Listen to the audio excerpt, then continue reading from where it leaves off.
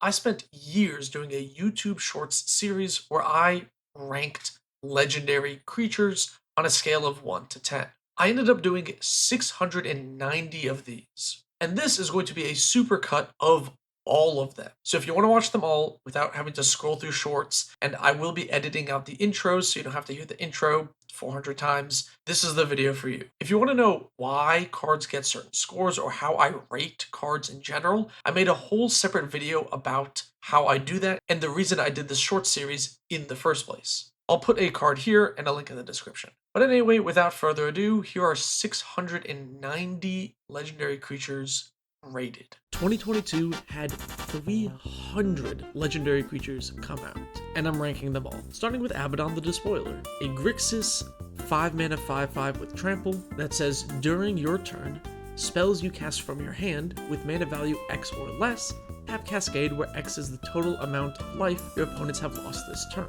This card's really sweet actually, it's very powerful and will easily make you the target if you have Abaddon on the field. Works really well with 0 mana suspend spells like Inevitable Betrayal. 7 out of 10. Here's day 2, Abdel Adrian. A 5 mana 4/4 human warrior. When he enters the battlefield, exile any number of other non-land permanents you control until he leaves the battlefield. Make a 1/1 soldier for each permanent exile this way, and choose a background. Abdel's pretty sweet actually. With background, you can basically make a blink deck in any 2-color combination that you want. I really like him with Candlekeep Sage, so you can keep flickering him and drawing extra cards. But he also has combo potential with cards like Dance of the Dead, and even a CDH build. Honestly, a really powerful commander. 8 out of 10. Here's number 3, Argus Costs Eternal Soldier. 4 mana for a 3/4 spirit soldier with vigilance. And the unique effect, whenever it becomes the target of an ability that targets only it, pay 1 in a hybrid Boros. If you do, copy that ability for each other creature you control. This is a really interesting ability that works super well with cards like Mother of Runes. You can give your entire team protection from a color of your choice. Or how about Duelist Heritage? You can give your whole team double strike. And since it doesn't require tapping, you can kind of do both. Agris is really unique, and I gotta give him a 7 out of 10 just based on that alone. Here's number 4, Elandra Skydreamer, a 4 mana 2/4 Merfolk Wizard. Whenever you draw your second card each turn, create a 2/2 blue Drake creature token with flying. And whenever you draw your 5th card each turn, all your Drakes and Elandra get +X/+X, where X is the number of cards in your hand. To be honest, I don't think this card's too good. You want a lot of cantrips like Opt, so that you can draw that second card very easily, and maybe cards like Frantic Search to easily hit that 5th card, but not that easily. Honestly, it's kind of just a lot worse than many other mono blue commanders. I'd give it like a 3 out of 10. Here's number 5, Alondo the Seer. Simic and 2 for a 3/5 legendary creature human shaman. Tap, draw a card, then exile a card from your hand. Put time counters on it equal to its mana value. It gains when the last time counter is removed from this card. If it is exiled, you may cast it without paying its mana cost. If you cast a creature spell this way, it gains haste until end of turn, then remove a time counter from each other card you own in exile. Very wordy, kind of gives suspend, but the suspend counters don't go away naturally on each upkeep with Alondo's effect. You have to remove them with him. You want a lot of cards that let you untap Alondo to activate him multiple times. Things like Kyora's Followers, or maybe Instill Energy, and then you just want big things like Nezahal to cheat into play. I applaud the uniqueness for Alondo, but the card's really slow and kind of bad. I gotta give it like a 2 out of 10. Here's number 6, Alora Merry Thief. Blue and 2 for a 3/2 legendary creature halfling rogue. Whenever you attack, up to 1 target attacking creature can't be blocked this turn. Return that creature to its owner's hand at the beginning of the next end step. Choose a background. So this card's kind of weird. You get unblockable on 1 creature, but then it has to go back to your hand. It's sort of useful for ETBs. Cards like Moldrifter are good with this. You attack, goes back to your hand, replay it, get the ETB again. You can also partner her with Candlekeep Sage, which has commander creatures you own have, when this creature enters or leaves the battlefield, draw a card. Since she can give herself unblockable and bounce to the hand, you can draw a ton of cards with Candlekeep Sage. All in all, this card's not very powerful, it's pretty slow. I'd give it a 4 out of 10. Here's number 7, Ambassador Blorpity Bloop. 3 green blue for a 3/3 Alien Advisor Guest. When an Ambassador Blorpity Bloop enters the battlefield, you get 3 tickets. You may put a sticker on a non-land permanent you own. At the beginning of each combat, you may have Ambassador Blorpity Bloop base power and toughness be equal to the total power and toughness of all stickers on permanents you control. So this is just Simic stickers? You want cards like Wicker Picker to get extra tickets, or Blorbian Buddy to get extra tickets and ramp, and then there's like a Voltron sort of sub-theme. Honestly, I'm not a fan of the stickers and tickets, so I gotta give Blorpity Bloop a 1 out of 10. Here's number 8, Amber Gristle-O-Maul. 4 mana for a 3/3 legendary creature dwarf cleric with haste. And whenever Amber Gristle-O-Maul attacks, you may discard your hand. If you do, draw a card for each player being attacked. Choose a background. There are a couple of good backgrounds for her, but I really like her with Cultist of the Absolute, which gives your commanders +3/+3 flying, death touch, ward, pay 3 life. And then go for a Rakdos Madness strategy, playing cards like Under the Floorboards to get tokens to attack multiple players so you can discard your hand and draw 3 cards each time. I think it could be really sweet. I'd give her like a 5 out of 10. Number 9 is Angelo the Painter. Grixis for a 1/3 vampire assassin with death touch. And the first instant or sorcery spell you cast each turn has casualty 2, which means as you cast it, you can sacrifice a creature with power 2 or greater. If you do, copy the spell. I love this card. I played an Angelo deck for a while. It's super sweet. You want cards like Jadar, Ghoul-Caller of Nephalia to make fodder for you to sacrifice, and then all you gotta do is cast big instants and sorceries. One of my favorites to copy is Fevered Suspicion, which steals a card from each opponent's deck and has rebound. I love Angelo. I think he's an awesome card. Honestly, 9 out of 10. Here's number 10, Enrakar the Traveler. 5 mana for a 4/4 legendary creature, artifact, Necron. With whenever it attacks, you may cast an artifact spell from your hand or graveyard by paying life equal to its mana cost rather than paying mana. This effect is pretty powerful, but somewhat slow and limited by the colors. So because it needs to attack, you're going to want a lot of haste enablers. You know, cards like Swiftfoot Boots. And then you just want big artifacts to cheat into play from your hand or graveyard, like Darksteel Forge is a great place to start. Ultimately, the card is somewhat weak because it needs to attack, and then you also have to have the other card in your hand, and it just cheats out one thing. Kind of an interesting effect, but overall not super powerful. I'd give it a 3 out of 10. Number 11, Ao the Dawn Sky. 5 mana for a 5/4 legendary creature, Dragon Spirit with flying and vigilance. When Ao dies, choose one. Look at the top 7 cards of your library. Put any number of non-land permanents with total mana value 4 or less from among them onto the battlefield. Put the rest on the bottom of your library in a random order. Or you can put 2 +1/+1 counters on each permanent you control that's a creature or vehicle. The second mode isn't super exciting, but the first one is awesome. You want to play cards like Angelic Renewal, so you can have Ao die and then reanimate it to get more value out of that death trigger. And then just play useful, powerful white creatures like Adeline Resplendent Cathar and overwhelm your opponent with crazy card advantage in mono white. I love this card. It's so cool, really grindy, and honestly a great direction for mono white. 8 out of 10. Here's number 12, Ardaz Cobbler of War. Red and 1 for a legendary Goblin Shaman with haste, and it's a 1/1. And whenever it or another creature enters the battlefield under your control, gets +2/+0 until end of turn. And then you can pay red and 3 to create a 1/1 with haste, only activate as a sorcery. So it's like mono red, go wide. Play cards like Loyal Apprentice to make tokens that then get +2/+0. She does make 1/1, so you can play Skull Clamp to draw some cards. Honestly, a sorcery speed infinite mana outlet isn't even that good either. It's not the best mono red go wide commander. I probably wouldn't play this card. It's not very good as a commander. More in the 99. 2 out of 10. Here's number 13, Aaron, Benalia's Ruin. White, black for a Phyrexian human 3/3 with menace, and pay a black-white, sacrifice another creature, put a +1/+1 counter on each creature you control. So there's a little bit of sacrificing aristocrat stuff, but also a +1/+1 counter theme there. You can play stuff like Abzan Falconer to give all your creatures with +1/+1 counters flying. And you can play one of my favorite weird niche enchantments, Retribution of the Ancients. Pay a black, remove X +1/+1 counters from among creatures you control, and then give a creature -X until end of turn. Orzhov +1/+1 counters isn't really a common theme, so I actually really appreciate this card for being unique and kind of fleshing out that. I'd say 6 out of 10.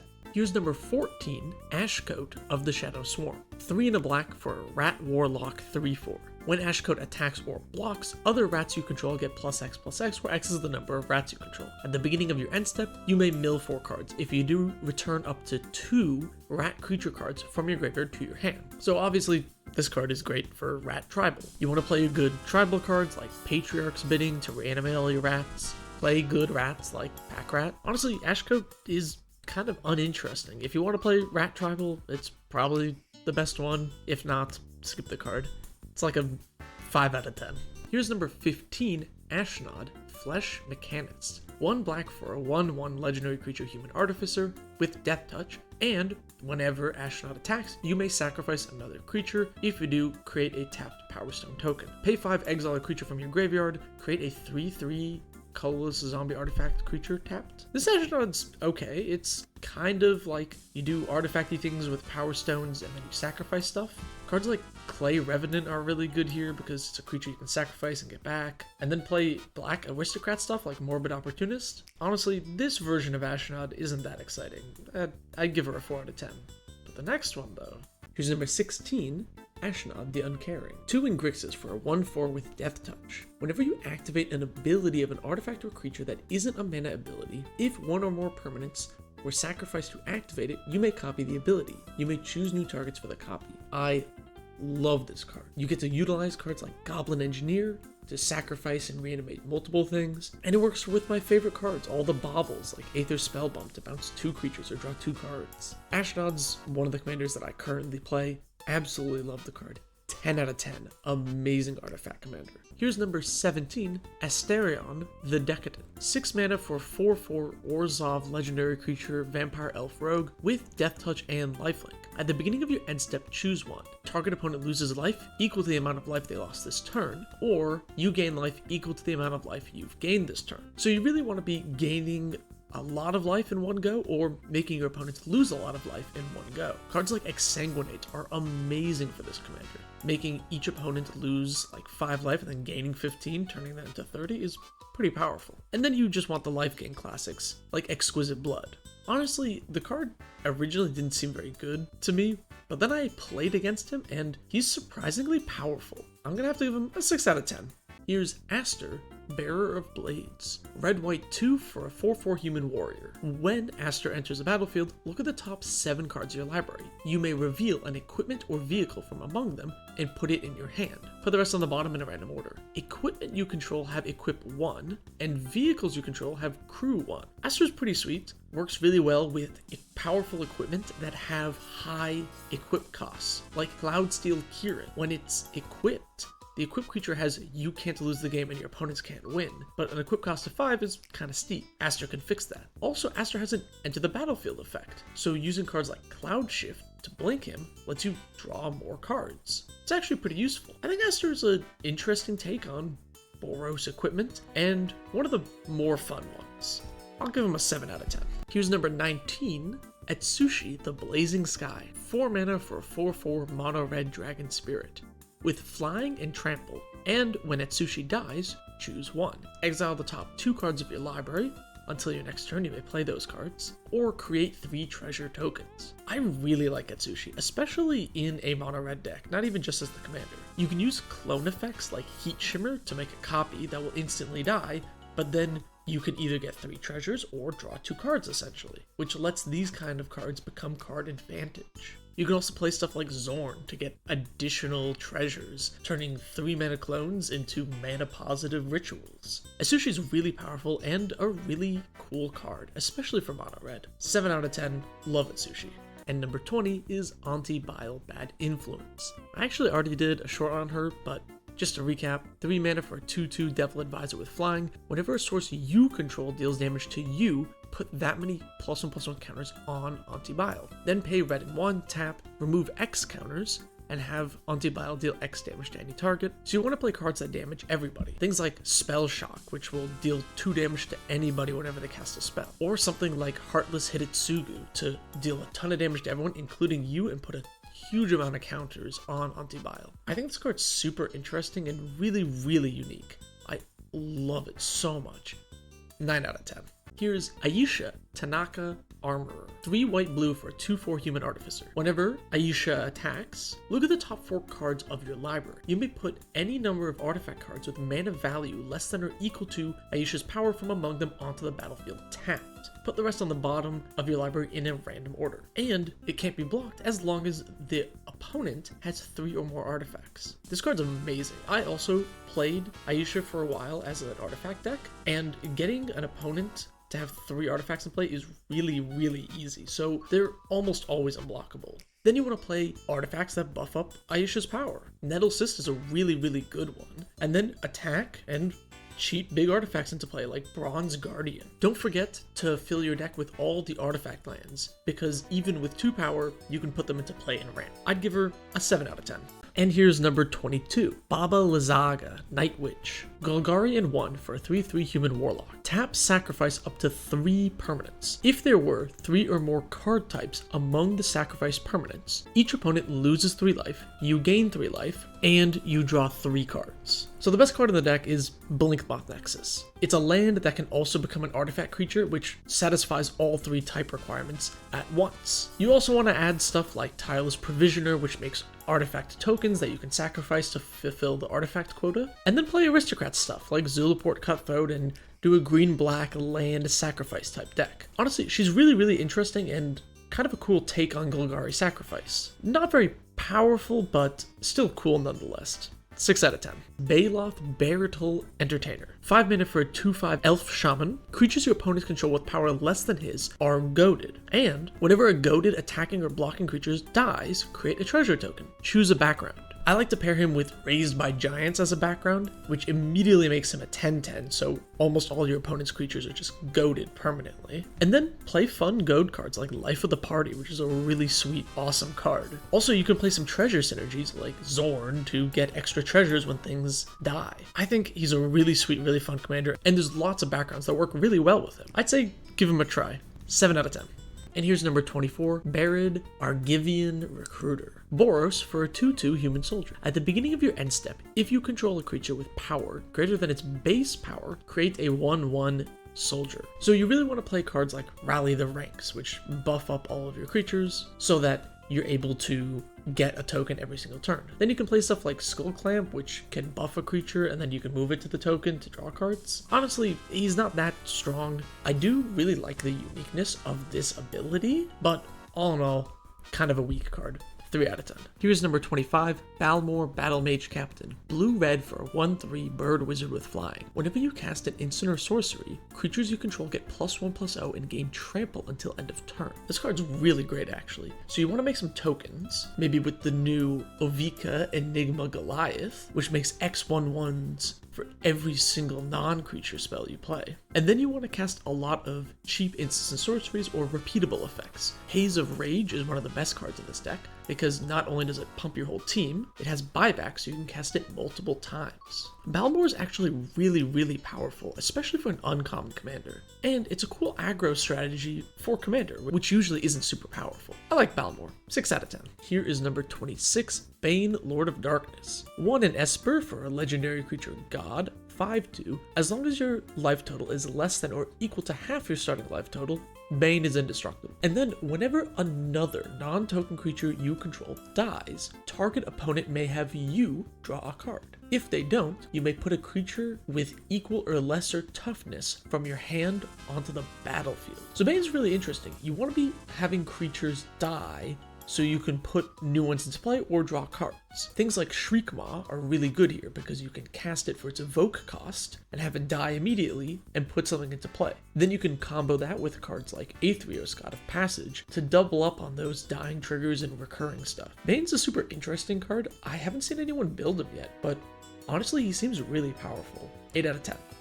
Baru Wormspeaker. 4 mana for a 3/3 human druid. Worms you control get +2/+2 and have trample. Then you can pay green and 7, tap, create a 4/4 worm. This costs X less, where X is the greatest power among worms you control. So Baru is worm tribal. You want to play cards like Sandworm Convergence, probably the best card in the deck. Don't forget, changelings like Chameleon Colossus are also worms. Honestly, Baru isn't super powerful, but I love the worm theme. I really wish he had a white pip in the activated ability just to make him get access to some of the white worms, but come on, a deck where Pan-Glacial Worm is an on-theme card? That's awesome. 7 out of 10. Be'lakor the Dark Master. Grixis in 3 for a legendary creature Demon Noble with flying, and when Be'lakor enters the battlefield, draw X cards and lose X life, where X is the number of demons you control, and whenever another demon enters the battlefield under your control, it deals damage equal to its power to any target. So for the first effect, you want cheap demons like Varragoth, Bloodsky Sire. This way you'll have some demons in play before you actually play Be'lakor. The second effect is kind of like a Warstorm Surge, but just for demons. Both of these work off of entering the battlefield effects, so you're going to want flicker things like Ghostly Flicker. And then fill out the deck with powerful big demons that have good ETBs, like Runescarred Demon. Be'lakor is pretty neat. A Grixis Demon Tribal is kind of fun, and I really like him. 7 out of 10. Belisarius Call. Blue-white 2 for a 2/4 legendary artifact creature human. You can tap and tap 2 untapped artifacts you control to make a 2/2 white Astartes warrior creature with vigilance. Or tap and tap X untapped creatures you control. Look at the top X cards of your library. You may reveal an artifact card from among them, put it in your hand. So you want a lot of artifact creatures so you can use them for both sides of the effect. Mirrodin Besieged is a great way to get additional artifact creatures, and it's an alternate lose condition. Platoon Dispenser is another excellent artifact creature that makes artifact creatures. Then throw in some stuff like Mirren's Spy. It can be pretty useful, tapping and untapping Belisarius multiple times. Ultimately, Belisarius isn't that powerful. I really wish he was more like Muzio and let you put things into play. So I gotta give Belisarius like a 4 out of 10. He's pretty lame. And here's number 30, Benny Brack's Zoologist. 4 mana for a 3/2 elf druid with Convoke, and at the beginning of each end step, if you created a token this turn, draw a card. This card's amazing. You can draw up to 4 cards a turn cycle. Using something like Smothering Tithe can easily get you tokens on your opponent's turn, and then you really just want to play tokens. Use the new Mondrak from Phyrexia All Will Be One to double up the tokens. You can also use Halo Fountain as a win condition. I think Benny is one of the most powerful mono-white commanders because of the card draw and his ability to reduce his own commander attacks. Honestly, 9 out of 10, great card. Here is number 31, Bess, Soul Nurturer. Green-white 1 for a 1/1 human citizen. Whenever one or more other creatures with base power and toughness, 1/1, enter the battlefield under your control, put a +1/+1 counter on Bess. Whenever Bess attacks, each other creature you control with base power and toughness 1/1 get +X/+X, where X is the number of counters on Bess. So with Bess, you want to have a lot of 1/1s entering the battlefield. Scoot Swarm is probably the best way to do that, since this card can create so many copies of itself. But also, a lot of the new Might cards also work here, like Skrelv's Hive. Then all you need is some other finisher, like Akroma's Will, to give all those creatures flying, and then you can swing in for an Alpha Strike. Bess is a slightly unique take on Selesnya Go Wide, because it actually cares about 1/1s as opposed to just having things on the board. But at the end of the day, not something we haven't seen before. 5 out of 10. And here's number 32, Baal, Lord of Murder. Jundin 2 for a 4/4 god. He's indestructible as long as you have less than half your starting life total, and whenever another non-token creature you control dies, put a +1/+1 counter on target creature and goad it. So Baal very commonly is a combo commander. Play a free sack outlet like Goblin Bombardment, and then a creature with Persist like Murderous Redcap. You sack the Redcap, comes back with Persist, use Ball's trigger to put a counter on the Redcap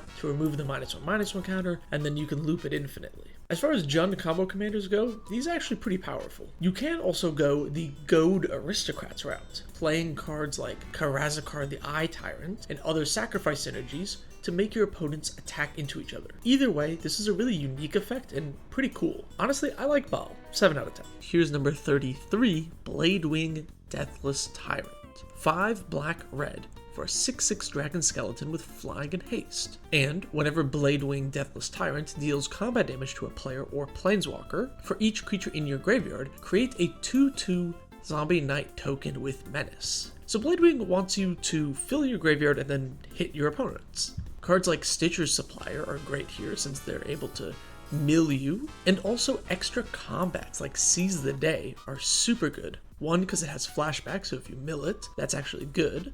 but also attacking multiple times with Bladewing can make a lot of tokens. I'm conflicted about Bladewing. I think the card is really cool. I like making a lot of tokens for having creatures in the graveyard and the black-red aristocrat stuff that goes with it, but 7 mana is really rough for a non-green commander. I think this is probably just better than the 99.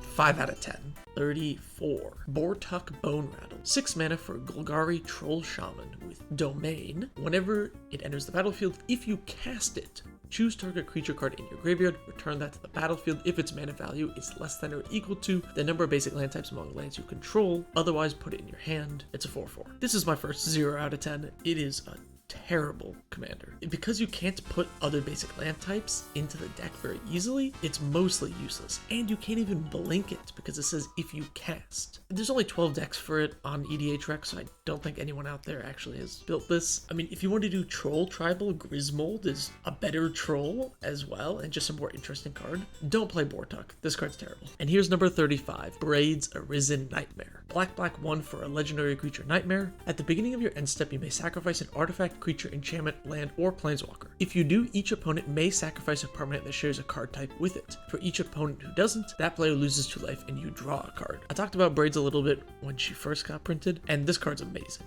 Play her with stuff like Ophiomancer, so that you have sacrifice fodder. Works really well with the new Archfiend of the Dross. And it's just mono black aristocrats with like some stacks kind of elements to it. Braid's really powerful commander, super sweet, big fan of the card. Gotta be like an 8 out of 10. And here's number 36. Burakos, Party Leader. Black and 3 for a 2/4 orc. Burakos is a cleric, rogue, warrior, and wizard, in addition to his other types. Whenever he attacks, defending player loses X life, and you create X treasures, where X is the number of creatures in your party. Choose a background. I often see him paired up with the folk hero background, because if you build around the party theme, then every time you play a party member with him in play, and the folk hero, you get to draw an extra card. It's pretty sweet. I kind of like him with the guild artisan background. You can go Rakdos party with a heavy treasure theme. Burakos, being a choose a background commander, is really flexible and has a lot of options. I think it's actually a pretty powerful card as well, just by itself, attacking once and making a treasure every turn. I like him. 7 out of 10. Kadira, Caller of the Small, green-white 1 for a 3/3 Orc Ranger with Trample. Whenever Kadira deals combat damage to a player, for each token you control, create a 1/1 white rabbit creature token. So this is a green-white tokens deck. Play cards like March of the Multitudes, so you can make a lot of tokens. Play Jaheira, Friend of the Forest, so those tokens can tap for mana. And then play stuff like Rite of Harmony to draw cards for your tokens. Kadira's nothing interesting. I do appreciate the rabbits that you can play, which is kind of fun if you like rabbits. Ultimately, we've seen it before. Not that inspiring. 4 out of 10. And here's number 38, Kadric Soul Kindler. Red-white 2 for a 4/3 dwarf wizard. The legend rule doesn't apply to tokens you control, and whenever another non-token legendary permanent enters the battlefield under your control, you may pay 1. If you do, create a token that's a copy of it. It gains haste, sacrifice it at the beginning of the next end step. So Kadric's awesome. You want to play legendary permanents to make copies of them. Things like Ugin's Nexus are a great start, since sacrificing it will let you take an extra turn. Also, legendary creatures that have good death triggers, like Atsushi the Blazing Sky. Plus, you can play stuff like Sundial of the Infinite to skip the sacrifice trigger and keep your extra copies around forever. I like Kadric a lot. A really cool, unique commander that's actually really powerful once you get your engine up and running. 9 out of 10. Absolutely love this card. And here's number 39, Captain Ngathrod. I know I mispronounce cards a lot, but I feel like this one's justified. I don't know how to say that. Anyway, 5 mana in Dimir colors for a 3/6 horror pirate. Horrors you control have menace. Whenever a horror you control deals combat damage to a player, they mill that many cards. And at the beginning of your end step, choose target artifact or creature in an opponent's graveyard that was put there from the library this turn. Put it on the battlefield under your control. I like this card. It's kind of like a choose your own adventure commander, where there's 3 options. You could go mill with things like Nemesis of Reason. You can play a theft deck with things like Brainstealer Dragon, or play horror tribal with Consuming Aberration and other good horrors, or all of them together. It really synergizes well. I really like the captain. This card's really neat, and I love how well all the pieces work together and you get so many different options on how to build this card. 9 out of 10. And here's number 40, Captain Rex Nebula. Boros and 1 for a 2/2 human pilot employee. At the beginning of combat on your turn, target non-land permanent you control becomes a vehicle artifact until end of turn. It has base power and toughness equal to its mana value. It has crew 2 and crash land. Whenever this vehicle deals damage, roll a 6-sided dice. If the result is equal to this vehicle's mana value, it deals that much damage to any target, then sacrifice this vehicle. So real quick, there's a day 0 errata on this card to clarify that everything lasts until end of turn, in case there is any confusion. So you want cards that have like sacrifice effects like Solemn Simulacrum, so that when you crash it, it'll draw you a card. You probably want Aeronaut Admiral to give all your vehicles flying. Honestly, he seems just worse than DePaula. I probably wouldn't play him over her 3 out of 10. And here's number 41, Celestine, the Living Saint. White and 4 for a 3/4 human warrior. Flying, lifelink, and at the beginning of your end step, return target creature with mana value X or less from your graveyard to the battlefield, where X is the amount of life you've gained this turn. So this is like a life gain reanimator type deck. You want to play stuff like Rock's Faithmender, which doubles all the life you gain. And then stuff like Archangel of Thune, which puts a counter on each creature you control whenever you gain life, and it has flying and lifelink to help with the whole theme. You can also play stuff like Kami of False Hope, a really great card to just loop over and over again. Celestine's kind of interesting. I like this take on life gain, where you're able to use it for something other than just card draw or dealing damage. Card's pretty unique, 6 out of 10. And here's number 42, Chishiro, the Shattered Blade. Red-green 2 for a 4/4 Snake Samurai. Whenever an aura or equipment enters the battlefield under your control, create a 2/2 red spirit with menace. At the beginning of your end step, put a +1/+1 counter on each modified creature you control. Chishiro works really well with the new Gold Warden's Gambit, since it has affinity for equipment and also equips all your equipment onto those creatures. You can also play stuff like Tago, Goblin Weaponsmith, so each land creates an artifact, equipment, which then triggers Chishiro. Then play stuff like Champion of Lambholt, which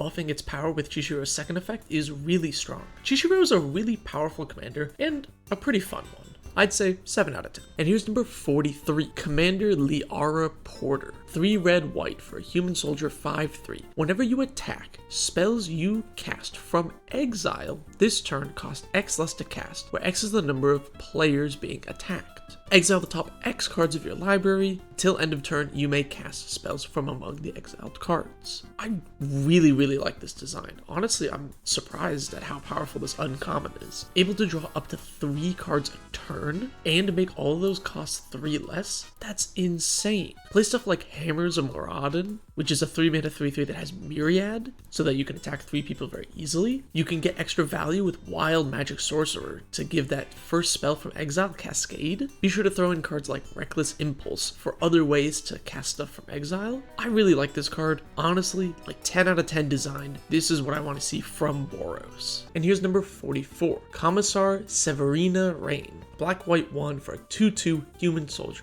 Whenever the Commissar attacks, each opponent loses X life, where X is the number of other attacking creatures. And then pay 2, sacrifice another creature, gain 2 life, draw a card. So, Orzhov tokens, player token generators like Grand Crescendo, or the underrated General's Enforcer, which will give your commander indestructible. And then you just want to sacrifice those tokens to draw cards. The commander's pretty straightforward. If you want to go wide in Orzhov, go for it. If not, there's other options. 6 out of 10, card's kind of uninspiring. And here's number 45, Cormella Glamour Thief. Grixis and 1 for a 2/4 Vampire Rogue with haste and pay 1, tap, add Grixis to your mana pool. Only spend this on instants and sorceries. And when Cormella dies, return up to 1 target instant or sorcery from your graveyard to your hand. Don't let this little uncommon fool you. This card is really powerful and has a lot of combo potential. If you have Goryo's Vengeance, a 2-mana instant speed reanimation spell for legends, and Ashnod's Altar, which lets you sacrifice your commander for 2 mana, you can actually go infinite and make an unlimited amount of mana that you can only spend on instants and sorceries. And then with infinite mana and infinite storm, casting a Brain Freeze will easily knock the table out. Cormella's a really cool Spellslinger card with a lot of powerful combos. I really like her. 7 out of 10. Sweet card. 46. Danitha Benalia's Hope. 5 mana for a 4/4 human knight with first strike, vigilance, and lifelink. When she enters the battlefield, you may put an aura or equipment from your hand or graveyard onto the battlefield attached to her. Gift of Immortality is a sweet card here. It lets you keep getting her back over and over again and triggering her abilities. And then you want to play stuff like Eldrazi Conscription, which is an immensely powerful aura. Throw in Open the Armory to help you search for those, and you got a pretty sweet mono-white Voltron deck. Probably not the best mono-white Voltron commander, but a pretty fun one that has some cool shenanigans. 6 out of 10. And here's number 47. Death Leaper Terror Weapon. Red-green 2 for a 3/3 Trinket with flash and haste. And then, creatures you control that enter the battlefield this turn have double strike. Initially, I actually thought this card was pretty bad, but once I started brewing around him, I actually think it's pretty good.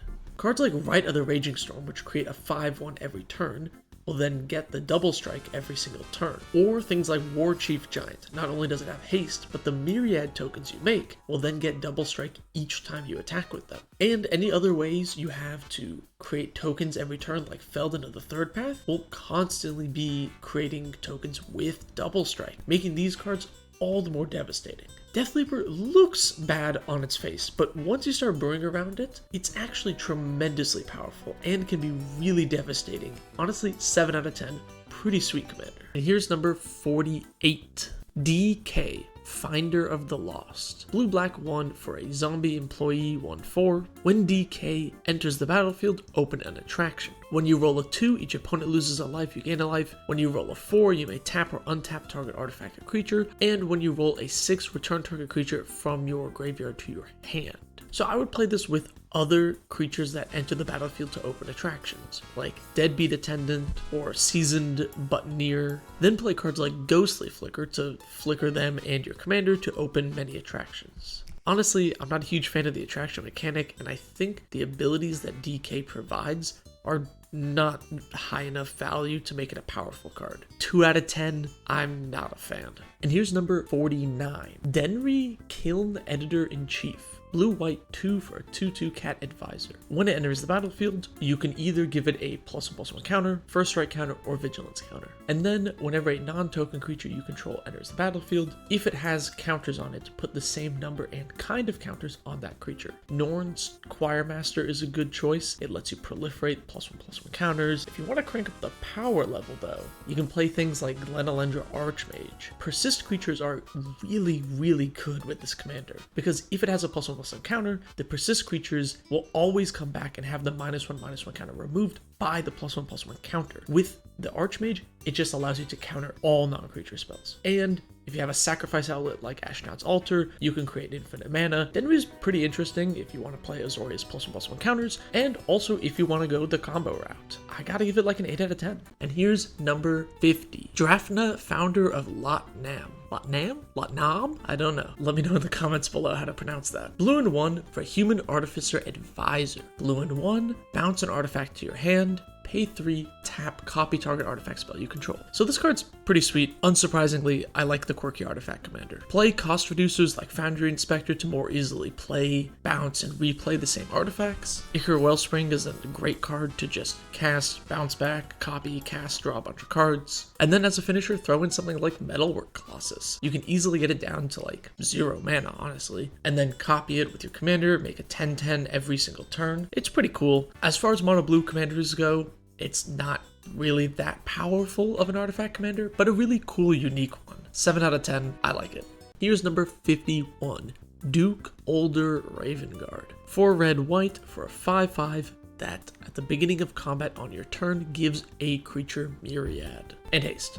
So you want to put this on a creature with a good enter the battlefield effect, like Combustible Gearhulk, then play the new Elish Norn to double up those triggers. And then you can play Sundial of the Infinite to keep the copies around. Or something like Fanatical Devotion, because you can just sacrifice the copies since they were going to go away anyway. The Duke's pretty sweet. A really powerful card, but held back by that 6 mana cost. You're going to want a lot of ramp in a deck like this, but a pretty fun card. 7 out of 10. And here's number 52, Durnan of the Yawning Portal. Green and 3 for a 3/3 human warrior. Whenever he attacks, look at the top 4 cards of your library. You may exile a creature card from among them, put the rest on the bottom in any order. For as long as that card remains exiled, you may cast it. It has Undaunted. And choose a background. This card, even without the background pairing, is already a good card. And the fact that you can add any color you want to this is nuts. The most popular one is Passion Archaeologist. So when you cast the spells from exile, you get to deal damage, which is pretty good. Personally, I really like Haunted One, so that it gives your commander Undying, which lets you just kind of get some free attacks in. It's pretty sweet. This is a really, really powerful commander that has so many options. If you're in a creature-focused deck, you just want to play creatures, honestly, give this a try. 8 out of 10 card. And here's number 53, Dynahir Invoker Adept. Jeskai had 1 for 4/4 human wizard. She has haste, and you may activate abilities of other creatures you control as though they had haste. And when you next activate an ability this turn by spending 4 or more mana to activate it, copy the ability. You may choose new targets for the copy. Then you have to tap her for that. So I actually played her as a commander for a little while, and here are some of my favorite abilities to copy. Time Stream Navigator to take 2 extra turns, Planar Bridge to put 2 things into play, or Mindslaver to steal 2 of your opponent's turns. This commander is a ton of fun and lets you just go really deep into some strange effects that once you double up can be really powerful. I like the card, and I like how unique and different it is as well. By the way, there is a Day 0 errata that says that this ability does not work on mana abilities. 9 out of 10. Phenomenal card. And here is number 54, Elas Ilkor Sadistic Pilgrim. White-black for a 2/2 Phyrexian Core Cleric. It has Death Touch, and whenever another creature enters the battlefield under your control, gain 1 life. And whenever another creature you control dies, each opponent loses 1 life. So this is kind of like a Cruel Celebrant type effect with some life gain tacked onto it. It's just Orzhov Aristocrats, really. Works very well with Luris of the Dream Den, because then you can recast your commander. It's kind of fun. Ultimately, these kind of effects are somewhat uninspiring for me, just because we have a lot of this type of Aristocrats sort of effect, but if you want that in the command zone, I guess this is your card. 5 out of 10, it's whatever. And here's number 55, Elian Harbreeze Busybody. White and 3 for a 2/4 human peasant. Tap, look at the top X cards of your library, where X is the number of tokens you created this turn. Put one of those cards into your hand and the rest on the bottom in a random order. Choose a background. So she's pretty cool. It's card draw in white. She's most commonly paired with Inspiring Leader, which buffs all of your token creatures. And that makes sense. You make tokens go wide, you pump them up, you draw cards. It's pretty cool. I like to pair her with Clan Crafter, which makes it so your commander can sacrifice an artifact to draw a card and put a counter on it, and then play Academy Manufactor, one of my favorite cards of all time. Because Elian doesn't specify creature tokens, Academy Manufactor is a great way to make a lot of tokens very quickly and dig through your deck. Elian is a pretty decent card, and as with all the background commanders, has a lot of flexibility. I'd say 6 out of 10. And here's number 56, Emperor Mihail II. Blue 1 for a 3/3 Merfolk Noble. You may look at the top card of your library at any time.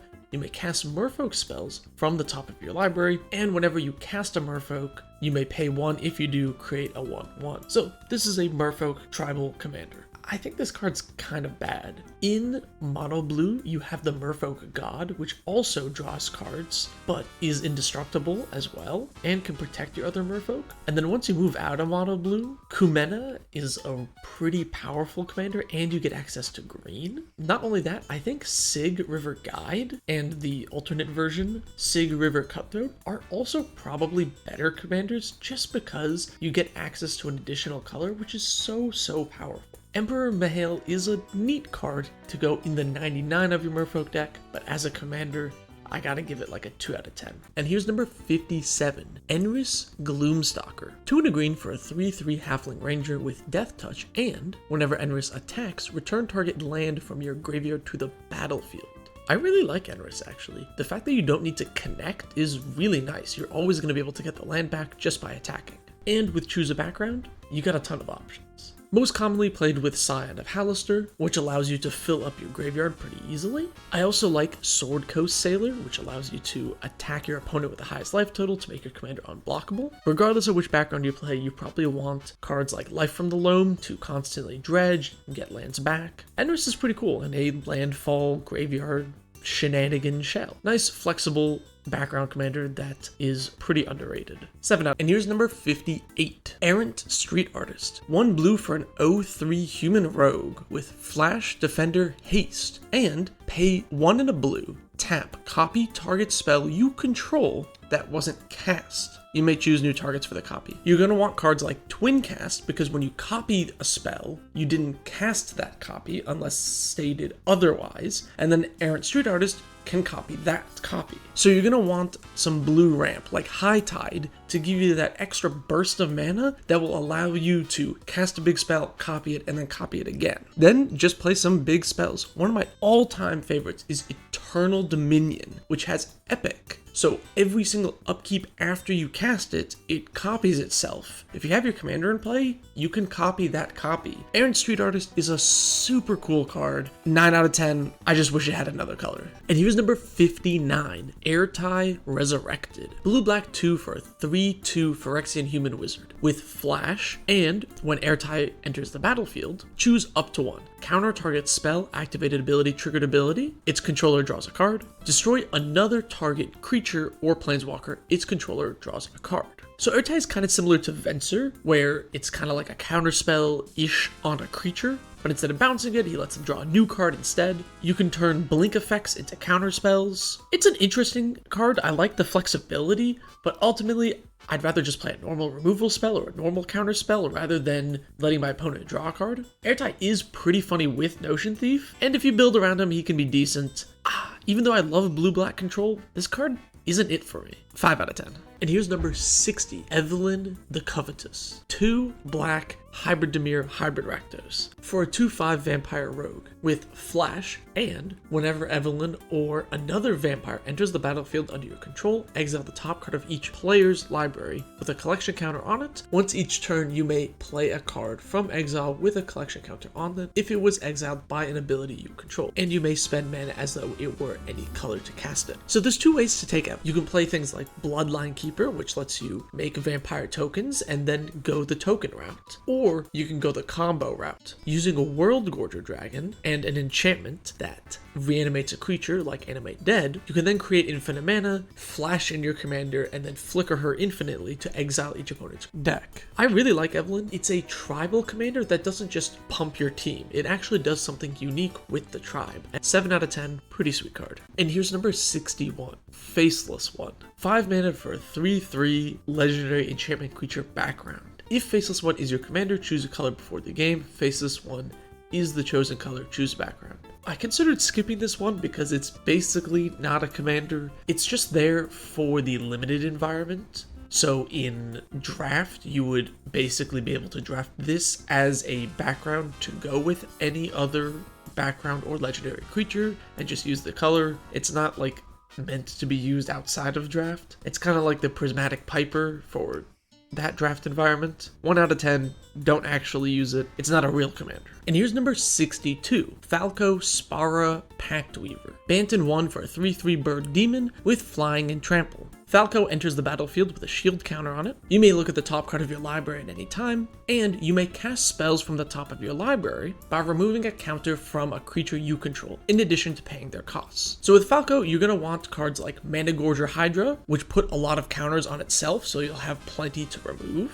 or even something like Shalai Voice of Plenty, who can put a counter on every creature you control. Then throw in something like Vega the Watcher for some top of library matters to draw some extra cards, and you got a pretty sweet Bant deck. Falco is a really interesting card and a lot of fun. I really like it. I like how unique and interesting the card is. 8 out of 10, sweet card. And here is number 63, Faldorn Dread Wolf Herald. Red-green 1 for a 3/3 human druid. Whenever you cast a spell from exile or a land enters the battlefield under your control from exile, create a 2/2 green wolf. Pay 1, tap, discard, exile the top card of your library, you may play it this turn. So this card works supremely well with the new Sword of Forge and Frontier. Also, you want to throw in Cascade cards to get some of those extra cast triggers to get some wolves, and then play something like Containment Construct. So you discard, cast from exile, get extra value. I think Faldorn is ultimately not an amazing card. Getting just an extra wolf when you do this is kind of meh.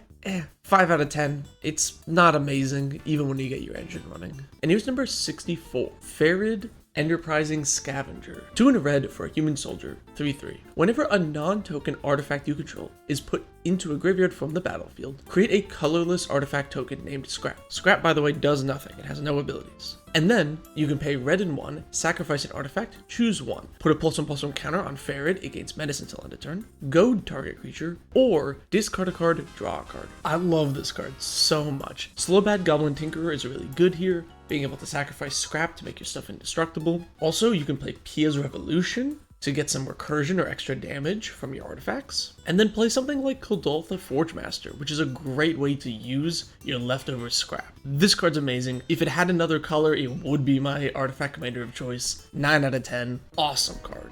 And here's number 65, Feldon Ranom Excavator. Red and 1 for 2/2 with haste, can't block, and whenever Feldon is dealt damage, exile that many cards from the top of your library, choose one of them until your next turn, you may play that card. I actually made a short about him a while back because I think this card is really underrated, and that doesn't change here. Ping effects, like Volshock Sorcerer, basically just draw you a card every time you use them, and can be really good in this deck. Turning Blasphemous Act into a 1 red, draw 13 is amazing. And throw in a little bit of indestructible like Darksteel Plate to make Feldon stick around. I think this is a really powerful mono red commander, and this kind of card advantage is actually pretty hard to find in the color. 8 out of 10, awesome card, really underrated. And here is number 66, Firecrag Cunning Instigator. Blue-red 3 for a 3/3 dragon with flying and haste. Whenever one or more dragons you control attack an opponent, goad target creature that player controls. Whenever a creature deals combat damage to one of your opponents, if that creature had to attack this combat, put a +1/+1 counter on Firecrag and you draw a card. So there's a few ways you can build this commander.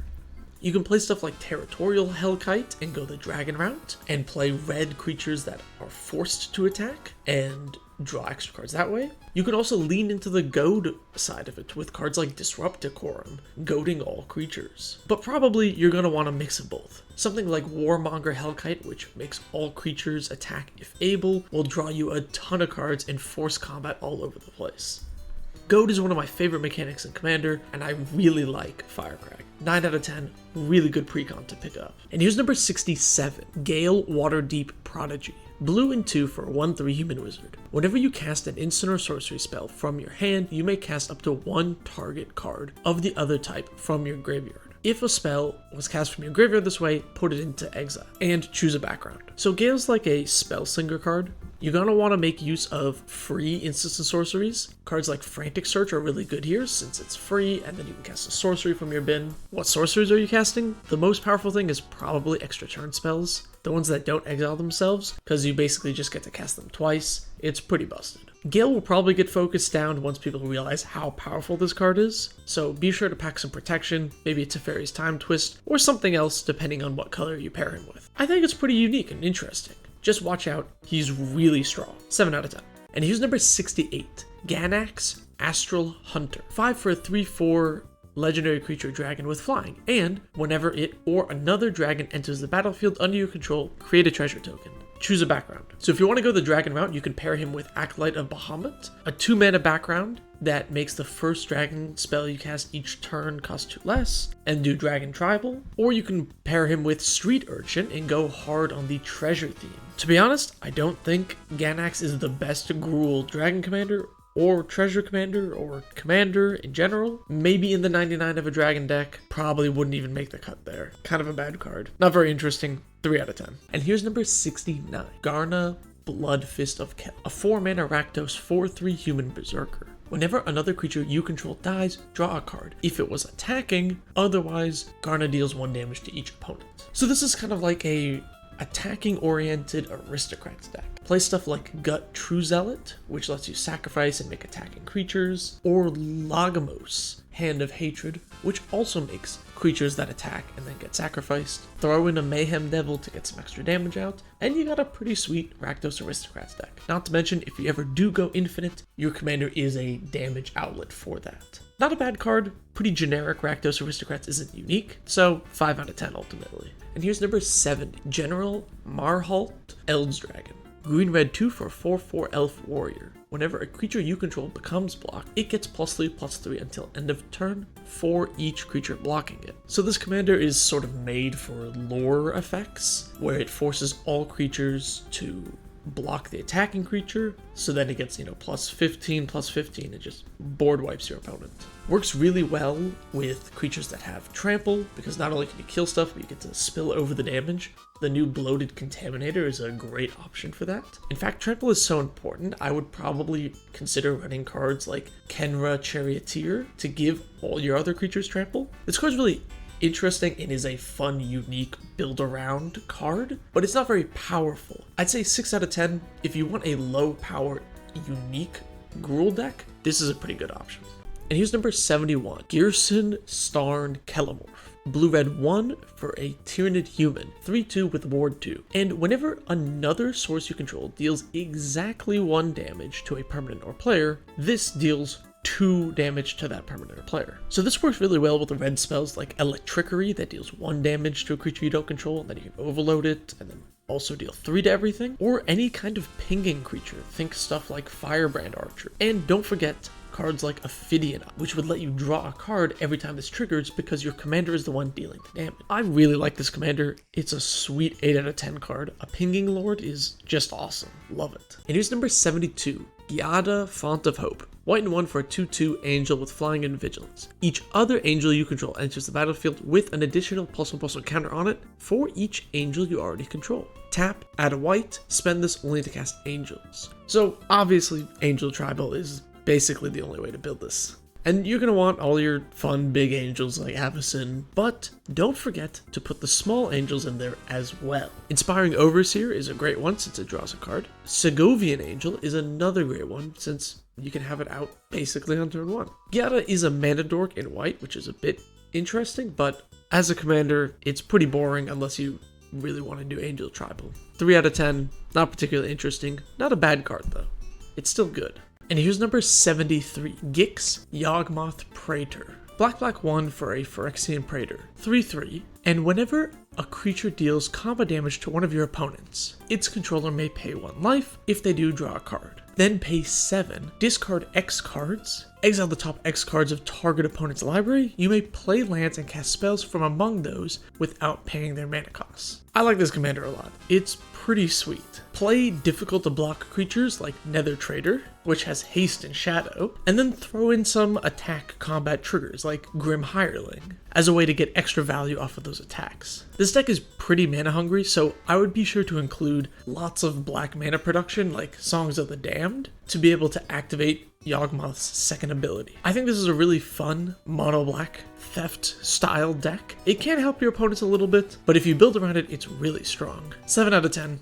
And here's number 74, Galunch the Bestower. Green-white 1 for an 0/5 with flying. At the beginning of your end step, choose a player, they put 2 +1/+1 counters on a creature they control, choose a second player to draw a card, choose a third player to create 2 treasure tokens. So at first glance, this seems like a group hug card, but actually, I really want to play it as a stacks commander. You can play stuff like Solemnity to make it so players don't get counters, or throw in a Stony Silence so you can give someone treasures that they can't use. And play something like Possessed Portal. You can stop players from drawing cards, and also Glunch makes extra tokens, which are easy to sacrifice to the portal. I like Glunch a lot, a really interesting, cool card, especially for stacks. My bias might show here, but 8 out of 10, I love the card. And here's number 75, Gorion Wise Mentor. Bant for a 3/4 with Vigilance. Whenever you cast an adventure spell, you may copy it. You may choose new targets for the copy. So obviously you just want to fill this up with adventure cards like Beanstalk Giant's a pretty good one, but I'm sure you already know that. So here's a few other synergy pieces that I think are good. Edgewall Innkeeper, when you cast your creature side of the adventure, you draw a card.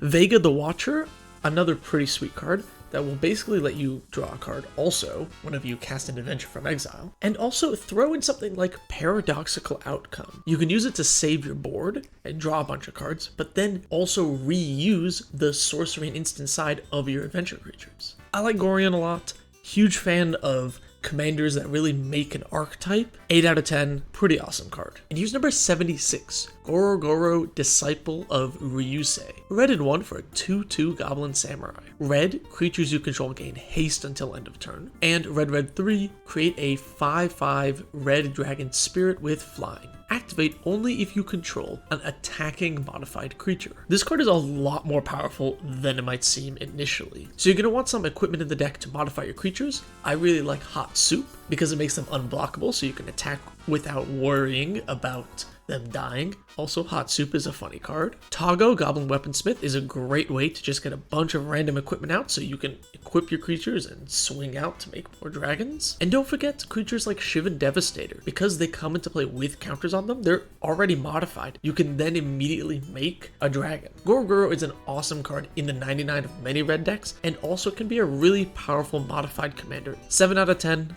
And here's number 77, Go Shintai of Ancient Wars. Red and 2 for a 2/2 legendary enchantment creature Shrine. It has first strike, and at the beginning of your end step, you may pay 1. If you do, it deals X damage to target player or planeswalker, where X is the number of shrines you control. So this card's really more of an in the 99 card of a shrine deck, probably for Go Shintai of Life's Origins. If you really wanted to play just the red shrine as your commander, you probably want like Torbrand and other red damage increasing effects. I wouldn't recommend it though. If you are going to play this as your commander, do remember Shrine is an enchantment type, not creature type. So changelings will not actually increase the amount of shrines you have. 1 out of 10, it's not really meant to be your commander. And here's number 78, Go Shintai of Boundless Vigor. Green and 1 for a 1/1 shrine with trample. At the beginning of your end step, you may pay 1. If you do, put a +1/+1 counter on target shrine for each shrine you control. So just like the other one, this is much better in a Go Shintai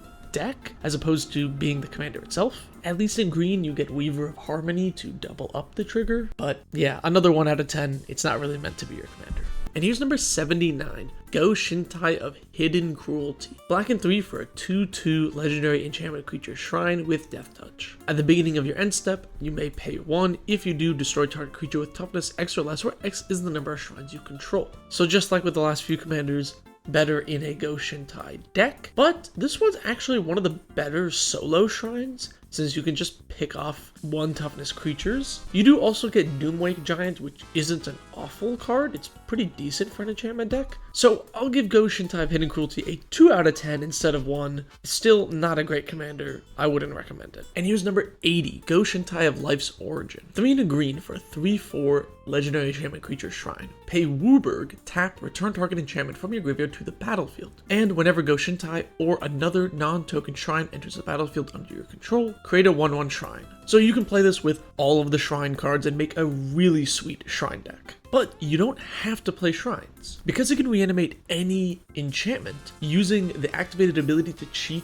and omniscience from your graveyard into play could be really powerful. You could play Go Shintai in just a generic enchantment deck, and it's still going to be really good. Just don't play changelings. I see Shapeshifter Tribal on EDH Rec. Shrine is not a creature type, it's an enchantment type, like Aura or Saga. So cards like Chameleon Colossus won't trigger Go Shintai because they're not actually shrines. Go Shintai is a really sweet commander. Absolutely love the card. 9 out of 10. And here's number 81, Go Shintai of Lost Wisdom. Blue and 1 for an 0/4 with flying. At the beginning of your end step, you may pay 1. If you do, target player mills X, where X is the number of shrines you control. Gotta make this one real quick. 1 out of 10. You probably want this in a shrine deck. It is not a very good mill commander. I would not recommend playing this as your commander. And here's number 82, Go Shintai of Shared Purpose. 3 and a white for a 1/3 shrine with vigilance. At the beginning of your end step, you may pay 1. If you do, create a 1/1 colorless spirit creature token for each shrine you control. This is the last of the mono-colored Go Shintais. They are all not very good commanders. I wouldn't play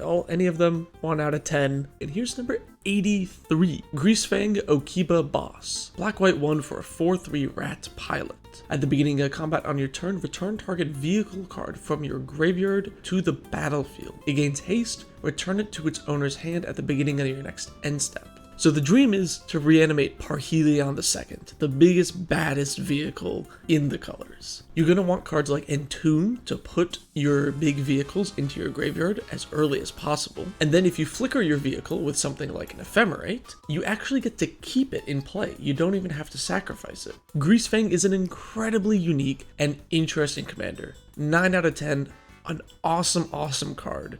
And here's number 84, Greensleeves Morrow Sorcerer. Green 3 for a star elemental, protection from planeswalkers and wizards. Power and toughness equal to the number of lands you control, and whenever a land enters the battlefield under your control, create a 3/3 Badger token. So this is a mono green landfall deck, although I don't actually think having a payoff in the command zone is as good as an enabler like Azusa Lost But Seeking, since she actually ramps you into your threats faster. Tragically, there isn't enough synergy to really do Badger Tribal either. Hopefully in the future we get more Badger support. If you want to go that way, Ruxa Patient Professor is an option to buff up all your Badgers, but that's about all you got. I'll give Greensleeves a 4 out of 10 for now, but keep an eye out for Badger Tribal in the future. And here's number 85, Gut True Zealot. Red and 2 for a 2/2 Goblin Shaman. Whenever you attack, you may sacrifice another creature or artifact. If you do, create a 4/1 Black Skeleton token with menace that's tapped and attacking. Choose a background. So you can use Agent of the Iron Throne to go Rakdos Aristocrats if you want, or Inspiring Leader and go for a token build. Regardless, you're going to want a lot of utility sacrifice fodder like Ichor Wellspring. Gut is a really good card, and I love that you can attack with any creature to trigger the ability. Really sweet card, 7 out of 10, I'm a big fan.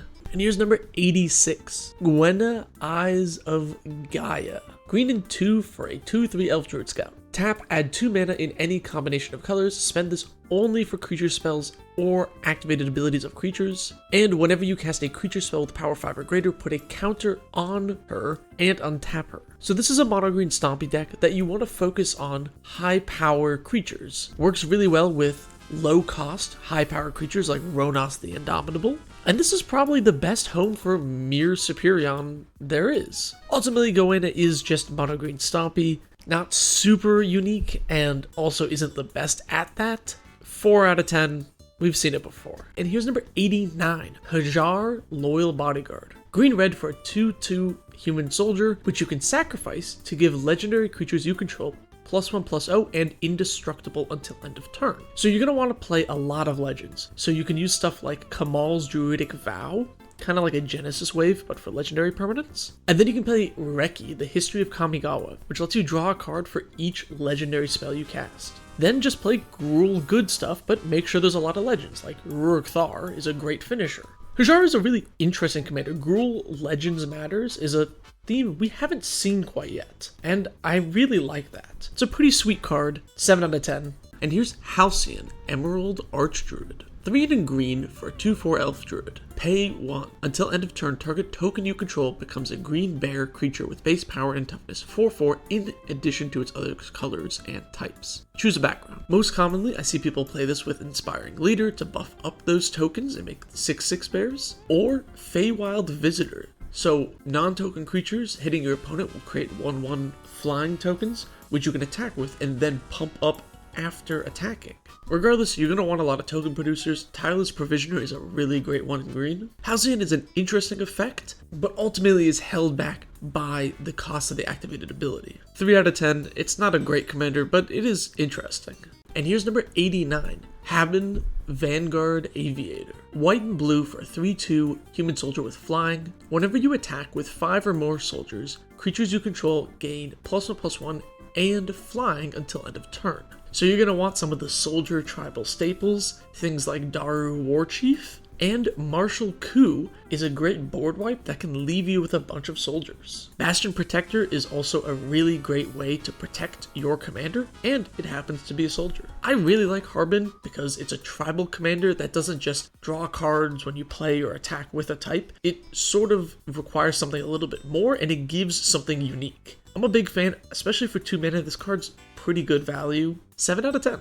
And here's number 90, Hazazon Shaper of Sand. Naya for a 3/3 human warrior with Desert Walk, and you may play desert lands from your graveyard. Whenever a desert enters the battlefield under your control, create 2/1/1 red, green, and white sand warrior tokens. So this is a desert landfall commander. Hour of Promise is a perfect card in this deck, grabbing 2 deserts and making zombies if you have enough. This is also a really good Hammer of Purphoros deck, sacrificing those deserts to replay them and giving everything haste. Pretty sweet. And if you really want to crank up the power level, Armageddon is really strong with Hazazon. This commander is a 10 out of 10. I love Desert Tribal, such a cool, flavorful card. And here's number 91, Hieko Yamazaki the General.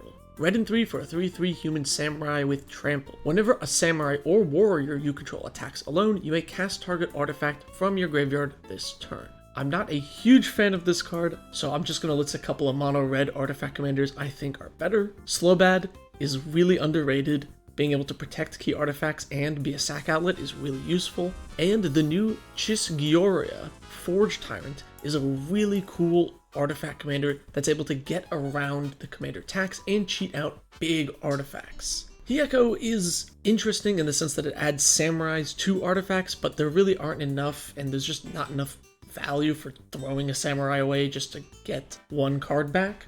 So 2 out of 10. And here's number 92, Henzi Toolbox Torre. Jund for 3/3 Devil Rogue. Each creature spell you cast with mana value 4 or greater has Blitz. The Blitz cost is equal to its mana cost. Blitz lets you cast the creature, it has haste, but then when it leaves the battlefield you draw a card and you get to sacrifice it at the end step. Blitz costs 1 less for each time you've cast your commander from the command zone. This works really well with creatures with Persist, like Woodfall Primus. You blitz it in, it triggers the effect, attacks, dies, you draw a card, and it comes back. Also, creatures with death triggers like Mind Slicer are really dangerous in a Henzi deck. And then you can play other useful sacrifice synergies like Rushed Rebirth, because you know your creatures are going to die, might as well get some value out of it. Henzi is a really interesting commander, and Blitz Tribal is something we just don't have outside of this. I love the card, 8 out of 10. And here's number 93, Hidetsugu Devouring Chaos. 3 in a black for a 4/4 Ogre Demon, black, sack a creature, scry 2, 2 in a red, tap, exile the top card of your library, you may play that card this turn. When you exile a card this way, deal damage equal to its mana value to any target. Although you can play this as an Aristocrats deck, I actually prefer this in a Rakdos big mana deck, with cards like Baneful Omen to make extra use of high mana cost cards, or Blood for the Blood God, which is normally 11 mana, but can easily have the cost reduced. Don't forget to use Scroll Rack to set up the top of your library so that you can hit big damage off of Hidetsugu's effect. I like this card. It's pretty neat, kind of slow, but a fun card nonetheless. 6 out of 10. And here's number 94, Hinata Dawn Crown. Jeskai in 1 for 4/4 Kirin Spirit. It has flying, trample, and spells you cast cost 1 less for each target. Spells your opponents cast cost 1 more for each target. So this works excellently with X spells where X is the number of targets, like by force. 1 red, you can essentially target all artifacts and destroy as many as you want. It also works with all spells, so auras like Spirit Mantle would be reduced by 1. And if you wanted, you could even do like a Voltron build. And I know a lot of people love Arcane Denial and think that it getting reduced by 1 makes it really good. I still think it's pretty bad. Don't play it. Here's a card to a whole video explaining why I don't like Arcane Denial. Hinata, though, is a card I really like. 9 out of 10, phenomenal design. And here's number 95, Hercule Master Wizard. Blue 1 for a 2/4 Human Wizard Advisor. At the beginning of your end step, if you've cast a non-creature spell this turn, reveal the top 5 cards of your library. For each card type among non-creature spells you've cast this turn, you may put a card of that type from among the revealed cards into your hand, put the rest on the bottom in a random order. A lot of text to basically make it so when you cast a non-creature spell, off the top 5 you can get another 1 of the same type. So this works really well with cantrips like Preordain, since not only will it replace itself, but it'll draw another card. You can also go mono blue Super Friends because your planeswalkers will then search up other planeswalkers essentially. Or maybe throw a Scry sub-theme in there with something like the Temporal Anchor, since setting up the top of your deck can guarantee a hit off of Hercule. I enjoy how unique this commander is. 6 out of 10, and here's number 96, Illuminor Cesaros. Black and 2 for a 3/3 legendary artifact creature Necron. Tap, sacrifice another creature, add black mana equal to its mana value. So essentially like the instant sacrifice, but in the command zone. Works well with evoke creatures since you can cast them for the evoke cost but sacrifice them for 5 mana. Also pretty cute with cards like Shadow of Mortality, which get a lot cheaper but have a high CMC. Ultimately, it's mono black aristocrats, sacrifice, reanimator type shenanigans. We've seen a lot of it before, and this is definitely not the best one of that. 4 out of 10, pretty uninspiring.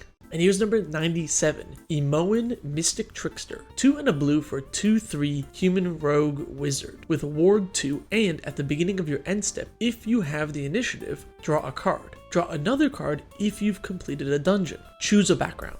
If you want to go all in on dungeons, Dungeon Delver is a great background to have, and then you just want creatures that ETB to take the initiative, and it's easy to blink those creatures in mono blue. And then play stuff like Looter Il Core, which is a 1/1 with Shadow, so it's easy to attack and take the initiative back. Emoan is an interesting commander. I like that they gave support to Dungeon Tribal. 6 out of 10. And here's number 98, Emotech the Stormlord. Black 2 for a 3/3 Necron. Whenever one or more artifacts leave your graveyard, create 2/2/2s. And at the beginning of combat on your turn, another target artifact creature you control gets +2/+2 in Menace. So this works similar to Tormod the Desecrator, where you get value from having things leave your graveyard. Emotech works well with Salvaging Station, one of my favorite cards of all time. And another sweet way to get extra value is with Tortured Existence. If you're just swapping around 2 artifact creatures, you essentially build 1 black, make 2/2/2s, and that's pretty powerful. Emotech is a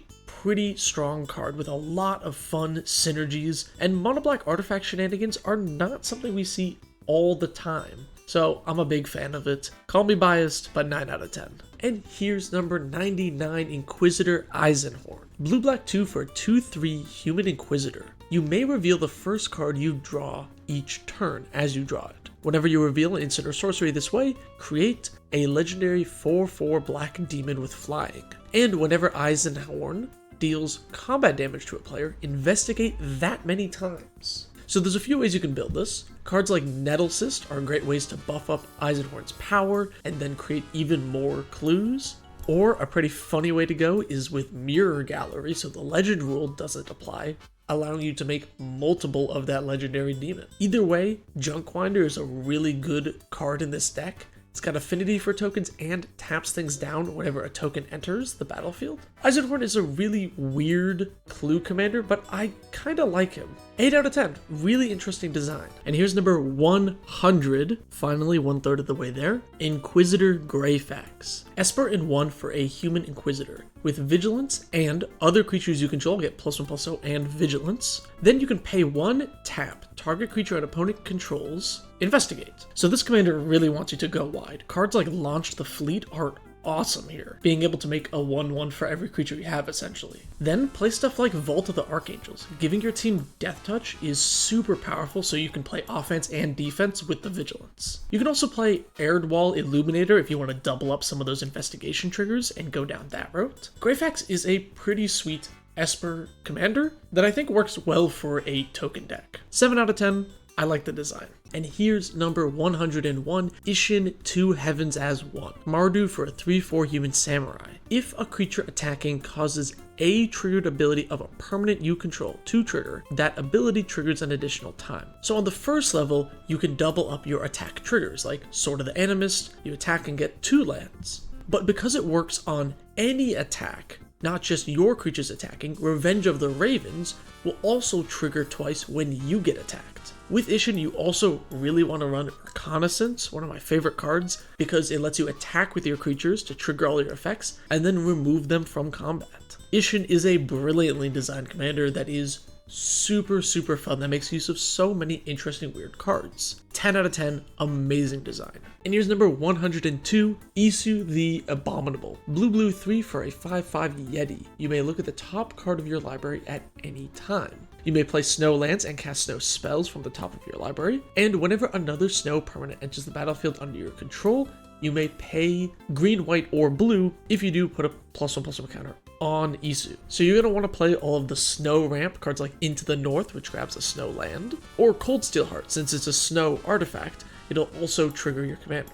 You can also go with a +1/+1 counter theme. Cards like the new Ozolith, the Shattered Spire is a great addition there. Isu is a pretty unique card. I like that it gives card advantage and it's Snow Tribal. It's pretty cool. We don't really see much of that. 8 out of 10. And here's number 103, Ivy Gleeful Spell Thief. Blue-green for a 2/1 fairy rogue with flying, and whenever a player casts a spell that targets only a single creature other than Ivy, you may copy that spell. The copy targets Ivy. So this works with cantrips like Charge Through, which will let you draw 2 cards, but also you can use this on auras, giving you 2 copies of that aura, one on Ivy, one on whatever you target.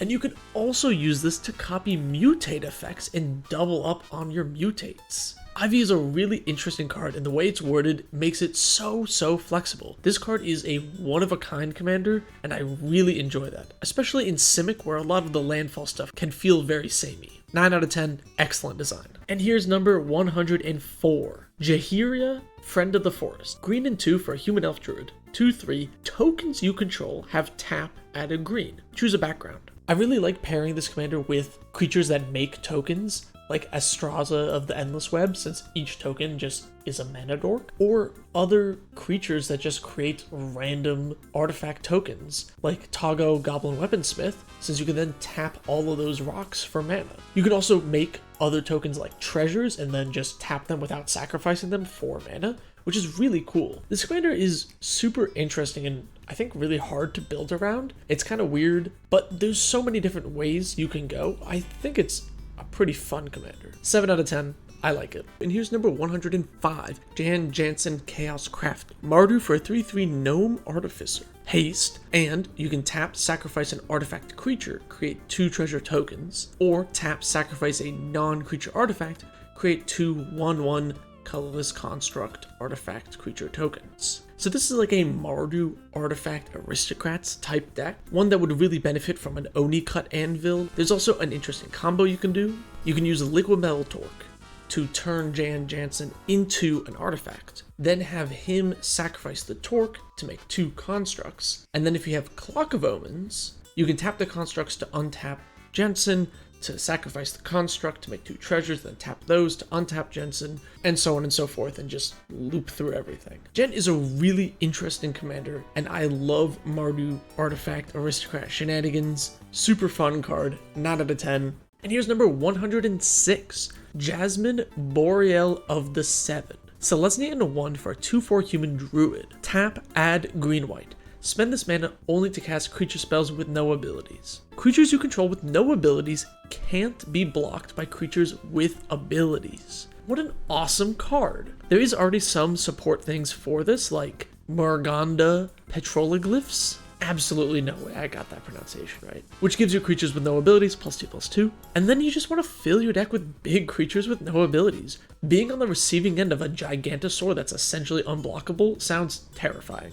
Don't forget token producers. Things like Rampaging Balos are able to make 4/4 beasts which have no abilities, so it works with the whole deck. Jasmine is an awesome card and really unique. I love it, 10 out of 10. And here's number 107, Jaxus the Troublemaker. 3 in a red for a 2/3 human warrior. Pay a red, tap, discard a card, create a token that's a copy of another target creature you control. It gains haste, and whenever this creature dies, draw a card. Sacrifice it at the beginning of the next end step. Activate only as a sorcery, and then Jaxus has Blitz. So this works really well with any creature that has ETBs. Making copies of Priest of Urbrask is a great way to get an extra burst of mana, and then you draw a card when the copy gets sacrificed. Or creatures with death triggers like Wormcoil Engine are really good here. Plus, this is a good home for some of those weird red sacrifice cards like Infernal Plunge. Jaxus is a really fun commander for the mono red ETB sacrifice mid-range kind of deck, and I love those. They're so much fun to play. 8 out of 10, really sweet commander.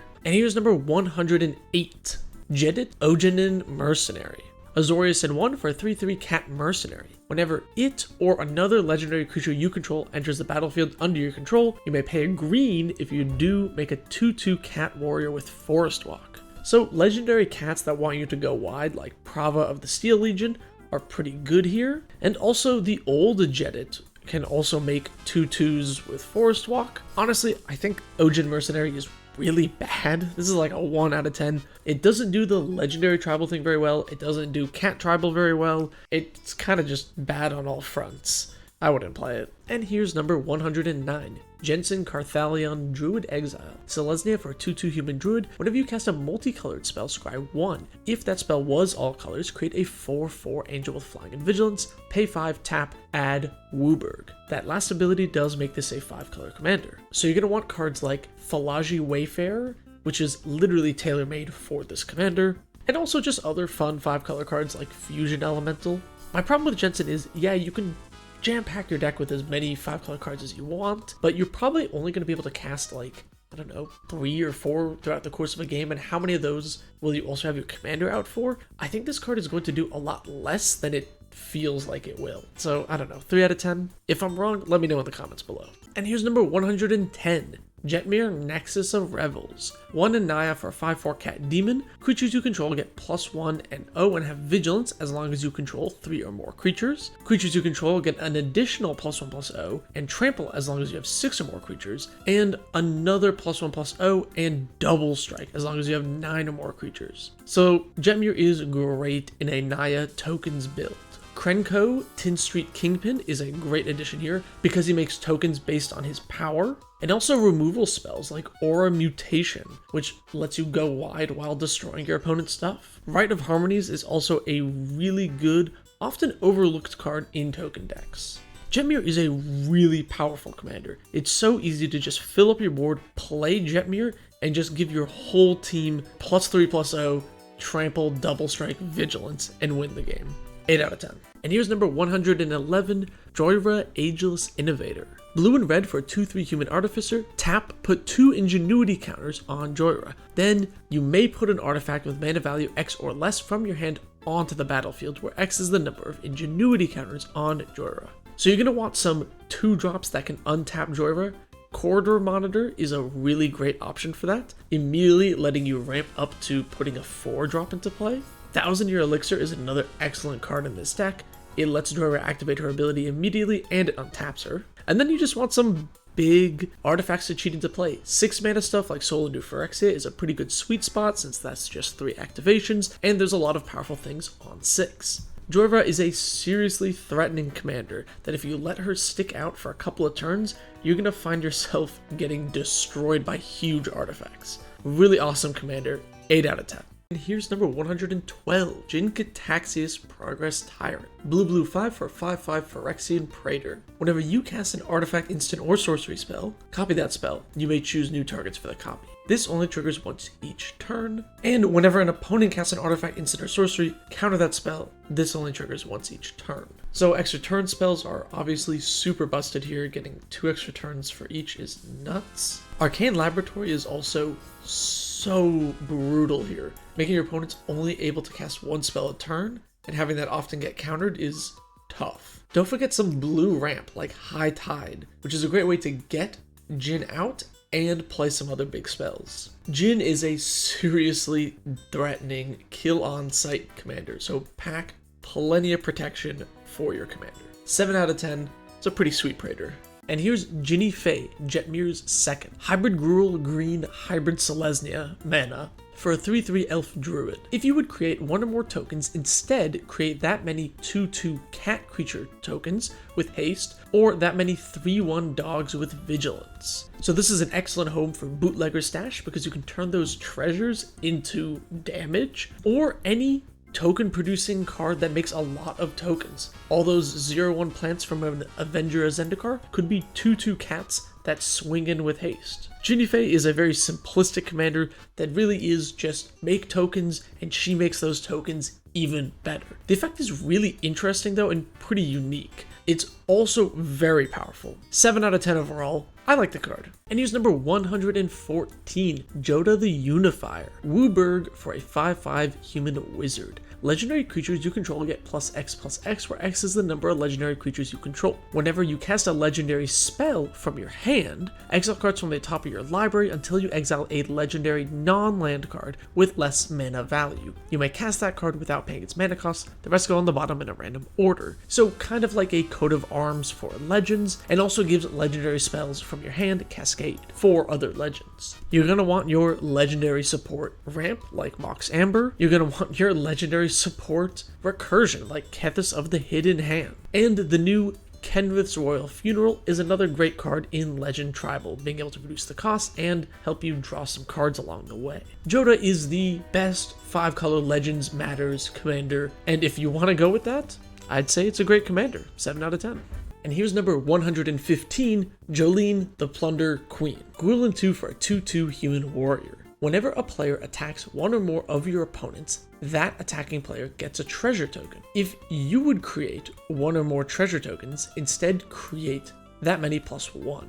Sacrifice 5 treasures, put 5 counters on Jolene. So this commander is going to make a ton of treasure tokens, because you're going to get 2 every single time you attack. Cards like Reckless Fireweaver are great ways to turn those treasures into extra damage. Plus you got Fangren Marauders, which will turn the treasures into life. And Viridian Revel lets you get extra cards when your opponents sacrifice those treasures that you're giving them. Jolene is a really interesting commander. This kind of offering bonuses for your opponents to attack other players doesn't show up in Gruul very often.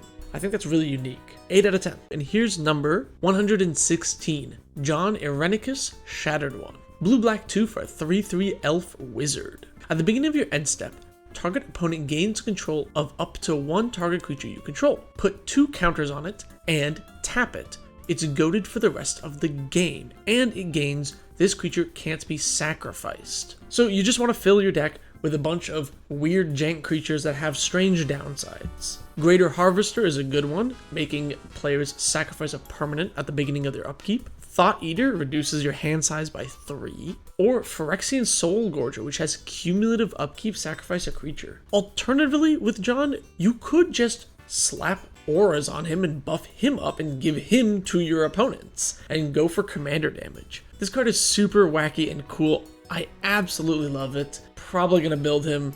10 out of 10. And here's number 117, Junji the Midnight Sky. 3 black for a 5/5 dragon spirit with flying and menace. Whenever Junji dies, choose 1. Each opponent discards 2 cards and loses 2 life, or put target non-dragon creature from your graveyard onto the battlefield under your control. You lose 2 life. So you're going to want some cards like Buried Alive to set up those reanimation targets.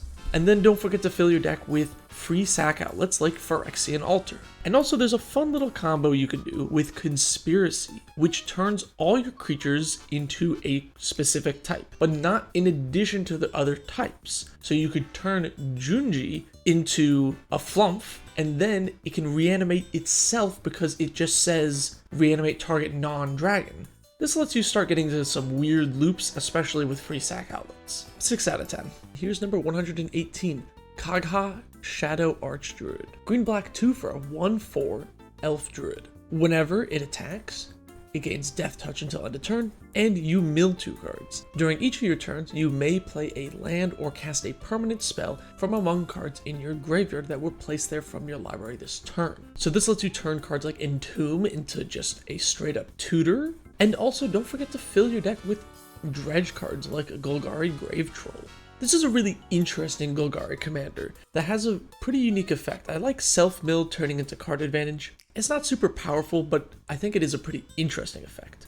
5 out of 10. And here's number 119, Kaima the Fractured Calm. Red-green 2 for a 3/3 spirit. At the beginning of your end step, goad each creature your opponents control that's enchanted by an aura you control. Put a +1/+1 counter on Kaima the Fractured Calm for each goaded creature this way. What a unique commander. You want to play enchantments like Bequeathal, which will enchant a creature and then when it dies, you get to draw 2 cards. Or Mark of Fury, which gives creatures haste, but it'll go back to your hand at the end of turn, so you can still goad everything. Or weird ones like Custody Battle, which make it so an opponent can steal that creature unless you sacrifice a land. But if you goad it, you don't really care who has the creature. Kaima is an awesome, unique one-of-a-kind commander that I really, really like. 9 out of 10, so sweet. And here's number 120, Kahiri the Swirling Sky. 4 blue for a 6/6 dragon spirit with flying and a ward 3. When Kahiri dies, choose 1. Return any number of target non-land permanents with total mana value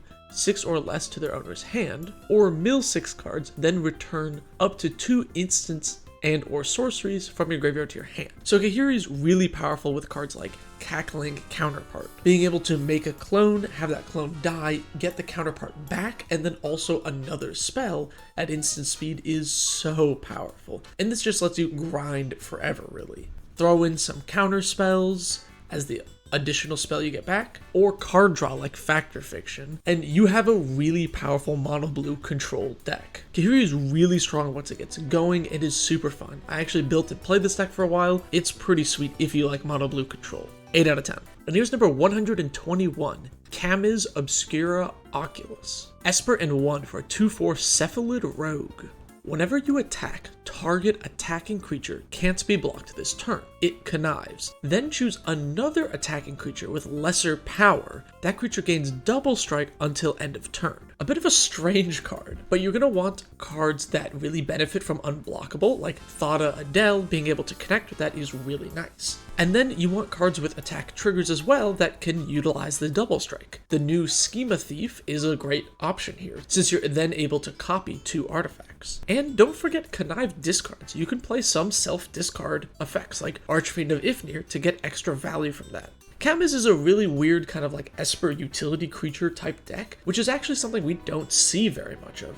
The deck requires some brewing and building around, but it's pretty cool. 8 out of 10. And here's number 122, Karlach, Fury of Avernus. Red and 4 for a Tiefling Barbarian, 5/4. Whenever you attack, if it's the first combat phase of the game, untap all attacking creatures. They gain first strike until end of turn. After this phase, there is an additional combat phase. Choose a background.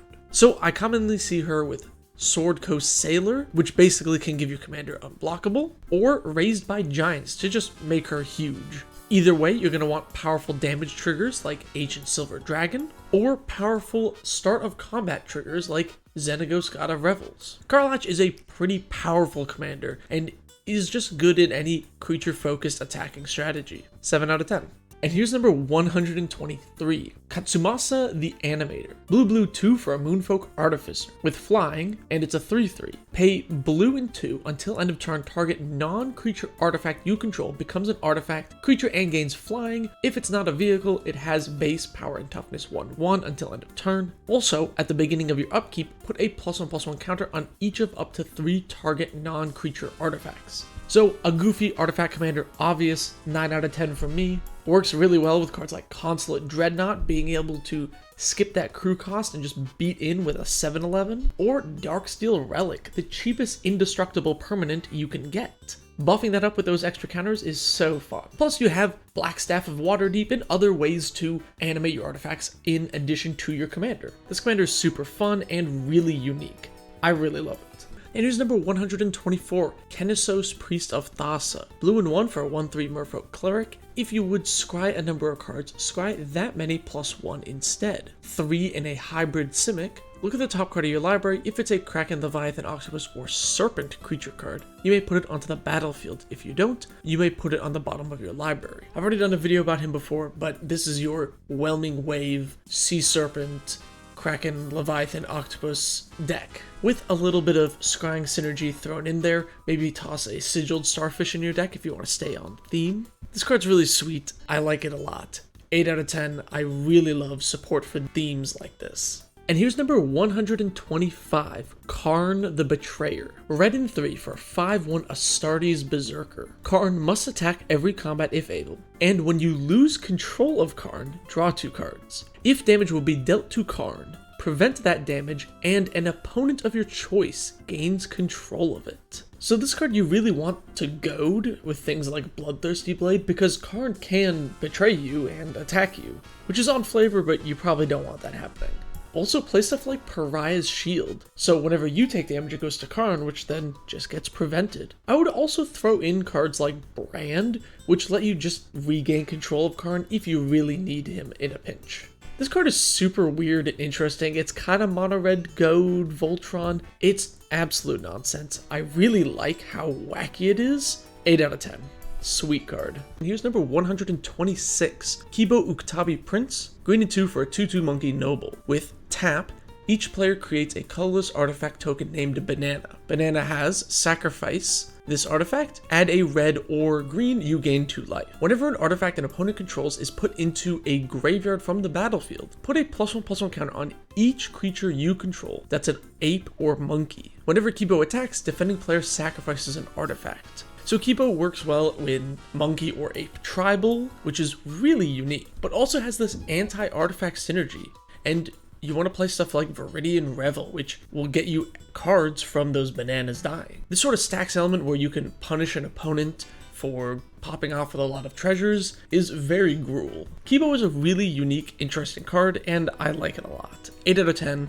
Super fun. And here's number 127, King Darien the 48th. Green white 1 for a 2/3 human soldier. Other creatures you control get +1/+1. 3 green white, put a +1/+1 counter on Darien and create a 1/1 white soldier. And sacrifice King Darien. Creature tokens you control gain hexproof and indestructible until end of turn. So this is Selesnya tokens, player token generators like March of the Multitudes, player anthems like Mirari's Wake, and player token mana like Cryptolith Rite. King Darien is an absolute snooze fest. It's everything a token deck could possibly want, yet it is not interesting in the slightest. He just does token things. It's very whatever. 3 out of 10.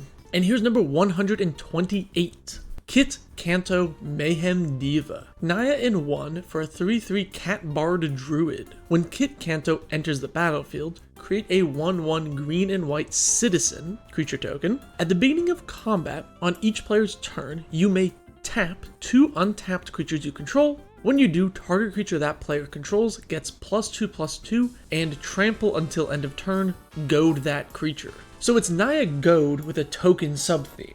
You're going to want cards like Emera Soul of the Accord, since whenever she becomes tapped, it makes a 1/1. Other creatures that goad, like Agitator Ant, are really good since you can tap them for Kit's ability, and also they goad on their own. Be sure you have plenty of token producers like Dragonlair Spire. Kit Kanto is a pretty fun goad deck with a cool token theme, a really good precon to pick up too.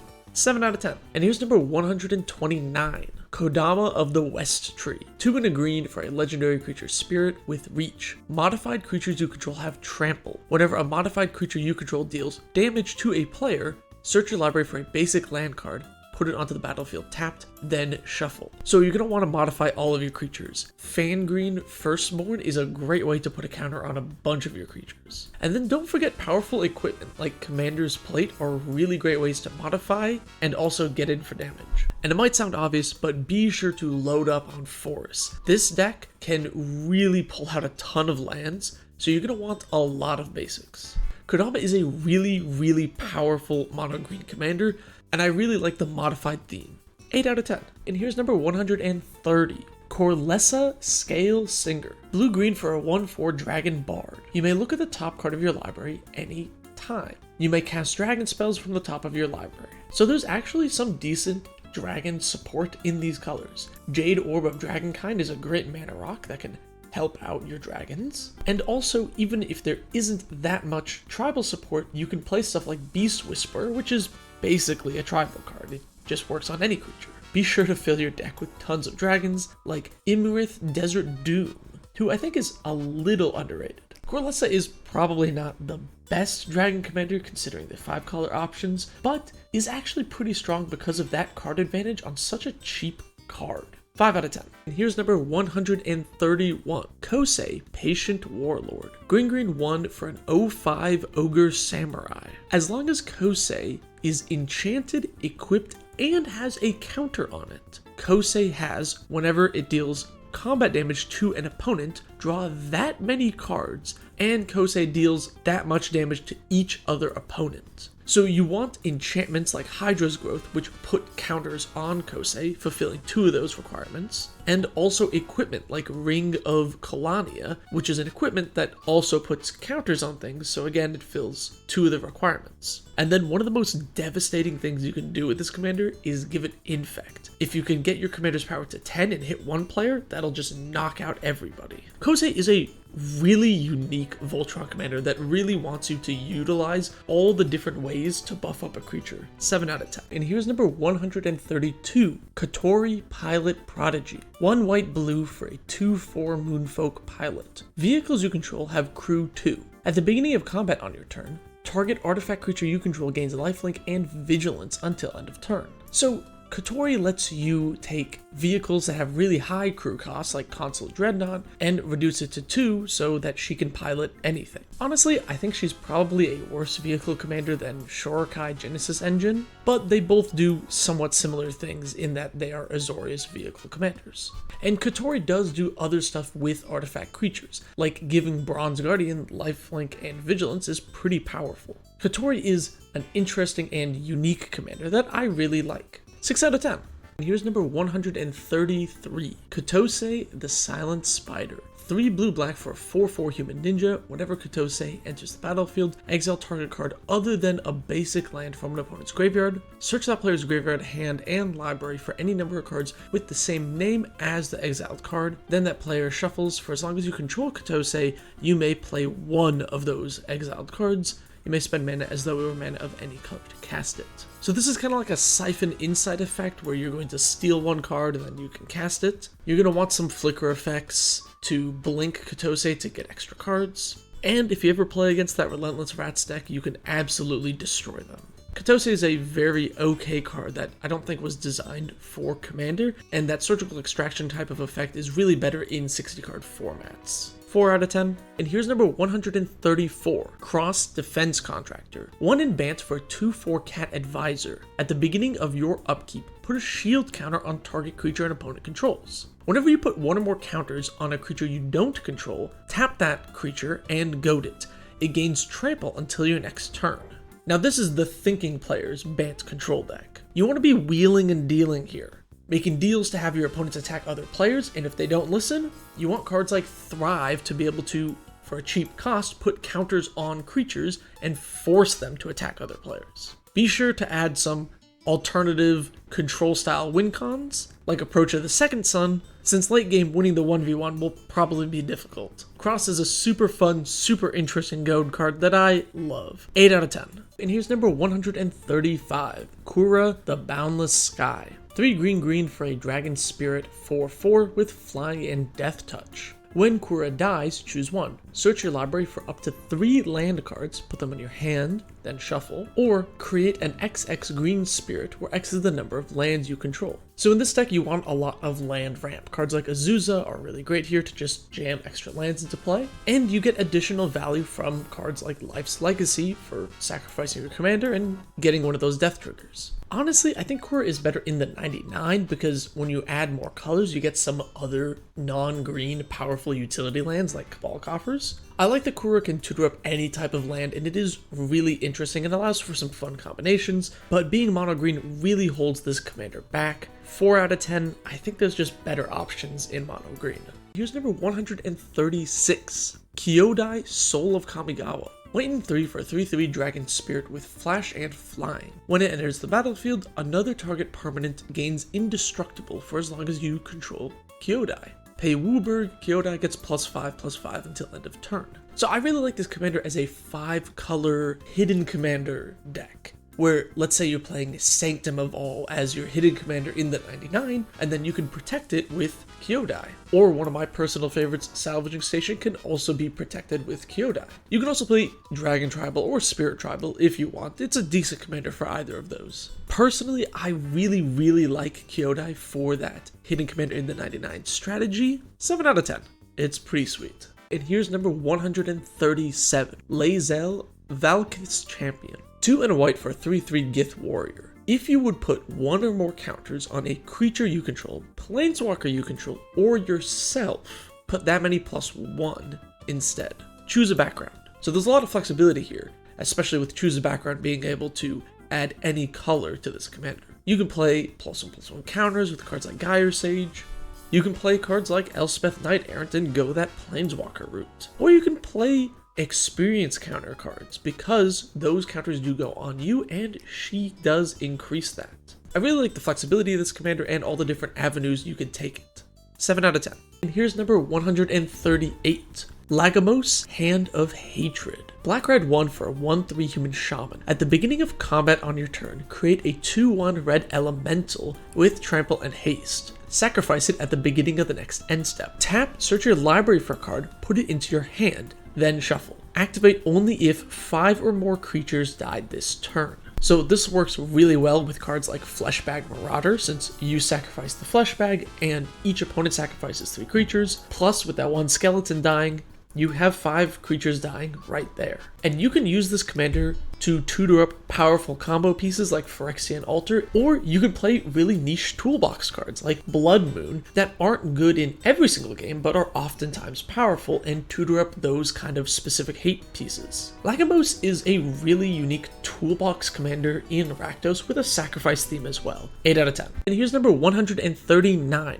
Lagrella the Magpie. Bant for 2/3 human soldier. When Lagrella enters the battlefield, exile any number of other target creatures controlled by different players until Lagrella leaves the battlefield. When an exiled card enters the battlefield under your control this way, put 2 +1/+1 counters on it. So in this deck, you want to play creatures with enter the battlefield effects like Mold Drifter, so you can put that under Lagrella and then have it enter with counters and draw 2 more cards. Also, don't forget, with her enter the battlefield trigger on the stack, you can cloud shift to blink your own Lagrella to have her leave, come back again, and double up that ETB. They'll still get all of their permanents back when she leaves because of the way she's worded, but this is a good way to essentially get 2 triggers of her for the price of 1. Lagrella is an interesting control deck. You want to flicker your stuff and imprison your opponent's things. 7 out of 10.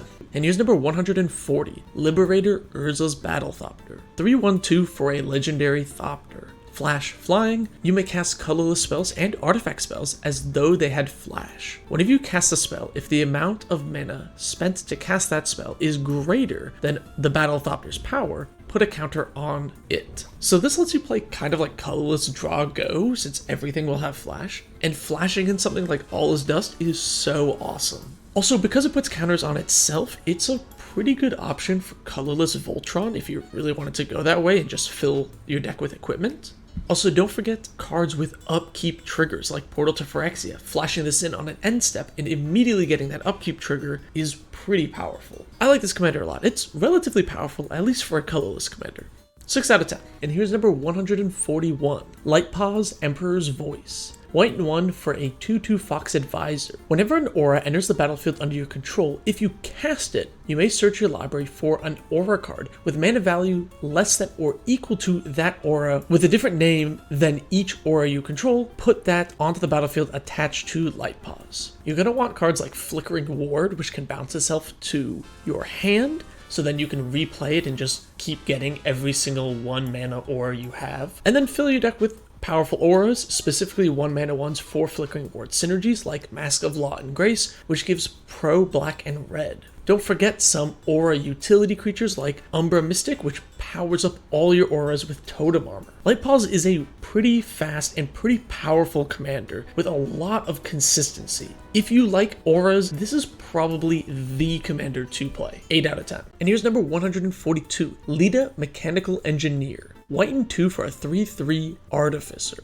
With Vigilance, and at the beginning of your end step, untap each other artifact you control. Pay 3 white, tap, create a 5/5 colorless vehicle artifact named Zeppelin with flying and crew 3. Sadly, there is no official token for the Zeppelin, but this commander works really well with vehicles. You can tap all your artifact creatures to power the vehicle, swing in, and then everything untaps. Also, artifact creatures with activated abilities like Steel Overseer are great because you can just untap them and get extra activations. Plus, Lita breaks parity with cards that restrict untapping like Storage Matrix. Lita is a really cool cool commander that I genuinely like. It's a fun vehicle commander that has to do with activating artifact abilities. I'm super biased here, but 9 out of 10. And here's number 143, Levon, Cultist of Tiamat. Red and 2 for a 1/3 Dragon Shaman. Whenever you cast a non-creature spell, target creature gets +X/+0 until end of turn, where X is that spell's mana value. Choose a background. I'd recommend a blue background like Sword Coast Sailor, because that gives you access to some of the best delve spells like Treasure Cruise, which even though you might pay 1 mana for, can trigger Levon for 8 power. Because Levon is a shaman, Harmonic Prodigy will double the effect, which is pretty sweet. And then you can play red cards like Soul's Fire that care about the power of creatures. Levon is a okay card. It's probably, I think, best as a Voltron commander with a Spellslinger element to it. It's okay, ultimately. I like the flexibility. 5 out of 10. And here's number 144, Lauren, Disciple of History. 1 and 3 for a 3/3 human artificer. Whenever Lauren or another legendary creature enters the battlefield under your control, return target artifact from your graveyard to your hand.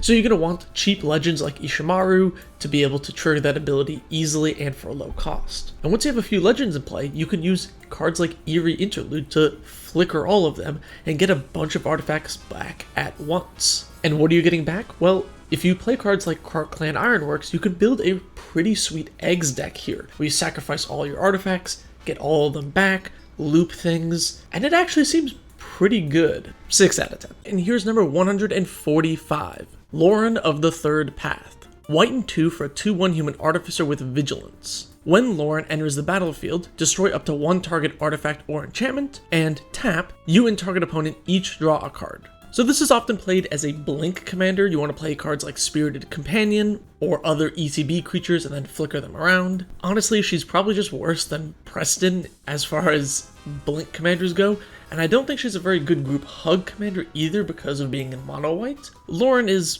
I don't think, really designed to be your commander, and I don't think it's a great option. 2 out of 10. And here's number 146, Lord Xander the Collector. Grixis at 4. For a 6/6 Vampire Demon Noble, when Lord Xander enters the battlefield, target opponent discards half the cards in their hand, rounded down. When Lord Xander attacks, defending player mills half their library, rounded down. And when Lord Xander dies, target opponent sacrifices half the non-land permanents they control, rounded down. So there's a few ways you can go with this. You can play cards like Sangromancer and go for the discard route, or you could lean into the mill route and play things like Fraying Sanity, which will basically kill a player once you attack them with Xander. Regardless of how you go, because of Lord Xander's high mana cost, I think you want to add some reanimation effects so that you don't have to keep putting him in the command zone and recasting for full value. So Lord Xander is a really strong card, kept in check by his high mana cost, but provides so much value that you're basically going to be arch enemy as soon as you reveal him. 8 out of 10. And here's number 147, Lozan, Dragon's Legacy.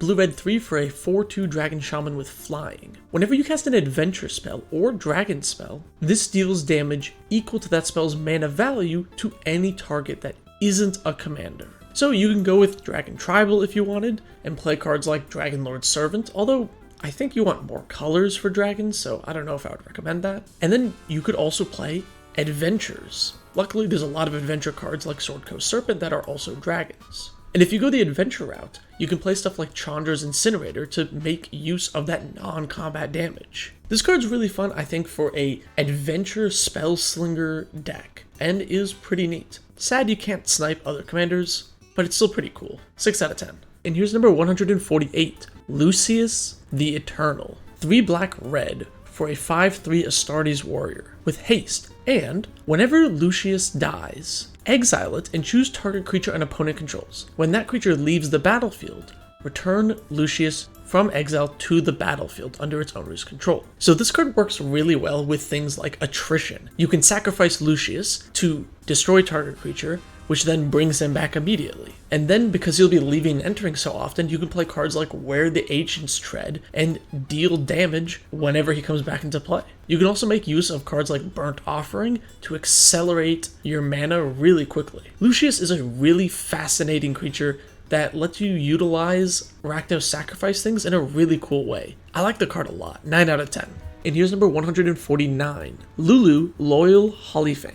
3 and a white for a 3/2 Angel Elephant with flying. At the beginning of your end step, if a permanent you control left the battlefield this turn, put a +1/+1 counter on each tapped creature you control, then untap them. Choose a background. There's a lot of ways to build this. You can go +1/+1 counters and play cards like Rishkar. You could go a flicker route and play things like Ephemerate and ETB creatures. Or you can go aristocrats and play creatures that tap to sacrifice things like Ghoul Collar Gisa. Lulu is a really interesting card that untaps your creatures, puts counters on them. It has a lot of different ways that you can go, and I love that flexibility. 7 out of 10.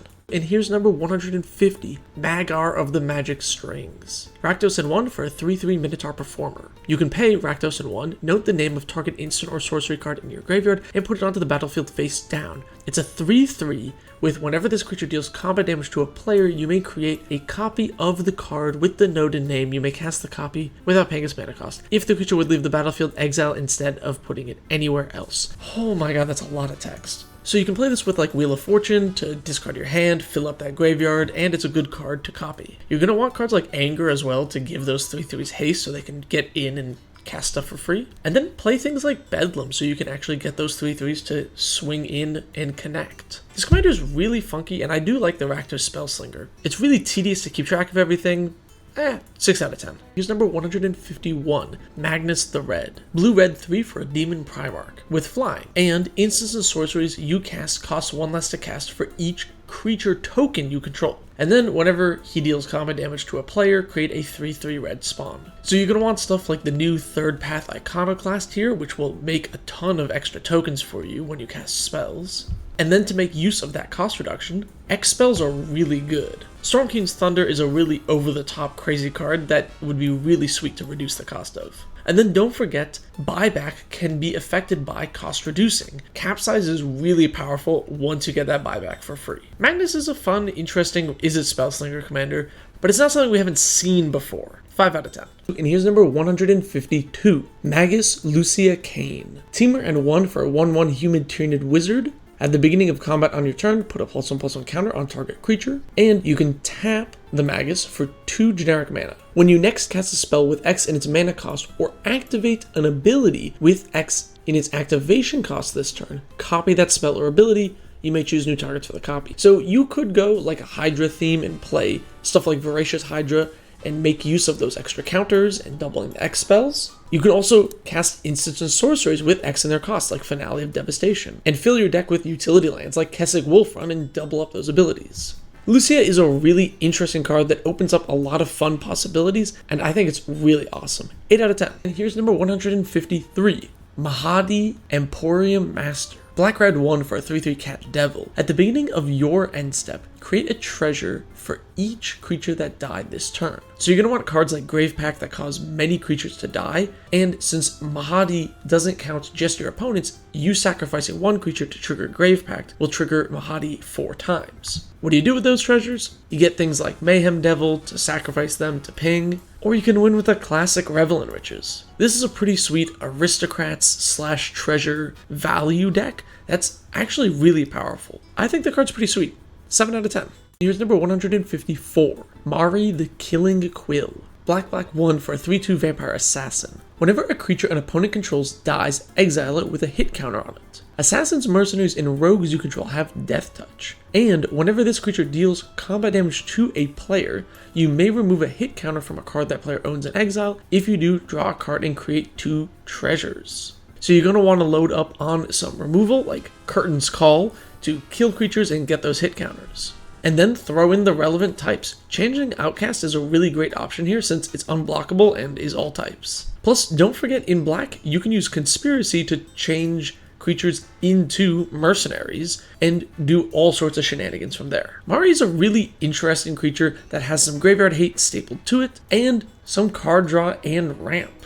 It's pretty powerful. I like the design a lot too. 8 out of 10. And here's number 155, Marnius Calgar. Esper and 2 for a 3/5 Astartes Warrior with double strike. And whenever 1 or more tokens enter the battlefield under your control, draw a card. And pay 6 generic mana, create 2/2 white Astartes creature tokens with vigilance. So you're going to want cards that create tokens. Things like Bitter Blossom are great since they're really cheap and they make a token every turn. And then you can double up that draw trigger with things like Elesh Norn and get tons of cards. Don't forget the new Mirkwood Bats from Lord of the Rings. This is an incredible finisher in any token deck. Calgar is a really powerful commander with an infinite mana outlet stapled onto him and is really strong. I think the card's a little boring though. I'm not a huge fan of do a thing, draw a card, and then it does the thing. Does that make any sense? I don't know. 5 out of 10. And here's number 156. Mazzy True Sword Paladin. Naya in 1 for a 3/4 halfling knight. Whenever an enchanted creature attacks one of your opponents, it gets +2/+0 and trample until end of turn. Whenever an aura you control is put into your graveyard from the battlefield, exile it. Until the end of your next turn, you may cast it. So the secret sauce here is Totem Armor. If you have Totem Armor on all your creatures,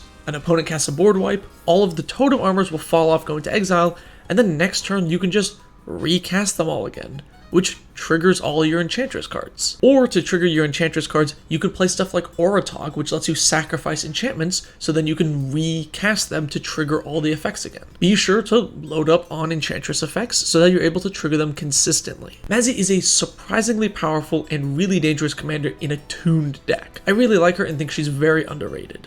8 out of 10. And here's number 157, Maria, Scholar of Antiquity. Grulin 1 for a 3/3 Elf Artificer. Tap an untapped artifact you control, add green to your mana pool. Tap 2 untapped non-token artifacts you control, exile the top card of your library, you may play it this turn. So this card is immediately really powerful with stacks pieces that turn off when you tap them. Cards like Trinisphere would be really good here. 0 mana artifacts like Memnite are also super powerful since they're essentially negative mana. I also really like cards like Gear Per Aether Grid here, which let you utilize your artifacts even if your commander is not in play. This commander is incredibly powerful and is essentially a Gruul Urza.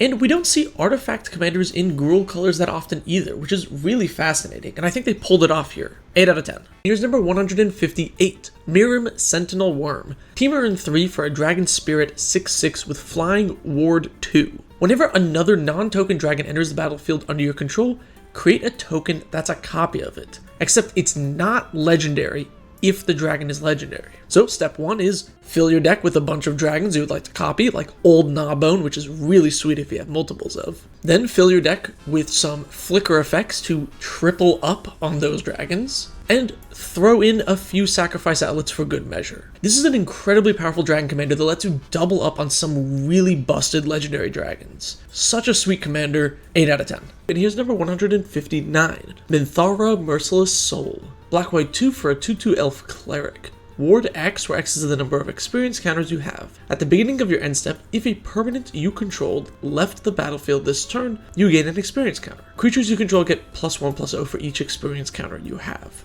So this really works well with treasure tokens, and Orzhov actually has quite a few treasure cards. You can also play flicker effects to trigger this because it just says leaves the battlefield, it doesn't need to have died. Or you can go a token strategy since tokens die all the time and you could sacrifice them if you really wanted to. This commander has a lot of different options and I've played against it. It's actually a lot stronger than I initially thought. 6 out of 10. And here's number 160, Mishra Claimed by Gix. Black-red 2 for a 3/5 Phyrexian Human Artificer. Whenever you attack, each opponent loses X life and you gain X life, where X is the number of attacking creatures. If Mishra Claimed by Gix and a creature named Phyrexian Dragon Engine are attacking, and you both own and control them, exile them and meld them into Mishra Lost to Phyrexia, it enters the battlefield tapped and attacking. Lost to Phyrexia, when it attacks or enters the battlefield, you get to choose 3 of the listed abilities. It does a ton of things. This card is really powerful. So you're going to want to go really wide with Mishra to drain the most amount of life whenever you attack with him. And extra combats are really good here, allowing you to trigger his effect and the flip side a lot as well. Mishra is a really fun, interesting card, and you should definitely fill your deck up with tutors to get that Dragon Engine to flip him as soon as you can.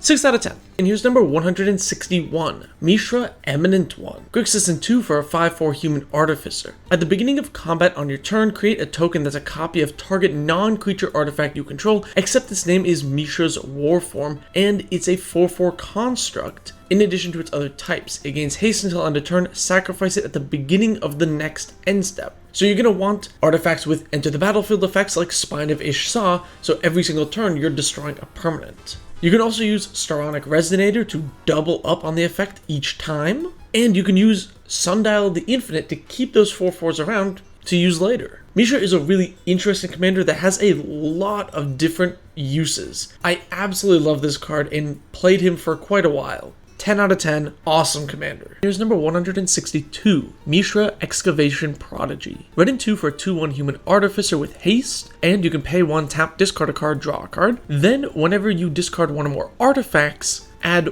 red. This ability only triggers once each turn. I think with the once each turn and the fact that you only get 2 red mana, even if you discard 5 artifacts, makes this pretty awful. Even if you have something like a Wheel of Fortune, you're not going to get like 10 mana for discarding 5 artifacts, you're only getting 2. It is kind of cute with cards like Unexpected Windfall, but ultimately is just really held back by those restrictions. Mishra is like a 2 out of 10. And here's number 163. Mishra, Tamer of Amakfawa. 3 in Rakdos for 4/4 human artificer. Permanents you control have ward, sacrifice a permanent. And each artifact card in your graveyard has Unearth 1 in Rakdos. So Unearth essentially allows you to reanimate a card from your graveyard for that mana cost, but then it gets exiled at the next end step. So you can use Sundial of the Infinite to keep them in play and skip that trigger. And don't forget Unearth exiles, so if you're playing creatures with death triggers like Wormcoil Engine, you're gonna miss out on those. I would lean towards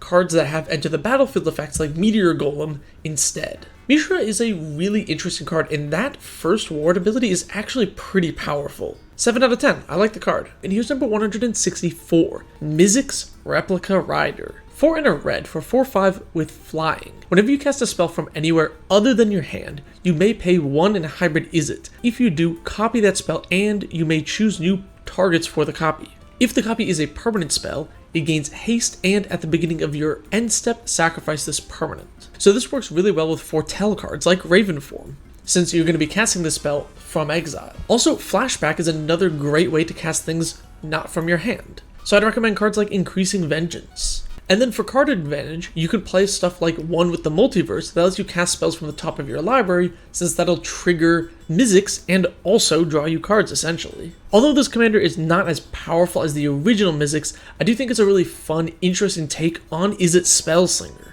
8 out of 10. And here's number 165, Moira Urborg Haunt. 2 in a black for a 3/2 Spirit Wizard with Menace. Whenever Moira deals combat damage to a player, return to the battlefield target creature card in your graveyard that was put there from the battlefield this turn. So you can play stuff like Disciple of Bolus to sacrifice a creature and then get it back that turn, or evoke cards like Shriekmaw since they sacrifice themselves, you can double up on that ETB. Sadly, because it specifies when from the battlefield to the graveyard, you can't use Entomb to reanimate anything. Honestly, the restrictions on this card having to be from the battlefield and also this turn, and you need to deal combat damage, and it doesn't even fly, this card is pretty bad. This is like a 2 out of 10. I think it's straight up awful. And here's number 166, Monoxa Midway Manager. Rakdos and 2 for a Vampire Employee. I can't believe that's a real creature type. Whenever you roll a 3 or higher, she gains First Strike until end of turn. If it was a 4 or higher, you gain Menace. If it was a 5 or higher, you gain Lifelink. So this is Rakdos dice rolling. You want to play other cards that roll dice, like Delina Wild Mage or Vexing Puzzle Box. Rolling a d20 with her does make her a lot better than rolling the d6s, but this card is still pretty bad. Even if you get all of the keywords on her, it is still a 3/3, so it's not great. This is like a 1 out of 10 commander. I really don't know what you would do with it to make it good. Fun flavor text though. And here's number 167, Mortarion Demon Primarch. 5 in a black for a 5/6 with flying, Demon Primarch. At the beginning of your end step, you may pay X. If you do, create X 2/2 Black Astartes Warriors with Menace. X can't be greater than the amount of life you've lost this turn. So this works really well with cards like Bolus's Citadel, allowing you to pay life to cast spells, and then with all that mana you save, you can make a bunch of tokens. And then this works exceptionally well with cards like Yawgmoth, because it lets you pay life to sacrifice those tokens to draw cards, which lets you then remake the tokens. If you want to go really deep, you can play cards like Eternity Vessel, which essentially tracks your current life total when you play it, and then whenever you play a land, you go back up to that life total. Mortarion is a really fun, interesting commander. I do think that being mono black holds this commander back, but it's still pretty fun. 6 out of 10. And he was number 168, Mr. Orfeo the Boulder. 1 enchant for a 2/4 Rhino Warrior. Whenever you attack, double target creature's power until end of turn. I love that he doesn't need to attack for this to trigger, it's any creature. Playing creatures with big power like Yargle and Multani are really great here. And you should give those big creatures trample, with Sorok and Goreclaw. And once you have big creatures, Tainted Strike can easily turn any of those into a lethal hit. This commander is really fun and interesting. You can take it in a bunch of different ways, just big green stuff or a fling sacrifice theme. It's a really fun commander. 7 out of 10. And here's number 169. Myojin of Blooming Dawn. 5 white for a 4/6 legendary spirit. It enters the battlefield with an indestructible counter on it if you cast it from your hand. And then you can remove an indestructible counter to create a 1/1 for each permanent you control. So this would be a fun, cool commander, except for that from your hand restriction, since casting it from your command zone won't give you any counters. You're gonna need cards like Command Beacon to add it to your hand and then cast it, or cards like Meticulous Evacuation so that you can cast your commander, bounce it to your hand, and then recast it to get the effect. Honestly, this Myojin cycle really disappointed me because they printed the Tarask, which has a similar restriction, but it doesn't have to be cast from your hand. If this Myojin had the Tarask ability, it would be a fun commander, but as it is, this is like a 1 out. And here's number 170. Myojin of Cryptic Dreams. 5 blue for a 3/3 spirit. When it enters the battlefield, it gets an indestructible counter if you cast it from your hand. Basically makes it pretty useless as your commander. You can remove an indestructible counter from it to copy target permanent you control 3 times. So you gotta do the same rigmarole with the other Myojin, where you need Command Beacon to bounce it to your hand. At least in blue, you have cards like Exonerable Tide to proliferate the indestructible counter, and making like 3 copies of an Agent of Treachery is pretty cool, but man, still another 1 out of 10, too many hoops to jump through for an 8 mana commander. And here's number 171, Myojin of Grim Betrayal. 5 black for a 5/2 spirit. Enters the battlefield with an indestructible counter on it if it was cast from your hand. Remove an indestructible counter, put onto the battlefield under your control all creature cards in all graveyards that were put there from anywhere this turn. So if you can, get it into your hand with your Command Beacon or whatever, it kind of sits out there and acts as board wipe protection, which is kind of neat. You can probably do some shenanigans with Iname Death Aspect, although at that point I would just put Iname in the command zone. As with all these Myojins, it's a 1 out of 10. Too many hoops to jump through, not worth it. And here's number 172, Myojin of Roaring Blades. 5 red for a 7/4 spirit. Enters the battlefield with an indestructible counter on it if you cast it from your hand. So just like the other ones, pretty meh from the command zone. Remove an indestructible counter. It deals 7 damage to each of up to 3 targets. So since you're in mono red, Erratic Portal is probably one of your few ways you have to actually bounce creatures, so you can cast it from your command zone, then bounce it back with this. You also do get rituals like Ironcrag Feat to help you get your commander out faster, but again, 1 out of 10. Honestly, the payoff is just not worth it. And especially in mono red with the lack of proliferation, it's even harder to make this work. And here's number 173, Myojin of Towering Might. 5 green for an 8/8 spirit. Enters the battlefield with an indestructible counter if you cast it from your hand. Remove an indestructible counter, distribute 8 +1/+1 counters among any number of target creatures you control. They gain trample until end of turn. So this Myojin still bad because of the from your hand restriction, but it makes the best use of proliferate effects because you want to proliferate the indestructible counter, but also the other counters it distributes. You can also use weird cards like Stampeding Zero, which bounces your commander to your hand so you can get that indestructible counter. Honestly, this might be the worst one because when you compare it to some of the mono green commanders, it's just so weak. 1 out of 10. And here's number 174, Myra the Magnificent. 2 blue for 2/4 human performer. Whenever you cast an instant or sorcery spell from your hand, open an attraction. Pay X, tap, exile target instant or sorcery card with mana value X or less from your graveyard, and choose an attraction you control that doesn't have a midway counter on it, put a midway counter on it, and then essentially whenever you visit that attraction, you will copy the exiled spell for free. So if you fill your deck with extra turn effects, this commander becomes very, very powerful because you're going to be able to repeatedly visit those attractions and repeatedly get extra turns. If you also fill your deck with cards like Jessica's Will, you're also able to have these crazy long storm turns where you just chain through a bunch of spells over and over again. The rest of the deck should just be filled with cantrip fluff to help you set up multiple attractions once your commander's in play. I also personally really dislike attractions as a mechanic, 4 out of 10. Here's number 175, Myrel, Shield of Argive. 3 and a white for a 3/4 human soldier.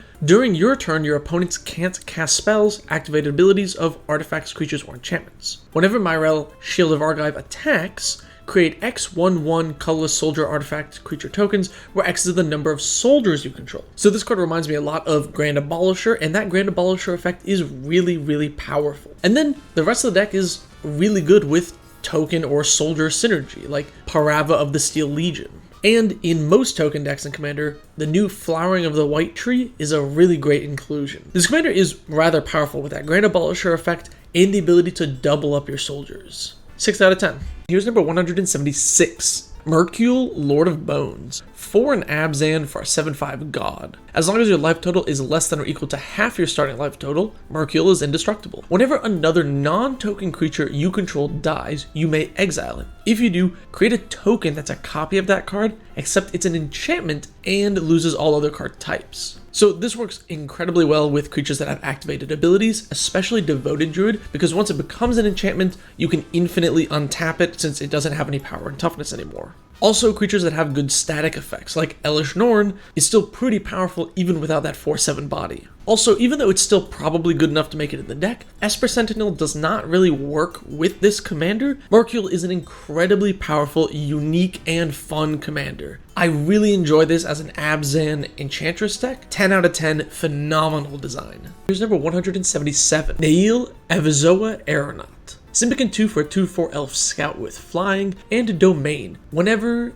she deals combat damage to a player, look at the top X cards of your library where X is the number of basic land types among lands you control. Put one of them on top of your library and the rest on the bottom in a random order. Then if there are 5 basic land types among lands you control, draw a card. So since you're in Simic colors, you're going to need cards like Prismatic Omen to turn your lands into lands of every type. And although there are lots of cards in blue like Grixis Illusionist that let you change land types, I think this card is just too weak. Even if you get all 5 land types, all it's doing is like getting you the best card from your top 5 when it deals combat damage, which is very okay. I think there are just better options. I really wouldn't play this. 1 out of 10. Number 178, Najal the Storm Runner. 2 blue red for a 5/4 free wizard. You may cast sorceries as though they had flash. When Najal attacks, you may pay 2. If you do, the next instant or sorcery you cast this turn gets copied. So this commander really wants you to play powerful sorceries like Solve the Equation, which get way better at instant speed. Also, extra turn effects like Time Warp are crazy in a multiplayer format when they're instants. And then be sure to put in some stuff like Whisper Silk Cloak, which can make your commander unblockable. This commander is a fun card. It's a Izzet Spellslinger deck that encourages you to play sorceries, which I really think is super fun. 7 out of 10, pretty neat card. Here's number 179, Nalia de Arnis. Black-white 1 for a 3/3 human rogue. You may look at the top card of your library at any time. You may cast Cleric, Rogue, Warrior, and Wizards from the top of your library. At the beginning of combat on your turn, if you have a full party, put a +1/+1 counter on each creature you control, and those creatures gain Death Touch until end of turn. So if you want to go the party route, you can play Party Synergy with cards like Burricos, Party Leader. Don't forget to put changelings in your deck, but a changeling does not fill your party instantly. Each creature can only count as one type for a party. You could also go a Shadowborn Apostle route. Since Shadowborn Apostle is a cleric, your commander will let you cast the apostles from the top of your library. This commander is card advantage, which is good, but the whole party synergy I think is really weak, and the benefit for a full party is still not that great. 4 out of 10, it's a very underwhelming commander. Here's number 180, Naomi, Pillar of Order. 3 white black for a 4/4 human advisor. Whenever Naomi enters the battlefield or attacks. If you control an artifact and an enchantment, create a 2/2 white samurai token with vigilance. I'm not going to sugarcoat it, this card is pretty bad. You want to play cards like Conjurer's Closet since it's an artifact that blinks, and then things like Teleportation Circle, which are enchantments that blink, to help you make a bunch of 2/2s. This is not even close to the best Orzhov commander, or best Orzhov token commander, or best Orzhov enchantment or artifact commander. It's not great. I've never seen anyone build it, and I'm not surprised. 3 out of 10. And here's number 181, Nashi Moon Sage's Scion. Black 1 for a 3/2 rat ninja with ninjutsu for black and 3. Whenever Nashi deals combat damage to a player, exile the top card of each player's library. Until end of turn, you may play one of those cards. If you cast a spell this way, pay life equal to its mana value rather than its mana cost. So you're going to want cards like Commander's Plate so that you can get in to actually hit someone.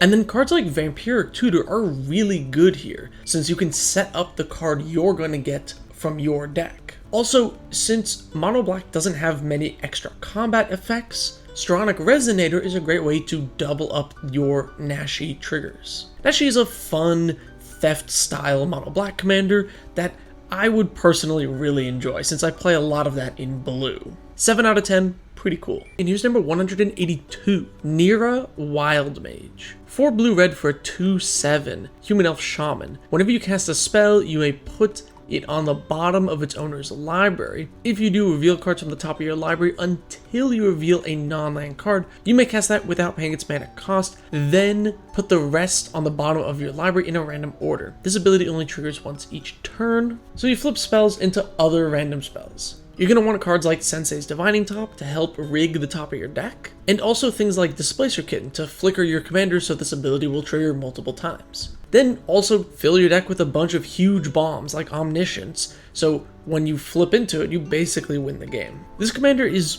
super random and 6 mana, and I actually think there are other Izzet commanders that do this better.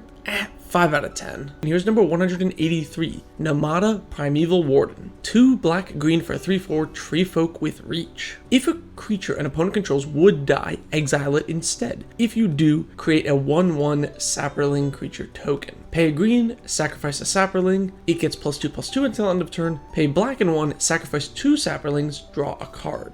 So the new Mirkwood Bats is a great finisher here. As you make all those Saprolings and sacrifice them, you're going to be chipping away at all of your opponents. Grave Pact, which is getting reprinted in Commander Masters, is another excellent card here, since every Saproling that dies will usually get you 3 more. And don't forget cards like Culling Ritual, which will sacrifice all of those Saprolings for mana and could give you a huge burst of mana late game. This commander is actually pretty strong. Graveyard Hate in the command zone is powerful, and card draw in the command zone is even better. 7 out of 10. This is a really decent Aristocrats deck. And here is number 184, Nayam Shai Mard. Definitely got that name wrong. 2 white-black for a 3/3 human rogue. Whenever it deals combat damage to a player, you may have that player return target permanent card from their graveyard to their hand. If you do, that player chooses a permanent card from your graveyard and puts it onto the battlefield. So you're going to want to fill up your graveyard with lots of goodies, with cards like Hostile Negotiations. Key to the City is another great card here, since it will give your commander unblockable and also puts things in your graveyard to reanimate. You then just want a bunch of big permanents to reanimate like Avacyn, Angel of Hope. To be honest, I think this commander is not great.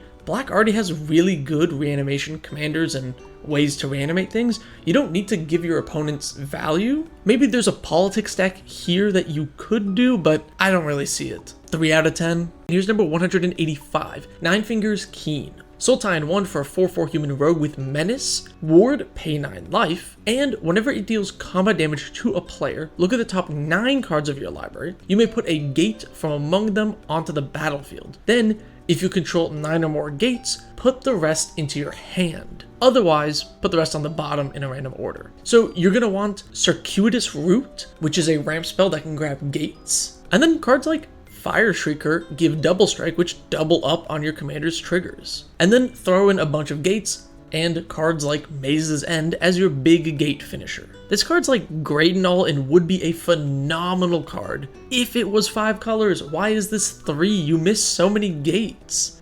As a 3-color card, it's like a 7 out of 10. And here's number 186. Norika Yamazaki the Poet. 2 and a white for a 3/2 human samurai with vigilance. Whenever a samurai or warrior you control attacks alone, you may cast target enchantment from your graveyard this turn. So this works well with enchantments like Soul Snare that sacrifice themselves, or sagas because they end up in the graveyard very easily. Ultimately, this commander is pretty slow and weak. Mono White Enchantress is already not the best theme, and this isn't the best commander for it. 3 out of 10. And here's number 187, Ognis the Dragon's Lash. 1 generic, hybrid Rakdos, hybrid Gruul red for a 3/3 Venishino warrior with haste. Whenever a creature you control with haste attacks, create a tapped treasure token. So comboing this with Urbrask the Hidden is really great because it gives your whole team haste. Then you can play some fun treasure synergy. Cards like Marionette Master are excellent finishers when you have a bunch of treasures.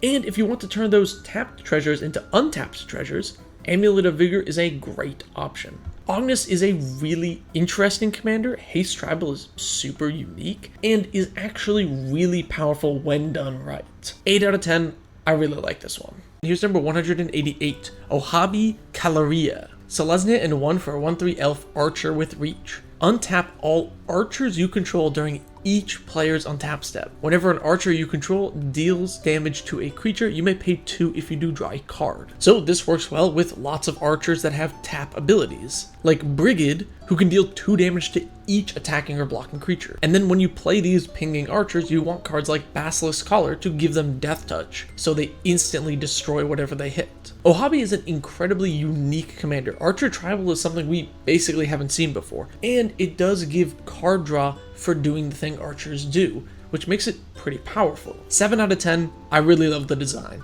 And here's number 189, Oji the Exquisite Blade. 2 and Azorius for a 2/3 human monk. When it enters the battlefield, gain 2 life and scry 2. Whenever you cast your second spell each turn, exile up to 1 target creature you control, return it to the battlefield under its owner's control. So this is bad Brago. It's a pretty similar deck, except significantly worse. You play your, silly ETB creatures like Charming Prince, and you play your other flicker creatures like Soul Herder. Honestly, this commander is just Azorius Blink, which there are multiple commanders for, and is probably not one of the good ones. 4 out of 10. And here's number 190, Old One Eye. 5 and a green for a 6/6 Tyrannid with Trample. Other creatures you control have Trample. Whenever Old One Eye enters the battlefield, create a 5/5 green Tyrannid creature token. Also, at the beginning of your pre-combat main phase, you may discard 2 cards. If you do, return Old One Eye from your graveyard to your hand. So you could play blink effects like Conjurer's Closet to get multiple 5/5s, and you could play cards that work well in the graveyard like Genesis, so when you discard it, you can get some extra value. Other than giving your whole team Trample, Old One Eye is a pretty meh mono-green commander, especially in a sea of really powerful ones. The blink idea is kind of interesting since we don't really have mono-green blink, although it's still pretty slow.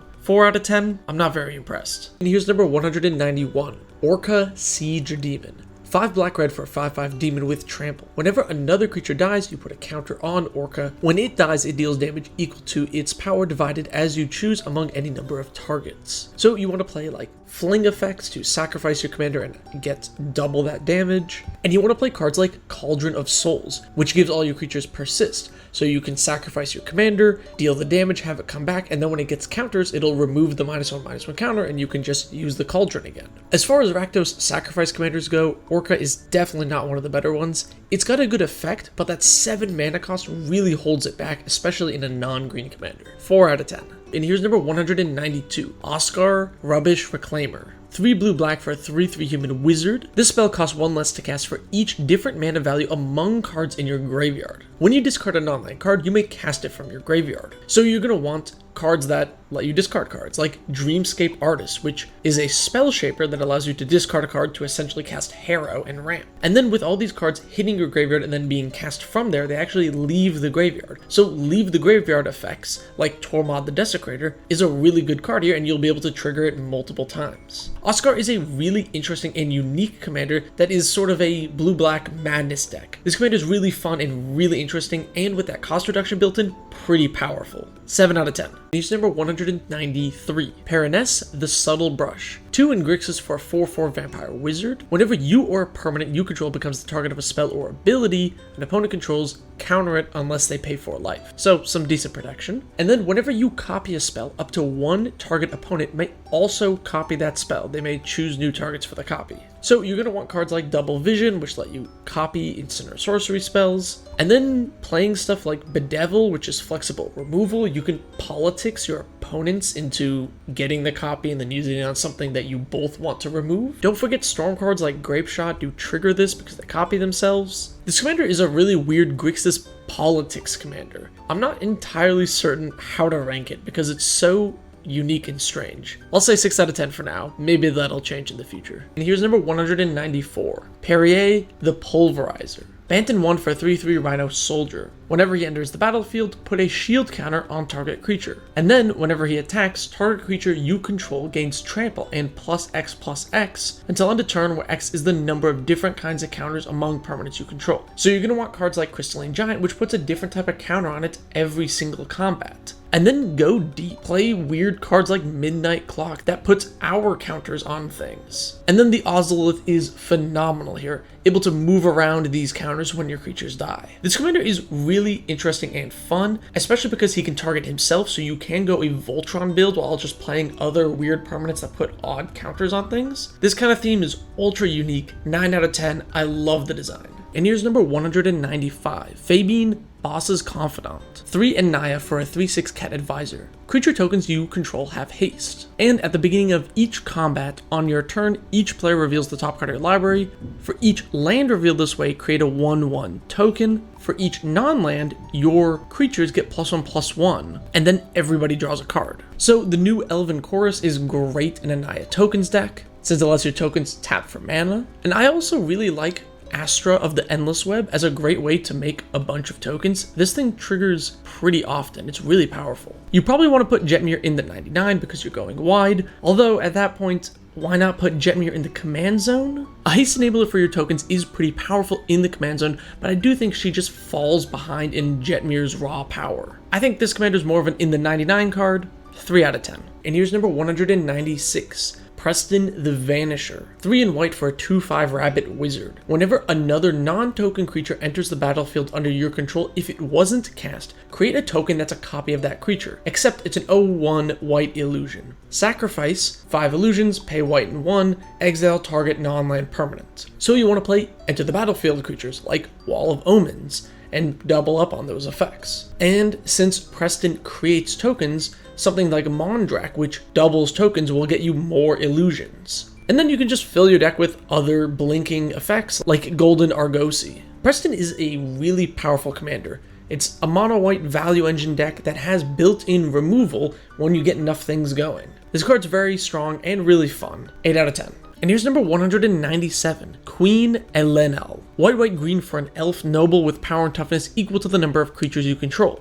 If one or more creature tokens would be put under your control, those tokens plus a 1/1 white soldier are created instead. So you're going to want cards that create single instances of tokens so that you're essentially doubling each time, with cards like Squirrel's Nest. And then you can play Idol of Oblivion as card draw, and then you play your classic token finishers like Cathar's Crusade. Honestly, Selesnya tokens is by no means new or interesting, and this is not one of the better commanders for it. 4 out of 10. I guess it gets big, right? And here's number 198, Queen Kayla Binkrug. White-red 1 for a 2/3 human noble with pay 4 tap, discard all the cards in your hand, then draw that many cards. You may choose an artifact or creature with mana value 1, 2, and 3 from those discarded cards and return them to the battlefield. Only activate this as a sorcery. So if you see my previous video on this, you already know that this is a 9 out of 10 commander. You can go an artifact theme with cards like Goblin Welder and put stuff in the bin, and also reanimate the Goblin Welder. You can also ramp really well with this by putting multiple mana rocks into play. And if you really want to crank up the power level,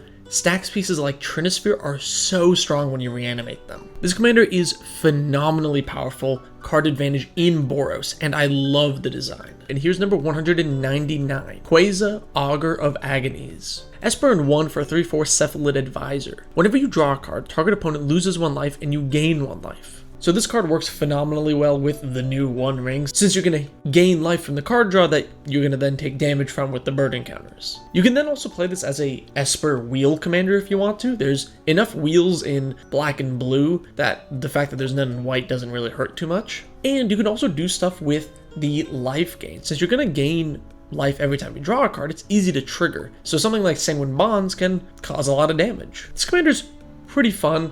We've seen wheel type commanders before, but not in these colors. 7 out of 10. And here's number 200, Radha, Coalition Warlord. Green-red 2 for a 3/3 elf warrior. With Domain, whenever Radha becomes tapped, another target creature gets +X/+X until end of turn, where X is the number of basic land types among lands you control. So you're going to want cards that give you other basic land types like Navigator's Compass, which can turn something into an island until end of turn. And then if you want other ways to tap Radha without having to get into combat, vehicles are a really great option, because you can crew the vehicle and then power up the vehicle with Radha's effect. I'm not going to sugarcoat it, this is like a 1 out of 10. This commander is just not designed for commander, because you're not able to splash other colors. The domain effect is just really weak. Tapping your commander to give a creature +2/+2 is just not worth it, and even if you get more, it's still pretty bad. I wouldn't play it. And here's number 201, Rafine, Scheming Seer. Esper for a 1/4 Sphinx Demon. Flying in Ward 1. Whenever you attack, target attacking creature connives X, where X is the number of attacking creatures. So you can go many ways with this commander. A popular one is Reanimator, since you have a discard outlet in the command zone and you're in great colors for it. You can also play creatures where their power matters, with things like Esper Sentinel. Putting counters on it is really relevant. And my favorite is to play some Madness cards. By attacking, you're getting to discard, and then you can trigger Madness really easily, and play fun things like Welcome to the Fold. Rafine is a crazy powerful card that has a lot of different ways you can build it. Super phenomenal design, 8 out of 10.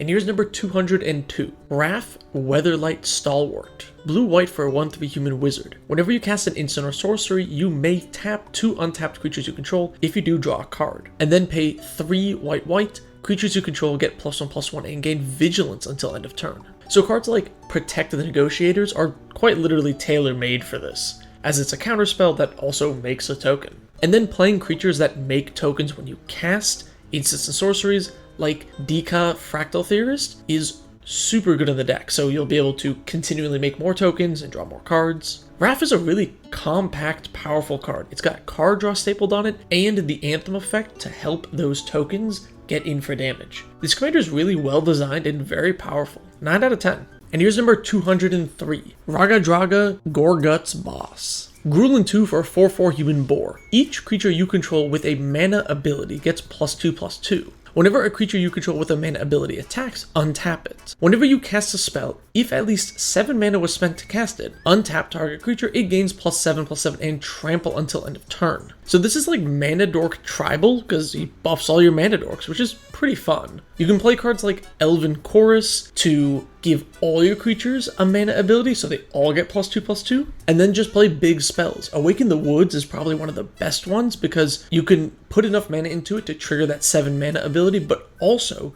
create a ton of creatures that have a mana ability. This commander is truly one of a kind. There is no other Mana Dork Tribal card in the game. I love the design, 10 out of 10. What an interesting, cool Gruul card. And here's number 204, Ryu, Storm's Edge. Boros and 2 for a 3/3 human samurai with first strike. Whenever a samurai or warrior you control attacks alone, untap it. If it's the first combat phase of the turn, there is an additional combat phase after this. So you could go samurai or warrior tribal and play stuff like Asari Captain, which buffs up your samurais and warriors. You could also go for an equipment theme and go Voltron, play stuff like Aster, Bearer of Blades, who's also a warrior, which is pretty useful. And lastly, you can play an Exalted sub-theme with cards like Sublime Archangel, since you're going to be attacking alone anyway. If this commander was just Boros, I attack Voltron, it'd probably be like a 2 out of 10, but I'll bump it up to a 5 because the Samurai or Warrior theme is pretty unique. And here's number 205, Ramirez de Pietro Pillager. Dimir 2 for a 4/3 human pirate. When Ramirez enters the battlefield, you lose 2 life and create 2 treasure tokens. Whenever one or more pirates you control deal combat damage to a player, exile the top card of that player's library. You may cast that card for as long as it remains exiled. So this works really well with a lot of evasive pirates that want to connect anyway, like Malcolm Keen-Eyed. And that enter the battlefield effect is pretty powerful, so cards like Thassa Deep Dwelling flickering your commander is really nice. Don't forget that changelings are also pirates, and there are some pretty useful evasive ones. This commander's a pretty fun theft pirate deck that's very flavorful and demure while also being combat oriented. 7 out of 10, really good design. And here's number 206, Ramses Assassin Lord. Demir 2 for a 4/4 human assassin with Death Touch. Other assassins you control get +1/+1. Whenever a player loses the game, if they were attacked this turn by an assassin you control, you win the game. So this commander is awesome. You can go Assassin Tribal, you can go Infect, you could even go Voltron. There are so many crazy options that you can do, and one of my favorite ones is if you just hit someone with Ramses and convince them to concede, you win the game. This commander is phenomenal, 10 out of 10, amazing design. And here's number 207, Raphael Fiendish Savior. 3 in Rakdos for a 4/4 Devil Noble with flying, and other demons, devils, imps, tieflings get +1/+1 and have lifelink. And at the beginning of each end step, if a creature card was put into your graveyard from anywhere this turn, make a 1/1 devil that pings when it dies. So you want to play tribe members like Zerzoth, which is a devil that makes more devils, so you can get extra value. Hidetsugu is a demon that lets you sacrifice stuff, so you can trigger those pings and get more dudes. Honestly, this commander is pretty straightforward. If you like these tribes and want to put them all together in a Rakdos sacrifice deck, then go for it. If not, don't. 6 out of 10, mostly just because it's a unique card with the tribes, otherwise it's pretty meh. And here's number 208, Rasand Yin Bashir. 2 and a white for an 0/3 human monk. Each creature you control assigns combat damage equal to its toughness rather than its power. Whenever he attacks, if you have the initiative, double the toughness of each creature you control until end of turn. Plus, choose a background. So you want to play cards like Nyx Fleece Ram, which normally isn't great in combat, but here is a 2-mana 5/5. And then you want cards like White Plume Adventurer to give you the initiative so you get that double toughness. If you splash red and get a bunch of walls, you can play Vent Sentinel, which is one of my favorite wall defender tribal cards. This commander is pretty fun. It's an archetype we've seen before, but it's really niche. I like it a lot, and choosing a background means you can do any 2-color combination you want, which is so sweet. 7 out of 10. And here's number 209, Rasputin the Oniriomancer. Azorius and 1 for a 4/1 human wizard. When it enters the battlefield, gets a dream counter for each opponent you have, and then each opponent makes a 1/1 goblin. You can tap and remove 1 or more dream counters to add that much colorless. Or you can tap, remove a dream counter, make a 2/2 knight with pro red. So I see people on EDH Rec playing this as like a blink commander, but why would I ever want to blink Rasputin? That just gives my opponents more goblins. Like, I know it resets the number of counters on him, but like, that still seems pretty meh. Like, it doesn't do that much anyway. I get the original Rasputin was a blink commander, so maybe people are trying to connect it in some way. I don't know. This new one is terrible. Like, correct me in the comments if I'm missing something, but this is a 1 out of 10 as far as I'm concerned. And here's number 210, Radadrobic of Urborg. 2 and Orzhov for a 3/3 zombie wizard. With Vigilance and Ward 2, other zombies you control have Vigilance. Whenever another legendary creature you control dies, create a token that's a copy of that creature, except it's not legendary, and it's a 2/2 black zombie in addition to its other colors and types. So imagine you have an Elishnorn in play, pretty good card. Be great to have multiples of. So you put a Gift of Immortality on it, which will reanimate it at every end step. And then you play any sack outlet. And now on each end step, you're making another Elishnorn. And that's just the tip of the iceberg with this commander. There are so many crazy shenanigans you can do with Radadrobic. This commander is awesome. It gets the deck brewing juices flowing. 10 out of 10. If you're looking for a sacrifice commander, this is probably the most fun. And here's number 211, Renari Merchant of Marvels. Blue and 3 for 2/4 Dragon Artificer. You may cast dragon spells and artifact spells as though they had flash. Choose a background. So it is kind of neat to give your big dragons like Old Gnawbone flash so that you can cast them on an end step and then untap and attack immediately. And giving things like Solemn Simulacrum flash is also fun because you can flash it in as a blocker and then draw a card when it dies. Ultimately, I don't think this commander is a very good Dragon Tribal commander, nor is it a very good Artifact commander. It's neat that it does both, but isn't amazing at either. Choose a Background is a nice ability, so 6 out of 10. And here's number 212, Rigo Streetwise Mentor. Hybrid Selesnya, Hybrid Azorius, and White for a 2/2 cat citizen. He enters the battlefield with a shield counter on it, and whenever you attack a player or planeswalker with one or more creatures with power 1 or less, draw a card. So you want to play a bunch of unblockable doofuses like Slitherblade, since it can just keep chipping in for damage and drawing you a card every turn. This is also probably the best home for Flurry of Wings, which puts X/1/1 bird soldier tokens with flying into play, where X is the number of attacking creatures. And if you really want to have some powerful finishers, if you fill the deck up with extra turn effects, it can be really strong. I like Rigo a lot. It's a really unique card and is also pretty powerful. 8 out of 10. And here's number 213, Rilsa Rael Kingpin. 3 Dimir for a 2/5 human rogue with Death Touch. When she enters the battlefield, you take the initiative. Whenever you attack, target attacking creature gains Death Touch until end of turn. If you've completed a dungeon, that creature also gets +5/+0 and gains First Strike and Menace until end of turn. So you want flicker effects to flicker your commanders so that you can go through the dungeon even faster. And then play cards like Dungeon Map, which also help you speed up the dungeon. And that buff effect is kind of funny if you have like a infect creature, then you give it +5 attack, you can kill someone in 2 turns. This commander is very okay, I guess. It's like a 5 out of 10. It's fine if you want to play the initiative, I guess, but that bonus for finishing the dungeon, since it only buffs 1 creature, is kinda mid. And here's number 214, Risona Asari Commander. Boros in 1 for a 3/3 human samurai with haste. Whenever she deals combat damage to a player, if she doesn't have an indestructible counter, put a counter on it. Whenever combat damage is dealt to you, remove an indestructible counter from her. So Brave the Sands is a really great card here, giving your commander vigilance and allowing it to block an additional creature. And then this has to be an awesome World Slayer commander. World Slayer is an equipment when the equipped creature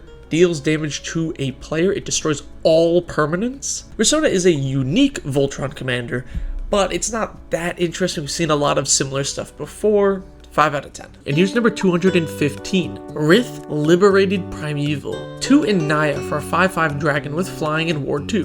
Other dragons you control have ward 2. At the beginning of your end step, if a creature or planeswalker an opponent controls was dealt excess damage during this turn, create a 4/4 red dragon with flying.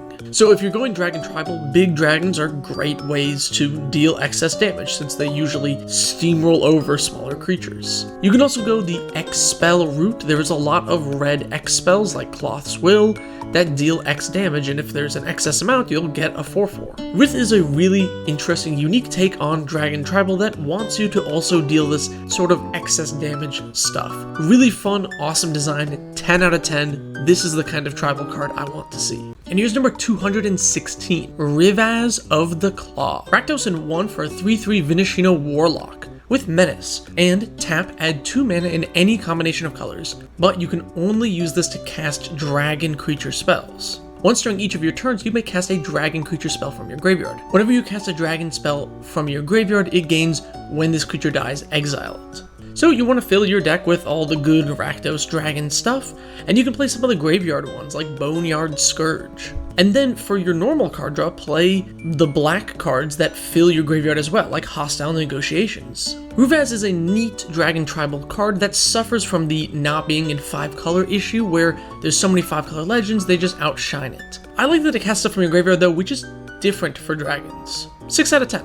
And here's number 217, Rocco Cabaretti Caterer. Naya and X for a 3/1 elf druid. When he enters the battlefield, if it was cast, you may search your library for a creature card with mana value X or less and put it onto the battlefield. So you just want a bunch of powerful utility creatures you can tutor up, preferably ones in the, 2 to 3 mana cost range, like Archivist of Ogma.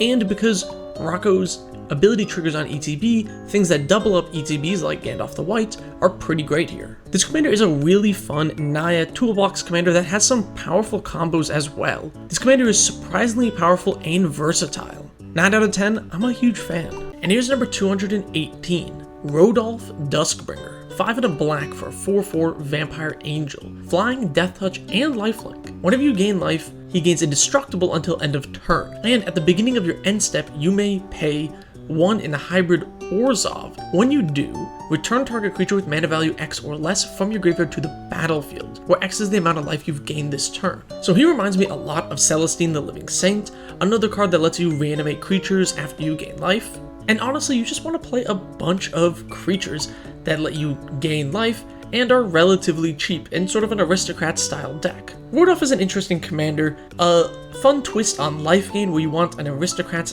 kind of theme. The fact that he gives himself indestructible is also pretty powerful, and he can be kind of sticky if you have instant speed ways to gain life. 7 out of 10. And here's number 219, Rorga Carekeep Overlord. Black-red 3 for a 4/4 Kobold Warrior. Other kobolds you control get +2/+2. Whenever you cast a kobold spell, you may pay 2 generic. If you do, create a 4/4 red dragon with flying. Whenever you cast a dragon, create an 0/1 kobold, named Kobolds of Carekeep. So you can go Kobold Tribal and he buffs them all up and you get a bunch of extra dragons. Or you could play Dragon Tribal and have a bunch of Kobold chump blockers. But the best thing to do with this commander is max out on Changelings, because Changelings will trigger both halves of his effect. This commander is neat because we don't really have Kobold Tribal. As far as Dragon Tribal is concerned, he's probably not amazing. Cool card nonetheless, and really great in a Changeling deck. And here's number 220, Rona Sheoldred's Faithful. 1 blue, black, black for a 3/4 human wizard. Whenever you cast an instant or sorcery spell, each opponent loses 1 life. You may cast Rona from your graveyard by discarding 2 cards in addition to paying its other costs. So this is like a Dimir Gutter Snipe, where you want to cast a bunch of spells to deal a bunch of damage. Outside of some like compact Isochron Scepter combos, there isn't really much of an advantage to playing this commander over many of the other Spellslinger ones. That second effect is just not amazing in Commander, and it's just kind of a 4-mana Gutter Snipe. It's pretty bad. 3 out of 10. And here's number 221, Rosnak, Heir of Rogra. 1 red for 0/1 Kobold Warrior with Battle Cry. So when it attacks, each other attacking creature gets +1/+0. And Heroic, whenever you cast a spell that targets it, create a 0/1 Kobold named Kobolds of Carekeep. So you want to repeatedly target your commander. Cards like Mark of Fury are really great here since it's an enchantment that gives haste and then goes back to your hand so you can replay it multiple times.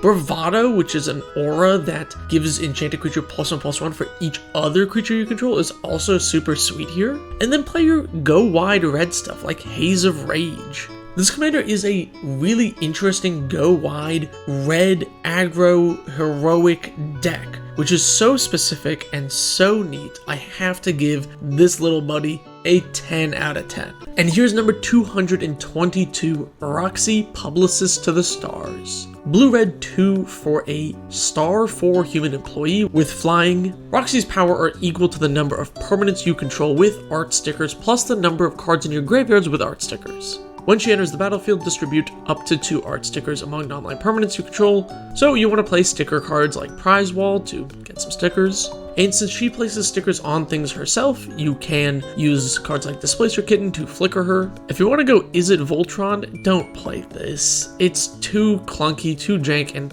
god do I hate stickers. 1 out of 10. And here's number 223, Rulik Mons, Warren Chief. Green, green, red, 1 for a 3/3 goblin with menace. Whenever Rulik Mons attacks, look at the top card of your library. If it's a land, you may put it on the battlefield tapped. If you don't, put a card onto the battlefield this way, create a 1/1 red goblin token. So this is kind of Goblin Tribal, but with a landfall twist. Although I do think it's kind of interesting and neat. Goblins don't really interact with lands very well, so it's not very good at either of these things. This commander's odd, and if you want to go Gruul Goblins, I guess it's fine, but I don't know, 3 out of 10 seems kind of weak. I wish it was a different tribe. And here's number 224, Renati Behemoth Caller. Green and 2 for a 1/3 cat shaman. Whenever you cast a creature spell, with mana value 5 or greater. That creature enters the battlefield with X additional counters, where X is its mana value -4. Creatures you control with 3 or more +1/+1 counters have haste, and tap add a green.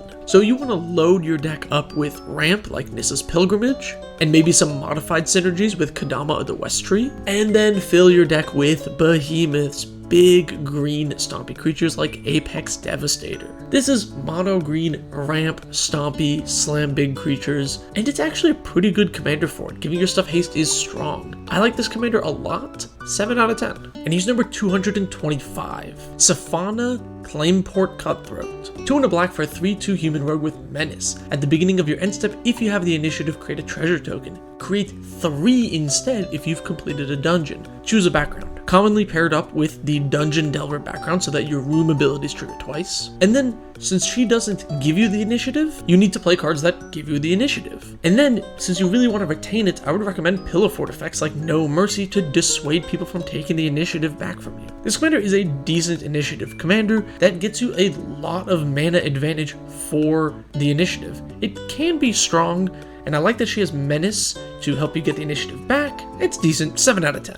And here's number 226, Sandwell Adventure Ace. White and 1 for a 3/1 human pilot. As long as an artifact creature you control is attacking, prevent all damage that would be dealt to Sandwell. And whenever he becomes tapped, exile the top 6 cards of your library. You may cast a vehicle or artifact from among them, put the rest on the bottom in a random order. And just to note, you have to cast the card right then and there. You can't wait to cast it later. So cheap evasive artifact creatures are great so that he doesn't take damage, and vehicles are an alternative way to tap him to get that ability but not risk him in combat. This is a fine vehicle artifact creature aggro deck. I like the design and I like the theme itself, although I really wish that he let you cast the card for free. He would probably have to cost more mana for that, but the fact that you have to pay mana for it makes it kind of meh. 5 out of 10. And here's number 227, Savarok Deathbringer. 3 in black for a 3/4 human knight. At the beginning of each player's end step, if no permanents left the battlefield this turn, that player loses X life where X is Savarok's power, which does include you. Choose a background. So if you pair him with Raised by Giants as your background, giving him base power and toughness 10/10, any turn a player doesn't lose a card, they just take 10 damage. Since you want to be sacrificing stuff during your turn, cards like Awakening Zone are really great. And then I really like fog effects in this deck, because if one of your opponents tries to attack and hopefully have one of their creatures die in combat, you can use fog to prevent that from happening to make sure they take the damage. Savarok is a unique, interesting commander, and I don't think we've ever seen this specific type of ask on a commander ever before. 8 out of 10, really cool design. And here's number 228, Satoru Umezawa. Blue-black 1 for a 2/4 human ninja. Whenever you activate the ninjutsu ability of a creature, look at the top 3 cards of your library, put one of them into your hand, the rest on the bottom. Only triggers once each turn, and each creature in your hand has ninjutsu blue-black 2. So you could go ninja tribal, but why would you? When you can just play huge bombs like the new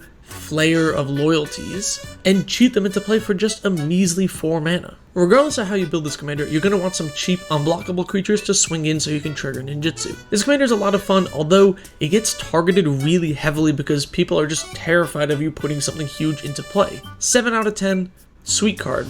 And here's number 229, Satsuki the Living Lore. Green-white for a 1/3 human druid. Tap, put a lore counter on each saga you control, activate only as a sorcery. When Satsuki dies, choose one. Return target saga or enchantment creature you control to its owner's hand, or return target saga from your graveyard to your hand. So this is a saga commander. You get to play cards like Elspeth Conquers Death and power through it and speed up to the last chapters. This is also a great deck for Weaver of Harmony to double up on those triggers. Satsuki is a neat commander. I wish she had a third color though. Green-white sagas is just a little niche at this point because there's not that many sagas. Probably a 5 out of 10, although that alternate art is phenomenal. And here's number 230. Shadowheart Dark Justicar. Black and 3 for a 3/4 human elf cleric. Black and 1. Sacrifice another creature, draw X cards where X is that creature's power. Choose a background. This is most commonly paired up with Master Chef, which will buff up your other creatures when they enter the battlefield, so you can draw even more cards.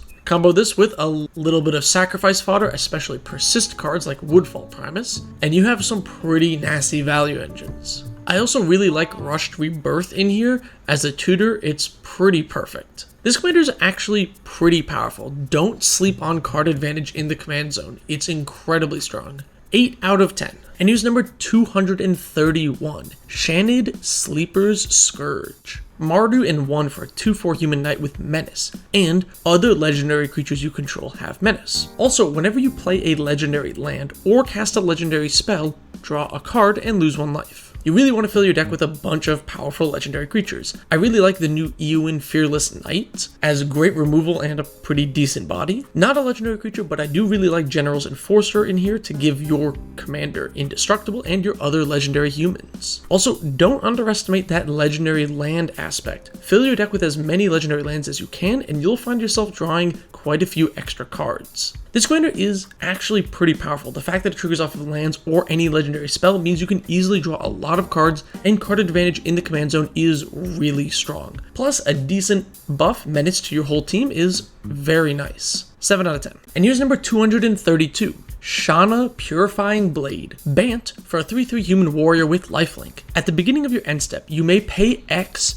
If you do, draw X cards. X can't be greater than the amount of life you've gained this turn. So you want to play a life gain strategy with big lifelink creatures like Sarah Ascendant, and then also you can throw in some life gain support cards like Crested Sunmare, giving you an extra horse every turn that you gain life. You can also play the new Will, Scion of Peace, to help power out some bigger cost cards. Shanna is a pretty powerful commander, and you can go a bunch of different ways with it. I actually think she's also pretty good at Voltron, because as you buff her up, she draws you more cards. Card advantage in the command zone is always really powerful, and this is a nice Bant life gain commander. 7 out of 10, it's a pretty sweet card. And here's number 233, Sheoldred the Apocalypse. 2 black for a 4/5 Phyrexian Praetor with Death Touch. Whenever you draw a card, gain 2 life.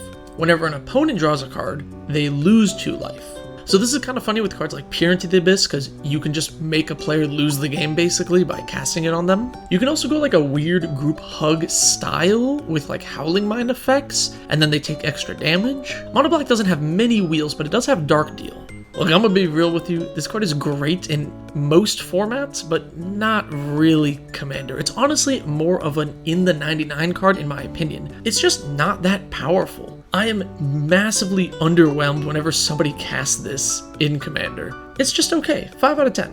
And here's number 234, Shigeki Jukai Visionary. Green and 1 for a 1/3 Snake Druid enchantment creature. With green and 1 tap, return it to its owner's hand, reveal the top 4 cards of your library, put a land onto the battlefield, tap the rest into the graveyard, and then green XX channel, discard it, return X non-legendary cards from your graveyard to your hand.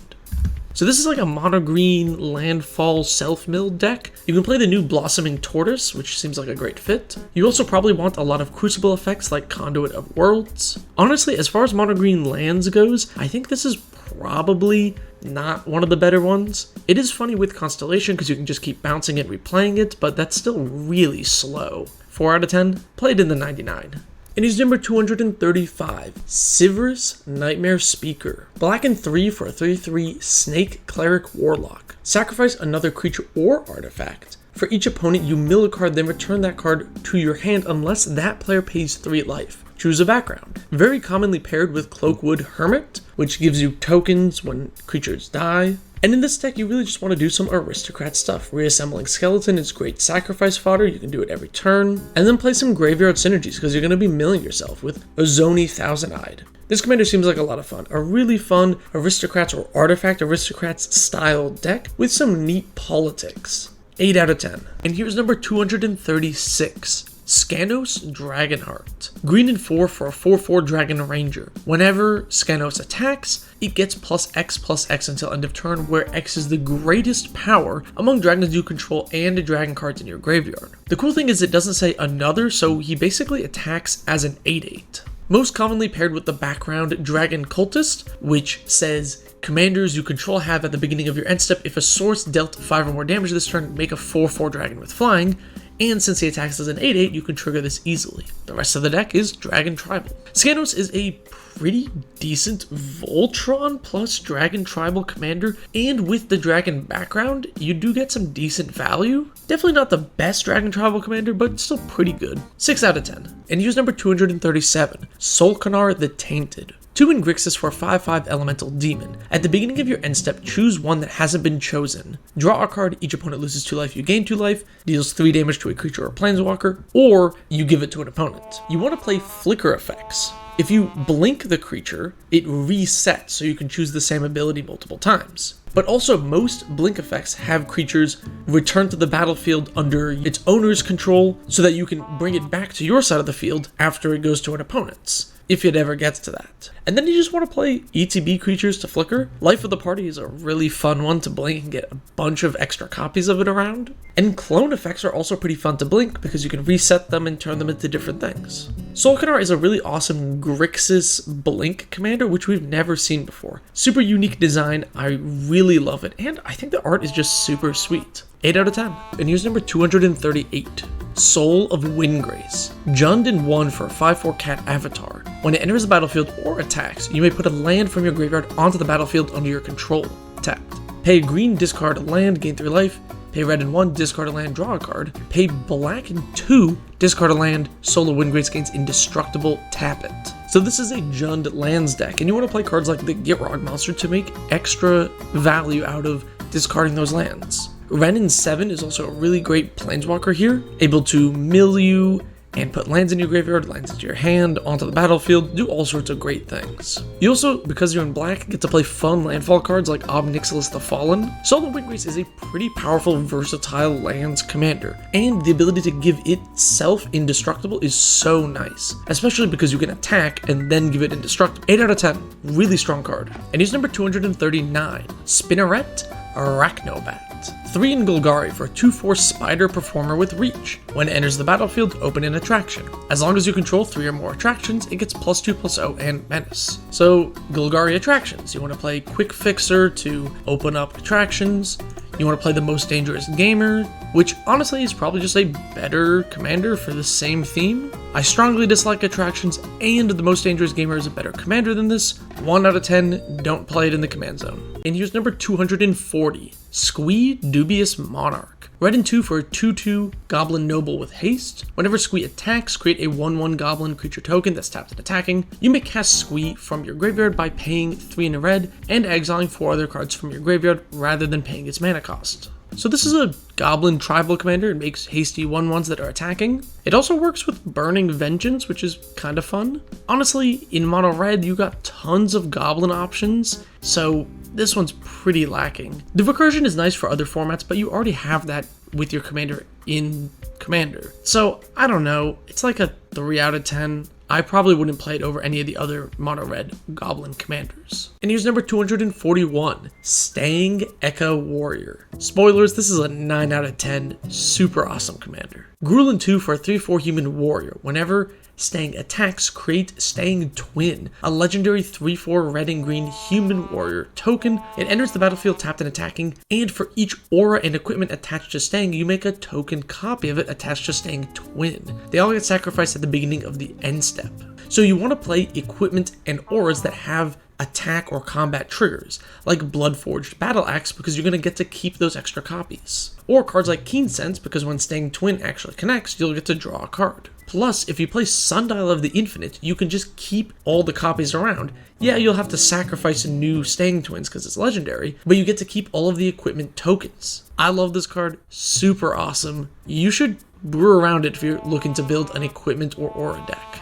And here's number 242, Sten Paranoid Partisan. Azorius for a 2/2 human wizard. When Sten enters the battlefield, choose a card type other than creature or land. Spells you cast of the chosen type cost 1 less to cast. Blue-white 1, exile Sten, return it to the battlefield under its owner's control at the beginning of the next end step. So if you name artifacts and play cards like Sensei's Divining Top, and combo it with something like Mystic Forge that lets you cast things off the top of your library, you can draw your entire deck. You could also name instants or sorceries and build like a Spellslinger variant. This commander is kind of neat. There are a couple different ways you can take it, and I like that you can use the blink effect to reset his ability and name something else. A pretty cool card that's really flexible. 8 out of 10, I think it's pretty fun. And use number 243, Syrinx, Carrier of the Flame. Rakdos and 2 for 3/3 Phoenix with flying and haste. At the beginning of each end step, if a creature left your graveyard this turn, target Phoenix you control deals damage equal to its power to any target. Whenever another Phoenix you control dies, you may cast Syrinx from your graveyard. So this works really well with Phoenixes like Skyfire Phoenix, which reanimates itself when you cast your commander. You can also play other Rakdos reanimation stuff like Chain or Nightmare Adept to just trigger that first ability. I like that first ability can be triggered with Tortured Existence, and since the commander is a Phoenix, you don't actually need another Phoenix for it to work. I don't have a whole lot to say about this card, honestly. It's Phoenix Tribal, which is cool, we haven't seen that much before, and it does some fun Rakdos reanimation shenanigans. 6 out of 10, it's a decent card. And use number 244, Sazerac the Silent King. Black, 1 for a 3/4 Necron with flying, and whenever Sazerac attacks, mill 3 cards. You may put an artifact creature or vehicle from among them into your hand this way. So this works really well with a bunch of artifact creatures like Scrap Trawler that utilize the graveyard well. You can also play Beacon of Unrest, which lets you reanimate an artifact or creature, and since you're milling yourself, it's pretty great. And I know Sazerac does have flying, but you still might want a little bit of extra evasion. Key to the City is a great card for looting and giving your commander unblockable. Sazerac's a pretty sweet card, and mono black artifact creature is not really like a theme we have too much of. 7 out of 10. And here's number 245, Tameshi Reality Architect. Blue and 2 for a 2/3 Moonfolk Wizard. Whenever one or more non-creature permanents are returned to hand, draw a card. This ability triggers only once each turn. Pay white and X, return a land you control to its owner's hand, return target artifact or enchantment with mana value X or less from your graveyard to the battlefield. Activate only as a sorcery. So you want to play cards like Cyclonic Rift to bounce your opponent's stuff, to draw a card here and there, and then you want to play artifacts to reanimate from your graveyard. Lotus Bloom is really good in this deck because you can get it back for 1 white mana, and actually it has a lot of combos with this commander. This card's interesting. The whole bouncing a non-creature thing to draw a card is kind of unique, and it works with artifacts or enchantments. Really flexible, pretty sweet design. 8 out of 10. I'm a huge fan of this card. And he's number 246, Tatsunari Toad Rider. 2 and a black for a 3/3 human ninja. Whenever you cast an enchantment spell, if you don't control a creature named Keimi, create a legendary 3/3 black and green frog creature token with whenever you cast an enchantment, each opponent loses 1 life and you gain 1 life. And then you can pay 1 in a hybrid Simic to give the Toad Rider and target frog kind of pseudo-flying. So this is an enchantment deck. You want to play all of your enchantress effects to draw extra cards and get value from those enchantments. But where this gets really spicy is with mutate, because you can mutate on top of the frog token to get a different named card, meaning when you cast another enchantment, it will check, see that you don't have a card of that name, create a new token, and then fill your deck with cheap enchantments to trigger all of your mutated frogs and drain your opponents out of the game. This commander is a really fun,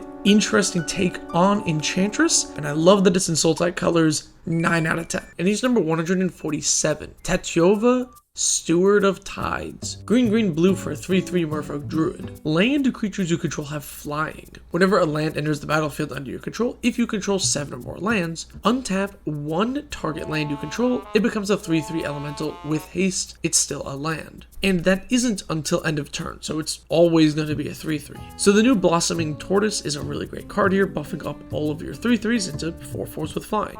You also have this random old card from Guild Pack, Earth Surge, which also buffs up land creatures. When compared to other Simic landfall commanders, this card is really not that powerful, but if you don't mind the lack of power, the card's pretty interesting and fun. You do get absolutely destroyed by board wipes, so try not to overcommit and play ways to protect your creatures. 5 out of 10, it's interesting at least. And here's number 248, Taunos, Solemn Survivor. Blue and 1 for a 1/3 human artificer. Pay 2, tap, create a token that's a copy of up to 1 target artifact token you control, mill 2 cards. Pay 1 in Esper, tap, sacrifice 2 artifact tokens, exile an artifact or creature from your graveyard, create a token that's a copy of the exiled card, except it's an artifact in addition to its other types, only activate as a sorcery. So you want cards like Tivit, Seller of Secrets, which makes many tokens so that you can create copies, then them if you really wanted, or just sacrifice them for that reanimation effect. And then you want big creatures like Phyrexian Triniform to reanimate from your graveyard and get out into play for cheap. And if you have a bunch of random artifact tokens sitting around, I really like the board wipe Teriasari's Devastation. No way I got that name right. This commander seems like a lot of fun. Super sweet card, really flexible, 9 out of 10. Maybe I'm biased, but I really like it. And here's number 249. Taunos the Toymaker. Simic in 3 for a 3/5 human artificer. Whenever you cast a beast or bird, you may copy it, except it's an artifact in addition to its other types. So you want to play some of the new birds from Eldraine like the Goose Mother, and also beast tribal cards like Crozen Warchief, which is a pretty powerful tribal member. Don't forget changelings like Realmwalker are also beasts and birds, so you can use it for both halves of that. Beast and bird tribal is really funky, and I kind of appreciate that. It's a tribal deck, but for unique tribes, so I gotta give it at least a 7 out of 10. And here's number 250, Tetsuo Imperial Champion. Grixis for a 3/3 human samurai. Whenever Tetsuo attacks, if it's equipped, choose one. Deal damage equal to the highest mana value among equipment attached to it to any target. You may cast an instant or sorcery from your hand with mana value less than or equal to the highest mana value among equipment attached to Tetsuo without paying its mana cost. So suspend cards like Ancestral Visions are really great here. Since it has no mana cost, if you're equipped with anything, you can always cast it. And then you want to play big equipment like Embercleave, which is perfect here since you can reduce the cost of it, but it's still a 6 CMC card. And then extra combat steps are just pretty nutty here, being able to take advantage of that ability multiple times, or especially if you're attacking and casting the Relentless Assault for free. This commander is really unique, especially in Grixis colors. We don't really have an equipment commander for that, and I really think that's pretty awesome. 8 out of 10. And here's number 251, the Archimanderite. Jeskai in 2 for an 0/5 human advisor. At the beginning of your upkeep, gain X life, where X is the number of cards in your hand minus 4. Whenever you gain life, each advisor, artificer, and monk you control gains vigilance and gets +X/+0 until end of turn, where X is the amount of life you've gained. And then tap 3 untapped advisors, artificers, or monks you control, draw a card. So you can pick one of those tribes listed and build around that as a weird tribal deck. You can also play cards like Beacon of Immortality to give your whole team like +20/+0. Also, sweet Persistent Petitioner's deck, since it is an advisor and you can jam 40 of them in your deck. This commander is a really unique tribal commander that also cares about life gain. It does a lot on one card, and I like that a lot. 7 out of 10. I'm thinking about brewing around it. And here's number 252, the Beamtown Bullies. Jundin 1 for a 4/4 Ogre Devil Warrior with Vigilance and Haste. Tap, target opponent whose turn it is puts target non-legendary creature from your graveyard onto the battlefield under their control. It gains haste. Goad it. At the beginning of the next end step, exile it. So you want to play some reanimator cards like Buried Alive to fill up your graveyard with all your bombs. But instead of playing just normal big creatures, you can play really bad ones like Leveler. When you give your opponent the Leveler, it's going to exile their entire library, and they basically lose. You can also jam big creatures like Pathrazor of Ulamog with Annihilator, since it's going to be slamming in at someone else, or you can reanimate it to your side of the field. Beamtown Bullies is a really powerful Jund reanimator type deck. If you're going to build it, be ready, because people are going to be targeting your commander really hard. Since it has haste, it's a really lethal threat. 7 out of 10. And here's number 253, the Council of 4. 3 in Azorius for an 0/8 human noble. Whenever a player draws their second card during their turn, you draw a card. Whenever a player casts their second spell during their turn, you make a 2/2 white knight creature token. So you can play cards like Kami of the Crescent Moon to make everyone draw an extra card, so you get to draw a bunch of extra cards. You could also play Knight Tribal, since this does create a bunch of Knight tokens. Honestly, you can just put this at the helm of any generic Azorius deck and just get value. You don't even need much synergy. It's an 0/8 that blocks really well and will just randomly draw you cards or make you knights throughout the game. This card's pretty neat, but a bit boring, I think. 5 out of 10. And here's number 254, the Ever-Changing Dane.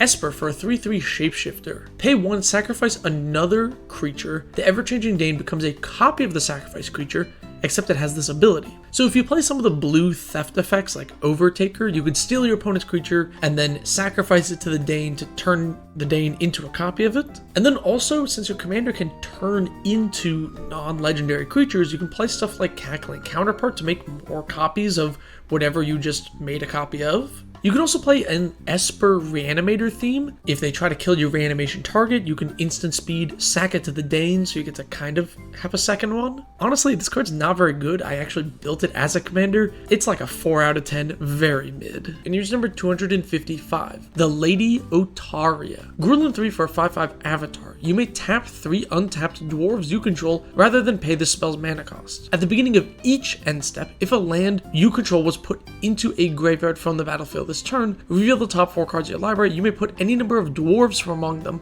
into your hand. Put the rest on the bottom in a random order. So you want to play lands that sacrifice themselves, like Blighted Woodland, which is a ramp spell on a land, and then Crucible effects to get them back. And then I guess Dwarf Tribal from there, really just fill your deck with dwarves. This commander is kind of interesting. It's Dwarf Tribal, and she can kind of reduce her cost. It doesn't eliminate the commander tax, but it does make her cheaper. And it says each end step, so you can potentially draw a lot of cards. It's actually pretty decent. 7 out of 10? And here's number 256, the Most Dangerous Gamer. Golgarian 2 for 2/2 Human Gamer Guest with Death Touch. Whenever Most Dangerous Gamer enters the battlefield or attacks, open an attraction. When you open an attraction, put a +1/+1 counter on Most Dangerous Gamer. Whenever you claim the prize of an attraction, destroy target permanent. So this is Golgari attractions. You want to play cards like Deadbeat Attendant to open attractions, and all the attraction cards from that set. Also, this is an ETB trigger, so you can play Panharmonicon to double up the Most Dangerous Gamer and other cards. Personally, this is a 1 out of 10 for me because I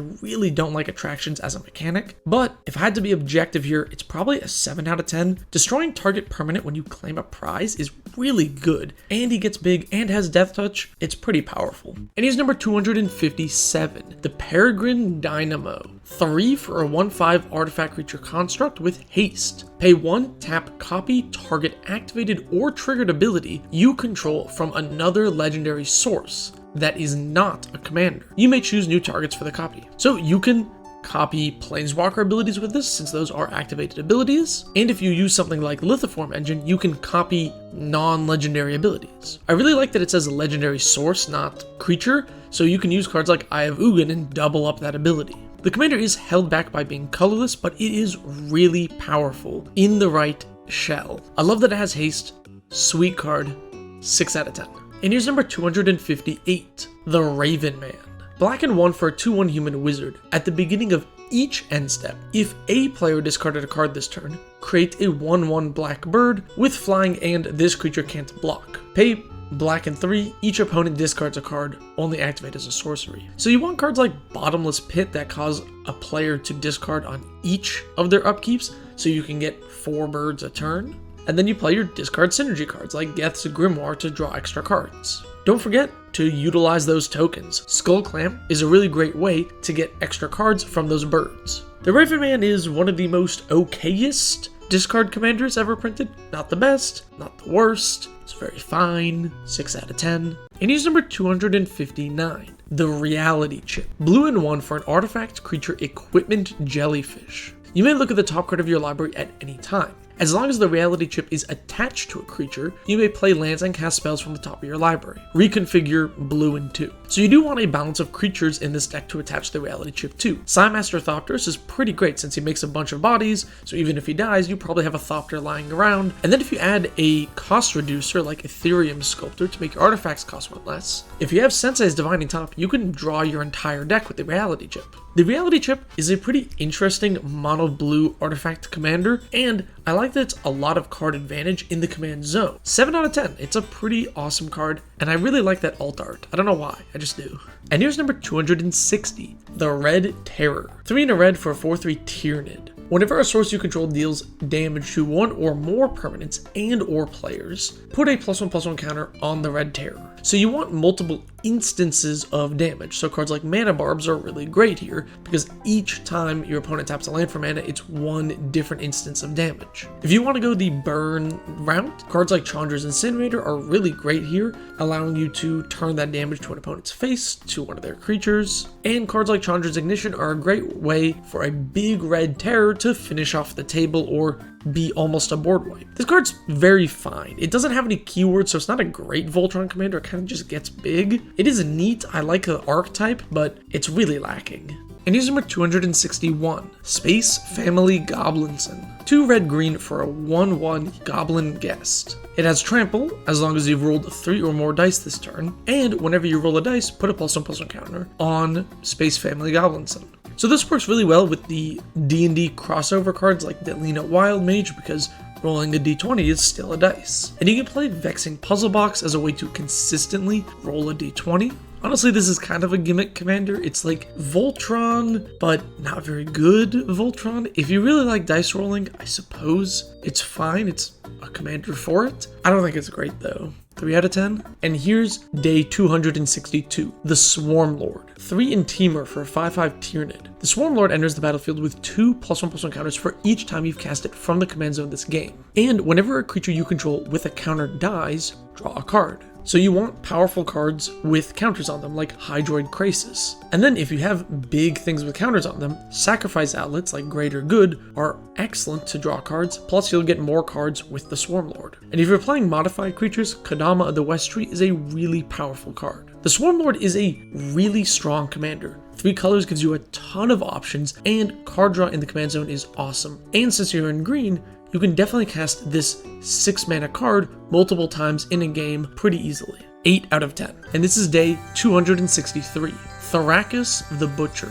3 in Gruul for a 3/4 Dragon Peasant with trample. And whenever he attacks, double the power of each dragon you control until end of turn. So this reminds me a lot of Atarka Worldrender, which gives all your attacking dragons double strike. Unlike Atarka though, Thrakus needs to attack, so haste enablers are really key here. Honestly, I don't have a whole lot to say about this card. It's Gruul Dragon Tribal. It seems decent for that. That's about it, 5 out of 10. And here's day 264, Titania Nature's Force. 4 green for an elemental. You may play Force from your graveyard. Whenever a Force enters the battlefield under your control, create a 5/3 elemental. Whenever an elemental you control dies, you may mill 3 cards.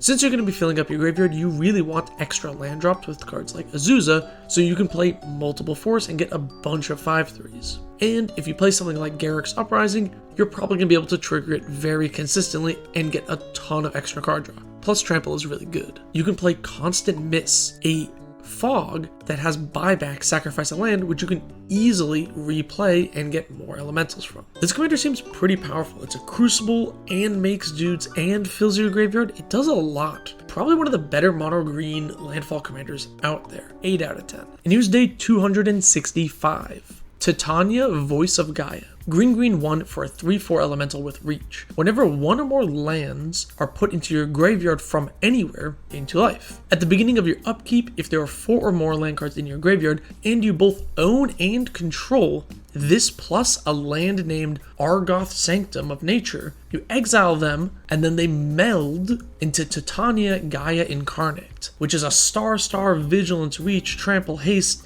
with power and toughness equal to the number of lands you control, and when it enters the battlefield, you return all lands from your graveyard to the battlefield tapped. And then you can also pay 4 to put 4 counters on a land and turn it into a 0/0, which sounds all well and good, but it is pretty bad. I have seen people meld this before, and then the card just gets killed with a kill spell, and they lost their commander and a land. This card's just, the payoff is not worth it. 4 out of 10. And here's day 266. Tivit, Seller of Secrets. 3 in Esper for a 6/6 Sphinx Rogue. Flying Ward 3. Council's Dilemma. When Tivit enters the battlefield or deals combat damage to a player, starting with you, each player votes for evidence or bribery. Evidence gives you a clue. Bribery gives you a treasure. While voting, you may vote an additional time. So because you get to vote an additional time, if you have 3 other opponents, you get 5 artifacts every time he connects or enters, meaning Time Civ can take infinite turns as long as you can keep attacking. Play this with Academy Manufactor to get absurd amounts of value. And one of my favorite finishers is Cyberdrive Awakener to turn all your random clues and treasures into 4/4 beat sticks that just finish off the opponent. Tivit is an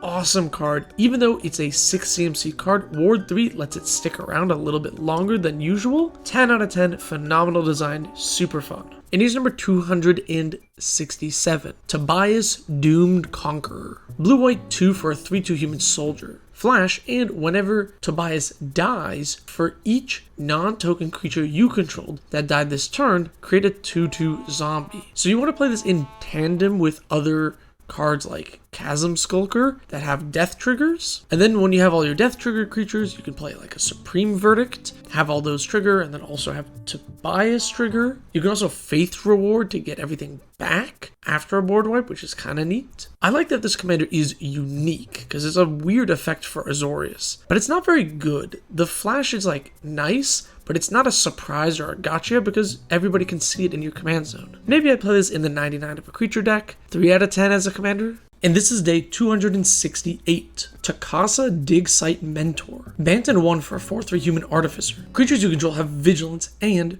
tap Surveil 1. Then you may pay 2 green, white, blue. Exile Takasa from your graveyard. Return any number of target artifacts with total mana value 10 or less from your graveyard to the battlefield. Activate only as a sorcery. So this card's really fun with Drum Bellower because you get to untap all of your creatures and then you can keep surveilling a ton. And then you actually really want to go wide. Cards like Psymaster Thopters are great. Those Vigilance Thopters chip in and can surveil for you. And then fill your deck with cheap artifacts to get a ton of things back with her secondary effect. Don't forget, you can always get as many 0 mana artifacts from your graveyard in one go. I really like the card, 8 out of 10. And this is day 269. Toulouse, Clever Conductor, not a clue how that name is pronounced. Hybrid Azorius, Hybrid Dimir, blue, for a 3/1 human rogue. When she enters the battlefield, connive. And then whenever you discard 1 or more cards, exile them from your graveyard. Then whenever she dies, put the cards exiled with it into your hand. So anything you discard kind of gets banked up and then you can draw it later. So this synergizes really well with self-discard cards like Archfiend of Ifnir,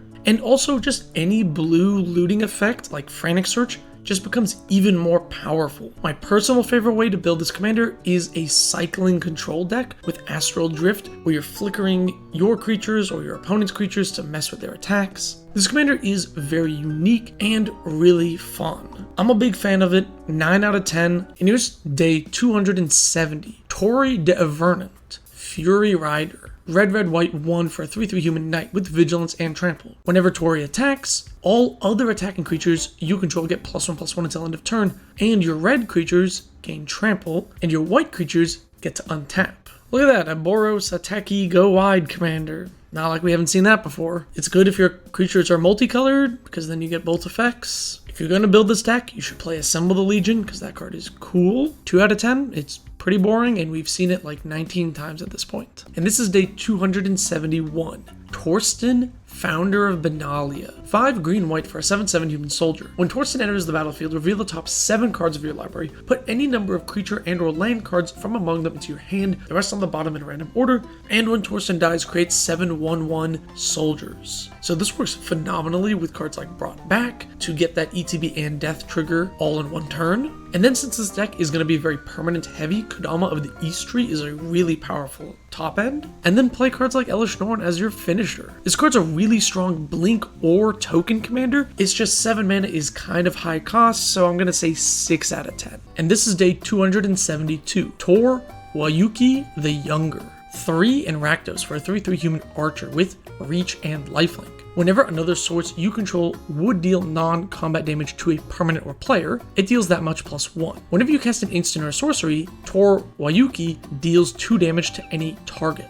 This card is so cool. 9 out of 10, amazing card. It buffs up the damage of your Gutter Snipe effects, so when you cast your instants and sorceries, you're dealing 3 to everyone. And then this is a great deck for Pestilent Spirit, which gives instants and sorceries Death Touch. And then if you give the commander Infect with something like Phyresis, 5 instants and sorceries just kills a player. Rakdos Spellslinger Storm is a really cool, unique strategy that we haven't really seen much of before. This commander is awesome, give it a try. And this is day 273, Trazen the Infinite. 4 black for a 4/6 Necron with Death Touch. And then, as long as Trazen is on the battlefield, it has the activated abilities of all artifact cards in your graveyard. So you want to play black cards that fill up your graveyard like Unmarked Grave. And then play artifacts with activated abilities, like Staff of Domination, which helps Trazen go infinite in a bunch of different ways. But there's other cool activated ability artifact cards that would be sweet here, like Clock of Omens, allowing you to tap or untap artifacts. Trazen is a really interesting card that you will probably eventually accidentally go infinite with sometime during the game. I wish it wasn't just mono black, but still a pretty cool card, 7 out of 10. And here's day 274. Tura Kennerud Sky Knight? How do you pronounce those umlauts? Anyway, blue, white, 2 for a 3/3 human knight with flying. Whenever you cast an instant or sorcery, make a 1/1 soldier token. So this is like an Azorius version of Talrand, where you can play a blue-white control deck and make a bunch of tokens from that. But you get the white token synergy cards like Intangible Virtue, which can be pretty nice. So if you play Talrand and you were like, man, I really wish I could cast Render Silent in my Talrand deck, maybe this is for you? Otherwise, this commander is kind of mid, 5 out of 10. And this is day 275. Tusk and Whiskers. 3 green-white for a legendary creature, Elephant Mouse Performer. When you put an ability sticker on a creature you control, put a +1/+1 counter on that creature. 2 green-white. Tap, you get a ticket.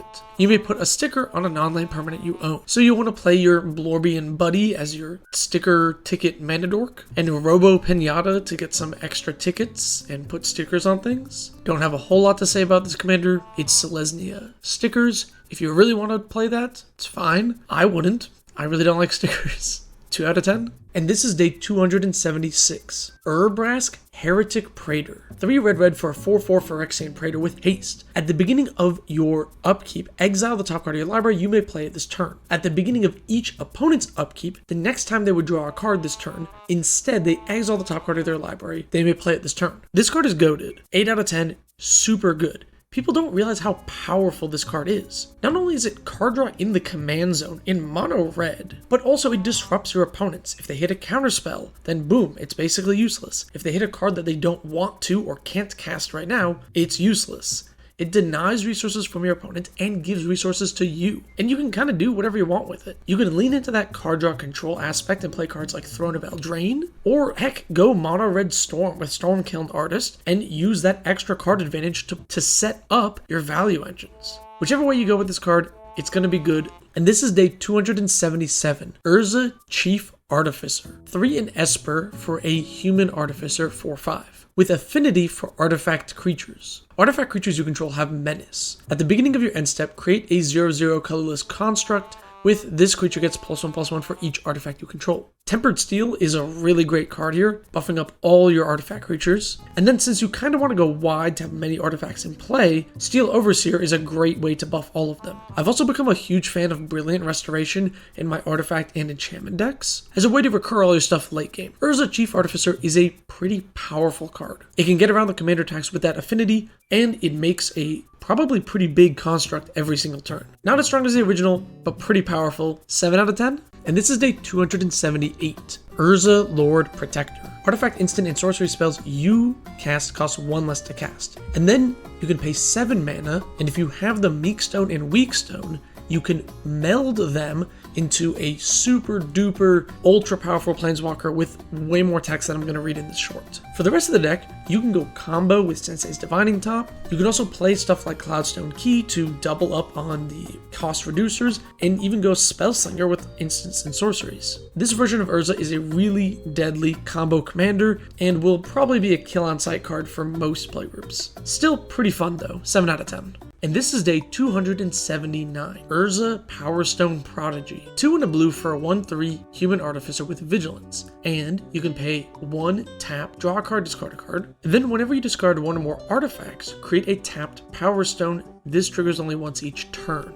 Works really well with Riddlesmith to help you discard cards and make Power Stones. Then you can use Cyberdrive Awakener to animate all those Power Stones. And Geology Enthusiast is a pretty good way to get some extra Power Stones. Not gonna lie, this commander is pretty underpowered. If you really want to make a low power artifact deck, then this is probably a good commander for you. Otherwise, it's really more of an in the 99 card. Too many restrictions, or too high of a mana cost or something. It's just not great. 4 out of 10. And this is day 280. Urza Prince of Krug. Blue-white 2 for a 2/3 human artificer. Artifact creatures you control get +2/+2. Pay 6. Create a token that's a copy of target artifact you control, except it's a 1/1 soldier in addition to its other types.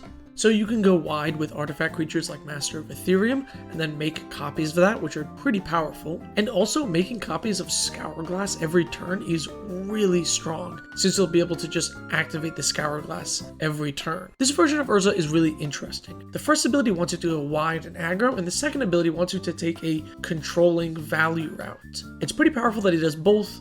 6 out of 10. And this is day 281. Spawn of Turg. 10 out of 10 for the name. I love this card. Black, black, and green for a star 5 frog beast. Its power is equal to the number of lands in your graveyard. At the beginning of your upkeep, you can look at the top card of your library, you may put it into your graveyard. So Surveil 1, which it has been eroded to. Black, green, sacrifice a land, you gain 2 life. So this is no Gitrog monster. It is quite a bit weaker than that, but it is still a cool card. You can play Grapple with the Past for some self-mill action to power up Urg, and then use cards like Worm Harvest as your big retrace finisher that you can repeat. Spawn of Turg is a fun commander. Not a great one though. So it's with a heavy heart that I gotta give it like a 3 out of 10. And this is day 282. Vazzy Keen Negotiator. Jundin 2 for a 3/3 human advisor with haste. Tap. Target opponent creates X treasure tokens, where X is the number of treasure tokens you created this turn. Whenever an opponent casts a spell or activates an ability, if mana from a treasure was spent to cast or activate it, put a counter on target creature, then draw a card. So step 1 of this deck is you play treasure generators like Professional Facebreaker, which also lets you sacrifice treasures for card advantage. And then you play cards like Viridian Revel, which will let you draw a card whenever an opponent cracks a treasure. So you punish them for using the treasures that you give them. And it's really weird. It's like part group hug, part stacks, part politics, because you can put the counters on your opponent's creatures as well. It's super odd and weird. If you like this type of commander where you really want to think outside the box, this is for you. 8 out of 10 though. I really think the design is interesting. And this is day 283. Verak Warped Sengir. 1 in Orzhov for 2/2 Vampire with Flying, Death Touch, and Lifelink. Whenever you activate an ability that isn't a mana ability, if life was paid to activate it, you may pay that much life again. If you do, copy the ability, choose new targets for the copy. So this works super well with fetch lands, allowing you to pay 2 life and get 2 lands, and just ramp. And then you just fill your deck with other life-paying effects, like Vona, Butcher of Magan. And if you want to get really spicy, Kirk allows you to turn other activated abilities into ones that cost life, allowing you to then copy it. Verak is a really unique and interesting card that I really like. Plus, with those random keywords on him, it lets him play offense and defense, plus gaining you life. Really sweet card, 8 out of 10. And this is day 284. Val Candlekeep Researcher. Blue and 3 for a 2/3 human wizard with vigilance. Tap, add an amount of colorless equal to Val's toughness. This can't be spent to cast spells from your hand. Choose a background. So if you pair this with Raised by Giants, it'll give your commander a 10/10 base power and toughness, allowing Val to tap for 10 mana. And you can utilize cards like Magus of the Candelabra to untap your lands, so you can essentially use that mana as real mana. You can also use it for activated abilities. Helix Pinnacle is a really funny win condition that works in this deck. This commander is really sweet. It asks you to build in such a weird way to utilize that mana, and buffing toughness is really interesting as well. Choose a background, it's flexible. 9 out of 10, it's a pretty awesome commander. And this is day 285.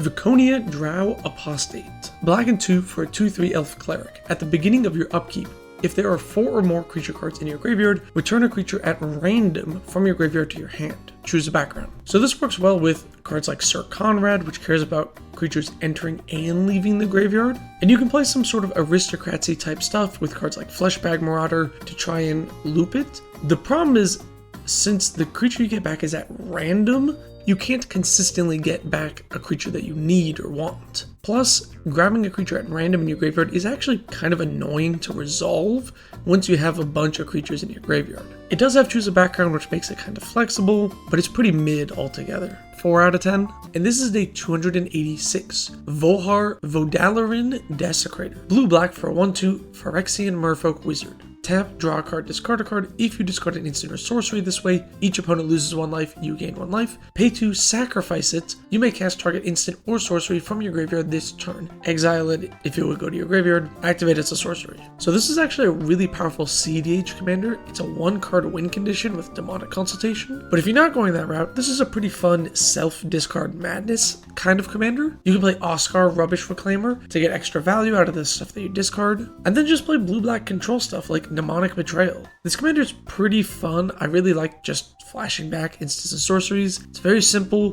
pretty clean design, 6 out of 10. And this is day 287. Volo Itinerant Scholar. Blue and 2 for a 2/3 human wizard. When Volo enters the battlefield, you get a legendary artifact called Volo's Journal with hexproof, and whenever you cast a creature spell, note one of its creature types that hasn't been noted on this artifact. Pay 2, tap, draw a card for each creature type noted. Choose a background. So you want creatures that have many different types on them to trigger the journal a bunch of times. So Siren Stormtamer is a Siren Pirate Wizard, and then since you draw a lot of cards, you can actually play like card draw synergy, because once this deck gets going, you're going to be drawing like 3, 4, 5 cards a turn until you get blown out. See, the problem with this deck is that journal doesn't have indestructible, or even if it did, you would still get destroyed by Cyclonic Rift, Farewell. My point is, you're going to lose the journal, and then the commander kind of sucks. The fragility of this commander really holds it back, 5 out of 10. And this is day 288. Wilson Refined Grizzly. Green and 1 for a 2/2 bear warrior. Uncounterable, vigilance, reach, trample, ward 2, and choose a background. I really like this with the Flaming Fist background. You can play Wilson on 2, cast this on 3, and immediately give Wilson double strike. And then just suit up your bear with other equipment and auras like Bear Umbra. Wilson is a surprisingly powerful Voltron commander for a little 2-mana bear, and the flexibility with choose a background is pretty awesome. 7 out of 10. I like the card a lot. And this is day 289. Will Blade of Frontiers. Red and 1 for a 1/1 human warlock. Instead, roll that many +1 and ignore the lowest. Whenever you roll 1 or more dice, put a +1/+1 counter on Will. Choose a background. So this is your dice rolling commander. You can play it with Delina Wild Mage to try and secure that 15 to 20. And no matter what color combination you choose, don't forget Vexing Puzzle Box as your mana rock of choice. Will is fine. It's a commander for dice rolling if you like dice rolling, and it has choose a background, so you can choose any color. Nothing more to say about this, really. 6 out of 10. And this is day 290. Zyra the Golden Sting. Jundin 1 for a 3/3 insect assassin with flying and haste. Whenever she attacks, put an egg counter on another target creature without an egg counter on it. When that creature dies, if it had an egg counter on it, draw a card and create a 1/1 insect with flying, and look at the art for that token. It is awesome. Anyway, you want to play this with cards like Sakura Tribe-Elder because they sacrifice themselves, so you put an egg counter on it and you get extra value when it sacrifices. And then you can play stuff like Jury and just make a whole sacrifice deck. But don't forget to put egg counters on your opponent's creatures and then pop them with spot removal to get extra value. This commander is quite powerful. Haste lets it put an egg counter the turn you cast it, and the fact that it doesn't have to be on just creatures you control is so nice. Card draw in the command zone is always good. 8 out of 10. I like this card a lot. And this is day 291. Yoshimaru Ever Faithful. 1 white for a 1/1 legendary dog. Whenever another legendary permanent enters the battlefield under your control, put a +1/+1 counter on Yoshimaru partner. This is most commonly partnered up with Rayhan, Last of the Abzan, for some +1/+1 counters shenanigans. And counters is a pretty great route to go with this commander. You get cards like Abzan Falconer, which can give your dog flying. Yoshimaru is a pretty fun partner if you really want a low-to-the-ground kind of aggressive deck and want a legendary or +1/+1 counter spin. It's got a cool dog in the art. 7 out of 10. And this is day 292. Zar Ojinen, Scion of Efrava. 3 in Selesnya for 4/4 cat warrior with domain. Whenever Zar becomes tapped, put a +1/+1 counter on each creature you control with toughness less than the number of basic land types you control. So since this is a 2-color domain card, you want the green effects like Prismatic Omen to turn your lands to lands of every basic type, so you get to buff up everything with less than 5 toughness whenever your commander gets tapped. This is a pretty good deck for Glare of Subdual, so you can tap your commander without having to attack. As far as Selesnya +1/+1 counter commanders go, this is pretty bad. I'm going to have to put this at a 2 out of 10. The 2-color domain legends are just not great. And this is day 293. Zask, Skittering Swarmlord. 3 green for a 5/5 insect. You may play lands and cast insects from your graveyard. Whenever another insect you control dies, put it on the bottom of its owner's library, then mill 2 cards. 1 hybrid Golgari. Target insect gets +1/+0 and death touch until end of turn. So there are actually some pretty powerful insects. Mazarek Kral Death Priest is a really strong card and an insect shaman. Plus, Scoot Swarm can be really dangerous, and since the commander has a crucible effect on him, seems pretty good. And don't forget to bring your copy of Swarmyard to regenerate your insects. Insect Tribal is something we don't have too much of, and I really appreciate that they made a powerful commander for it. Plus, the crucible effect in the command zone is just gravy. Seems like an awesome commander. 7 out of 10, and this is day 294. Zelix Sanity Flayer. 2 and a blue for a 2/3 horror. Whenever a player mills one or more creature cards, create a 1/1 black horror creature token. Pay 1, tap, target player mills 3, choose a background. I like pairing this with the Street Urchin background, allowing you to sacrifice those 1/1s you make for extra damage. And then you can play stuff like Curiosity, so when you ping players with the Street Urchin effect, you get to draw cards. And then play stuff like Intruder Alarm to repeatedly untap your commander and mill a ton. This commander has a lot of flexibility and is pretty interesting as a mill commander. 6 out of 10. And this is day 295. Ziriam Golden Wind. White and 3 for a 3/4 Griffin with flying. Whenever a Griffin you control deals combat damage to a player, create a 2/2 Griffin with flying. So this works well with, and is similar to, Zuberi Golden Feather, which is a legendary Griffin Lord. It's Griffin Tribal. Not a whole lot to say about Griffin Tribal other than play all the best Griffins, which there aren't that many of, to be honest. And maybe play cards like Fire Shrieker because double strike will double the trigger. 6 out of 10, it's fine. Griffins are cool. And this is day 296. Zevlor Elturel Exile. Grixis in 1 for a 4/2 Tiefling Warrior. With haste. Pay 2, tap. When you next cast an instant or sorcery that targets only a single opponent or single permanent and opponent controls this turn, for each opponent, choose that player or permanent they control, copy the spell, and the copy targets the chosen player or permanent. There is a day 0 errata for the word only in the Oracle text. This is a phenomenal 10 out of 10 commander. You can Cruel Ultimatum each opponent. You can Worst Fears each opponent. You can Eternal Dominion each opponent and get 3 epic triggers. This commander is so much fun. And if copying these spells doesn't seem fun to you, then I don't know what would. And this is day 297. Ziatora the Incinerator. Jundin 3 for a Demon Dragon. 6/6 with flying. At the beginning of your end step, you may sacrifice another creature. When you do, Ziatora deals damage equal to that creature's power to any target, and you make 3 treasures. So this works well with treasure synergy cards like Academy Manufactor. This is kind of like a fling deck, so you want to play cards like Malignus that have really high power compared to how much mana you pay. And don't forget cards like Stalking Vengeance, which is really great in fling decks or any sacrifice build. Ziatora is a pretty fun, powerful fling commander with some treasure synergies thrown in. 6 out of 10, it's not bad. And this is day 298. Zur Eternal Schemer. Esper for a 1/4 human wizard with flying. Enchantment creatures you control have Death Touch, Lifelink, and Hexproof. White and 1. Target non-aura enchantment you control becomes a creature in addition to its other types, and has base power and toughness equal to its mana value. Note that that is not until end of turn. If you play cards like Enchanted Evening and turn Zur into an enchantment, he gives himself Hexproof, which is pretty powerful. And cards like Light Minefield gaining Death Touch can basically halt all attacks. You can also play cards like Daxos, which makes really large enchantment creatures, and giving those lifelink and Death Touch can be super powerful. Zur Eternal Schemer is a really interesting card to build around and has such a unique effect. 10 out of 10, I adore this card. And this is a 299. Savitri Dragon Master. Demirin 2 for a 4 loyalty planeswalker. That can be your commander. +1 until your next turn. You can't be attacked unless they pay 2 life for each attacking creature. -3, tutor for a dragon. -7, destroy all non-dragon creatures. And although you do get access to Crux of Fate, which is a great dragon board wipe, and a few other utility dragons like Silumgar the Drifting Death, this commander really suffers from its lack of colors. Dragons have so many 5-color options. I really think this is a more of in the 99 card. If you really want to play this commander as a Dimir dragon option, it's okay. 5 out of 10. And this is day 300. Jared Carthalion. Wooburg for a 5 loyalty planeswalker. +1.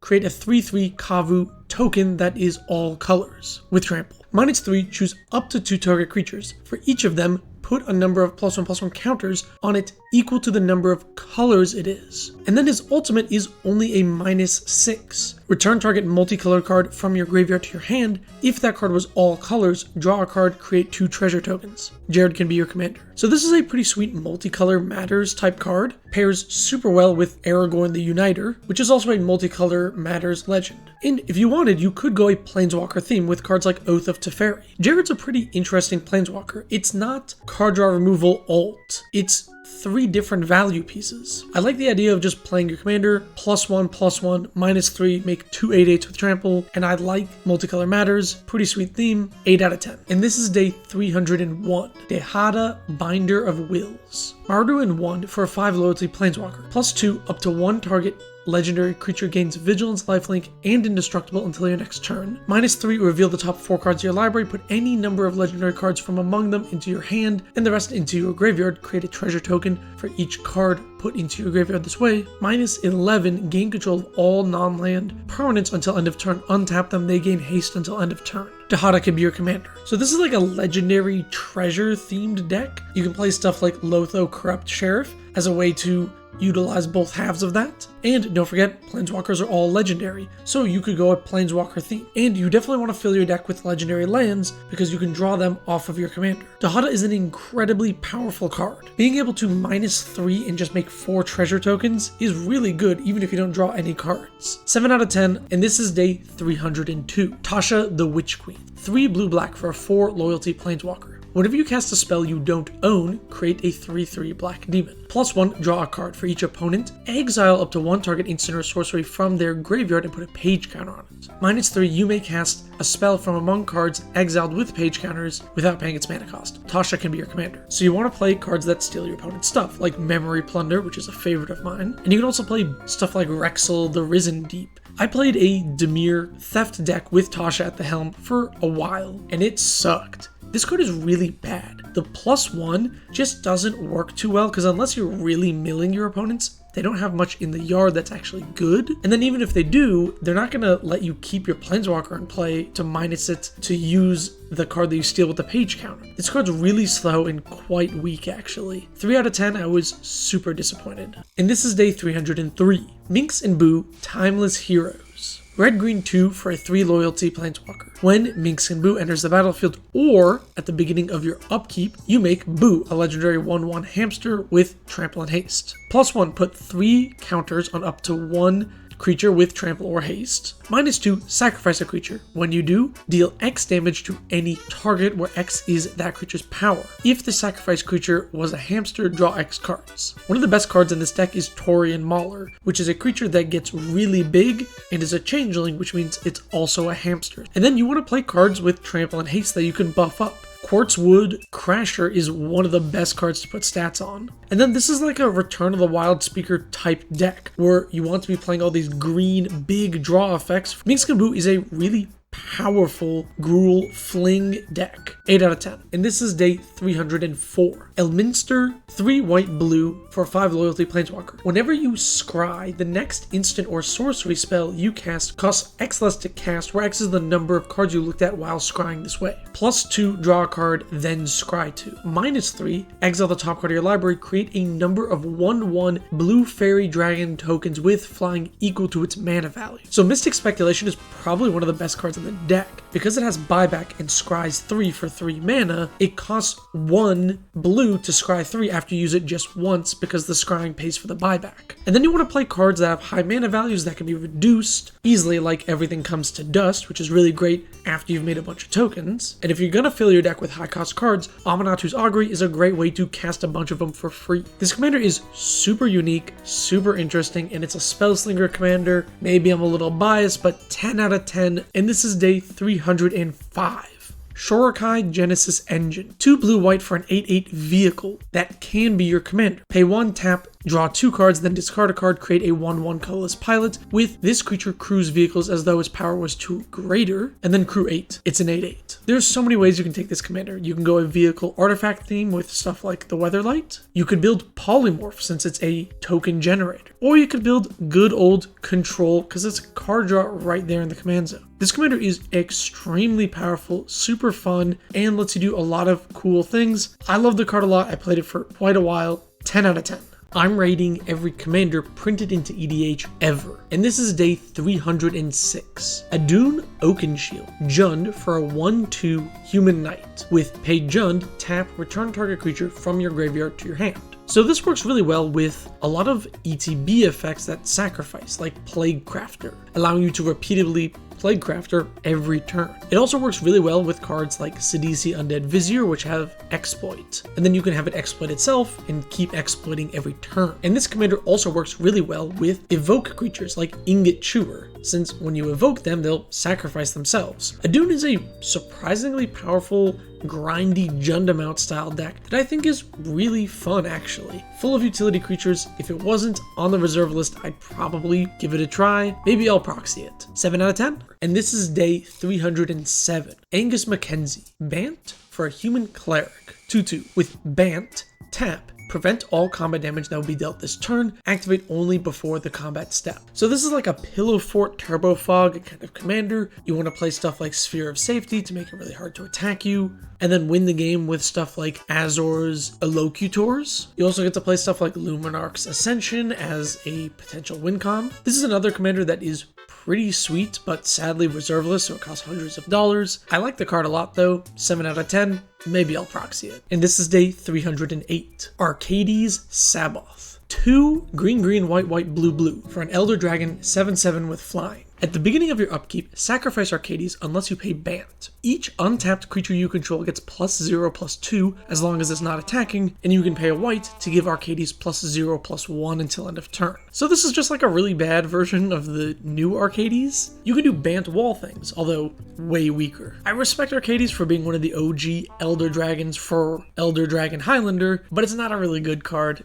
2 out of 10. And this is day 309. Axelrod Gunnarsson? Pretty sweet name. 4 black, red for a giant. 5/5 with trample. Whenever a creature dealt damage by Axelrod dies this turn, you gain 1 life, and he deals 1 damage to target player or planeswalker. So this card works really well with things like Chandra's Ignition, since you can then kill many creatures, and since he doesn't need to deal combat damage, this will trigger his ability multiple times. And then if you want to go that like pinging route, since you're in Rakdos, you can give Death Touch to creatures pretty easily. And then you can play stuff like the new Axonil to buff up the pinging damage. This commander is not amazing, but it is pretty decent for Rakdos ping. 5 out of 10. It's pretty sweet. And this is day 310.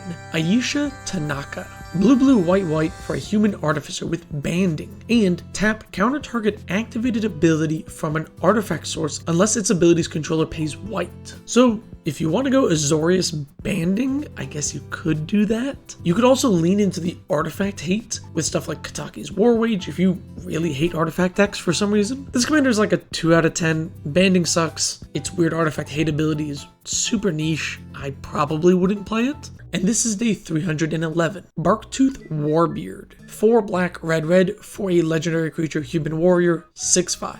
That's it. Yes, he is a warrior, so you can do some warrior tribal things with stuff like Kerrigan Intimidator, but it's a vanilla 6/5, 1 out of 10. If you want to play this as your commander, go for it. I wouldn't recommend it though. And this is day 312. Bartel Rune Axe. 3 in Jund for a giant warrior with vigilance, and Bartel can't be the target of auras. So this is a legendary Jund giant, meaning you could play stuff like Sunrise Sovereign and go giant tribal, but then include some of the black giants like Gravetide. Other than Jund giants for flavor purposes, there isn't much of a reason to play this card. It's pretty bad.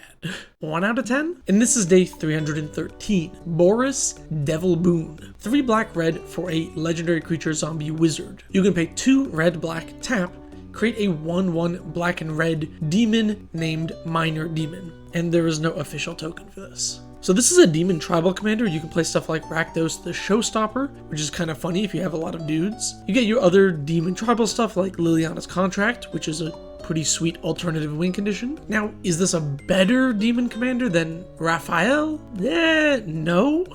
But his name's Boris Devilboon. That's cool. 3 out of 10. And this is day 314. Chromia. 2 white, blue, black for a legendary creature Elder Dragon 7/7. Flying Rampage 2, which means whenever this creature becomes blocked, it gets +2/+2 for each creature blocking it beyond the first. And then at the beginning of your upkeep, you have to sacrifice it unless you pay Esper. So if you can force your opponent to block, which there aren't that many effects in these colors, but Nemesis Mask is a great way to do so, you'll get +2/+2 for each extra creature blocking. And then I think giving this creature Menace is pretty good because then it basically always attacks as a 9/9 if they have to block it. So Inquisitorial Rosette is a pretty decent Menace equipment. This card is one of the better original Elder Dragons. That's not saying that much though. I'll give it a 3 out of 10.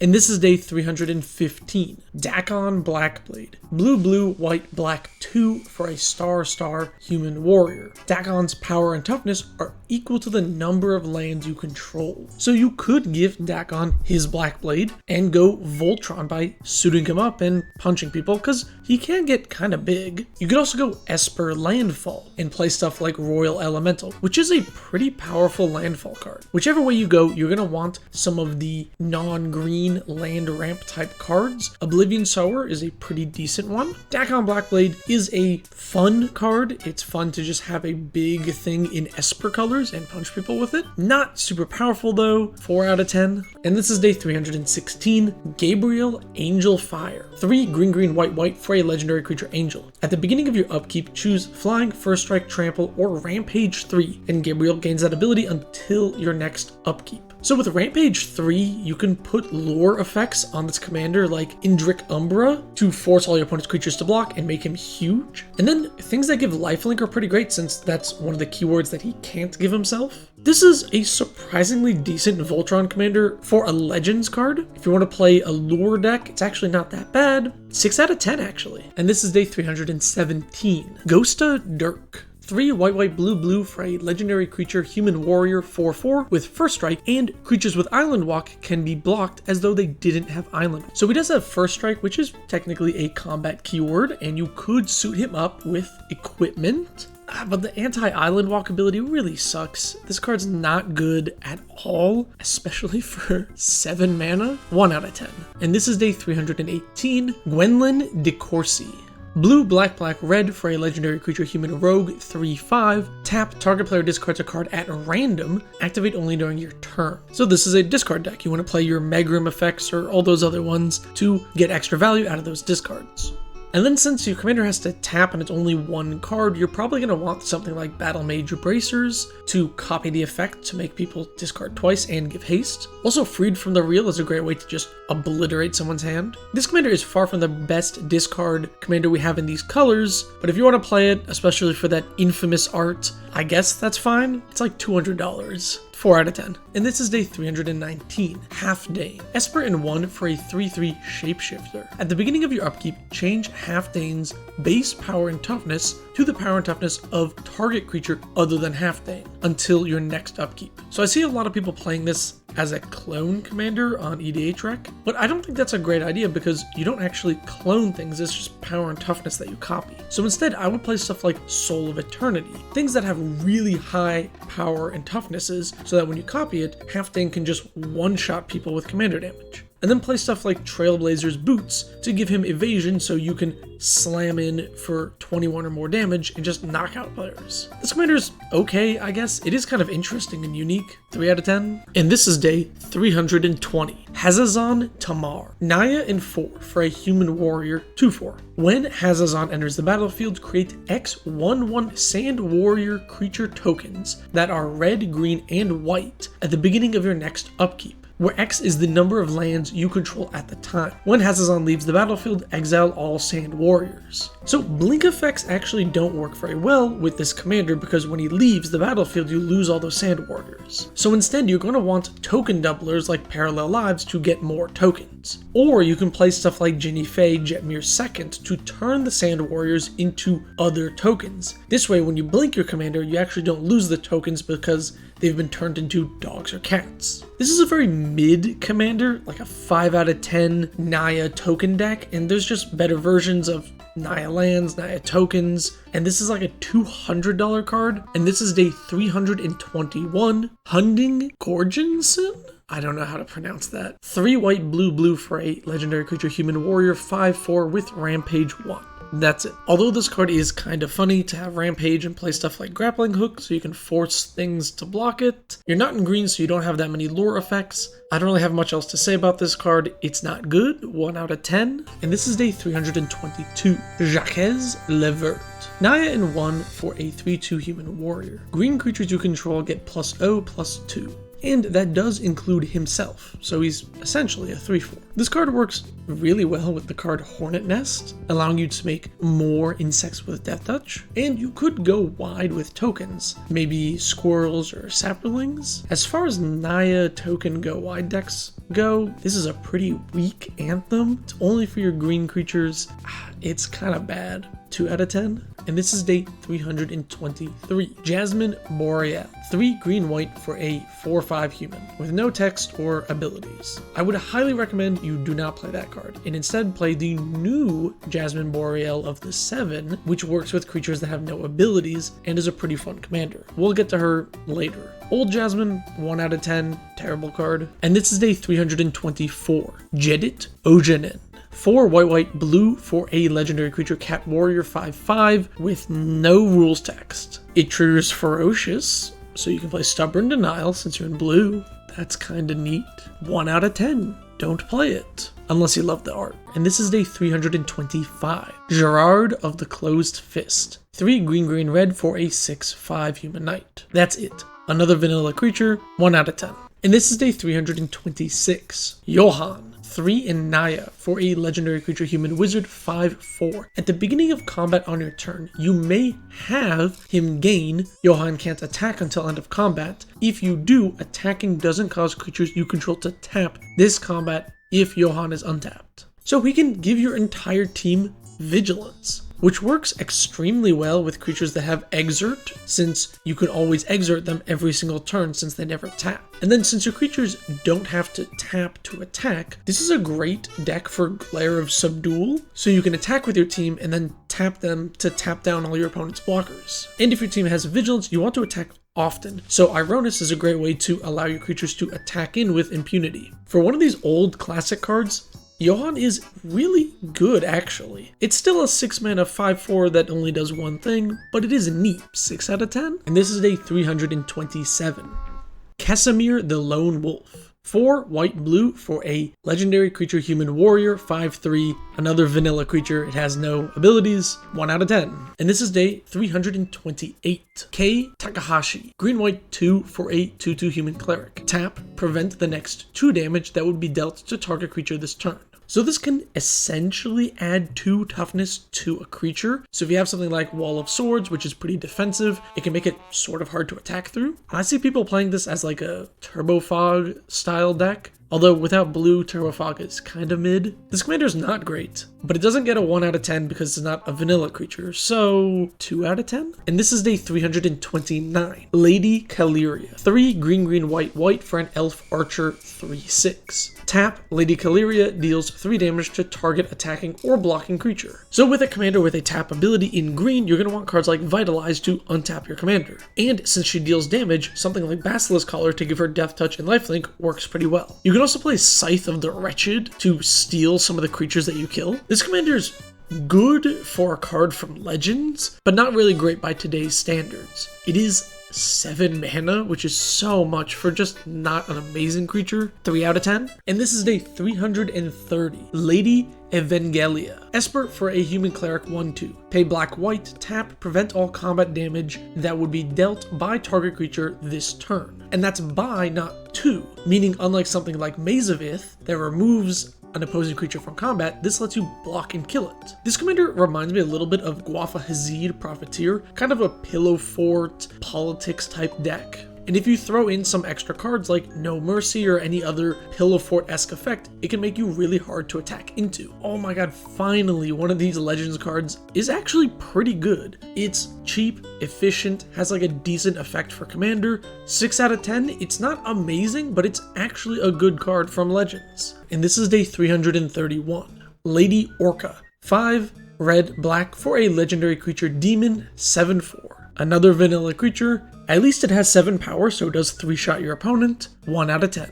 And this is day 332. Livonia Silone. 2 red, green for a human warrior with first strike and legendary landwalk. So she's unblockable, assuming your opponent has a legendary land. So you could go Voltron with this deck if you really wanted to, play stuff like Hammer of Nazan to buff up your commander and give them more protection. And then using weird red donate effects like Bazaar Trader, you could give your opponent legendary lands, and yes, including Urborg, it has no color identity technically. This is perhaps one of the more jank Voltron decks I've seen, and for that uniqueness, I do think it's kind of a fun card. It's not powerful or good in any way, but I'll give it a 5 out of 10 for that fun ability. And this is day 333, Lord Magnus. 3 white, green for a human druid 4/3 with first strike, and creatures with planeswalk can be blocked as though they didn't have planeswalk, and creatures with forest walk can be blocked as though they didn't have forest walk. So this lets you stop all those pesky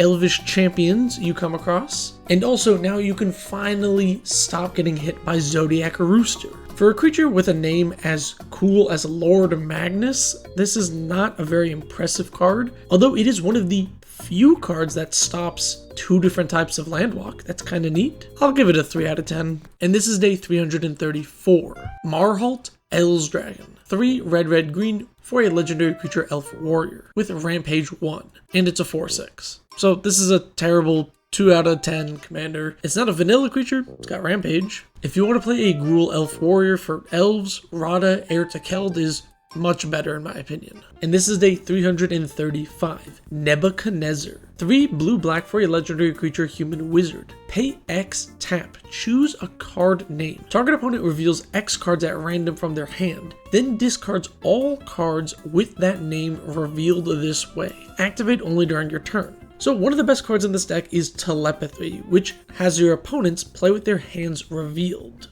And then you want to play other things that discard, like Siphon Mind.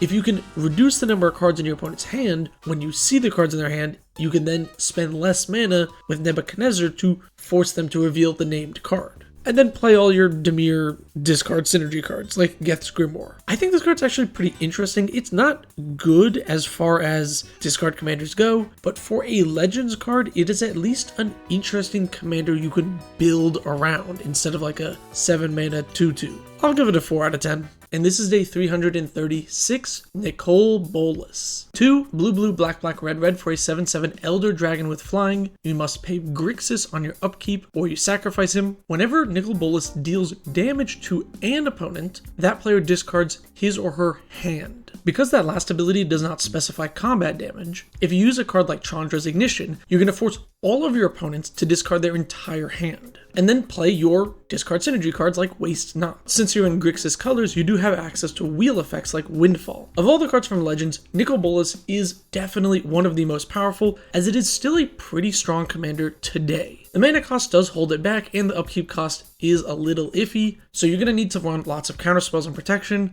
but the card is pretty sweet and relatively powerful. I gotta give him a 7 out of 10. It's Nicol Bolas, I mean, come on. And this is day 337. Palladium Moors. 2 red, green, white for an Elder Dragon 7/7 with flying and trample. At the beginning of your upkeep, sacrifice Palladium Moors unless you pay Naya. So it's like a big creature with keywords. You could suit him up with Snake Umbra or other auras and equipment. It's a pretty boring card, just 2 keywords on a 7/7. I gotta give it like a 2 out of 10 maybe. And this is day 338. Pavel Maliki. 4 black-red for a legendary creature human 5/3. You can pay black-red to give Pavel +1/+0 until end of turn. So you can play stuff like Tainted Strike because it's able to buff up his own power, and you can go for a one-shot infect kill. Or if you have enough mana generation, you could fling your commander for a bunch of damage.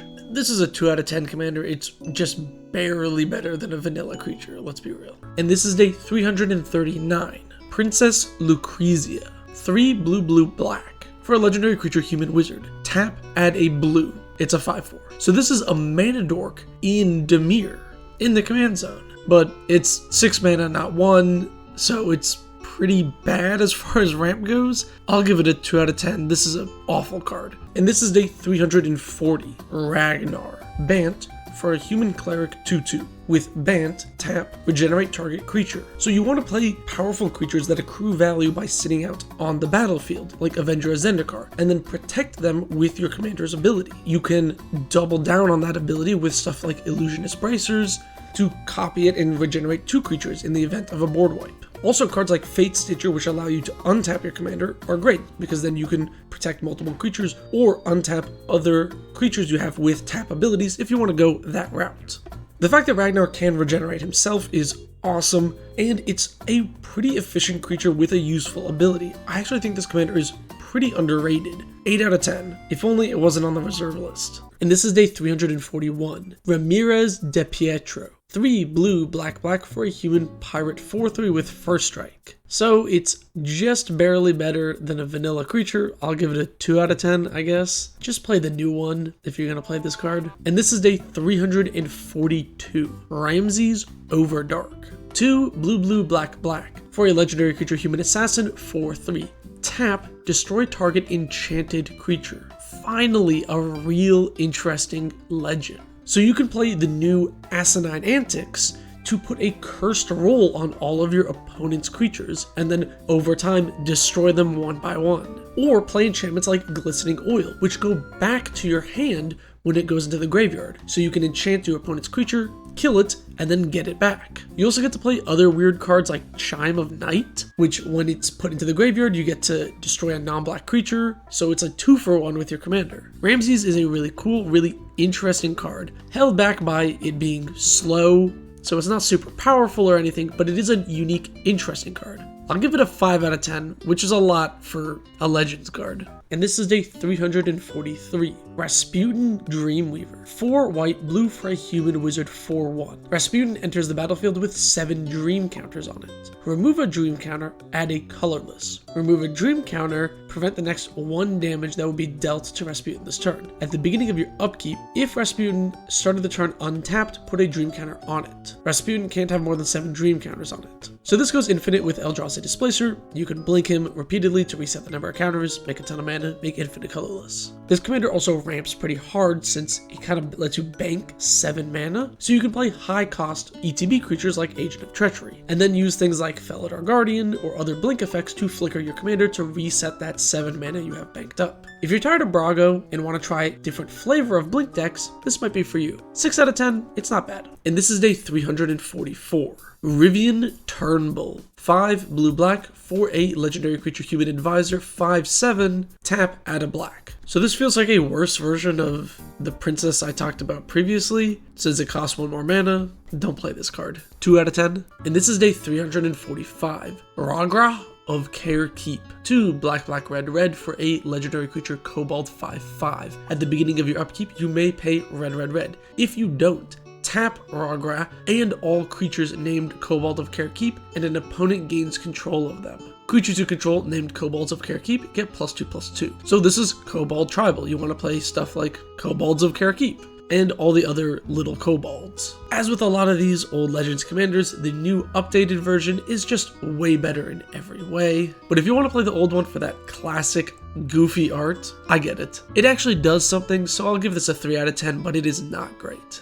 And this is day 346. Rubinia Soulsinger. 2 Bant for a 2/3 fairy. You may choose not to untap Rubinia during your untap step. Gain control of target creature for as long as you control Rubinia and Rubinia remains tapped. So this is a theft deck. You can play other theft effects like Blue Sun's Twilight, but in this one, you might want cards like Cura's Follower to untap your commander in a pinch. This commander also works really well with Willbreaker, which would then allow you to essentially permanently steal a creature with the tap ability. This commander is one of those Legends cards that's actually still good in Commander today and isn't on the reserve list, meaning you can get a copy really easily. I love theft decks. I think they're pretty cool. This commander is neat. I'll give it a 6 out of 10. And this is day 347. Sir Chandalar of Eberron. 4 green white for a vanilla 4/7. It's a 1 out of 10. And this is day 348. Savitri Skarzam. 5 blue-black for a human vanilla 6/4. I don't get this card. There's a 7 mana 5/7 in the same set that's a mana dork. And then in the same set, there's a 6 mana 5/4 that's also a mana dork. All in Dimir colors, and they're all legends. I don't get the point of having all 3 of these in the same set. Whatever, this card's a 1 out of 10. And this is a 349. Solkanar the Swamp King. 2 in Grixis for a 5/5 legendary creature demon with Swamp Walk, and whenever a player casts a black spell, you gain 1 life. So you could use this as a life gain commander and play stuff like Witch of the Moors to force your opponents to sacrifice creatures. You can also play the plethora of black cards that cause you to pay life to do things and regain that life throughout the game. And if you want to go really deep, you could build this as a Grixis food deck and play some artifact themes and food stuff and use those life gain effects from the food to trigger other life gain things. Solkanar is not an amazing commander, I'll give it a 4 out of 10, but at least it does something, unlike a lot of these other legends. And this is day 350, Stang. 4 red-green for a 3/4 human warrior. ETB, create a legendary Stang twin 3/4 red and green creature. It gets exiled when Stang leaves the battlefield. So you can flicker your commander to make Stang Twin enter multiple times and then get a bunch of damage out of Warstorm Surge. Although that interaction is kind of cute, as far as Gruul Go Wide goes, this isn't great, but Stang is a bit of an iconic card and character. I'll give it a 3 out of 10. And this is day 351. Sunsatan Falconer. 3 red-green for a legendary creature human shaman 4/4 with tap, add 2 colorless to your mana pool. So with a mana doubler, you could go infinite with Umbra Mantle and make unlimited colorless mana. Otherwise, I would say play a lot of 8-drops, since your commander is 5 mana, and when you untap and play your 6th mana source, you'll have 8 mana that turn, so it curves very well. This is just a really big soul ring in the command zone. It's not great, but it's not horrible. 3 out of 10. And this is day 352. Tetsuo Umezawa. Grixis for a human archer 3/3. Umezawa can't be the target of auras. Then pay blue, black, black, red, tap, destroy target tapped or blocking creature. So this works really well with goad effects. One of my favorite cards lately has been Spectacular Showdown, and this forces all of your opponents to attack into each other, and then using your commander, you can just kill the most dangerous tapped creature. But since you're in blue, you don't have to force combat. You can just play effects like sleep and tap down your opponent's stuff. I've also been really liking Patriarch's Seal as a mana rock that can untap your commander if you have a commander with a tap ability. Tetsuo is a pretty fun card. It's not super strong. 4 mana for that activated ability does hold it back a little bit, but if you want to play Grixis Goad, this is actually a pretty awesome commander to do so. 6 out of 10, and this is day 353. The Lady of the Mountain. 4 red-green for a 5/5 giant. It's a vanilla creature, 1 out of 10. It's not even a 6 mana 6/6. It's even worse than that. Don't play this as your commander. And this is day 354. Tobias Andrion. 3 white-blue for a 4/4 vanilla creature. 1 out of 10. Don't play this. And this is day 355. Tor Wayuki. 2 black, black, red for a human archer 3/3. Tap, deal 2 damage to target attacking or blocking creature. So you could double the damage here with damage doubling effects, including Obosh, since Torwaki has an odd mana cost. Also, giving your commander Death Touch with something like Gorgon Flail is a great way to get some extra oomph out of that ability. Lastly, you want to play goad effects to force some of those attacks so you can actually kill creatures. This commander is not very good. There's plenty of better options for Rakdos Goad that I'd play instead. 2 out of 10, it's better than a vanilla creature. And this is day 356. Torsten von Ursus. 3 green, white for a 5/5 vanilla creature, 1 out of 10.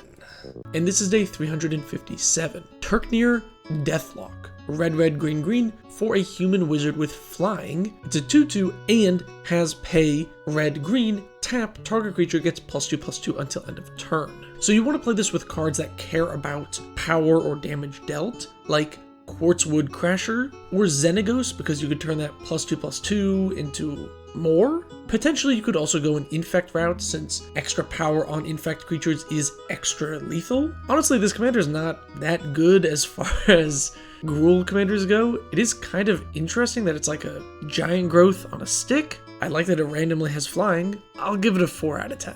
And this is day 358. Drago. 3 blue black for a 4/4 elemental with first strike. Creatures with Swamp Walk can be blocked as though they didn't have Swamp Walk. Although this does allow you to block Shieldred Whispering one, it's not that amazing to just turn off Swamp Walk, and a 4/4 with first strike for that much mana isn't very good either. 2 out of 10. And this is day 359. Vivictus Asmadi. 2 black red green for an Elder Dragon 7/7 with flying. At the beginning of your upkeep, sacrifice Vivictus unless you pay Jund. And then it has Fire Breathing in 3 different colors. Fire Breathing does pair well with other damage doubling effects since you get more for the +1 attack. But outside of that, if you want to go Jund dragons, there are better commanders for it. This is like a 2 out of 10. Fire Breathing is so uninteresting, and it's got the upkeep cost. And this is day 360. Zyra Aaron. Jund for a 1/2 insect wizard with flying, and pay Jund, tap, target player draws a card. So if you wanted, you could go Insect Tribal and play cards like Zask. You also are going to want ways to untap your commander so you could repeatedly draw cards across a turn cycle. Honestly, I really miss Paradox Engine with this commander. It was really fun to play Jund Storm. Without Paradox Engine, this commander is still okay, I guess. I'll give it a 4 out of 10. And this is day 361, General Jarkeld. 3 white for a 1/2 human soldier with tap. Choose 2 target blocked attacking creatures. If those creatures could be blocked by all creatures the other one is blocked by, each creature that's blocking exactly one of those attacking creatures stops blocking it and is blocking the other attacking creature. Activate only during the declare blockers step. So basically, it takes 2 blocking creatures and swaps them. This works really well with creatures that are very difficult to attack into, like Phyrexian Vindicator. This is also a good home for cards like Brave the Sands, which allow your creatures to block an additional creature each combat. And you can play other cards like Jareth, Leonin Titan, who's very difficult to attack through. And if it was in Boros colors, it would be so sweet. In mono white though, it's alright. I really like how odd it is, so I'll give it a 5 out of 10. And this is day 362. Martin Stormgall. 2 red for a 1/1 human knight. Whenever Martin attacks, other attacking creatures get +1/+1 until end of turn for each attacking creature other than Martin. Whenever Martin blocks, other blocking creatures get +1/+1 until end of turn for each blocking creature other than Martin. So you want to go wide in this deck. Pia and Kiran Nalaar are 3 bodies across 1 card, and Descent of the Dragons is a unique red way to buff up your 1/1 tokens. You're also probably going to want some equipment since your commander is a 1/1 and he doesn't buff himself. Something like Batterskull to make him bigger and able to attack and block with vigilance is pretty great. This commander is a interesting Anthem effect in mono red, but that's kind of all it is. And he doesn't buff himself, 3 out of 10. And this is day 363, Mirieki Re Berit. Esper for a human 1/1. She does not untap during your untap step, and you may tap, gain control of target creature for as long as you control her. Whenever she leaves the battlefield or becomes untapped, destroy that creature, it can't be regenerated.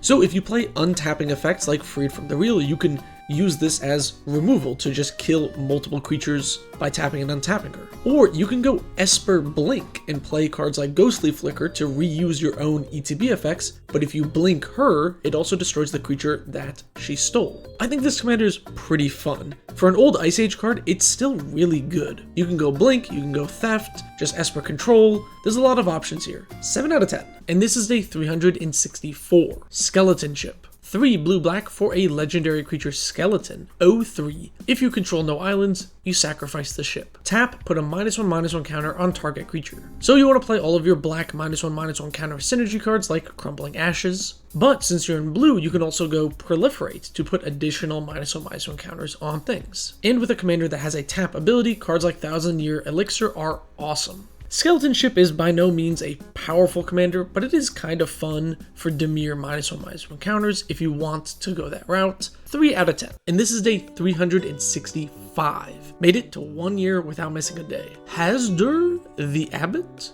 3 white for a human cleric 2/5. Pay X, tap. The next X damage that would be dealt this turn to target white creature you control is dealt to himself. So this is probably one of the best decks for Slagworm armor, to give him +0/+6 so we can tank more damage. You can also play other white Pillow Fort effects, because I assume that's kind of the deck you want to go for here. Honestly, damage prevention isn't that good, and this only prevents it from one of your white creatures to himself. I'll give it a 3 out of 10, it's kind of interesting. And this is day 366. Rashaka the Slayer. 3 white for a human archer with reach. Whenever Rashaka blocks one or more black creatures, she gets +1/+2 until end of turn. You can play stuff like Distorting Lens to turn creatures into black creatures so your commander can block them better. And then if you're doing that, you could play stuff like Circle of Protection black. This commander's really not that great. It's so niche. It's only a 3/3 on its front anyway,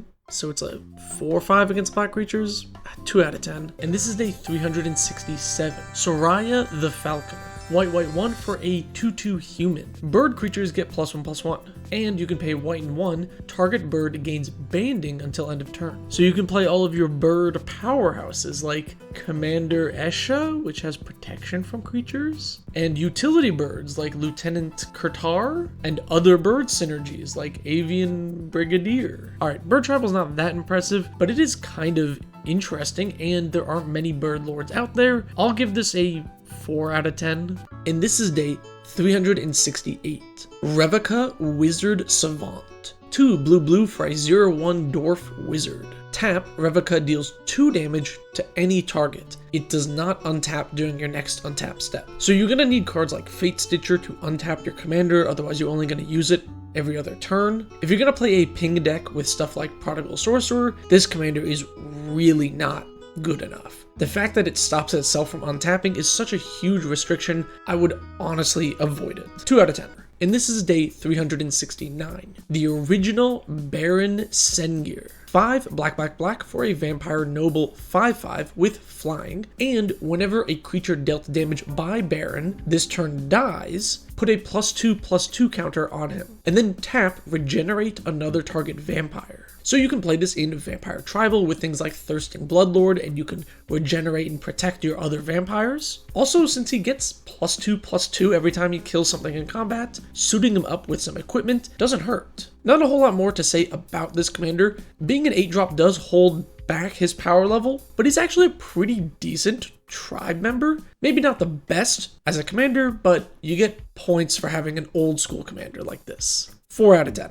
And this is day 370. Grandmother Sengir. 4 and a black for a 3/3 human wizard. Pay black and 1, tap, target creature gets -1/-1 until end of turn.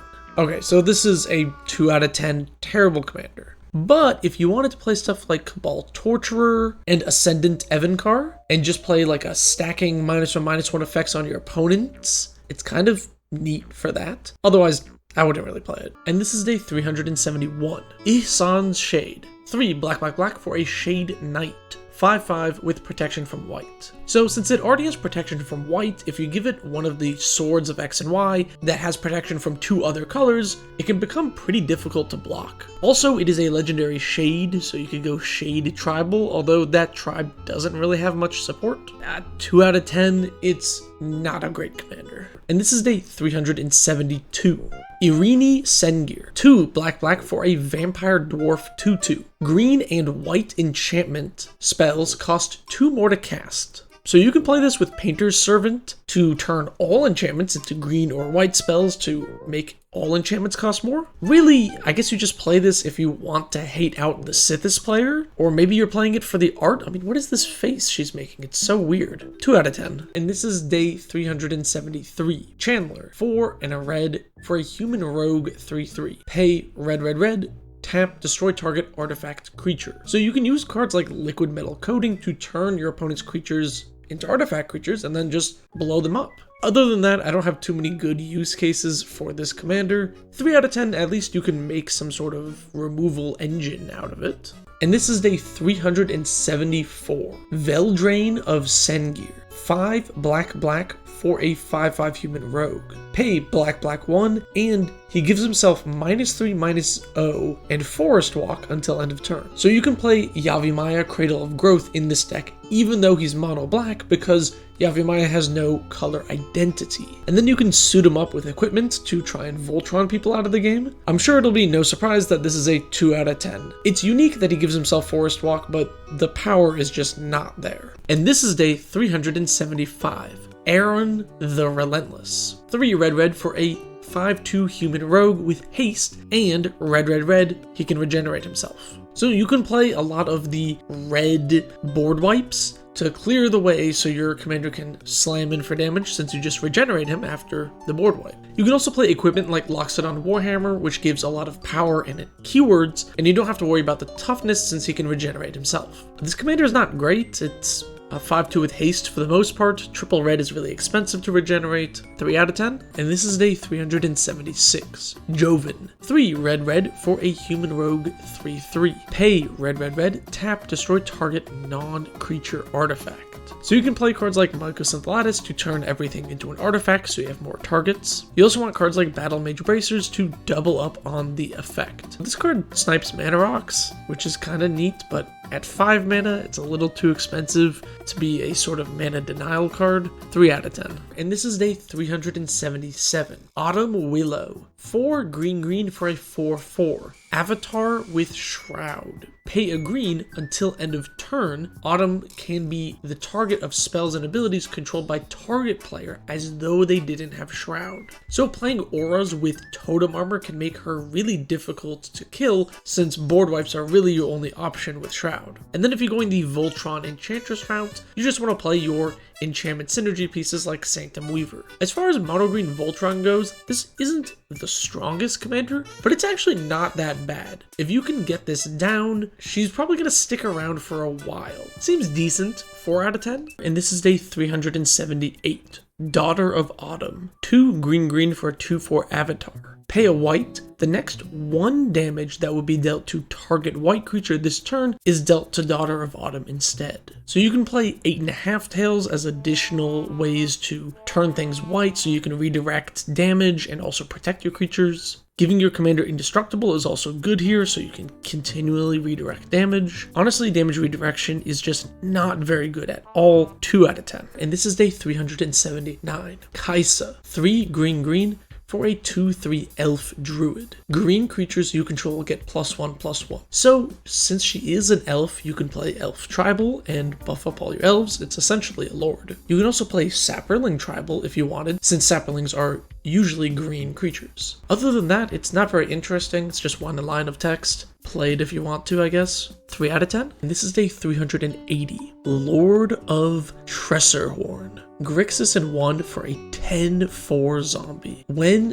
the Lord enters the battlefield, you lose 2 life. Sacrifice 2 creatures, and target opponent draws 2 cards. Pay a black, regenerate. So with 10 power, giving him Infect allows you to just instantly knock a player out of the game. And you might want to play cards like Jadar, Ghoulcaller to have sacrifice fodder for that enter the battlefield effect. Alternatively, you can just play Sundial of the Infinite to end the turn and get rid of the ETB. This card is funny, it's a 10/4, it can regenerate itself, it has a huge downside, it's not good at all, but it is interesting, and you could make it work if you really tried. I'll give it a 3 out of 10. And this is day 381. Feldergriff. 1 and Bant. For a legendary creature, Feldergriff, 4/4. Pay a green, Feldergriff gains trample until end of turn, target opponent makes a 1/1 hippo. Pay a white, Feldergriff gains flying, target opponent gains 2 life. Pay a blue, bounce Feldergriff to your hand, target opponent may draw a card. So you might be tempted to make this a group hug deck, although I would highly recommend you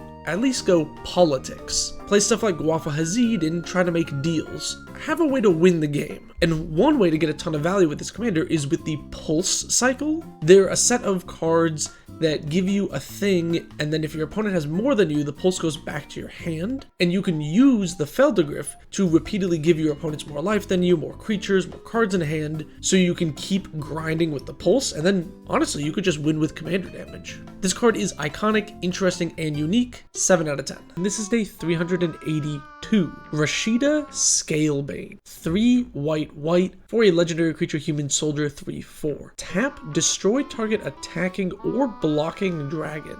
It can't be regenerated. You gain life equal to its power. So this allows you to trigger your dragons that have death triggers like Ao the Dawn Sky, and then you can put Gift of Immortality on Ao or a dragon with an enter the battlefield effect, and repeatedly attack, kill your own dragon, have it come back, reuse the effect. This commander is like a tad jank, and unless you really want to hate out on like the Dragon or something, this isn't a very good card. I'll give it a 2 out of 10. This is day 383. Sidar Jabari. 3 and a white for a 2/2 human knight with flanking, and whenever Jabari attacks, tap target creature defending player controls. So you could go knight tribal with this, as it is a pretty decent attacking knight. And since your commander has flanking plus taps creatures, suiting him up is pretty good since he can be difficult to block. This commander's fine, nothing too exciting, 3 out of 10. And this is day 384.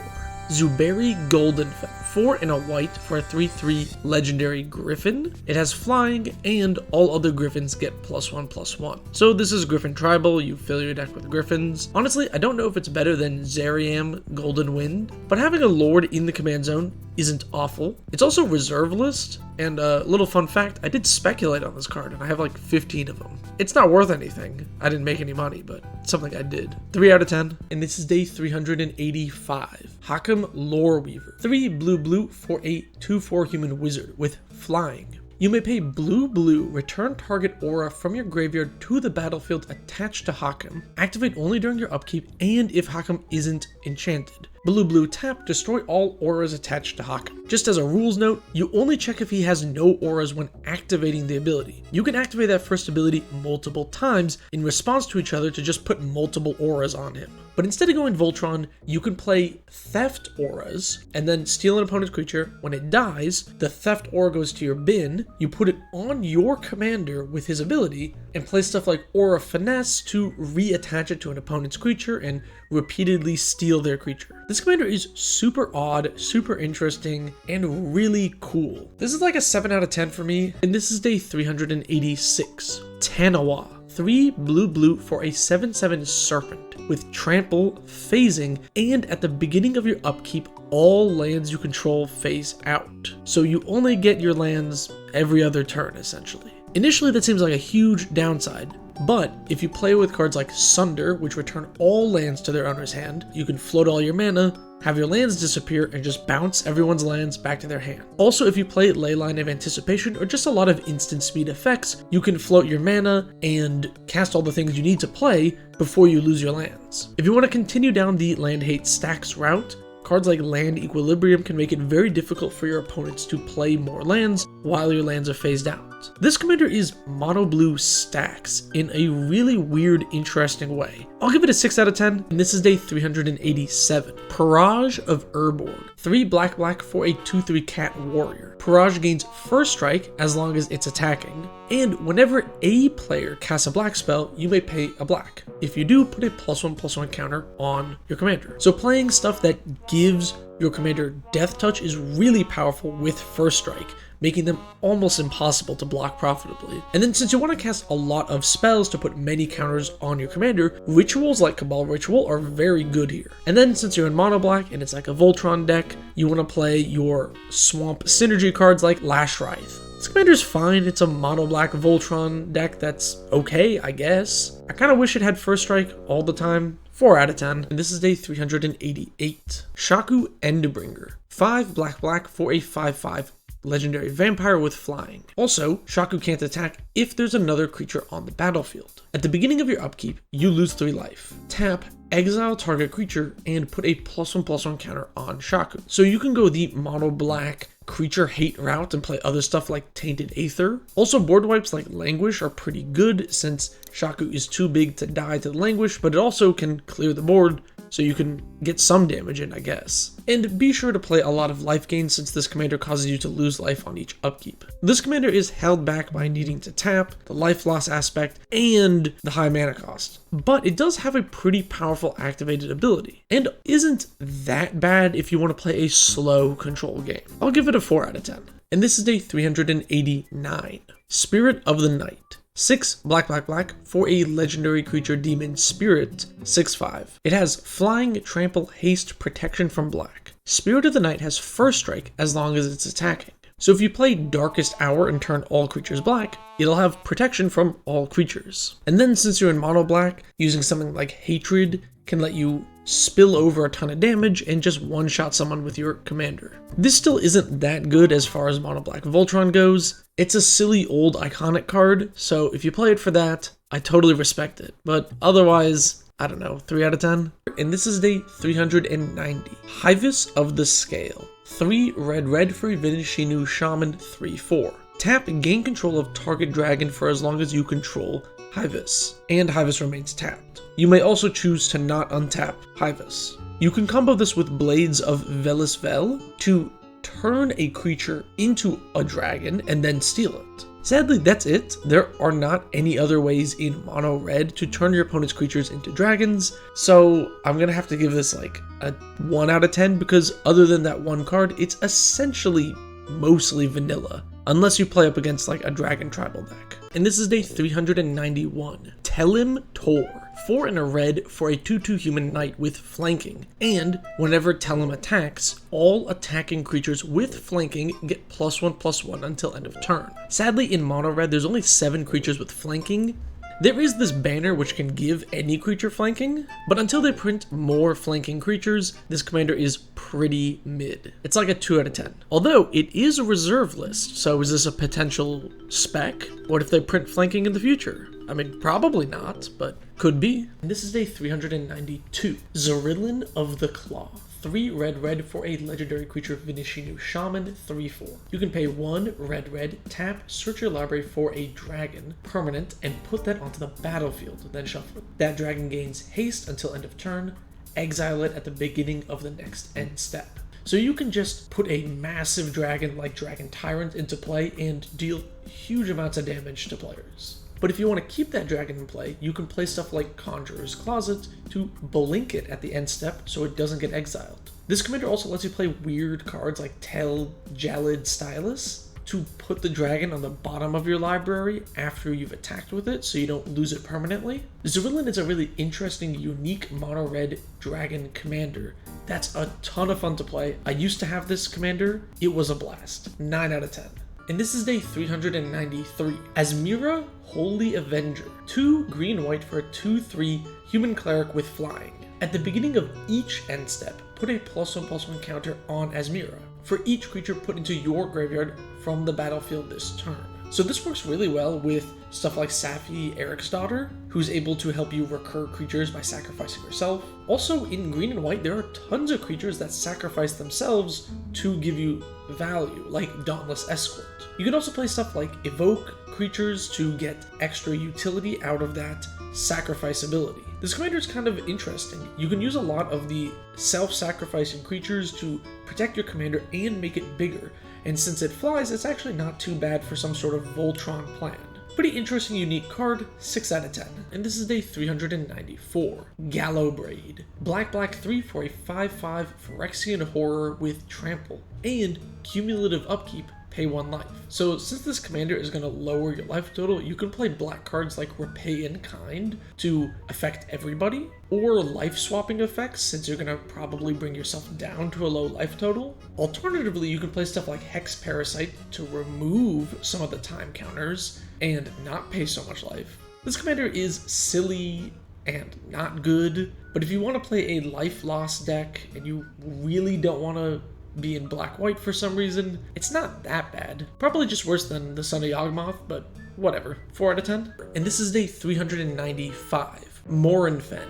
3 black for a legendary creature Phyrexian Horror, 5/4 with flying. And cumulative upkeep, pay 1 life. Honestly, I don't really have anything new to say because the previous commander in this series was basically the same, so go watch that video, I guess. 4 out of 10. And this is day 396. Maraxis of Keld. 4 red for a legendary creature human warrior. Meraxis is a star with power and toughness equal to the number of untapped artifacts, creatures, and lands you control. So cards like Toggo, Goblin Weaponsmith are great in this deck since it just makes a bunch of extra artifacts every time you play a land. And equipment in general is very good because when you attack with the equipped creature, the equipment itself does not tap. And Bloodforged Battle Axe is a perfect equipment since it creates more of itself. You can also play some weird Staxy effects like Smoke that make it hard for players to untap creatures, but it doesn't matter for you since you really only want your commander to be the one tapping. This commander just gets big and doesn't really do a whole lot else. I'll give it a 3 out of 10. 10 out of 10 flavor text though. And this is day 397. Aurum Samite Healer. 1 white for a legendary creature human cleric 1/3. Tap, prevent the next 3 damage that would be dealt to any target this turn. I'm gonna get this out of the way real quick. It's a 1 out of 10. These old damage prevention cards are really not very good. If you want to play mono white protection, 8.5 Tails is a much better option. And this is day 398. Commander Greven Ilvek. 3 black for a legendary creature Phyrexian human warrior, 7/5 with fear, and when he enters the battlefield, sacrifice a creature. So you can play stuff like Sadistic Glee to buff up your commander whenever you sacrifice a creature and put an aristocrat's Voltron mix into the deck. Honestly, sacrificing creature isn't the worst downside for a mono black deck. It's still a downside on your commander, and the upside of just being a big creature with fear is not very interesting or not very powerful. I'll give it a 2 out of 10, and this is day 399. Stark of Wrath. Red 1 for a 2/2 human rogue. Stark has tap, destroy target artifact or creature. That permanent's controller gains control of Stark. So the easiest thing to do is play cards like Word of Seizing, steal your opponent's creature, attack them with it, and then destroy it with Stark. But you can also do some shenanigans if you have an indestructible artifact or creature, like Darksteel Citadel, and something that can untap your commander. What you do is activate your commander targeting your Darksteel Citadel, then untap your commander, tap him again targeting your opponent's creature. That ability will resolve first. You destroy your opponent's creature, they gain control of Stark. Then the first activation will resolve targeting your Darksteel Citadel, it attempts to destroy it, doesn't matter that it's not destroyed, and then you get the commander back. Stark is a very interesting and powerful mono red commander, 9 out of 10. And this is day 400. Eladamri, Lord of Leaves. Green for a 2/2 elf warrior. Other elves have Forest Walk. Other elves have Shroud, which does affect your opponent's elves as well. So this commander is probably worse than something like Azuri in the command zone, especially because certain elf tribal cards like Wirewood Pride doesn't work since he gives you other elves Shroud, so you can only put it on him. Eladamri is fine as an elf tribal commander. It's not bad having that Forest Walk gotcha in the command zone, but then it makes it really obvious. I'll give him a 4 out of 10. And this is day 401. Selena Dark Angel. 3 white for a 3/3 with flying. She's a Phyrexian angel that has pay to life, return Selena to its owner's hand. And you can respond to that paying life effect with itself, meaning you can pay 2 life as many times as you want with this commander, allowing you to get to a really low life total and then play stuff like Reverse the Sands to then give your opponents that low life total. And then once you do that, you can play stuff like Children of Corliss to regain all your health back. Also, this is one of the best commanders to try and win with near-death experience, which is super fun. I like this commander a lot. It is the de facto best life-swapping commander in my opinion. 7 out of 10. And this is day 402. Vati Ildal. 2 black for a 3/3 human warrior with tap. Until end of turn, target creature has base power or base toughness 1. So if you combo this with Knight of Souls Betrayal, you can kill any creature. You can also play -1/-1 counter synergy to help you just knock creatures out. And then play your untapping effects because you have a tapping commander. I like this commander a lot. He can kill almost anything in combination with many black effects, or you can just reduce the power of a creature to 1 and make it essentially do no damage. Weirdly flexible and a strangely powerful card for one of these old legends. 6 out of 10. And this is day 403. Korvax the Cursed. 2 black for a legendary creature vampire noble. He's a 0/0 but enters the battlefield with 4 +1/+1 counters. On your upkeep, you may sack a creature. If you do, he gets a counter. If you don't, he loses a counter. You can pay a black to give him flying. So although this is a vampire, it's not a great vampire tribal commander. This is really more of an aristocrats commander where you want to play stuff like Jadar, so you'll have sacrifice fodder. Ultimately, it's not very good as a vampire commander or aristocrats commander. It's pretty mid both ways, 3 out of 10. And this is day 404, Sliver Queen. Wooburg for a 7/7 Sliver. Pay 2 mana, make a 1/1 colorless Sliver. So this commander combos very easily with mana echoes, allowing you to make infinite slivers and infinite mana pretty quickly. Sliver Overlord kind of outclasses every other legendary sliver as a commander. As a commander, the Sliver Queen itself is like a 4 out of 10. Also, it's like almost $300 because of the reserve list. And this is day 405. Airtie Wizard Adept. 2 in a blue for a 1/1 human wizard. Pay 2 blue, tap, counter target spell. So this card works well with all of the blue cards that do stuff when you counter spells, like Lul Mage Mentor. And if you have things creating tokens, and especially the Lul Mage, Intruder Alarm is really powerful in this deck, and can be very oppressive once the lock is set up. Also, huge shout out to the card Telepathy here. Being able to see everything your opponents have makes countering the right spells way easier. Airtie is a very specific type of commander for a very specific type of player. And if that's you, you'll probably like it. To me, 6 out of 10. It's a mono blue.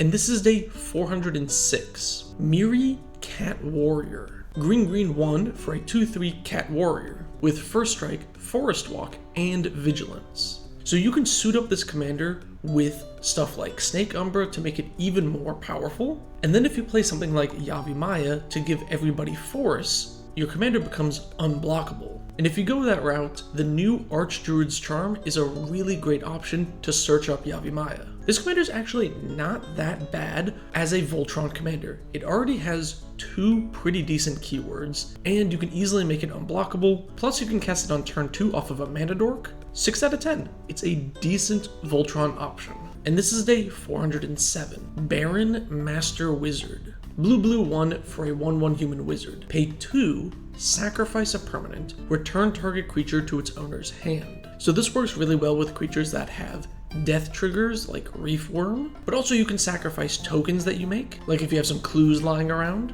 And it is pretty sweet to sacrifice a token to bounce your own Snapcaster Mage so you can reuse its effect.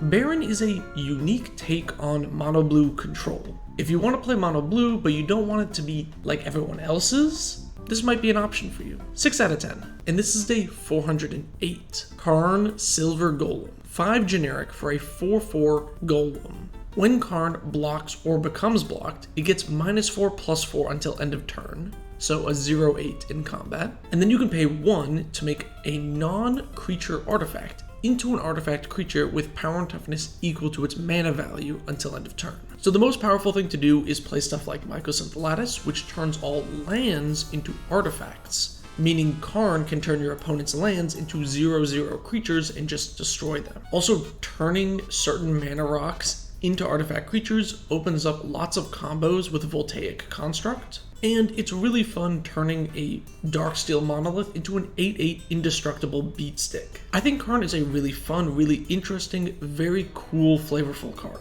I am obviously biased towards the quirky artifact commander. That said, 8 out of 10. And this is day 409. Radiant Archangel. 3 white for a 3/3 angel with flying, vigilance, and Radiant Archangel gets +1/+1 for each other creature with flying on the battlefield. So this works really well with Emeria Angel, which is a flying creature that makes more flyers when lands enter play. And if you ever live the dream and hit someone with an ancient gold dragon and make like 20 flyers, your commander will be huge, which is awesome. And since your deck is almost all flyers, Magus of the Moat is basically one-sided. Flying Tribal is kind of neat, but being locked in mono white does hold the card back a lot. I'll give it a 5 out of 10.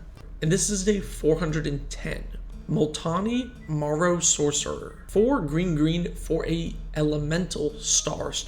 Multani's power and toughness are equal to the total number of cards in all players' hands. And it has Shroud. Since this commander gets really big, cards like Last March of the Ents or anything that cares about big power and toughnesses are really strong here. Also, cards like Temple Bell that draw everybody cards will make your commander massive. And you can't really buff your commander that well because of Shroud, but things like Brawn are still able to give your commander trample since it just affects all creatures that you have. This commander is just mono green, play big stuff, get big. It's not super unique or interesting, 3 out of 10. And this is day 411. Guan Yu, Sainted Warrior. 3 white for a human soldier warrior, 3/5. Guan Yu has horsemanship, and when Guan Yu is put into your graveyard from the battlefield, you may shuffle Guan Yu into your library. So you can get some value from Desecrated Tomb here. When he dies, he goes to the graveyard, and then when he triggers to move himself from the graveyard to your deck, you can choose to put him back in the command zone and get an extra 1/1. Other than that, it's basically a 3/5 with slightly better flying. I gotta give it a 1 out of 10. There's not really any synergy here. And this is day 412. Hyung Zong Shu General. I hope I'm pronouncing that right. 2 white for a 2/3 human soldier. He can't be blocked by more than one creature. So because you can't multi-block him, Trample is pretty good, since when you Voltron him up, you're almost always going to be able to spill over that extra damage. Other than that, it doesn't really do anything, so yeah, you could go Voltron, I suppose. I don't know, 2 out of 10. And this is day 413, ya boy Kong Ming. 2 white for a 2/2 human advisor. Other creatures you control get +1/+1. So you want to go wide in a deck like this, with cards like Defiler of Faith. Also, if you're going wide with tokens, if they're all the same type of token, you can play something like Rally the Ranks and make it a tribal deck of some sort. This commander is fine, it's just an anthem for your mono white deck. It's not super interesting or fun though, it's very boring. I'll give it a 3 out of 10. And this is day 414. Liu Bei, Lord of Shu. 3 white for a 2/4 human soldier with horsemanship, and he gets +2/+2 as long as you control a permanent named Guan Yu or Zhang Fi. This is like a 1 out of 10. It's basically a 5-mana 2/4 unblockable. I wouldn't play it as my commander unless you like the character for some reason. And this is day 415. Pang Tong Young Phoenix. 1 white for a human advisor 1/2. Tap, target creature gets +0/+2 until end of turn. Activate only during your turn, before attackers are declared. 1 out of 10. This ability isn't very good, and it has restrictions on it. It's just such a bad card. And this is day 416, Zhang Fei, Fierce Warrior. 4 white for a 4/4 human soldier warrior, with vigilance and horsemanship. So if you can give this commander indestructible with something like Mithril Coat, because horsemanship is almost unblockable and he has vigilance, this allows you to chip in for guaranteed commander damage and have a really good blocker for defense. Other than that, the commander doesn't really do anything and is 6 mana in mono white. I'll give it a 2 out of 10. It's still pretty bad. And this is day 417. Zhao Zilong, Tiger General. 3 white for a 3/3 human soldier warrior with horsemanship, and whenever Zhao Zilong, Tiger General, blocks, it gets +1/+1 until end of turn. So if you give your commander lots of stats with something like Blackblade Reforged, he gets even better when defending yourself. You can also play stuff like Brave the Sands to give him vigilance and allow you to block an extra creature every combat. Giving this commander vigilance allows you to get in chip damage because of horsemanship and lets you block as a 4/4, although that's kind of all he is by himself, a 4/4 on defense that's unblockable. I'll give him like a 1 out of 10. It's just not that good. And this is day 418, Lady Sun. 1 blue for a legendary creature human advisor 1/1. Tap, return Lady Sun and another target creature to their owner's hands. Activate only during your turn before attackers are declared. So you can use this to bounce your own enter the battlefield creatures and reuse their effect multiple times. The strongest of these probably being Gilded Drake, allowing you to steal a creature, get the Drake back, do it again. Also, if you load up on counter spells, you can always bounce your opponent's creature and counter it on the way down, allowing you to remove any creature in a roundabout way. This is a very blue type of card. It's slow, it's grindy, it's control-y. Overall, it's alright. I'll give it a 3 out of 10. and this is day 419. Lu Meng Wu General. 3 blue for a 4/4 human soldier with horsemanship. So because this commander is almost unblockable, you can play curiosity effects to draw a card every single turn. And mono blue does give you access to some of the best artifact tutors in the game to help you find equipment to suit up your commander. Overall, this commander is almost a vanilla creature. It really just has one keyword and that's it. So I gotta give it a 1 out of 10. There are just way better options for Voltron in every color combination. And this is day 420. Lu Su Wu Advisor. 3 blue for a 1/2 human advisor. Tap, draw a card, activate only during your turn before attackers are declared.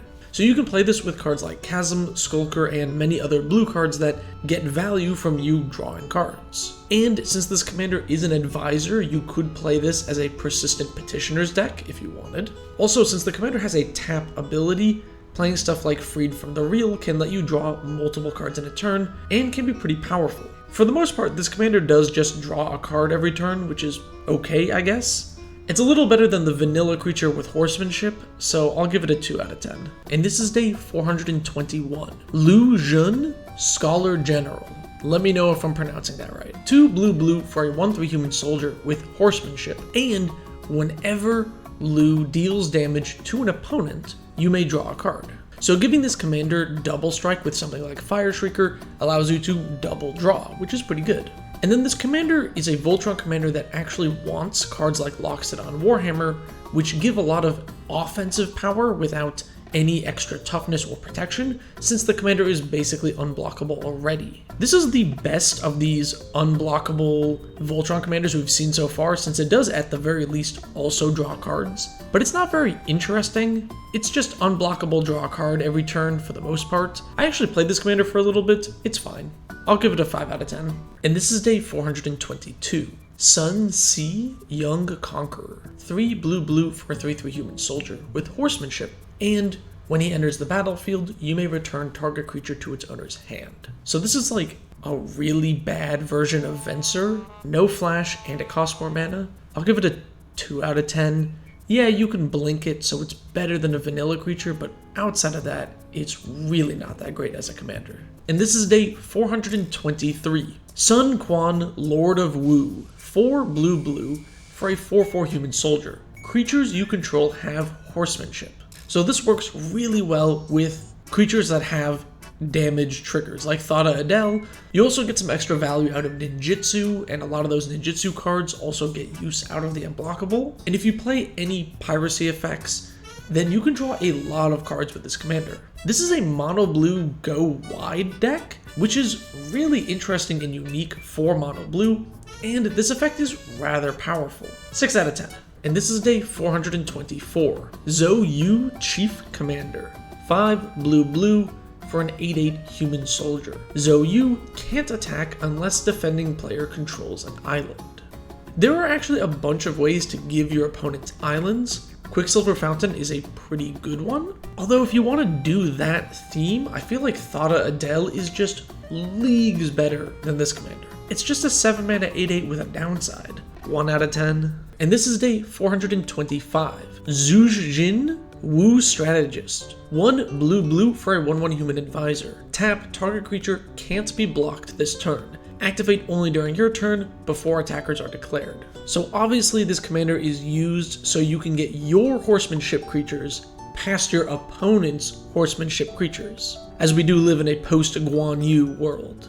I'm kidding, this card sucks. 1 out of 10. And this is day 426. Cao, Lord of Away. 3 black for a 3/3 human soldier. Tap, target opponent discards 2 cards. Activate only during your turn before attackers are declared. So mono black discard is actually a really well supported theme, and there are a lot of synergy cards for this. And since the commander has a tap ability, any untapper is pretty good here, like Puppet Strings. I think this commander has since been power crept by stuff like Tiny Bones Trinket Thief, but if you want to use this because it's a classic commander, or you just don't want to have a super over-the-top high power level discard deck, it's actually not a bad option. I'll give him a 5 out of 10. And this is day 427. Cao Ren Wei Commander. Black 2 for a human soldier warrior 3/3 with horsemanship and when he enters the battlefield, you lose 3 life. This card is terrible. It is a 1 out of 10. It's a 4 mana 3/3 unblockable with a downside. It's so bad. Do not play this as your commander. And this is day 428. Sima Yi, Wei Field Marshal. 5 and a black for a star 4 human soldier. His power is equal to the number of swamps you control. So this is like a legendary squelching leeches. And you can play some of the mono black Voltron stuff like Nightmare Lash. Ultimately, it's not a very powerful Voltron commander, and it's not particularly interesting either. I'll give it a 2 out of 10. And this is day 429. Zhao Dun the One-Eyed. 2 black for a 3/2 human soldier with horsemanship. And you may sacrifice Zhao Dun, return target black card from your graveyard to hand. Activate only during your turn before attackers are declared. So this card's awesome with Corpse Dance, which is a reanimation spell that has buyback. So you can sack Zhao Dun, get something back, and then Corpse Dance him back into play and get the Corpse Dance back. Zhao Dun also works really well if you want to loop ETB effects with things like Grey Merchant of Asphodel, and if you just have a sack outlet. Also, this is a phenomenal commander with Mind Slicer, since you can get back anything from your bin anyway. Zhao Dun is a really powerful mono black good stuff or reanimator style commander, and I played him for a long time as my commander. 9 out of 10. And this is day 430. Zhu Yu, Wei Advisor. Black 1 for a 1/1 human advisor. Tap, target creature you control gets +2/+0 until end of turn. Activate only during your turn before attackers are declared. So this is like a bull rush on a stick. Infect creatures are probably the most effective things to buff the power of, but ultimately, I mean, this is probably one of the weakest commanders we've seen so far on this series. It's like a 1 out of 10. And this is day 431. Zhang He, Wei General. 3 black for a 4/2 human soldier with horsemanship. And whenever he attacks, each other creature you control gets +1/+0 until end of turn. So you can play mono black token producers and go wide with something like the Great Unclean One. And then mono black actually makes pretty good use of the extra tokens because you can sacrifice them for various value cards. And since this commander is basically unblockable, it's really easy to pump up your whole team and go wide. This commander is actually not too bad for one of these old commanders. I'll give it a 3 out of 10. And this is day 432. Zhang Lao, Hero of Heifi. 4 black for a 3/3 human soldier. Whenever he deals damage to an opponent, that opponent discards a card. Of all the creatures in this set to not give horsemanship to, now because he doesn't need combat damage to trigger the ability, a card like Sorcerer's Wand can allow you to tap and cause an opponent to discard a card, and then the rest of the deck can just be mono black discard synergy. Overall, this card for 6 mana is just really overcosted. I'll give it a 2 out of 10. And this is day 433. Diachan, Artful Beauty. 3 in a red for a 1/1 human advisor. Tap.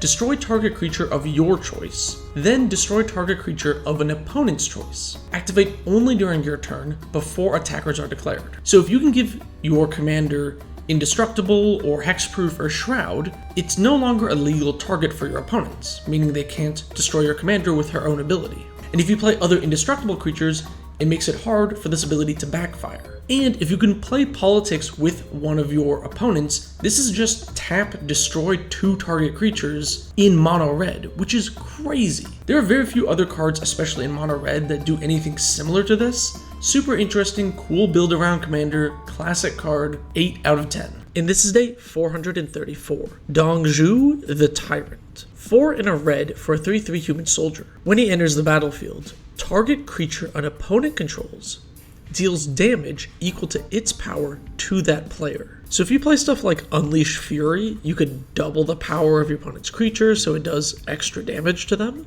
And then you can play stuff like Storonic Resonator to double up this commander's effect. This effect is very red, but it's also pretty unique. I think this is an interesting mono red ETB Blink style deck. I'll give it a 4 out of 10. And this is day 435. Lu Bu, Master at Arms. 5 in a red for a legendary creature human soldier warrior with haste and horsemanship. He's a 4/3. So with haste and essentially unblockable, suiting him up with something like Lizard Blades, or playing extra combat effects like aggravated assault can let you get in with the Voltron plan. This card is really held back by that 6 mana cost. If it cost a little less, it wouldn't be that bad of a Voltron commander. 3 out of 10. And this is day 436. Ma Chao Western Warrior. 3 red for a 3/3 human soldier warrior with horsemanship, and whenever he attacks alone, it can't be blocked. It's almost a vanilla creature, 1 out of 10. This commander is not very good. I see a lot of you in the comments saying, oh, unblockable, Voltron. It's a 5 mana 3/3. It's not a good Voltron commander. And this is day 437. Yuan Shou, the Indecisive. 4 and a red for a 2/3 human soldier with horsemanship, and each creature you control can't be blocked by more than 1 creature. So this gives all your creatures with menace unblockable, and that's perfect for a card like Professional Facebreaker. Also, playing cards like Captain's Hook, which is an equipment that can give menace, is really good in a deck like this. This commander is kind of interesting. It's a mono red go wide menace tribal almost. It's pretty neat. 5 out of 10. And this is day 438. Hua Tuo, Honored Physician. I looked up how to pronounce it this time. Green 1 for a 1/2 human with tap. Put target creature from your graveyard on top of your library. Activate only during your turn before attackers are declared. So this is Reanimator with extra steps. Early game, you want to play cards like Mulch to essentially mill away a bunch of big creatures. Put a big creature in the graveyard, and then put it on top of your library. Then use one of the many green cards like Call of the Wild to just flip the top card and put the creature into play. This commander is actually really interesting, and ultimately you're just playing big green dumb creatures and cheating the mana cost. It's pretty fun. 6 out of 10. And this is day 439. Lady Zorong, Warrior Queen. 4 and a green for a 4/3 human soldier warrior with horsemanship. Alright, I know you can play stuff like Blanchwood Armor to buff her up because you're in mono green, but this is a 1 out of 10. It is a 4/3 with unblockable. It's not good. And this is day 440. Meng Hao, Barbarian King. 3 green for a 4/4 human barbarian soldier. Other green creatures you control get +1/+1. So this is mono green go wide. You play token generators like Scoot Swarm. Play your go wide payoffs like Beastmaster Ascension. That's kind of all. 2 out of 10. And this is day 441. Zhao Qi, the Mocking Sage. Green 1 for a 1/2 human advisor with hexproof. And he can't be blocked by creatures with horsemanship. So because he has hexproof, buffing him up with auras or equipment can be pretty powerful since he's already resilient to single target removal. Although with the prevalence of cards like Farewell, hexproof isn't what it used to be. It's very okay, pretty boring. I'll give it a 2 out of 10. And this is day 442. Rainy Academy Chancellor. 2 and a blue for a 1/1 human wizard. Whenever you or a permanent you control becomes the target of a spell or ability an opponent controls, you may draw a card. You may draw an additional card if she is enchanted. So I see people playing this commander as a Voltron build, because you want your commander to have an aura to draw the extra card, and then might as well buff it up. You can also play stuff like Insidious Will to redirect spells to your things to draw cards. Overall, this commander is kinda weird. I don't think it's a great Voltron commander, but it is nice to just draw extra cards if people try to hit you with spot removal. That said, it is overall a really minor and niche effect. 3 out of 10? And this is day 443. Chao Mano Revolutionary. 2 white for a 2/2 human rebel. Prevent all damage that would be dealt to Chao Mano. So you can go Pillow Fort and play stuff like Entangler, allowing Chao to block any number of creatures and essentially halt combat towards you. Or you can do the opposite and suit him up with equipment to swing in since your commander really can't be killed in combat. This commander's overall fine. It's not super interesting, but there are a couple different ways to take it. 4 out of 10. And this is day 444. Squee Goblin Nabob. 2 and a red for a 1/1 goblin. At the beginning of your upkeep, you may return Squee from your graveyard to your hand. So this commander works well when you want to sacrifice him with stuff like Goblin Grenade. And then once he's in the bin, you can discard him to stuff like Wild Guess as card advantage. This commander is kind of weird and interesting. It sort of opens up a mono-red self-discard aristocrats theme. It's not super powerful, but it is pretty unique. 5 out of 10. And this is day 445. Lin Civi, Defiant Hero. White, 1 for a 1/3 human rebel. Pay X, tap, search your library for a rebel permanent card with mana value X or less, put it onto the battlefield, then shuffle. Pay 3, put a rebel from your graveyard on the bottom of your library. So you can play your standard tribal stuff with Vanquisher's Banner and just go Rebel Tribal. Don't forget, you can also tutor up changelings or play stuff like Maskwood Nexus to search up any creature. This commander is really weird. It's kind of like a toolbox deck, and if you have stuff like Maskwood Nexus out, it's a pretty powerful toolbox. But being locked into mono white really holds this card back. I feel like if this was an Orzhov commander, it would be a really awesome toolbox deck. But as it is, 4 out of 10. And this is day 446. Ascendant Evinkar. 4 black for a 3/3 Phyrexian Vampire Noble. With flying, other black creatures get +1/+1, and non-black creatures get -1/-1. So you can go wide with mono black token generators to buff up your whole team as an Anthem effect. You can also do the inverse and double down on shrinking your opponent's creatures with stuff like Knight of Soul's Betrayal. This commander also works really well with cards like Hunted Bone Brute, since you just destroy the tokens your opponents get. This commander is okay. It's like a 3 out of 10. 6 mana really holds it back. And this is day 447. Volrath the Fallen. 3 black for a Phyrexian Shapeshifter 6/4. Black and 1, discard a creature card. Volrath gets +X/+X until end of turn, where X is the discarded card's mana value. So I know this card is 6 mana with no keywords, but it's weirdly scary. If they attack you and have 2 mana open, you kinda have to block, because they might just discard Shadow of Mortality and take you out of the game. This commander also works really well with other black cards that are already powerful, like Hordeling Broodlord, which can reduce its high mana value. And if you're going to be discarding big fatties into the bin, why not reanimate them? This commander lets you do Voltron without committing too many cards to the Voltron strategy, and lets you just play Reanimator as plan B. I think it's pretty powerful. 5 out of 10. And this is day 448. Mageda the Lion. 3 white for a 3/3 human spell shaper. Pay 2 white, tap, discard 2 cards, destroy all creatures except for Mageda. Those creatures can't be regenerated. So this is a commander deck where you want your finishers to be things that aren't creatures, like Portal to Phyrexia, since you're probably going to be board wiping a lot. You can also play stuff like Luminarch Ascension and go with a more Pillow Fort type of deck. This commander is fine if you want to build Pillow Fort. It's not the best option for that in my opinion. Discarding 2 cards is a pretty high cost. I'll give it a 4 out of 10. This is day 449. Alexi Zephyr Mage. 3 blue for a 3/3 human spell shaper. X and blue, tap, discard 2 cards. Return X target creatures to their owner's hands. So you might want to play cards like Drakehaven to make discarding your own cards not hurt as much. And things like Dismiss into Dreams can turn your commander's ability into permanent removal. And you're going to need a ton of card draw just to keep up with this commander's ability. This commander's fine, it's just so mana and card intensive,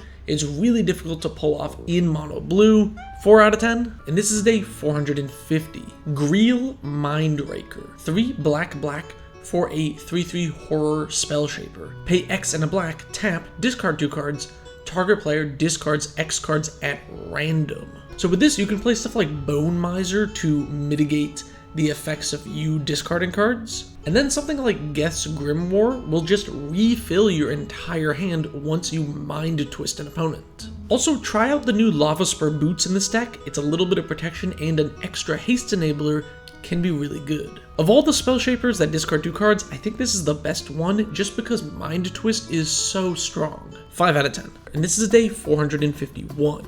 Latula Keldon Overseer. 3 red for a 3/3 human spell shaper. Pay red and X, tap, discard 2 cards. Latula deals X damage to any target. This is probably one of the best decks for Braid of Fire, since you're going to have a huge mana sink in the command zone. Also, a commander I talked about recently, Squee, is pretty great in this deck since you can discard him repeatedly and get it back. Honestly, casting a Fireball for 2 cards is not that great, especially in Commander where you really need a lot of mana to kill a lot of relevant creatures. It's okay, just so mana intensive. 3 out of 10. And this is day 452. Joel Rail, Empress of Beasts. 3 green for a 3/3 human Spell Shaper. Pay green and 2, tap, discard 2 cards. All lands target player controls becomes 3/3 creatures until end of turn. They're still lands. So this is a great board wipe protection since you can just turn your opponent's lands into creatures in response to the Wrath. Also, if you turn your lands into creatures, stuff like Vitalize can let you get a ton of mana. And if you're making a lot of mana, you can play stuff like Genesis Wave as a good way to push for the win. As far as old classic legends goes, this is actually a decently powerful mono green stompy deck. I'll give it a 5 out of 10. And this is day 453. Atalia, Samite Master. 3 white for a 2/3 human cleric. Pay X, tap, choose 1. Prevent the next X damage that would be dealt to target creature you control this turn. Spend only white mana on X. Or you gain X life, spend only white mana on X. So yeah, you can play this in some sort of life gain deck with things like Boon Reflection to gain a bunch of life, but cards that just prevent damage or gain life or do both are really weak, and the fact that you can't use things like Soul Ring to power out this effect just makes it even worse. 2 out of 10. And this is day 454. Rhea Dawnbringer. 6 white for a 4/6 angel with flying, and at the beginning of your upkeep, you may return target creature from your graveyard to the battlefield. You might be thinking, whoa, mono white reanimator, I can bring back my Avacyn. But since Rhea is a 9-drop, you could just cast Avacyn by the time you cast your commander to reanimate it. Mono white does have some reanimation cards at the 4 mana slot, but honestly, I think this is better in the 99 of a reanimator deck, as a big target, not actually at the helm. 3 out of 10, and this is day 455. Blind Seer. 2 blue for a 3/3 human wizard. Pay blue and 1, target spell or permanent becomes the color of your choice until end of turn. So if you take an Isochron Scepter and put blue Elemental Blast underneath it, you've essentially built 4 mana, counter any spell or destroy any permanent that you can use every turn. You can also play cards like Willbreaker to steal your opponent's creatures because you do target them. Blind Seer is an interesting creature that has a weird color morphing effect we don't see much of, but it lets you use some weird old cards and can be pretty interesting with any crime targeting synergies. 6 out of 10. And this is day 456. Empress Galena. 3 blue for a 1/3 Merfolk Noble. Pay blue, tap, gain control of target legendary permanent. This effect lasts indefinitely. So beyond stealing someone's commander, you can play Leyline of Singularity to turn everything legendary and then steal anything you want. Also, untapping your commander with stuff like Patriarch's Seal is pretty powerful. And this commander is going to get targeted a lot because people don't want their commanders stolen. So beyond normal counter magic, protection like Slip Out the Back is really good to pack. I like theft commanders and theft decks, I think it's really fun. This commander is going to draw a ton of hate, so be ready for it. 5 out of 10. And this is day 457. Molimo Marrow Sorcerer. 4 green for a star elemental with trample and power and toughness equal to the number of lands you control. So this card is fun if you want to ramp like a gajillion lands with Boundless Realms, but it is just kind of funny to have a really big creature. Other than that, in mono green, you don't have much fling synergy, and it's just kind of big, it doesn't do anything else. Not super interesting. I gotta give it a 2 out of 10. And this is day 458. Verdaloff the Ancient. 4 green for a 4/7 with Kicker X. Sapling creatures and other treefolk creatures get +1/+1. When Verdaloff the Ancient enters the battlefield, if it was kicked, create X 1/1 green sapling tokens. So you can play stuff like Tendershoot Dryad and go Sapperling Tribal, or there are tons of Treefolk and Treefolk synergy cards if you wanted to go Treefolk Tribal. And since you're probably going to have a lot of green creatures in play, there is synergy for that as well, with cards like Regal Force. This commander is alright. It's a lord for types that we don't really have too many lords for.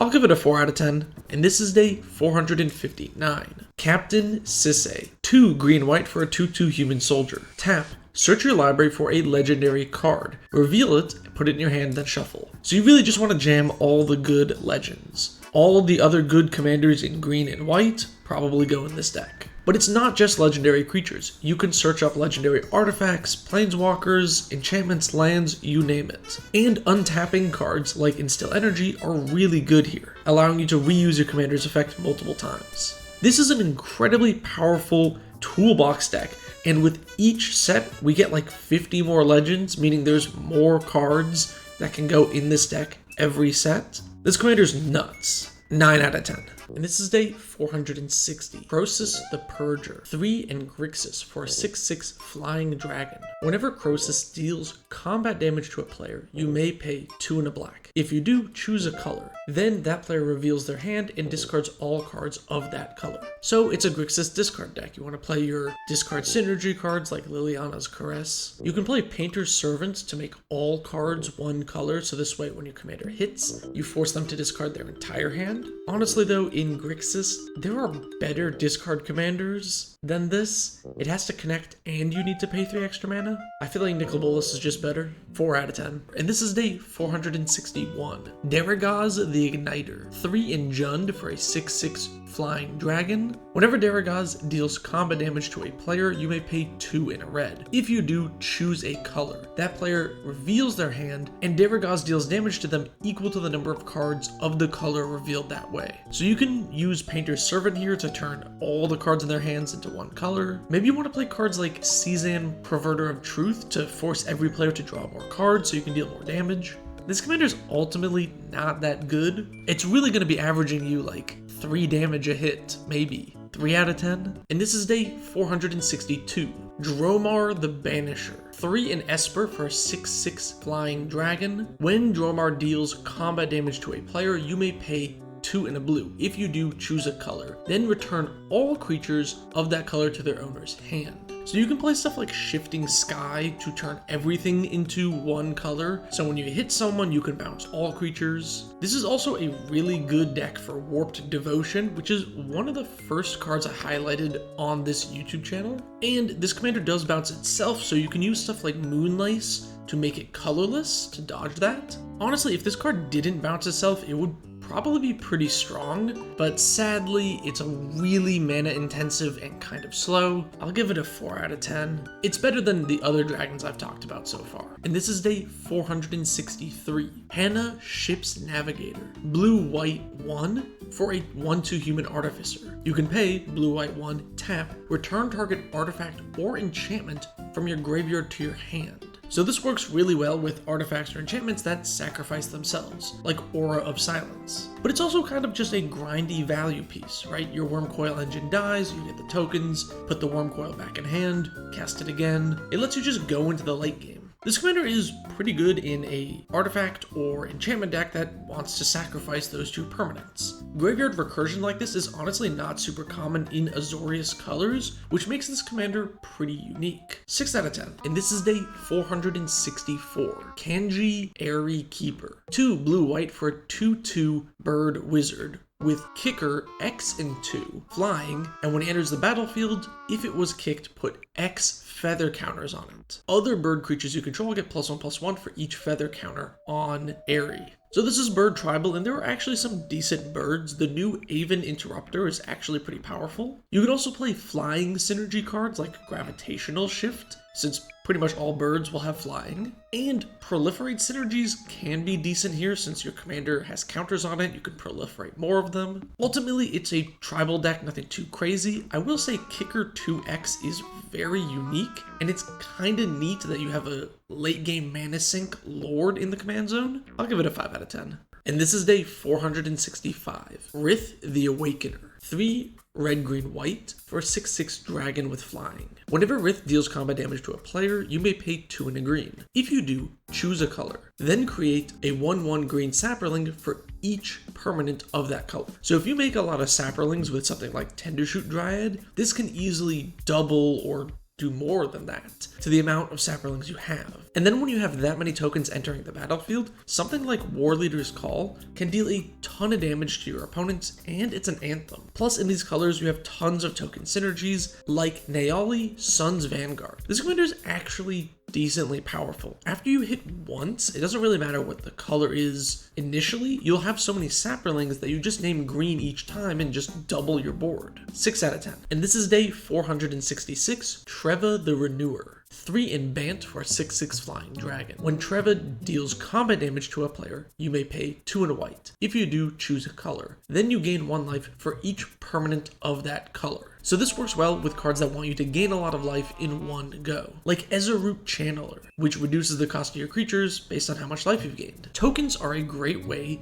to get many permanents of the same color so you can gain a lot of life. Ultimately, this is just not a very efficient life gain commander, requiring you to have stuff on board and to deal combat damage, and the payoff is just not there. 3 out of 10, and this is day 467, Sabo Tavok. 5 black-red for a 7/4 Phyrexian Horror with first strike and protection from legendary creatures. You can pay black, tap, destroy target legendary creature, it can't be regenerated. So you're going to want to play haste enablers like Tuk Rubble Fort to be able to activate that tap ability instantly. And also with a high mana cost commander, you're going to want things like Seething Song to ramp into it extra fast. Although in Rakdos you already have a lot of spot removal, and that's part of the problem with this commander. It doesn't do anything that you can't already do in the colors very easily. I'll give it a 3 out of 10. It's just so much mana for not that special of an effect. And this is day 468th, Tangraft Talroom Hero. 3 red for a 4/4 Minotaur Warrior with Vigilance. You may pay red and 1, tap, Tangrath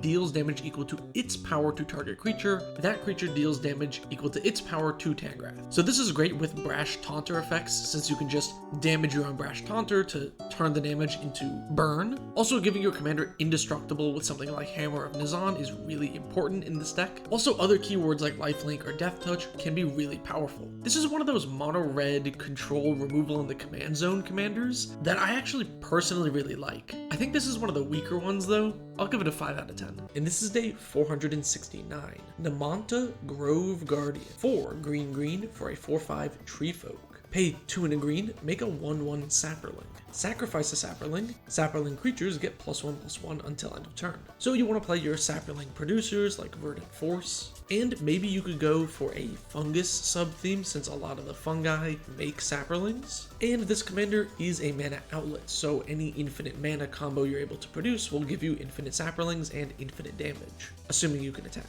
It is neat that this commander lets you swing with all your Sapperlings, sacrifice the ones that get blocked, and then pump up the unblocked ones, which is a pretty good way to get in damage. It's alright overall, 4 out of 10. And this is day 470, Airtide the Corrupted. 2 in Esper for a 3/4 Phyrexian Human Wizard with pay blue, tap, sacrifice a creature or enchantment. Counter target spell. So you want to play creatures that want to be sacrificed, like Academy Rector, but also enchantments that want to be sacrificed, like Hatching Plans. And token generators are so powerful in this deck, especially Lul Mage Mentor. And if you're playing token generators, Intruder Alarm is an incredibly powerful card in this deck. This commander is extremely powerful, and you can build so many locks and loops and ways to just counter everything. It's a really strong control commander that will have your whole play group coming after you. 8 out of 10. And this is day 471. Gerard Capuchin. 3 white for a 3/4 human soldier. At the beginning of your upkeep, you gain 1 life for each card in target opponent's hand. Pay 3 and a white, tap target creature, activate only if Gerard is attacking. So you can play some of the white group hug effects to let your opponents draw more cards, allowing you to gain more life. And then you could make this a life gain deck if you wanted to. Honestly, gaining life based on something your opponents does and not something you do is pretty bad. There's a lot of just better life gain commanders that gain life unconditionally, and that tap ability is just not enough to save this card. 2 out of 10. And this is day 472, Chromat. Wooburg for a 5/5 illusion. You can pay Orzhov, destroy target creature blocking or blocked by Chromat. You can pay Izzet to give Chromat flying until end of turn. You can pay Golgari to regenerate Chromat. You can pay Boros to give Chromat +1/+1 until end of turn.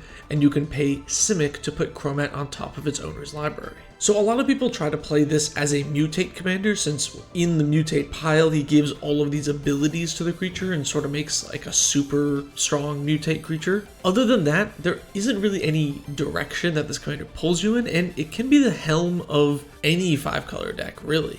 I think this card is neat, and it's cool that it has a lot of random effects. If you just want a 5-color legend, this might not be a bad option. I'll give it a 4 out of 10. And this is day 473, Lieutenant Kurtar. White 1 for a 2/2 bird soldier with flying, and pay 1 and a white, sacrifice the lieutenant, exile target attacking creature. So if you put a Gift of Immortality on this commander, you can use that ability every single turn. And you can play other white recursion cards like Faith's Reward to get your commander back into play after using him to exile a creature. And then if you play other white ETB or Death Trigger cards, you can sort of make a mono white aristocrats style deck. I think this commander is actually kind of interesting, and the mono white recursion reanimator deck is kind of cool. I'll give it a 5 out of 10. And this is day 474, Piana Nomad Captain. White 1 for a 2/2 human nomad. Whenever it attacks, attacking creatures get +1/+1 until end of turn. So this is an anthem like Honor the Pure. You're gonna want to go wide with like token producers. Honestly though, mono white go wide is not a super unique theme, and this only buffs attacking creatures when it attacks, and it's just a 2/2. So it doesn't even help with blocking. It's just so weak as an anthem. 2 out of 10. And this is day 475.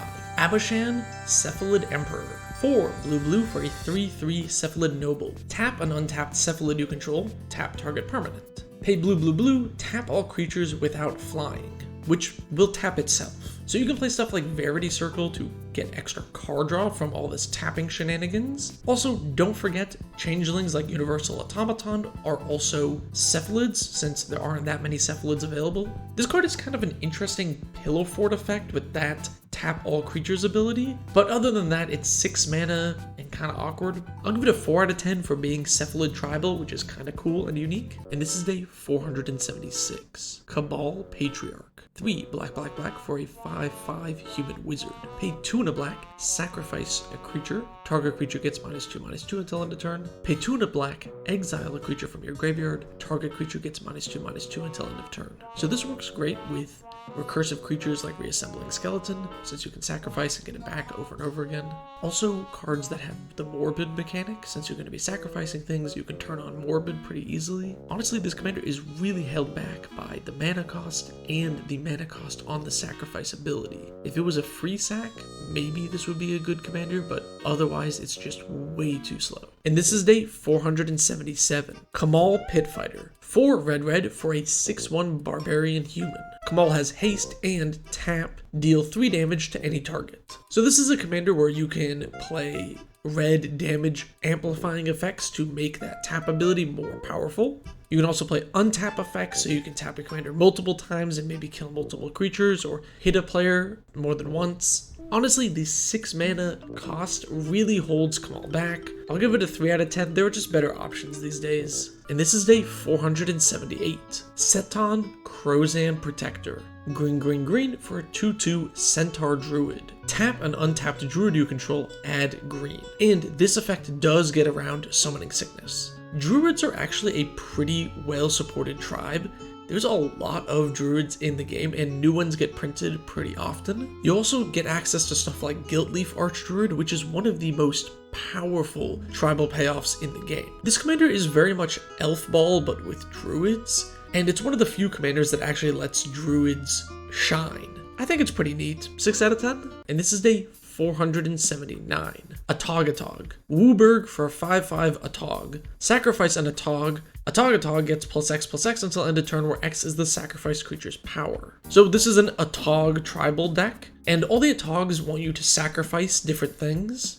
So you can actually play enough Atogs to win with Baron Glory, which is a very funny win con if you can pull it off. Also, since your commander can get really big for just sacrificing a bunch of random Atogs, which can also get big for sacrificing other things, you can play fling effects. Atogs are a really weird tribe that want you to play many different types of cards, and it's kind of a weird 5-color aristocrats deck. Atog is actually a pretty interesting take on tribal stuff, because Atogs are so unique. I'll give it a 6 out of 10. And this is day 480. Major Tarot. 3 and a white for a 2/3 bird soldier with flying. You can pay 3 white, sacrifice Major, exile all black creatures. So yes, you can use Painter's Servant to turn all creatures black and then turn this into a real board wipe, but you're also in mono white, which is the color that is the best at board wipes. This commander is basically useless, 2 out of 10, I guess. And this is day 481. Ambassador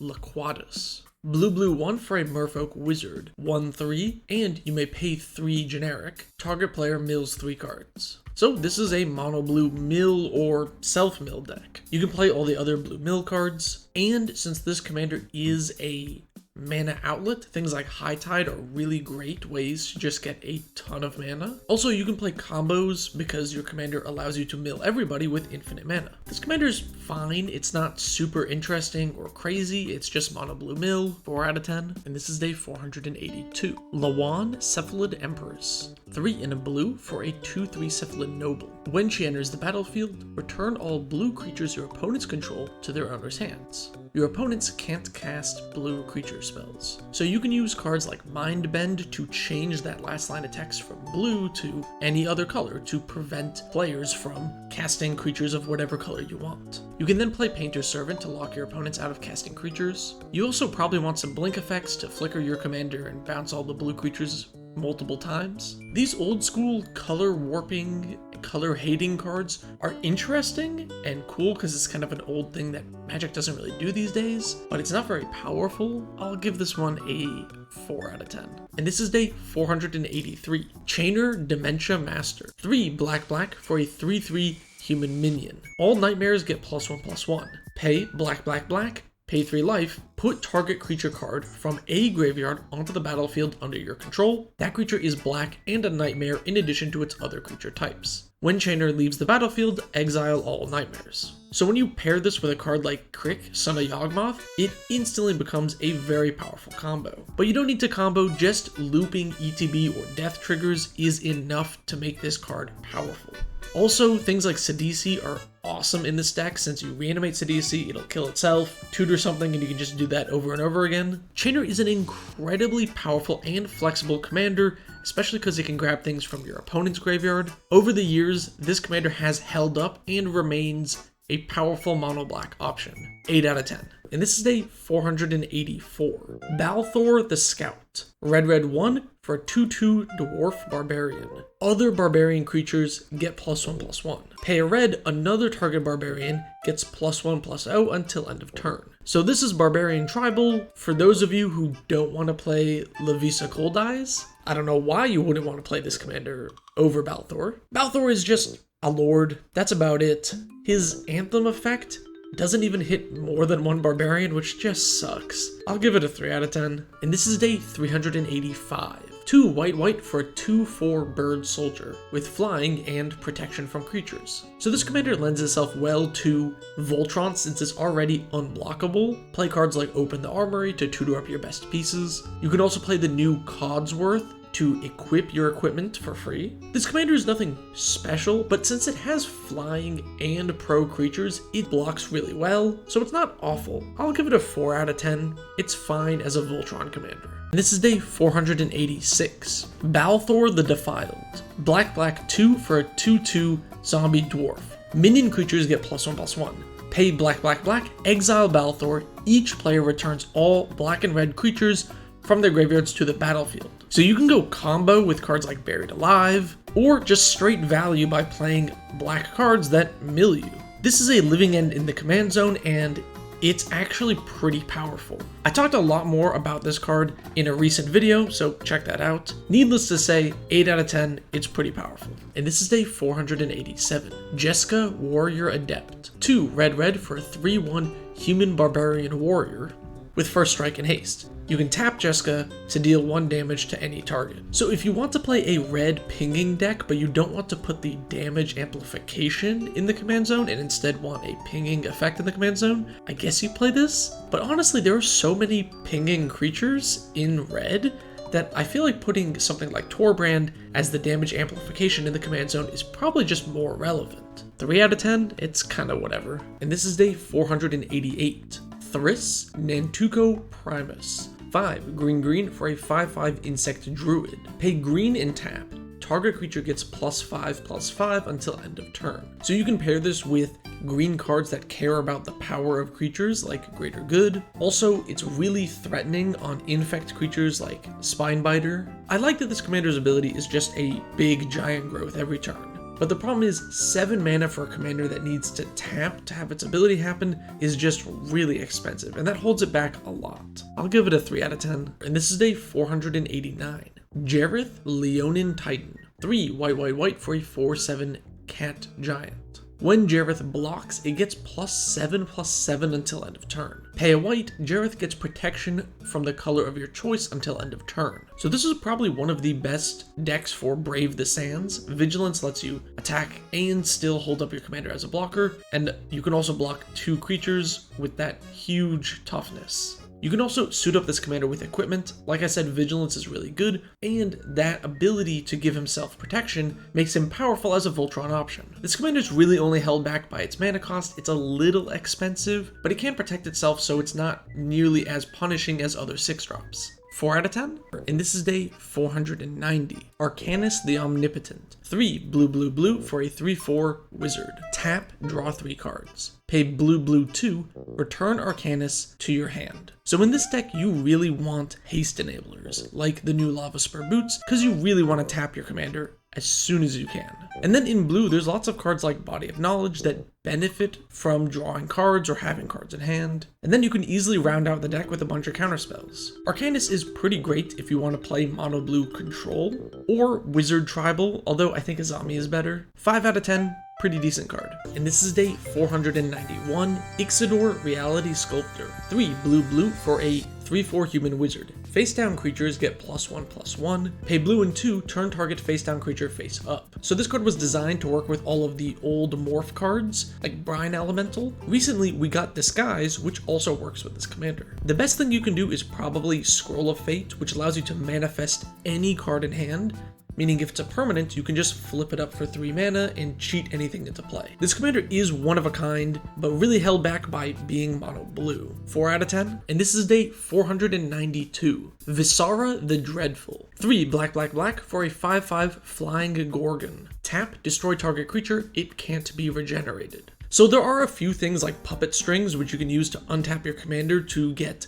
more repeatable removal. Although honestly, mono black is already really good at spot removal, so having spot removal in the command zone isn't that amazing. Plus at 6 mana and needing to tap, this commander is just painfully slow. 3 out of 10, and this is day 493. Rorik's Bladewing. 3 red for a 6/5 dragon with flying and haste. 1 out of 10.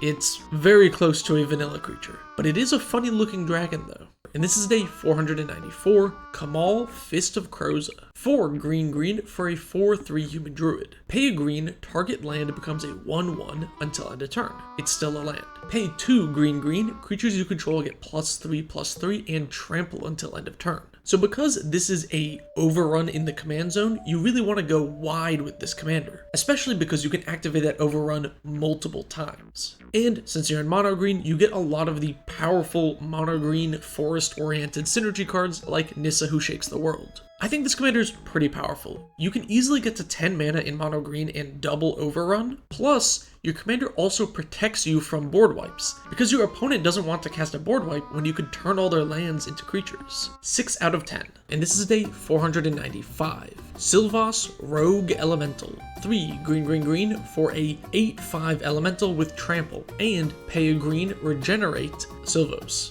So you can slap this thing with auras like Bear Umbra and just do the mono green Voltron thing. Other than that, there's not a whole lot else you could do with it. It at the very least does have trample and is somewhat sticky because of regenerate. I'll give it a 4 out of 10. And this is day 496. Acroma, Angel of Wrath. 5 white, white, white for a 6/6 angel. With flying, first strike, vigilance, trample, haste, pro black, pro red. So I think just because of the mana cost, it's not as powerful as Giada, Font of Hope as an angel tribal commander. But if you really want to run this card, be sure to run a ton of ramp. At the very least, this 8-drop is pretty strong. I'll give it a 3 out of 10. And this is day 497. Mistform Ultimus. 3 in a blue for a 3/3 illusion, which is irrelevant because the text says it's every creature type, even if this card isn't on the battlefield. So you can play all of the powerful lords in blue for every tribe and go tribal Voltron, and then you can play Maskwood Nexus to turn all your lords into changelings so they all buff each other. This commander's fun if you want to do tribal. It's definitely not the best option for that because it's mono blue, but it's okay. I'll give it a 4 out of 10. And this is day 498. Phage the Untouchable. 3 black, black, black, black for a 4/4 avatar minion. When Phage enters the battlefield, if you didn't cast it from hand, you lose the game. When Phage deals combat damage to a creature, destroy that creature, it can't be regenerated. And when Phage deals combat damage to a player, that player loses the game. So because casting your commander from the command zone loses you the game, Command Beacon is one of the most important cards in this deck. So important that you're going to want to run a ton of tutors for Command Beacon. The new Urza's Cave is a great option. You can also play stuff like Torpor Orb to try and not lose the game when it enters play, although it's risky because someone can remove the Torpor Orb in response to you casting Phage. It's not very powerful and has a lot of flaws, but it's so cool, I can't give it less than a 5. And this is day 499. Bladewing the Risen. 3 black, black, red, red for a 4/4 zombie dragon with flying. And when Bladewing enters the battlefield, you may return target dragon permanent from your graveyard to the battlefield. Pay black and red, dragons get +1/+1 until end of turn. You can play stuff like Buried Alive to fill your graveyard up with huge dragons. This commander also goes infinite with things like Molten Echoes. If you have anything to gain value from the infinite ETB death triggers, then you can win the game. Cards like Heat Shimmer are also really great here just to make a token copy of your commander, sack that to the legend rule, reanimate a dragon. This commander's neat, there's combo potential, it's Reanimator, but for dragons specifically, 5 out of 10. And this is day 500. And if you've seen all 500 of these shorts, thank you so much. Corona False God. 1 in Wooburg for a 5/5 avatar with haste. At the beginning of each player's upkeep, that player gains control of Corona. Whenever Corona attacks, creatures of the creature type of your choice get +3/+3 until end of turn. So this commander really wants the impetus cycle, so you can equip your own commander and then goad it, otherwise they're just going to attack you. Also, it does provide an anthem for any creature type, and it's in 5 colors, so you can go any tribal if you want. This commander is really fun if you want to go 5-color goad. It's also pretty neat if you want to do some weird niche tribe that doesn't have much support. 7 out of 10, I just think it's a cool card. And this is a day 501. Sliver Overlord. Wooburg for a 7/7 Sliver Mutant.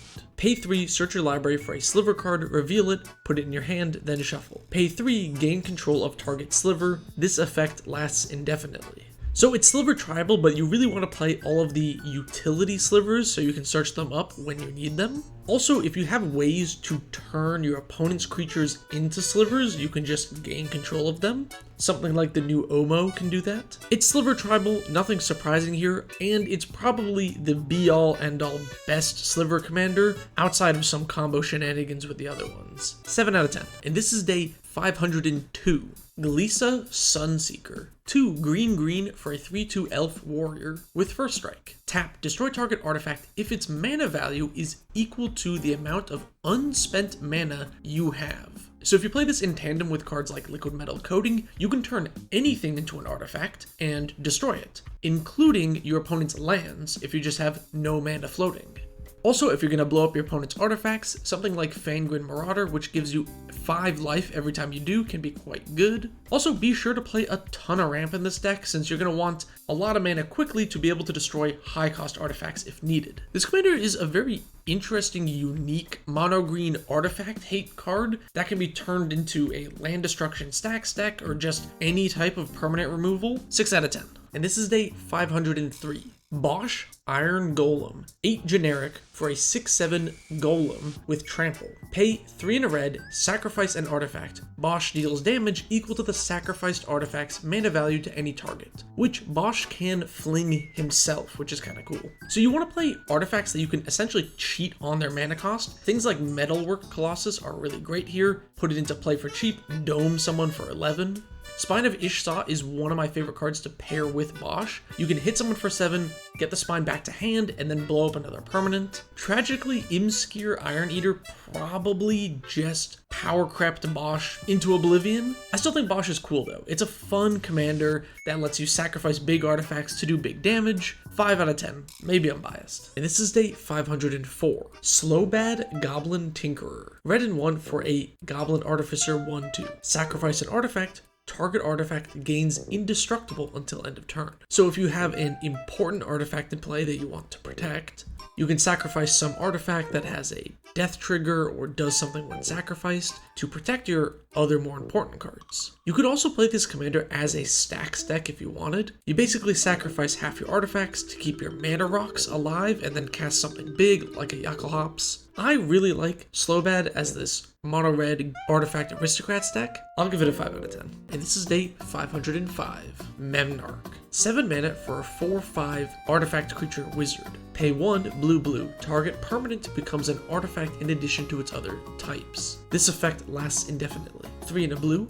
Gain control of target artifact. This effect also lasts indefinitely. So this is a mana hungry commander. You really want a ton of big mana rocks to ramp out your commander quickly and spend all that mana to steal things. Also, you can play combos if you want since your commander is an infinite mana outlet, and cards like Liquid Metal Coating let you steal things a lot faster. Memnarch is a pretty powerful mana intensive commander. It's difficult to pull off because you're probably going to be archenemy instantly and your commander costs 7 mana, but it's very rewarding once you get the commander's engine online. 6 out of 10. And this is day 506. Raksha Golden Cub. 5 white for a 3/4 cat soldier with vigilance, and as long as Raksha is equipped, cat creatures you control get +2/+2 and have double strike. So Lion Sash is one of the best includes here, since it's both a cat and an equipment. And since you want to go wide with cats, Kemba is a really great include. It also synergizes with the equipment.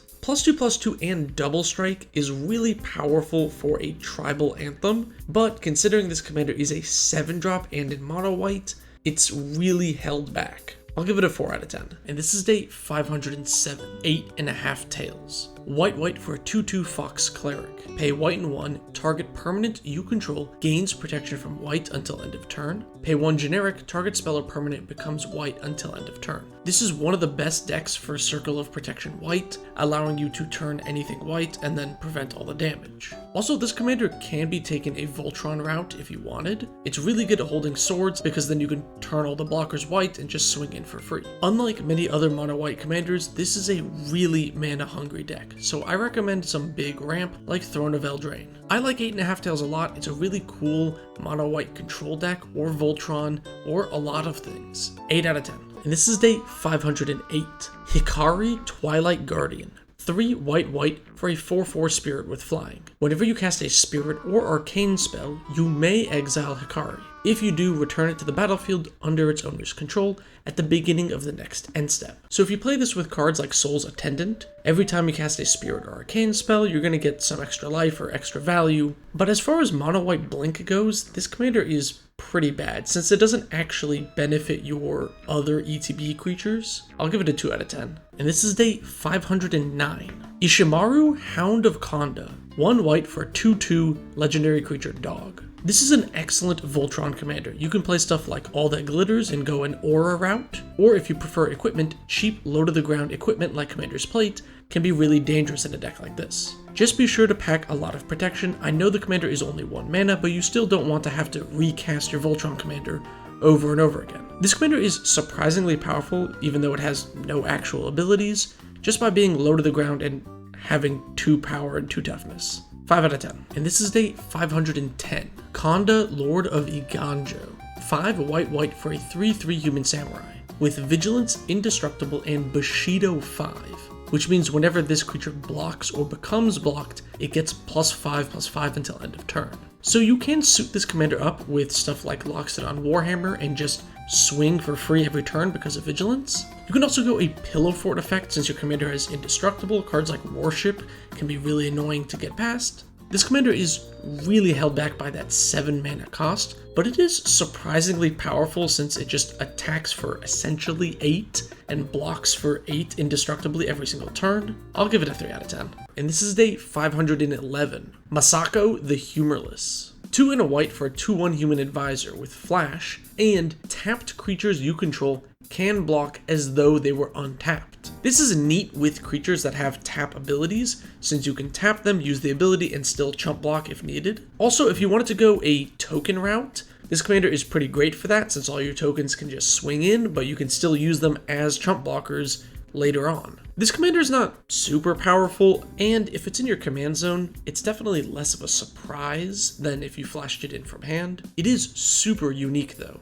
I'll give it a 4 out of 10. And this is day 512. Myojin of Cleansing Fire. 5 white, white, white for a 4/6 spirit. It enters the battlefield with a divinity counter on it, if you cast it from your hand. It has Indestructible as long as it has a divinity counter on it, and you can remove a divinity counter to destroy all other creatures. So you're going to want a way to get this commander into your hand from the command zone or from the board.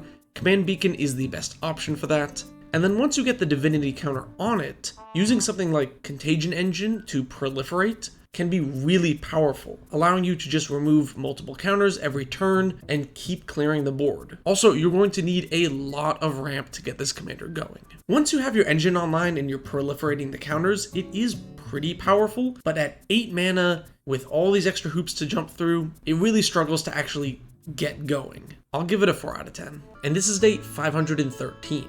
Nagao Bound by Honor. 3 and a white for a 3/3 human samurai with Bushido 1. And whenever he attacks, samurai creatures you control get +1/+1 until end of turn.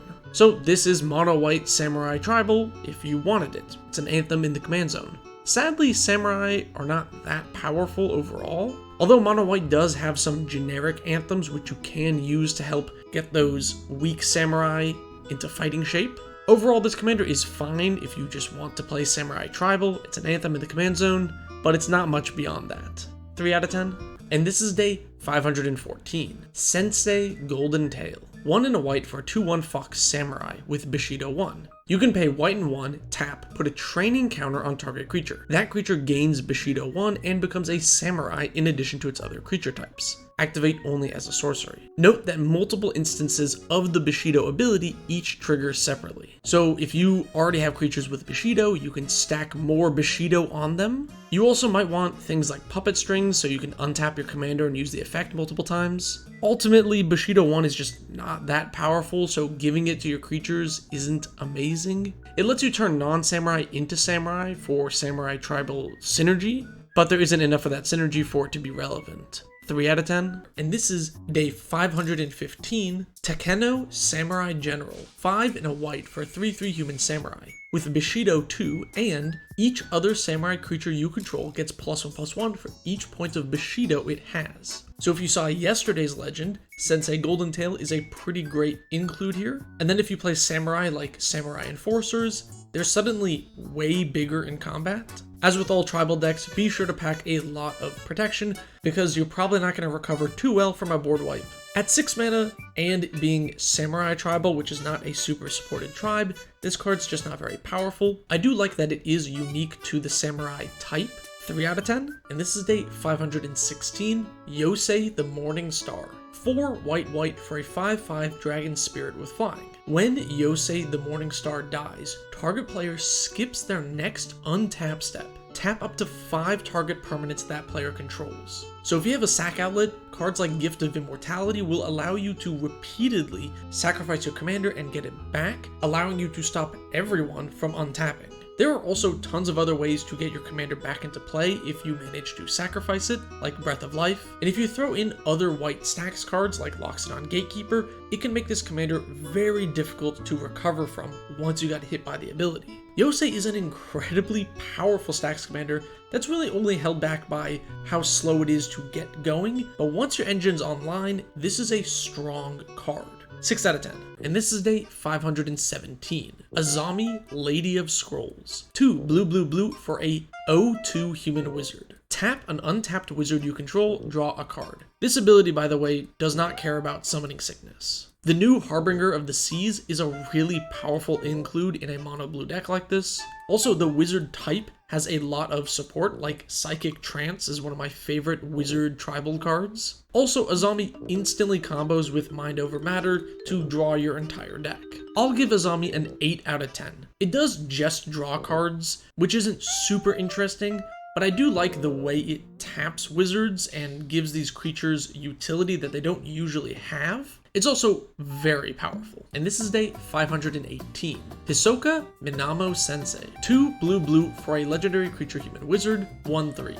Pay 2 and a blue, discard a card. Counter target spell if it had the same mana value as the discarded card. If you play stuff like Just the Wind, which has Madness, you can discard it to counter something and cast the Madness. This commander is also great with cards that have flashback since they do something when you discard them. You can also play synergy like Containment Construct to then cast the cards that you discard. This is mono blue control, countering things, which is very standard blue, but the way it does it with this activated ability and wanting you to have many different mana values in hand is pretty unique. I really like this card personally. I am a bit biased towards blue control decks. I'll give it a 7 out of 10 though. And this is day 519, Keiga, the Tide Star. Probably didn't pronounce that right. 5 and a blue for a 5/5 dragon spirit with flying. Whenever it dies, gain control of target creature. So this is a great clone commander. Basically, you have your commander in play, you make a copy of it with something, you sacrifice the token copy due to the legend rule, and then you just steal a creature permanently. Since the commander costs a lot of mana, I would recommend playing stuff like High Tide to ramp it out pretty quick. Also, if you're watching this when it comes out, Sapphire Medallion has just gotten reprinted and is pretty cheap right now. This commander's alright. I think Mono Blue Clones is a fun archetype. I'll give it a 6 out of 10. And this is day 520. Meluku, the Clouded Mirror. 4 and a blue for a 2/4 Moonfolk Wizard with flying. Pay 1 generic, return a land you control to its owner's hand, create a 1/1 blue illusion with flying. So there are combos you can do if you play Retreat to Coral Helm and Walking Atlas, allowing you to get infinite land ETBs. And then you just want to play utility lands that have abilities when they come into play, like the new Talon Gates of Madara. This way you can phase a creature and then bounce it back and put it back into play. Moonfolk have this unique blue bouncing lands to your hand for value theme going on. It's pretty cool and interesting, although not super powerful as this card is really overcosted at 5 mana. I'll give it a 4 out of 10. And this is day 521. Myojin of Seeing Winds. 7 blue for a 3/3 spirit. It enters the battlefield with a divinity counter on it if you cast it from your hand. It has indestructible as long as there is a divinity counter on it, and you can remove a divinity counter to draw a card for each permanent you control. So because this Myojin is in blue, you don't need to bounce it to your hand from the command zone and then recast it from there. You can instead just use clone effects to make a copy that has a divinity counter. And then in blue, you can proliferate those counters pretty easily, plus you have payoffs for all the extra card draw you get. This is probably the best Myojin, but it's still a 10 mana 3/3. I gotta give it a 3 out of 10. It's still not good. And this is day 522, The Unspeakable. 6 blue for a 6/7 spirit with flying and trample. Whenever it deals combat damage to a player, you may return target arcane card from your graveyard to your hand. So you can use this to loop Eye of Nowhere, bounce their blocker away, and then get it back to hand.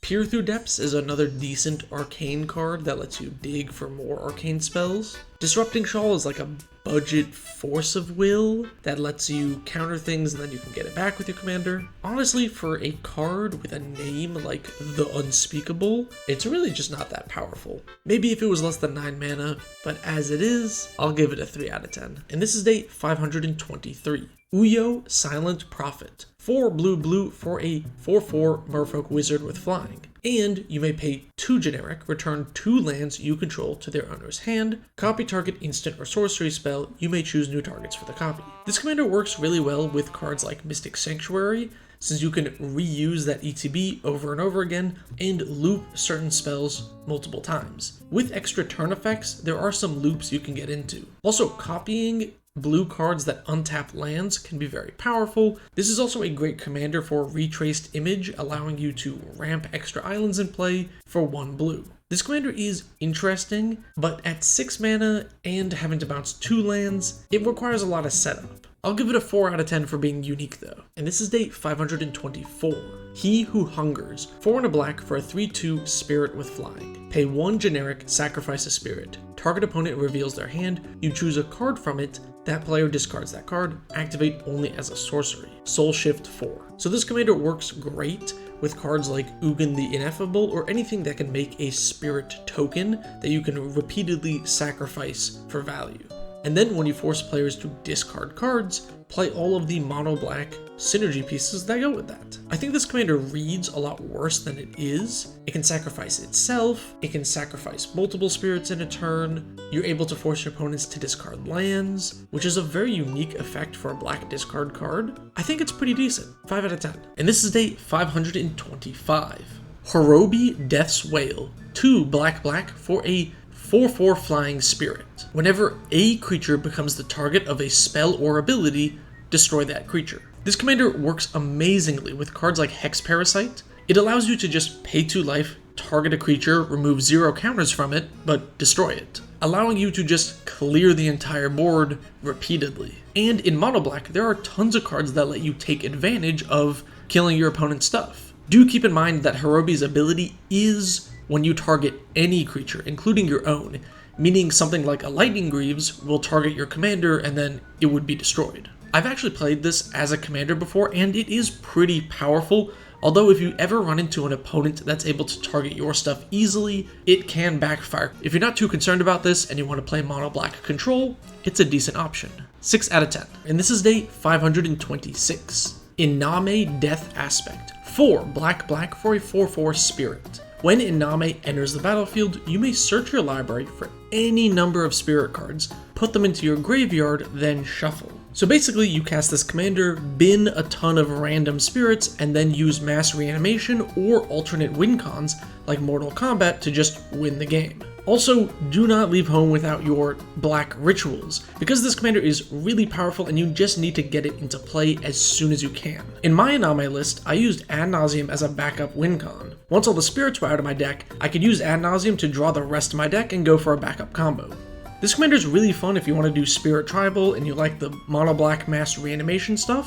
8 out of 10, I think it's really cool. And this is day 527. Kiku Knight's Flower. 2 black tap. Target creature deals damage to itself equal to its power. So if you can give your opponent's creatures Death Touch, you can turn this into a guaranteed kill that creature. Also, You Are Already Dead is a pretty great cantrip here. And then you play your mono black stuff that gets you value from this, like Morbid Opportunist. And this commander is removal in the command zone in mono black, which is not super unique, and it's not that great removal. I'll give it a 4 out of 10. And this is day 528. Kakusho the Evening Star. 4 black for a 5/5 dragon spirit with flying. When Kakusho dies, each opponent loses 5 life. You gain life equal to the life lost this way, which in commander means you're going to be gaining 15 when this card dies. So this is a commander you want to sacrifice. Saw in Half is a really powerful option here. And then once you sack it, leave your commander in the graveyard. Don't put it back in the command zone, and just reanimate it with cards like Stitch Together or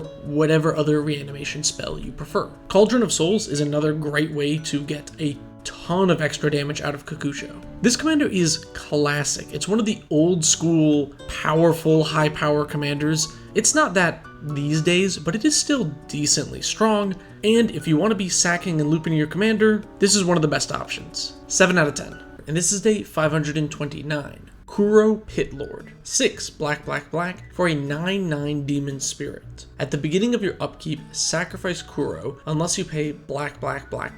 Pay 1 life, target creature gets -1/-1 until end of turn. So if you combo this with Horobi Death's Wail, you can then destroy every creature by just paying a life and targeting it. Also, since this commander lets you pay a ton of life really quickly, you can use stuff like Soul Conduits to swap life totals and build a life swap deck. Kuro is not the best big demon to ramp into, nor is Kuro the best life swap commander, and that upkeep cost of quad black is really rough. I'll give it a 3 out of 10. And this is day 530. Marrow Gnar. 3 black for a 2/3 rat rogue. All rats have fear, which does include your opponent's rats. Tap, sacrifice a rat, create X 1/1 black rat creature tokens, where X is the number of rats you control. So if you want to make a rat deck, this is a great option. You could play all the synergy cards, there are a ton of them for rats. This commander also goes infinite very easily with Thornbite Staff. It's a very quick 1-2 combo with your commander. Honestly, I don't have much else to say about this commander. It's a rat typal deck,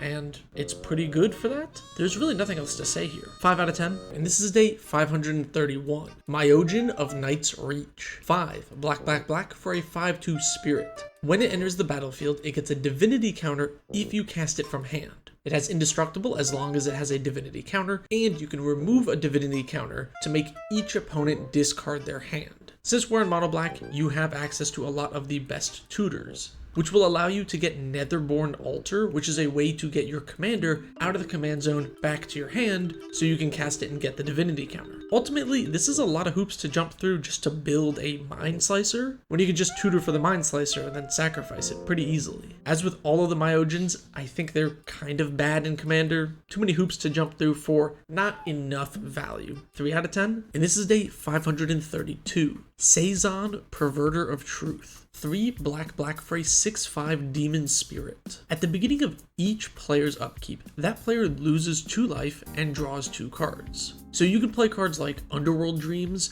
to make them take extra damage for all the extra cards you're giving them. And in mono black, there are a few wheel options, not many, but a couple. And then since you're giving your opponents extra cards, you can just force them to discard those extra cards to negate the benefit that they're gaining. Overall, this commander is not great. As far as mono black wheels go, I don't even think it's the best commander for that. And I don't even think wheel decks in mono black are that good to begin with. It's kind of a weird card though. I'll give it a 3 out of 10. And this is day 533. Ben Aki Hermit.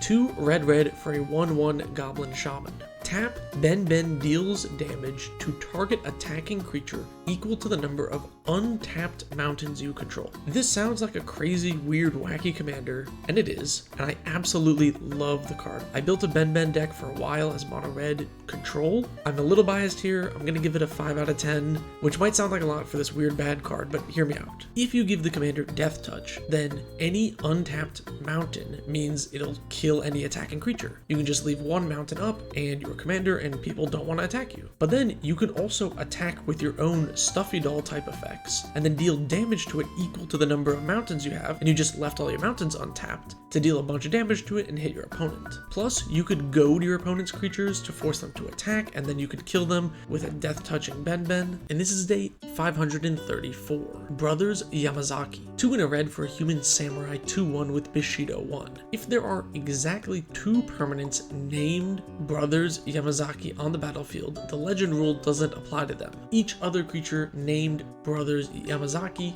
gets +2/+2 and haste. So with this commander, you want to play red clone effects to then get a second copy of your commander, and then you can have them buff each other and they get to attack. I've heard of some people rule zeroing in partner and then having 2 of them in the command zone, which is a really fun idea. If your playgroup's okay with that, could be cool. Ultimately, this commander doesn't work super well in the format, and even if you make the clone, it's just a 4/3 with haste and Bushido 1, 2 out of 10. And this is day 535. Godo Bandit Warlord. 5 in a red for a human barbarian 3/3. When Godo enters the battlefield, you may search your library for an equipment card, put it on the battlefield, then shuffle. Whenever Godo attacks, for the first time each turn, untap it and all samurai you control. After this phase, there is an additional combat phase. So this used to be a utility commander where you'd play high cost equipment like Argentum Armor, cheat it into play, and then you could use clone effects like Heat Shimmer to tutor up other utility equipment. And then they printed Helm of the Host, which is a 1/2 combo with this commander, meaning once you have 11 mana, you just win the game, because you can cast Godo, equip, take infinite combats. It actually makes this a CEDH level card. I think it's really fun as a casual samurai equipment deck, or if you want to play competitive commander, it's also a good option there. 7 out of 10. And this is day 536. Kiki-Jiki Mirror Breaker. 2 red red red for a 2/2 goblin shaman with haste. Create a token that's a copy of target non-legendary creature you control, except it has haste. Sacrifice it at the beginning of the next end step. Kiki-Jiki is notorious for its easy infinite combos with many other cards, and you can do that with Kiki as your commander. You can also double up on any enter the battlefield effect. Things like Fury are really great here, and if you want to keep those copies, Sundial of the Infinite is a great option. I like the Funny Goblin. Even after all these years, I still think it's a neat commander that is relatively powerful and lets you do some fun ETB shenanigans. 7 out of 10. And this is day 537. Kumano Master Yamabushi. 3 red red for a 4/4 human shaman. Pay 1 in a red. Kumano deals 1 damage to any target. If a creature dealt damage by Kumano would die, exile it instead. So if you give this commander Death Touch, not only are you killing any creature for 2 mana, you're also exiling it. I see people playing Stuffy Doll effects with this commander, which I guess kind of works, but the commander can already ping face anyway, so it's not actually that useful. As far as mono red control goes, this is an okay commander. I do think it's worse than Ben, which I talked about a few days ago. I'll give it a 4 out of 10. And this is day 538. Myojin of Infinite Rage. 7 red red red for a 7/4 spirit. If you cast it from hand, it enters with a divinity counter. It has indestructible as long as it has a divinity counter. You can remove a divinity counter to destroy all lands. This is true for all the Myojins, but you can play that which was taken to put more divinity counters on things. This commander is also very mana hungry, so you're going to want a lot of mana rocks, and maybe even cards like Horizon Stone. Also, probably one of the best decks for Ironcrag Feat if you just want to cast your commander and blow up all the lands. This commander is not very good. You still need to get it out of the command zone or use that which was taken to get a divinity counter on it, and then you just get to blow up all lands, which red can already do in many different ways much better. This is not a very good commander even if you wanted to blow up all the lands. 2 out of 10. And this is day 539. Ryusei the Falling Star. 5 in a red for a 5/5 dragon spirit with flying. When Ryusei dies, it deals 5 damage to each creature without flying. So I see a lot of people on EDH Rec playing this as a dragon tribal commander, which you can do because it is a dragon. You could also try and use red damage increasing effects to make that 5 damage a lot more. And then you could do something fun with like repercussion to see if you can take out the whole table with 1 death trigger from your commander. This commander is really held back by its color combination. Just being in mono red means there aren't that many ways to recur and bring back the commander as you would want. Plus, 5 damage to non-flyers is just not enough in Commander. There's too many big creatures, honestly. I'll give it a 3 out of 10. And this is day 540. Shimatsu the Blood Cloaked. 3 in a red for a 0/0 demon spirit.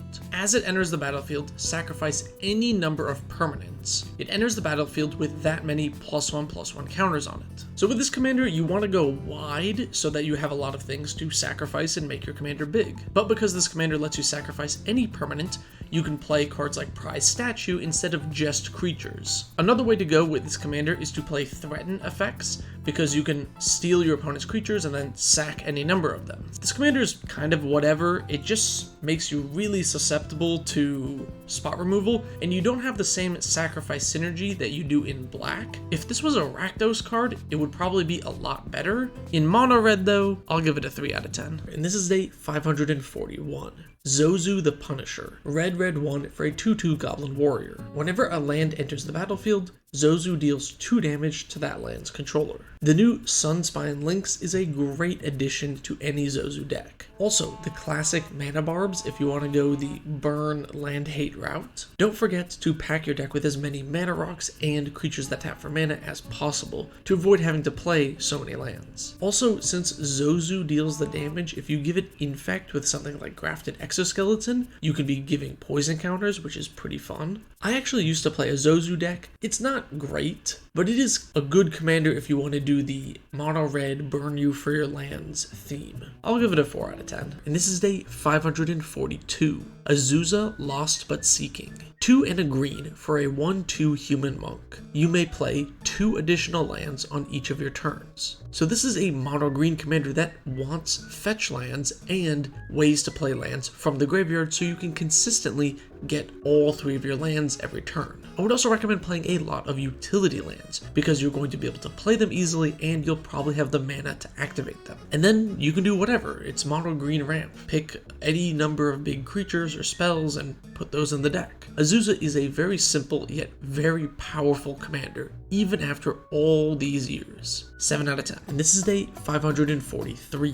Dosin the Falling Leaf. 1 green for a 2/2 human monk. Players can cast spells only during their turn. So you could go the combo route and use this commander to protect your combos, or you could use this commander to make it harder to counter stacks pieces or other annoying cards. Whatever you do with this commander, I suggest you win quickly with it. One of the main downsides of Dosin is it also protects your opponent's combos, so you can run into a situation where you cast your commander and then the next player just wins the game because no one can respond. It's a pretty unique card, so I'll give it a 4 out of 10. And this is day 544. Iname Life Aspect. 4 green for a 4/4 spirit. When Iname Life Aspect dies, you may exile it. If you do, return any number of target spirit cards from your graveyard to your hand. So this is a really good deck for Birthing Pod, since you can sacrifice your spirits to get better ones, and then recur all of them later. And in mono green, there are a couple of decent spirits. Kodama of the East Tree comes to mind. Honestly, I'm not super impressed with Iname. I think Kodama of the East Tree is just a better mono green spirit commander. I'll give this a 3 out of 10. And this is day 545. Jugon the Rising Star. 3 green for a 5/5 dragon spirit with flying. When Jugon dies, you may distribute 5 +1/+1 counters among any number of target creatures. So you can use cards like Life's Legacy to sacrifice your commander, to draw a bunch of cards, and then also get that death trigger. Also, you can play modified creature synergy in your deck, like Kodama of the West Tree. Honestly, it's 5 counters for 6 mana. It's just not very efficient these days. Not really worth playing. 3 out of 10. And this is day 546. Kodama of the North Tree. 2 green for a 6/4 legendary creature spirit with Trample and Shroud. Even though you can't target this commander because of Shroud, cards like Raised by Giants, which don't target, can still buff up the commander. Also, it's a relatively high power creature in the command zone for not that much mana, so you could play stuff like See the Unwritten. Even though you can't use cards like Lightning Greaves, Hall of the Bandit Lord is one way you can give your commander haste. It's not the worst mono green Voltron commander out there, but it's also not even close to the best. I'll give it a very generous 4 out of 10, because Shroud is somewhat powerful. And this is day 547. Kodama of the South Tree. 2 green for a 4/4 legendary creature spirit. Whenever you cast a spirit or arcane spell, each other creature you control gets +1/+1 and trample until end of turn. So there are a lot of cheap spirits and arcane spells you can use, and it's kind of nice to just tack an Anthem onto some artifact or enchantment removal. There are also a few spirits that just have X in their cost, which means they can be 0 mana Anthems if you needed that. Also, since your commander gives trample, playing cards like Unnatural Growth, which buffs the power and toughness, is pretty useful. This is a pretty decent spirit tribal card. It's an Anthem, it gives trample, it also buffs your non-spirits as well, which is kind of nice, just making your utility creatures bigger. I'll give it a 5 out of 10, it's decent. And this is day 548. Myojin of Life's Web. 6 green for an 8/8 spirit. It enters the battlefield with a divinity counter if you cast it from hand. It has indestructible as long as it has a divinity counter, and you can remove a divinity counter to put any number of creatures from your hand onto the battlefield. So this is one of the better Myojins. The effect is powerful, you're in green, so you can actually ramp into it. And you can more easily tutor up cards like Command Beacon, so you can get it out of the command zone. Plus you have Road of Return, which is another card that lets you get your commander out of the command zone. Sadly, this commander has been totally power crept by Ghalta, Stampede Tyrant, since it's basically the same thing, but you just cast it from the command zone and you get to put all your creatures into play. This Myojin is just Ghalta, but with extra steps, which makes it significantly worse. It's probably the best Myojin. I'll give it a 4 out of 10. And this is day 549. Sachi, Daughter of Senshiro. 2 green for a 1/3 snake shaman. Other snakes you control get +0/+1. Shamans you control have tap and green green, which does affect itself. This lets you turn all your shamans into better mana dorks since it taps for 2. You could also go snake tribal, although +0/+1 isn't very impressive. Not impressive is a pretty good description of this commander. Letting your shamans ramp is decent, I guess, but that anthem is so weak and there's not that much synergy between snakes and shamans. I'll give it a 3 out of 10. And this is day 550, Sashiro the Anointed. 4 green green for a 3/4 snake monk. Other snake creatures you control get +2/+2. Whenever a snake you control deals combat damage to a player, you may draw a card. There are a couple of decently powerful snakes you can use. Oran Frostfang is pretty great to double up on that card draw. Hex Drinker is another snake that you can use, which is quite powerful once leveled up all the way. Because snakes don't have that much support, you're probably going to need to use some of the generic tribal cards to get some extra anthems or value from your snake type. This commander is fine. 6 mana is a lot, but it is a decently powerful anthem. +2/+2 is nothing to sneeze at, and it is card draw in the command zone, which makes it better than a lot of other snake-related commanders. I'll give it a 5 out of 10. And this is day 551. Shisado Whispering Hunter. 3 and a green for a Snake Warrior 2/2. At the beginning of your upkeep, sacrifice a snake. Whenever Shisado deals combat damage to a player, that player skips their next untap step. So you're going to want cards like Hooded Hydra because it's a snake that makes more snakes, giving you plenty of sack fodder. Also, since this commander is just a 2/2, you're going to want cards like Hot Soup to make it unblockable. Also, if you're going the mono green stacks route, cards like Root Maze can help slow down your opponents even further. This commander is very interesting. It's really not green at all in the modern sense of what the color does, and for that, I think it's pretty cool. In Commander, I don't think it's that powerful. You're only affecting one opponent, and it's really just a 2/2 with no protection on its own. I'll give it a 4 out of 10. And this is day 552. Sosuk, Son of Senshiro. 2 green green for a 3/4 snake warrior. Other snake creatures you control get +1/+0. Whenever a warrior you control deals combat damage to a creature, destroy that creature at end of combat.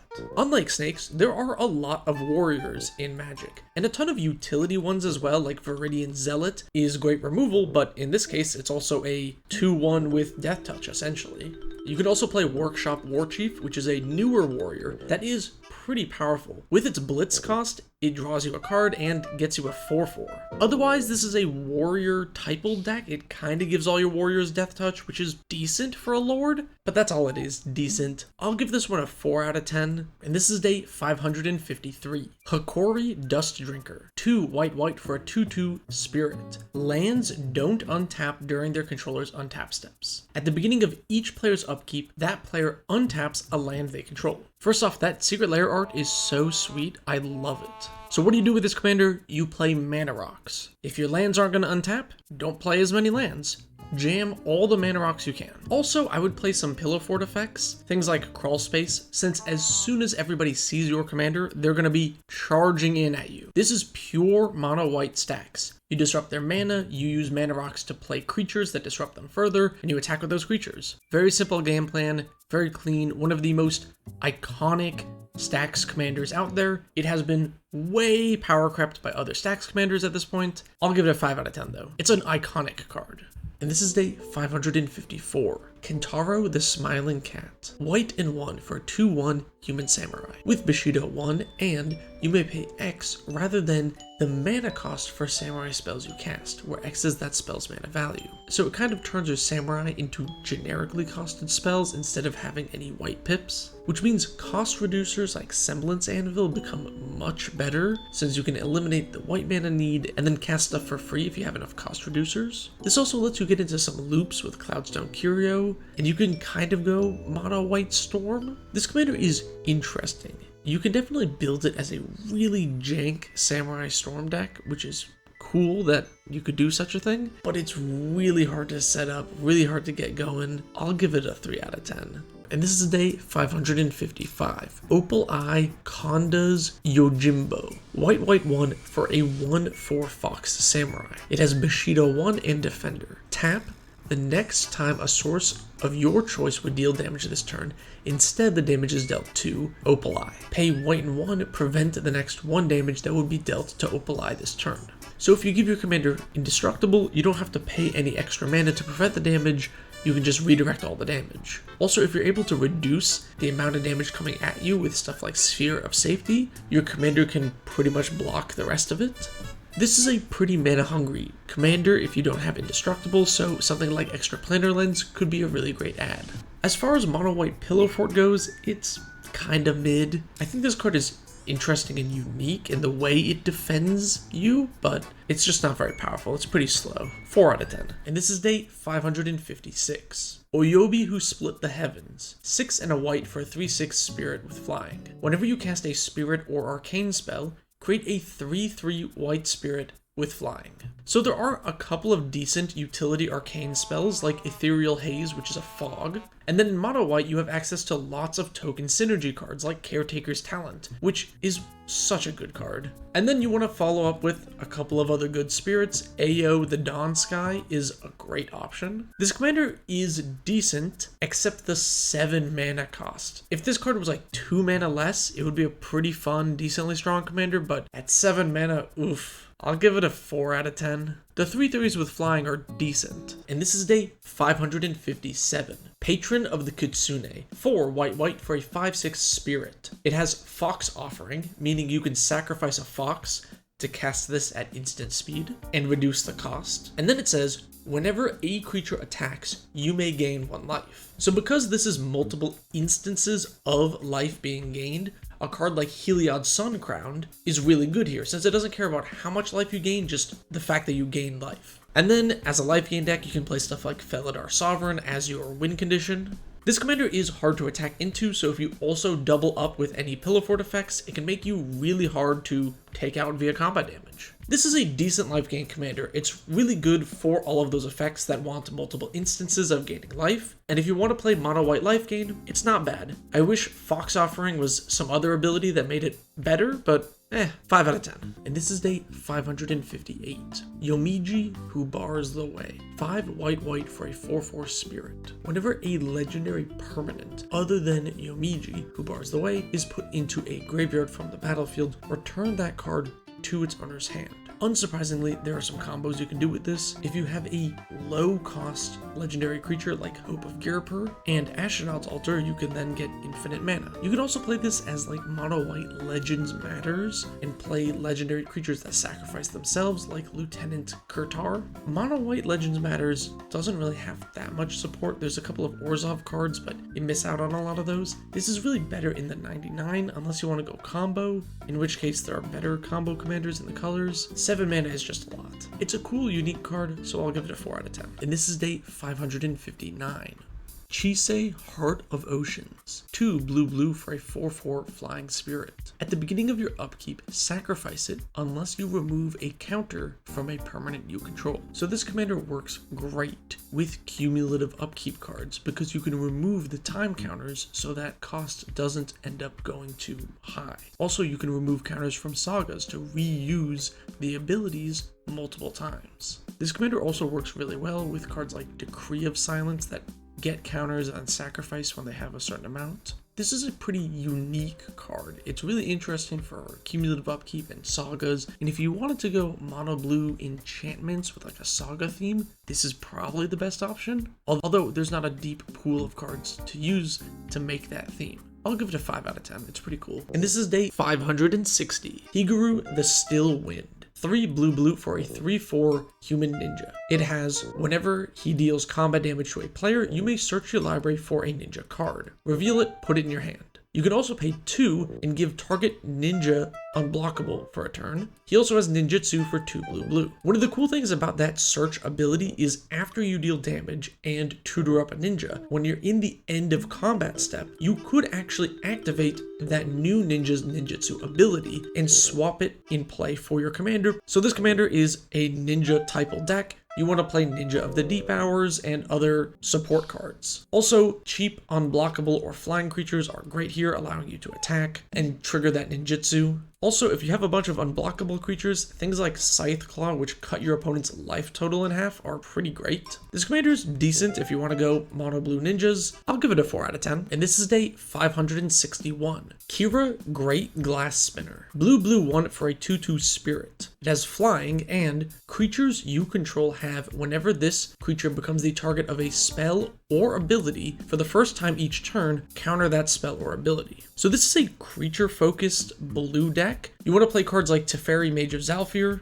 and a lot of people forget that blue actually has a lot of big creatures worth protecting, like Stormtide Leviathan. And then just pack a couple of counter spells to stop board wipes, and you're basically good to play your big sea monsters. Kira is actually a pretty powerful commander. This ability is really annoying to get through, and just blanks most spot removal from players. It's a decent card if you want to play big blue monsters. 5 out of 10, and this is day 562. Patron of the Moon. 5 blue for a 5/4 spirit with Moonfolk Offering. It has flying, and you can pay 1 generic, put 2 lands from your hand onto the battlefield tapped. So this deck really wants Amulet of Vigor. It allows for multiple combos, it sets you up to have those lands enter untapped so you can use their utility easily. In fact, Amulet is so important, I would highly recommend picking up an Urza Saga for this deck just to help you find it. Otherwise, this commander does have some uniqueness where you can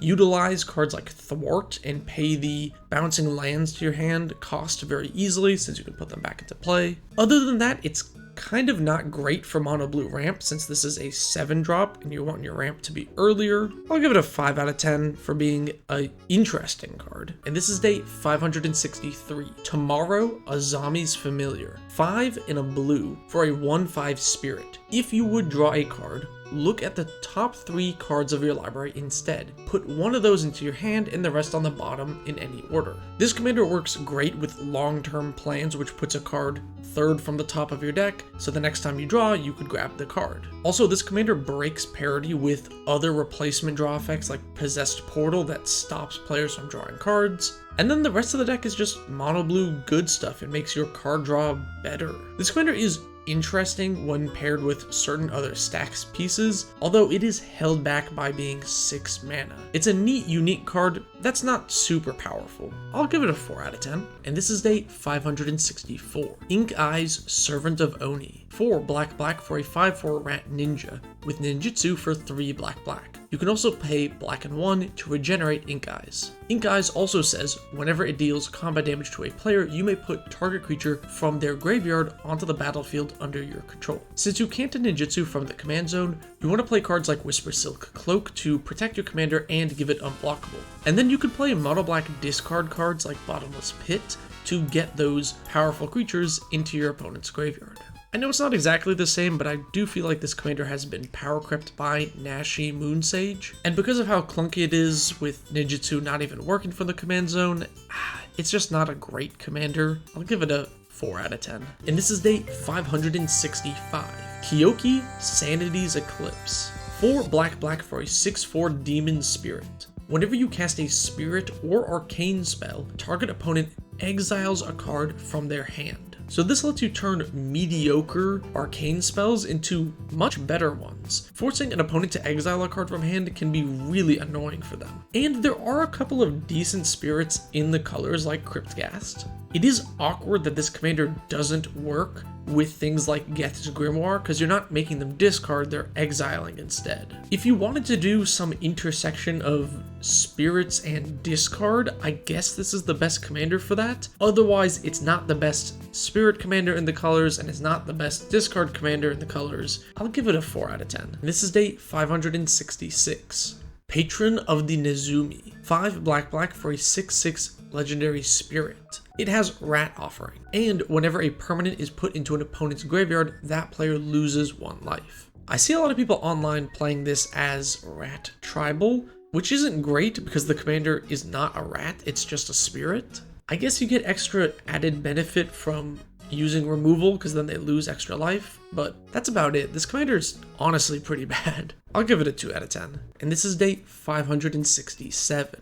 Shiri, Shizo's Caretaker. 4 and a black for a 2/2 spirit. Whenever a creature with power 1 or less is put into your graveyard from the battlefield, you may return that card to the battlefield at the beginning of the next end step, if Shiri is still on the battlefield. Okay, step 1, find a creature with power 1 or less that has a good ETB or death trigger, like Skyscanner. Step 2, find a sack outlet. Then cast your commander, sack the thing a bunch, and get a ton of value. This commander is a unique spin on mono black aristocrats. Downside is there's nothing else in the game that really utilizes the power 1 or less aspect other than this card. So you're gonna need a lot of protection for your commander, because if your commander dies, your deck is way weaker. Other than that, cool card. 7 out of 10. And this is day 568. Toshiro Umezawa. Black 1 for a 2/2 human samurai with Bushido 1. And whenever a creature an opponent controls dies, you may cast target instant card from your graveyard. If that spell would be put into a graveyard, exile it instead. Finally, a good commander. This is like a 9 out of 10 for me. So this allows you to just buy back your removal spells. You cast something that kills a creature, and then you can cast other removal spells in your graveyard, which triggers the ability again and again.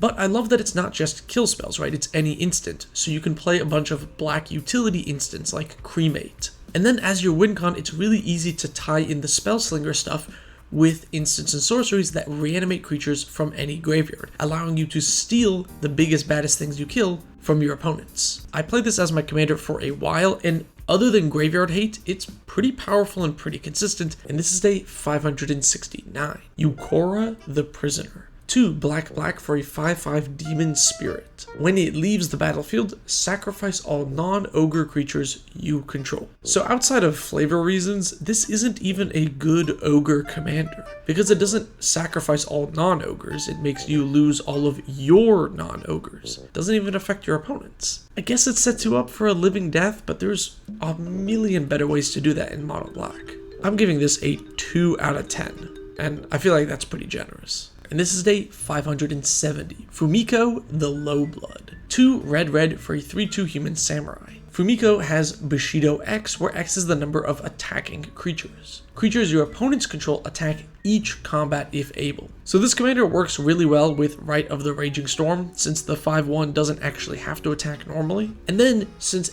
your opponents have to attack, you want to play defensive cards like Slumbering Dragon to deter them from attacking you. This commander is pretty great with invasion plans, because if you're goading things to attack your opponent's stuff, then you can mess with blockers. I like this commander a lot. I considered playing her as my mono red goad commander, ended up going with a few different options, but still a cool card. 7 out of 10. And this is day 571.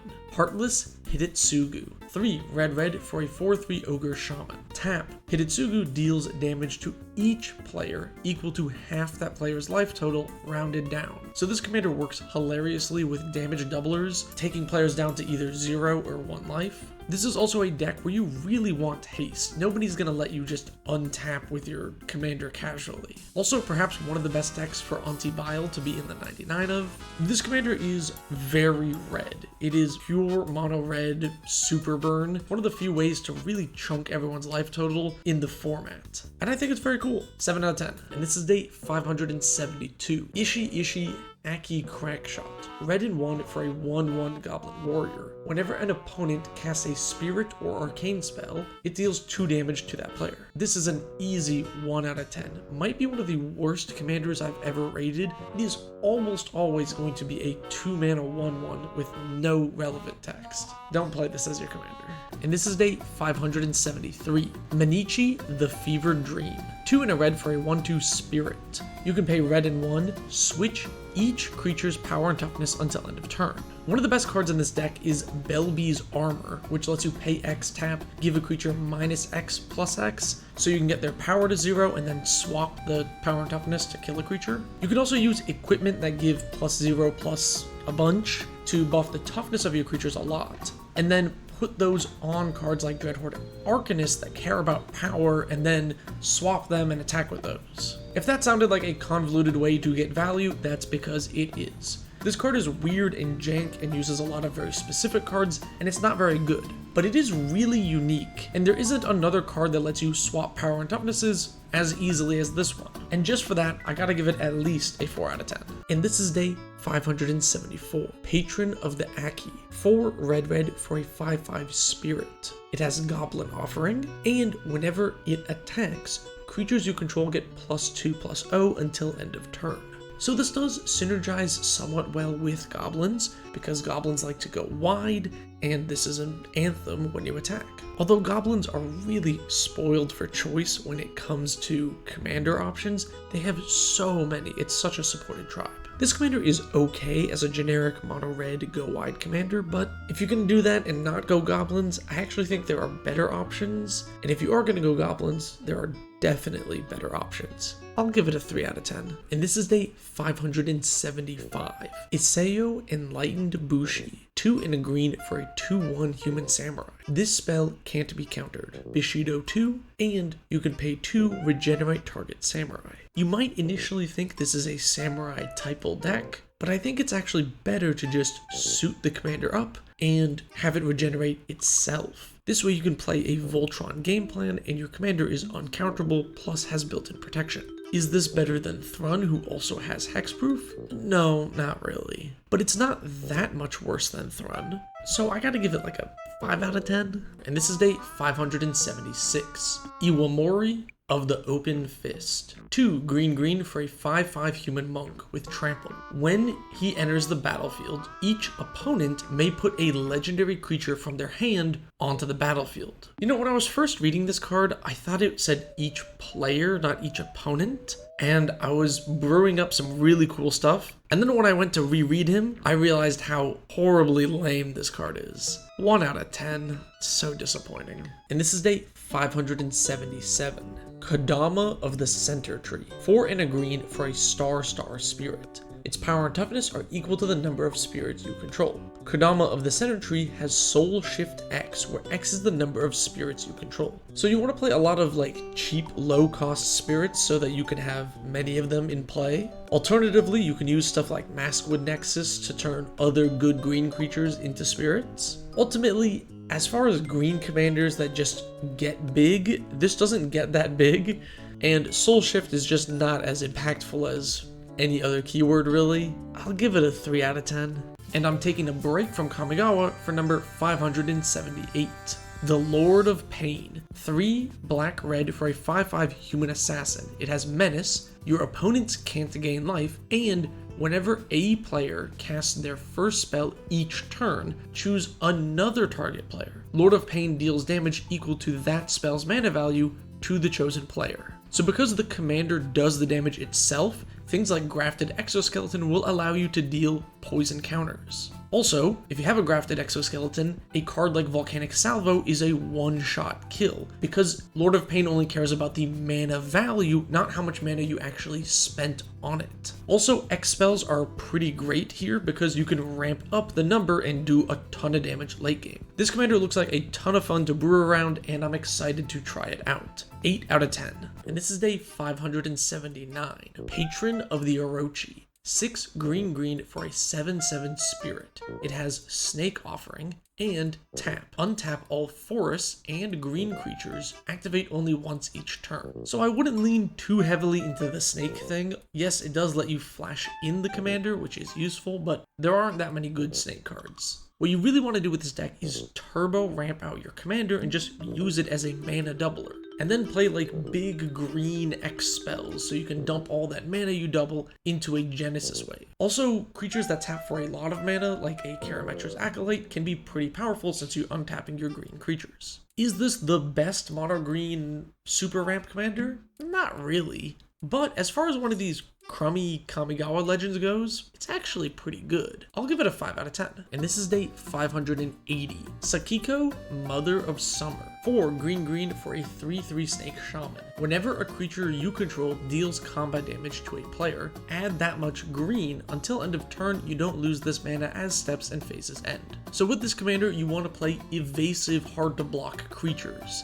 like Bellowing Tangleworm. This way you can get in damage, get mana main phase 2, cast more big things, and do it all again the next turn. The problem is we're in mono green, meaning ramp is not the issue. We already have mana, especially by the time you have 6 mana to cast this commander, you could just cast like 2 ramp spells. Because of that, I think this commander is just kind of bad. It's not that useful ultimately, and there's better ways to ramp. 3 out of 10. It's pretty unique though. And this is day 581. Shizuko, Caller of Autumn. Green 1 for a 2/3 snake shaman. At the beginning of each player's upkeep, that player adds triple green to their mana pool. Until end of turn, they don't lose this mana as steps and phases end. So you can play this with Heartwood Storyteller to get extra value when your opponents cast spells with the extra mana you're giving them. Also, in terms of your curve, you can max out on 6 and 7 drops, since you know that you're going to go from 3 to 6 mana and then play your land for turn, and then cast a 7 drop the turn after your commander comes out.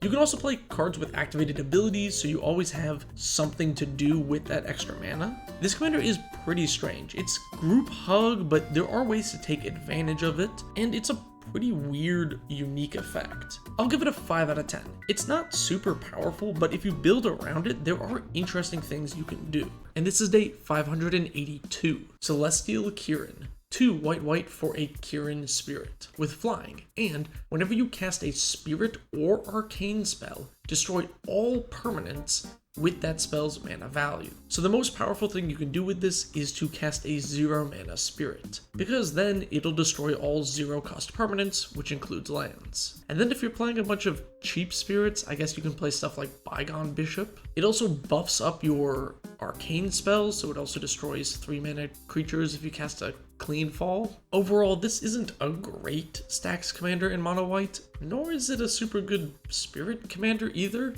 I'll give it a 4 out of 10. And this is day 583. Kataki War's Wage. White and 1 for a 2/1 spirit. All artifacts have, at the beginning of your upkeep, sacrifice this artifact unless you pay 1. So this is like a Thalia type effect, but for artifacts. It taxes them instead of spells. Beyond normal stack stuff, you can play artifacts that do things when they go to the graveyard, like Spine of Ish-Saw, and then not pay the tax and essentially have a free sack outlet every turn. If you want to play stacks and lean into hating against artifacts as opposed to spells like Thalia, then this is a good option. Otherwise, it's kind of whatever. 5 out of 10? And this is day 584. Kiamaru, First to Stand. 3 white for a star spirit. Power and toughness equal to the number of cards in your hand. As long as you have 4 or more cards in your hand, he has vigilance, and whenever he deals damage, if you have 7 or more cards in hand, you gain 7 life. So you want to play all your mono white card draw like Mangara the Diplomat, and things like Alms Collector to draw extra cards and stop your opponents from drawing too many. And this is one of the best commanders for Lapse of Certainty, which is a pretty decent counterspell in mono white. I love mono white control. I've been working on this archetype for a while now, and this card is super cool, but it's not very powerful. I gotta give it like a 4 out of 10. It's a neat card though, I really like it. And this is day 585. Michiko Kanda, Truth Seeker. 3 and a white for a 2/2 human advisor. Whenever a source an opponent controls deals damage to you, that player sacrifices a permanent. So this effect is pretty similar to something like Karmic Justice. It's a white Punisher type effect where if you get hit, it hits your opponent back. You can use stuff like Delany to double up the triggers, which is pretty cool. Other than that, it's like a mono white Pillow Fort / stacks commander. If that's your jam, it's actually one of the better options, I think, since it really makes it hard for people to attack you. Otherwise, it's just okay. 5 out of 10. And this is day 586. Runetail Kitsune Ascendant. 2 and a white for a 2/2 Fox Monk. When you have 30 or more life, flip Runetail Kitsune Ascendant. The flip is a legendary enchantment that says prevent all damage that would be dealt to creatures you control. So if your creatures don't take damage, you can play stuff like Pariah, which means damage dealt to you goes to the enchanted creature, and then that's just prevented, essentially allowing you to not take damage as long as it's in play. And then this is a commander where you really want to play just efficient combat-oriented creatures since they don't really die in combat. Honestly, this commander is actually pretty good. In Commander, you flip it basically instantly, and since the other side's not a creature, it dodges a lot of removal. Overall, I think this commander is decently powerful if you want to play mono white good stuff. 6 out of 10. And this is day 587. Cloudhoof Kieran. 3 blue for a 4/4 Kieran spirit. It has flying, and whenever you cast a spirit or arcane spell, you may have target player mill X cards, where X is the spell's mana value. So in mono blue, there are a couple of good arcane spells like Peer Through Depths, and then you can get extra mill value if you wanted to do that. Sadly, this commander doesn't actually synergize with any mill cards, so normal mill stuff just doesn't do anything. Ultimately, I think this is one of the weaker mono blue mill commanders. We have multiple better options, and in mono blue, the self-mill aspect is not super useful. I'll give it a 3 out of 10. And this is day 588. Kaho Manamo Historian. 2 blue for a 2/2 human wizard. When Kaho enters the battlefield, search your library for up to 3 instants. Exile them, then shuffle. Pay X, tap. You may cast a spell with mana value X from among the cards exiled with Kaho without paying its mana cost. I love this commander a lot. 8 out of 10, it's really cool. So when you first get that ETB, you're going to want to get some utility blue spells. Maybe like a Strict Serenade, or something else that gives utility which isn't a counterspell, like Mnemonic Nexus. And then the third one should be a blink spell, so you can flicker your Kaho and get 3 new spells. This is a mono blue toolbox commander that is genuinely unique and different than pretty much any other blue commander we've seen. You want to play a lot of weird instants that do unique effects. Phenomenal commander, give it a try. And this is day 589. Kami of the Crescent Moon. Blue for a 1/3 spirit. At the beginning of each player's draw step, that player draws an additional card. So this works really well with things that punish your opponents for drawing extra cards like Fairy Mastermind, and you could use Ebony Owl Netsuke as a win condition. Also, this is a deck that's really powerful with Arcane Laboratory, since it stops players from casting multiple spells, so even though they have a ton of cards in hand, they really can't do that much with it. This is a weird group hug, mono blue control style deck. You can kind of take it in different ways. It's pretty fun and unique. I'll give it a 5 out of 10. Plus that art is so fun. And this is day 590. Sakashima the Imposter. 2 blue for a human rogue 3/1. You may have Sakashima enter as a copy of any creature on the battlefield, except its name is Sakashima. It's legendary in addition to its other types, and it has 2 blue return this creature to its owner's hand at the beginning of the next end step. So this is a clone commander you could play in a clone deck, where you just play all the different effects to copy your things, your opponent's things. You can use it to double up on your own powerful creature effects, or copy whatever the strongest thing on the board is. Bounce effects are really great in a deck like this, since you can use it to bounce your own clones back to hand to change it to something else, or bounce the powerful thing and then you're the one who has the clone, which is the only strong thing on the field. I actually really like clone effects. I feel like they scale really well with the power level of the playgroup. If your opponents don't have powerful things to copy, then you're not going to be playing powerful things. Sakashima's a pretty great option. I'll give it a 7 out of 10. And this is day 591. Soromaru, First to Dream. 4 blue for a star spirit. It has flying, and its power and toughness are equal to the number of cards in your hand. You can pay 4, return a land you control to your hand, draw a card. So this is a deck where you want to have a lot of cards in hand. Wizard class is one of the best options to have no maximum hand size. And then you might want cards like Walking Atlas to ramp early and also get those lands you bounce back to your hand back into play. And then I guess just play a bunch of big dumb counter spells. Honestly, these types of commanders are not very good, and at 6 mana, even with flying, it's still not that much of a threat. 4 out of 10. And this is day 592. Akuta, Born of Ash. 2 black for a 3/2 spirit with haste. At the beginning of your upkeep, if you have more cards in hand than each opponent, you may sacrifice a swamp. If you do, you can return Akuta from your graveyard to the battlefield. So because you need more cards than each opponent, you can play stuff like Locust Miser to reduce the hand size of your opponents. And then I guess you play, Voltron? Like you buff it up, and then when it dies, you can recur it for cheap. Overall, I don't think this commander is very good. It's not great for discard. Getting the 3/2 with haste back is just not enough of a benefit in EDH. 2 out of 10. And this is day 593. Infernal Kieran. 2 black for a 3/3 Kieran spirit.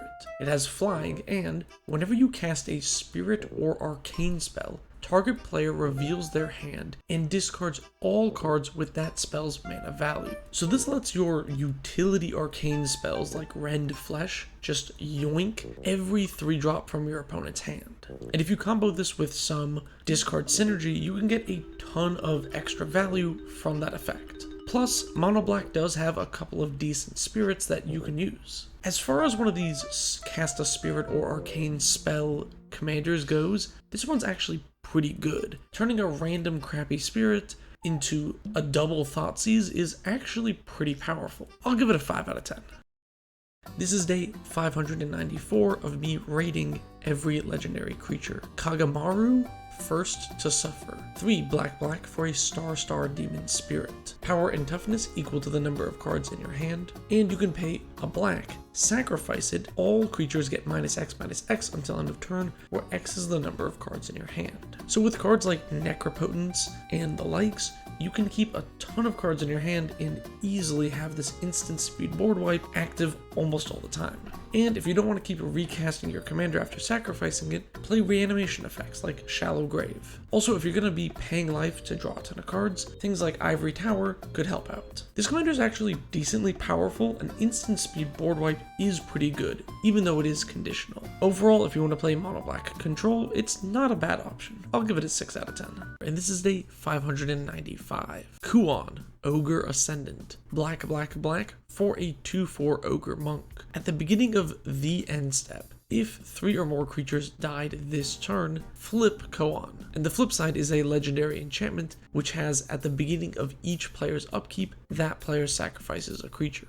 So you can turn this on really easily with cards like Fleshbag Marauder, which often has 4 creatures dying in one go. And in Mono Black, you can easily have sacrifice fodder to avoid the downside of your commander when flipped. And then you can go harder on the stacks, Mono Black, locking out creatures and mana with a ton of different enchantments. This commander is actually decently powerful. Once it's flipped, it's pretty annoying for a lot of decks to deal with, and it's pretty easy to flip. I think it's a fairly strong Mono Black control option. 7 out of 10. And this is day 596. Maga, Trader to Mortals. X black for a 0/0 human wizard. Maga enters with X +1/+1 counters on it, and when Maga enters, target player loses life equal to the number of counters on it. So in Mono Black, there are a ton of ways to get a lot of mana. Magus of the Coffers is one example, but there are many. And you're going to want some other big mana finishers in your deck other than your commander. You can also go all in on X spells and play Horizon Stone. This commander's alright, it's Mono Black big stuff, which is kind of interesting. It only hits one opponent though, so it's like kinda eh. I'll give it a 5 out of 10, it's decent. And this is day 597. Adamaro, First to Desire. 1 red for a star spirit. It has power and toughness equal to the number of cards in the hand of the opponent with the most cards in hand. So you're going to want to play cards like Otherworld Atlas that draws everybody cards, so you can not only have card draw for yourself, but make your opponent's hand size big. Also in red, there are a plethora of wheels to reset and put everyone's hand back to 7. Also, the new Razorkin Needlehead is really great in a deck like this. This card is unique for mono red and interesting because of it, but it's not very powerful. I really wish it had like one keyword and it would be so much better. As is though, I'll give it a 4 out of 10. And this is day 598. Homura, Human Ascendant. 4 red for a 4/4 legendary creature human monk. It can't block, and when it dies, return it to the battlefield flipped. The flip side is a legendary enchantment. Creatures you control get +2/+2 and have flying, and they also get fire breathing. Pay a red, the creature gets +1/+0 until end of turn. So flipping this commander is actually really easy. You just play sack outlets like High Market, and then you can boom, kill it, and flip it over. And then you just want to go wide. +2/+2 and flying is a pretty powerful anthem, so making a bunch of goblin tokens is really dangerous. And then you can also play other stuff that likes to get buffed, like Prophetic Fire Speaker, which has double strike and trample. This commander is a decently powerful anthem in the command zone, but is 6 mana, which is really what holds it back. Otherwise, it's alright for mono red go wide. 5 out of 10? And this is day 599. Izuka the Ruthless. 3 red for a 3/3 human samurai. It has Bushido 2, and you can pay 2 in a red, sacrifice a samurai, samurai creatures you control gain double strike until end of turn. So if you want cheap samurai, Experimental Synthesizer is a really efficient card draw option that also makes a 2/2 samurai token. And then you want to buff up your team because anthems are twice as good with double strike. Otherwise, it's just a samurai deck. You play all the good samurai, if there are any, in this deck and go from there. It's pretty uninteresting. I don't know, 3 out of 10?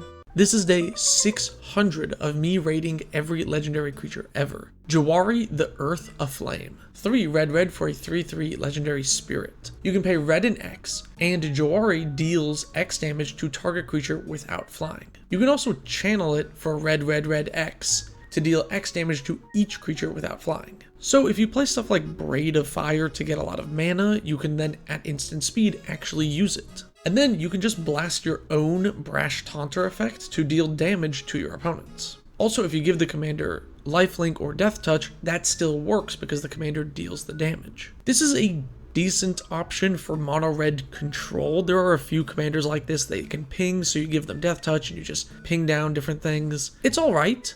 Not the best option for mono red control, so I'll give it a 4 out of 10. And this is day 601. Skyfire Kieran. 2 red for a 3/3 Kieran spirit. It has flying, and whenever you cast a spirit or arcane spell, you may gain control of target creature with that spell's mana value until end of turn. Do note that it does not untap that creature, and it does not give that creature haste. So what you want to do here is play your efficient spirits, the best ones you can, like Atsushi is pretty good, and then play sack outlets. You steal their creature, you might not be able to attack with it, but you certainly can fling it. Skyfire Kieran is actually pretty sweet. It's a repeatable theft effect in mono red, which is pretty uncommon, and if you pair it with sack outlets, this is a decently powerful red control commander. 6 out of 10. And this is day 602. Arashi, the Sky Asunder. 3 green for a 5/5 spirit.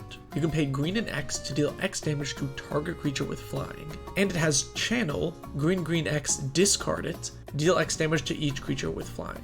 So even though Birds of Paradise is the most popular creature in Commander, it's not a flying threat that you need to remove. I mean, when's the last time you played Hurricane as a board wipe? There just aren't that many flyers you need to get rid of that often. I guess you can use Flying Carpet to give something flying, but that is very inefficient. Hurricane on a stick is just not great.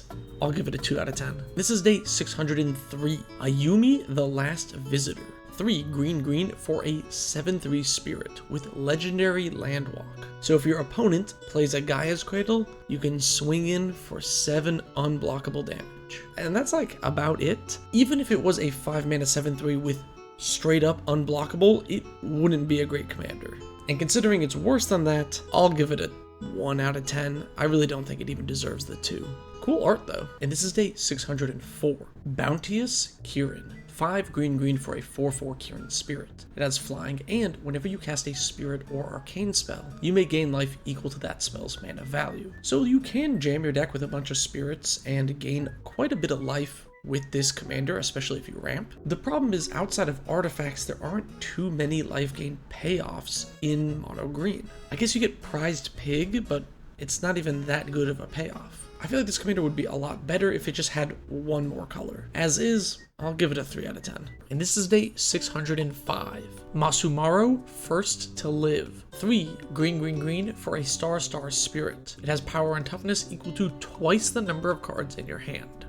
So in green, there are a couple of good ways to actually make use of a large powered creature and then also draw more cards from that. Plus, a lot of your mono green removal is tied to how big your creature is. Ultimately, getting a big creature in green is not very impressive. It's really easy to do. And because this has no additional keywords, it's not that great for Voltron. I'll give it a 1 out of 10. It's basically a vanilla creature.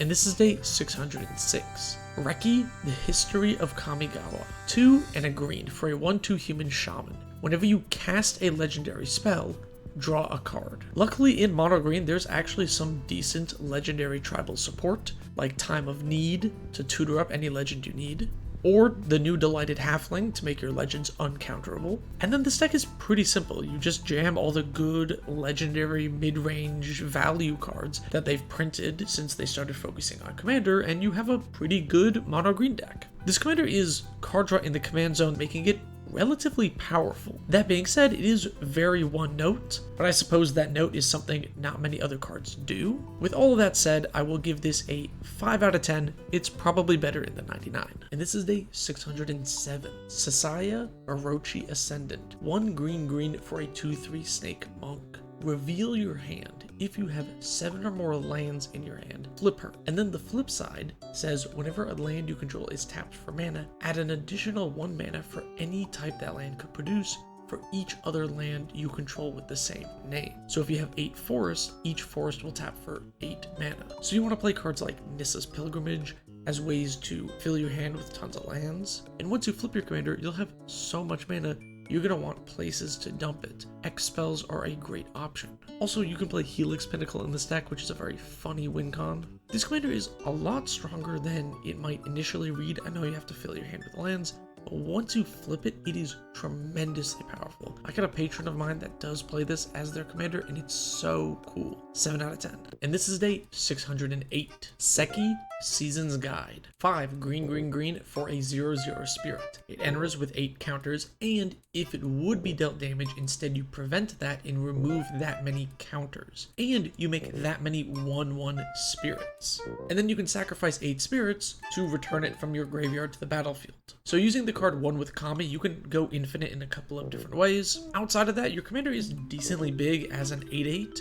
and you could use things like Nemesis Mask to force your opponents to block it, and then you just get 8 spirits and immediately put it back into play. Also, if you put more counters on your commander, it's kind of immortal. I'm using air quotes there. Overall, this commander is okay. There's a couple of interesting things you can do with it. It's a bit weird in the way that it can take 8 damage and then just come back instantly. You can use fight spells. The mana cost is what holds it back in terms of power. I'll give it a 4 out of 10. And this is day 609. Iname as 1. 8 black green for an 8/8 spirit. When it enters, if you cast it from your hand, you may search your library for a spirit permanent card, put it on the battlefield. When Iname as 1 dies, you may exile it. If you do, return target spirit permanent card from your graveyard to the battlefield. Because it says cast from hand, you're going to need cards like Road of Return to get it into your hand to trigger that ability. Once you do, there are some decent spirits you can cheat into play, like Kakusho the Evening Star, or you could get Iname Death Aspect, which sets you up for the death trigger.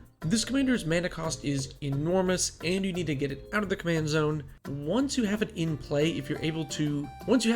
because it needs to exile itself to get the spirit reanimation effect, you're not able to cheat with it or loop it very easily. Too many hoops to jump through, way too much mana. I'll give it a 3 out of 10.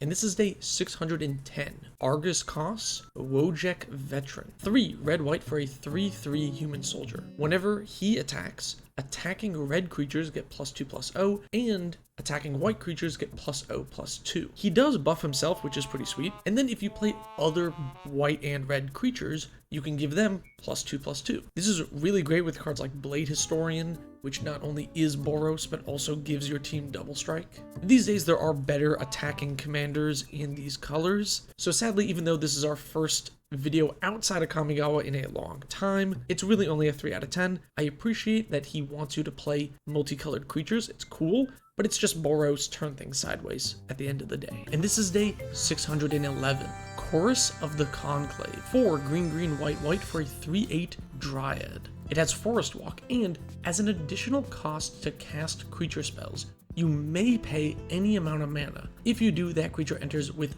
that many additional counters on it. So this is a very mana-hungry commander, meaning you're going to want mana doublers. Also, there are many creatures in these colors that care about having counters on them, like Hamza. It's pretty sweet to play stuff like Fertilid and then get a few extra counters that you can remove for more value later. The only downside is it's an 8-drop, which is pretty rough. I'll give it a 4 out of 10. If it was less mana, it would be a decent bit better. And this is day 612. Circu Demir Lobotomist. 2 blue-black for a 2/3 human wizard. Whenever you cast a blue spell, exile the top card of target player's library. Whenever you cast a black spell, exile the top card of target player's library. Your opponents can't cast spells with the same name as a card exiled with Circu. That last line is not very relevant in EDH. So if you use Isochron Scepter and Dramatic Reversal, you can just infinitely exile your entire opponent's library. Also, if you play blue-black spells, it triggers twice. So if you play a mill theme and you play Dimir cards, you can get extra milling out of it. You can also play a Lantern Control style deck if you want to go that route. Outside of the combo option, this commander is not great for mill. It's really weak. I'll give it a 3 out of 10. And this is day 613. Razia Boros Archangel. 4 red, red, white, white for a 6/3 angel. Flying, vigilance, haste, and tap. The next 3 damage that would be dealt to target creature you control this turn is dealt to another target creature instead. So this commander works great with Brash Taunter effects. You can redirect damage to your Brash Taunter and then bolt your opponent. Also, Earthquake effects where you can do a set amount of damage can be pretty good. And lastly, your commander does have some good keywords, so you could buff her up and just swing in for damage. This is another commander where the mana cost is really what's holding it back. If it was a few mana less, I think this commander would be pretty decent. As of now, I'll give it a 3 out of 10. And this is day 614. Savra, Queen of the Golgari. 2 green-black for a 2/2 elf shaman. Whenever you sacrifice a black creature, you may pay 2 life. If you do, each other player sacrifices a creature. Whenever you sacrifice a green creature, you may gain 2 life. So this commander works great with Plague Crafter type effects, forcing your opponents to sack 2 creatures. And then you want to play stuff like Bloodghast, which is easy to recur and sacrifice and loop over and over again. And then if you're going to be sacrificing and doing all these shenanigans, something like the Myco Tyrant could be a great finisher. This is a classic commander and still a pretty good one. Even after all these years, this card's still decently strong. And I like that you get extra bonuses if you play a green and black creature, which is very fun. I think this commander holds up. I'd give it a 7 out of 10. And this is day 615. Sisters of Stone Death. 4 black, black, green, green for a 7/5 Gorgon. You can pay green, target creature blocks the sisters if able. Pay green, black, exile target creature blocking or blocked by Sisters of Stone Death. Pay 2 and a black, put a creature exiled with the sisters onto the battlefield under your control. So you can play lure effects to force every creature to block if able, and then swing into an opponent and just exile their whole team. And if you're doing stuff like that, giving your commander indestructible could be a great way to exile the important stuff and not lose your commander in the process. This is also a mana-hungry commander, so you're going to need a lot of ramp to get it going. This commander is really only held back by how mana-intensive it is. You are in green, so that is less of a factor, and it is a pretty powerful, inevitable type of card. I'll give it a 5 out of 10. And this is day 616. Syzadek, Lord of Secrets. Blue, blue, black, black, 3 for a 5/5 vampire with flying. If you would deal combat damage to a player, instead put that many counters on him, and that player mills that many cards. This creature reminds me a lot of the new Mind Skinner. If you are going to play a high mana value commander like this, you want protection. Slip Out the Back is a great option here, putting an extra counter and letting you keep the other counters on your commander. Also, Crypt Incursion, really underrated card in general, but especially so in mill decks. This commander is not awful for mill. It immediately becomes a 10/10 after 1 hit, and has flying, so it is decent at getting in. It's really just the mana cost that holds it back. If it was a little bit cheaper, it would definitely be quite a bit better. I'll give it a 4 out of 10. And this is day 617. Tulsamir Wolfblood. 4 green, white for a 3/4 elf warrior. Other green creatures you control get +1/+1. Other white creatures you control get +1/+1. So 2 color creatures will get +2/+2. You can also tap, create Voja, a legendary 2/2 green and white wolf token. So this is very similar to Wiltleaf Liege, and basically you just want to play cards like this. Selesnya Go Wide stuff. You can play stuff like Reese the Redeemed, which creates green and white tokens and doubles your tokens. Also, if you want to get really jank, you can play Mirror Box and make multiple copies of the legendary wolf token. This commander is okay. It's Selesnya Go Wide. We've seen it before. I'll give it a 4 out of 10. And this is day 618. Borborygmos. 3 red, red, green, green for a 6/7 Cyclops with Trample. Whenever Borborygmos deals combat damage to a player, put a +1/+1 counter on each creature you control. So if you have creatures that care about their power like Gruul Rage Beast, this can be quite good. Buffing it up lets it fight more things. There are also cards that care about having counters on them, like Ulesht the Hate Seed. Is that how you pronounce that? And since you are modifying all your creatures, modify synergy cards like Kodama the West Tree also work here. Overall, this commander is very okay, I guess. Ultimately, in these colors, you can get big creatures easily, so it's not that impressive that it buffs your dudes. 3 out of 10. And this is day 619. Ghost Council of Orzhova. White, white, black, black for a 4/4 spirit. When it enters the battlefield, target opponent loses 1 life and you gain 1 life. You can pay 1, sack a creature, exile Ghost Council, return it to the battlefield under its owner's control at the beginning of the next end step. So if you play cards that care about the number of instances of life gain, this can be decent, triggering those multiple times a turn cycle. And you can have a sack outlet in the command zone, letting you sack things to get death triggers. Overall, this commander is not that powerful. It's not even a free sack outlet, and 1 life for 1 opponent is just not that threatening. I'll give it a 3 out of 10. And this is day 620. Niv-Mizzet the Firemind. 2 blue, blue, red, red for a 4/4 dragon wizard. It has flying, tap, draw a card, and whenever you draw a card, Niv-Mizzet deals 1 damage to any target. I feel like everybody knows at this point that curiosity effects go infinite with this commander, allowing you to draw off the pings, which causes you to ping again, and so on and so forth. Sadly, this Niv-Mizzet really has been power crept by Niv-Mizzet Perun, which also has uncounterable and draws off of any instant or sorcery cast. There still are a few things you can do with the Firemind, like untapping it so that you can tap it to draw more cards. Ultimately, this commander is still decent, still powerful, just a victim of power creep. I'll give it a 6 out of 10. And this is day 621. Teysa Orzhov Scion. White, black, 1. For a 2/3 human advisor, you can sacrifice 3 white creatures to exile target creature, and whenever another black creature you control dies, create a 1/1 white spirit. So with this deck, you want to have a lot of black creatures that you can repeatedly sacrifice to get the white spirits that you can sacrifice for removal. And then you just do normal aristocrat stuff. This commander lets you double up on a lot of your sacrifice fodder. And if you play stuff like Darkest Hour, you turn those white spirits into black creatures, letting you get into all sorts of infinite loops. In my opinion, this is one of the most classic, iconic commanders when the format was really starting to pop off, and it's still pretty good as an aristocrat's commander today. Its removal in the command zone and a great synergy piece for all of your sacrifice shenanigans. It's really held up, 8 out of 10. And this is day 622. Tibor and Luma. 2 blue-red for a 3/3 human wizard. Whenever you cast a blue spell, target creature gains flying. Whenever you cast a red spell, they deal 1 damage to each creature without flying.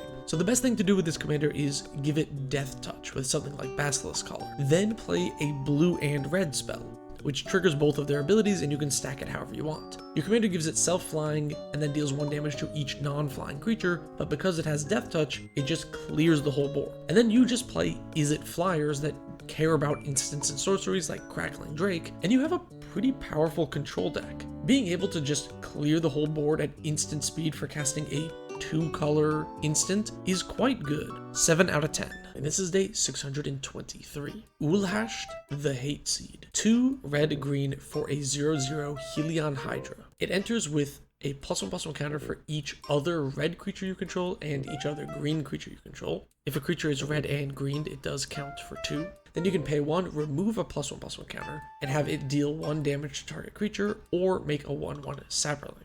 This is another commander where the creature deals the damage, so giving it a Death Touch counter with Gift of the Viper allows you to just remove a +1/+1 counter and instantly snipe a creature. And then you want to play stuff that puts counters on things, so you can keep removing the counters to make more Saprolings and deal more damage. And then since your commander goes wide as well, you can play Overrun effects as great finishers. This commander is an interesting take on Gruul Go Wide. I'll give it a 7 out of 10. And this is day 624. Experiment Crash. 2 green, green, blue, blue for a 4/6 Ooze Mutant. Crash has the activated abilities of each other creature with a +1/+1 counter on it, which does include your opponent's abilities. You can tap, put a +1/+1 counter on target creature, again including your opponent's. So this is a commander deck where you want to play a lot of creatures with activated abilities, like Arcanus the Omnipotent. Then you play stuff like Rishkar, which lets you put counters onto things, and then you can give those abilities to Crash. Also, Crash has a bunch of weird combos you can do with stuff like Horseshoe Crab, since it untaps it, so tapping it for mana lets you get into all these loops. Crash is a pretty classic legendary creature from Ravnica that is really cool, but not super powerful. It's pretty slow and jank. I'll give it a 5 out of 10 though. And this is day 625. Grand Arbiter Augustine IV. 2 white blue for a 2/3 human advisor. White spells you cast cost 1 less, blue spells you cast cost 1 less, and spells your opponents cast cost 1 more. This is probably one of the most notorious commanders of all time. That tax effect in tandem with any additional tax is absolutely backbreaking for your opponents. And the sheer mana advantage you get by taxing your opponents and discounting your own counterspells is incredibly strong. And this commander works so well with stacks pieces because you already break parity by reducing the cost of all of your things. This commander is very powerful. You can go control, you can go stacks, you can go storm. You will be public enemy number 1 if you play it, but if you're willing to take on that challenge, it's a really amazing commander. 9 out of 10. And this is day 626. Isperia the Inscrutable. 1 white, white, blue, blue for a 3/6 Sphinx with flying. When Isperia deals combat damage to a player, choose a card name. That player reveals their hand. If a card with the chosen name is revealed this way, you may search your library for a creature with flying, reveal it, and put it in your hand, then shuffle. So in blue, looking at your opponent's hand is actually not that difficult to do. Telepathy is probably my favorite option for this. And then you want to play utility creatures with flying, like Selfless Spirit, as a way to dodge a board wipe. Then fill your deck with Coastal Piracy type effects to draw cards off of hitting your opponents with all these little flyers. I think this commander is really fun and leads to a lot of interesting decision-making choices in the deck building stage. I gotta give it like an 8 out of 10. It's pretty awesome. And this is day 627. Lizolda the Blood Witch. Black-red 1 for a 3/1 human cleric. You can pay 2, sacrifice a creature, she deals 2 damage to any target if the sacrificed creature was red, and you can draw a card if the sacrificed creature was black. So this is an aristocrats deck that wants you to play 2 colored creatures, so then you get both of these effects. And just like any aristocrats deck, you want to play recursive cards like Chain or Nightmare Adept, which is great because it's 2 colors and recurs things. And there's tons of support for aristocrats in these colors. I like this commander a lot for aristocrats. Normally aristocrats I think is very samey, but I do like that this commander does care about multicolored creatures specifically, which makes it stand out a little bit. And of course you can give the commander Death Touch, Lifelink, Infect, and get tons of extra value that way. 7 out of 10. And this is day 628. Momir Vig, Simic Visionary. 3 green-blue for a 2/2 elf wizard. Whenever you cast a green creature, search your library for a creature, put it on the top of your library. Whenever you cast a blue creature, reveal the top of your library. If it's a creature, put it into your hand. If you cast a blue and green creature, you get both abilities and you can stack them such that you search and draw the creature you want. One of the strongest things you can do with this commander is play cards like Mind Bend, allowing you to change the text on Momir Vig, so it says blue and blue or green and green. And then if you're going to do that, stuff like Glimpse of Nature can help you storm through your deck very quickly. Or you can just play utility blue and green creatures and build like a toolbox deck. This commander is actually quite powerful. It had a CDH build for a little while now. It's very unique, and you can build the deck in different ways. Elf Ball, Combo, Toolbox. Because of that, I'll give it a 9 out of 10. And this is day 629. Rakdos the Defiler.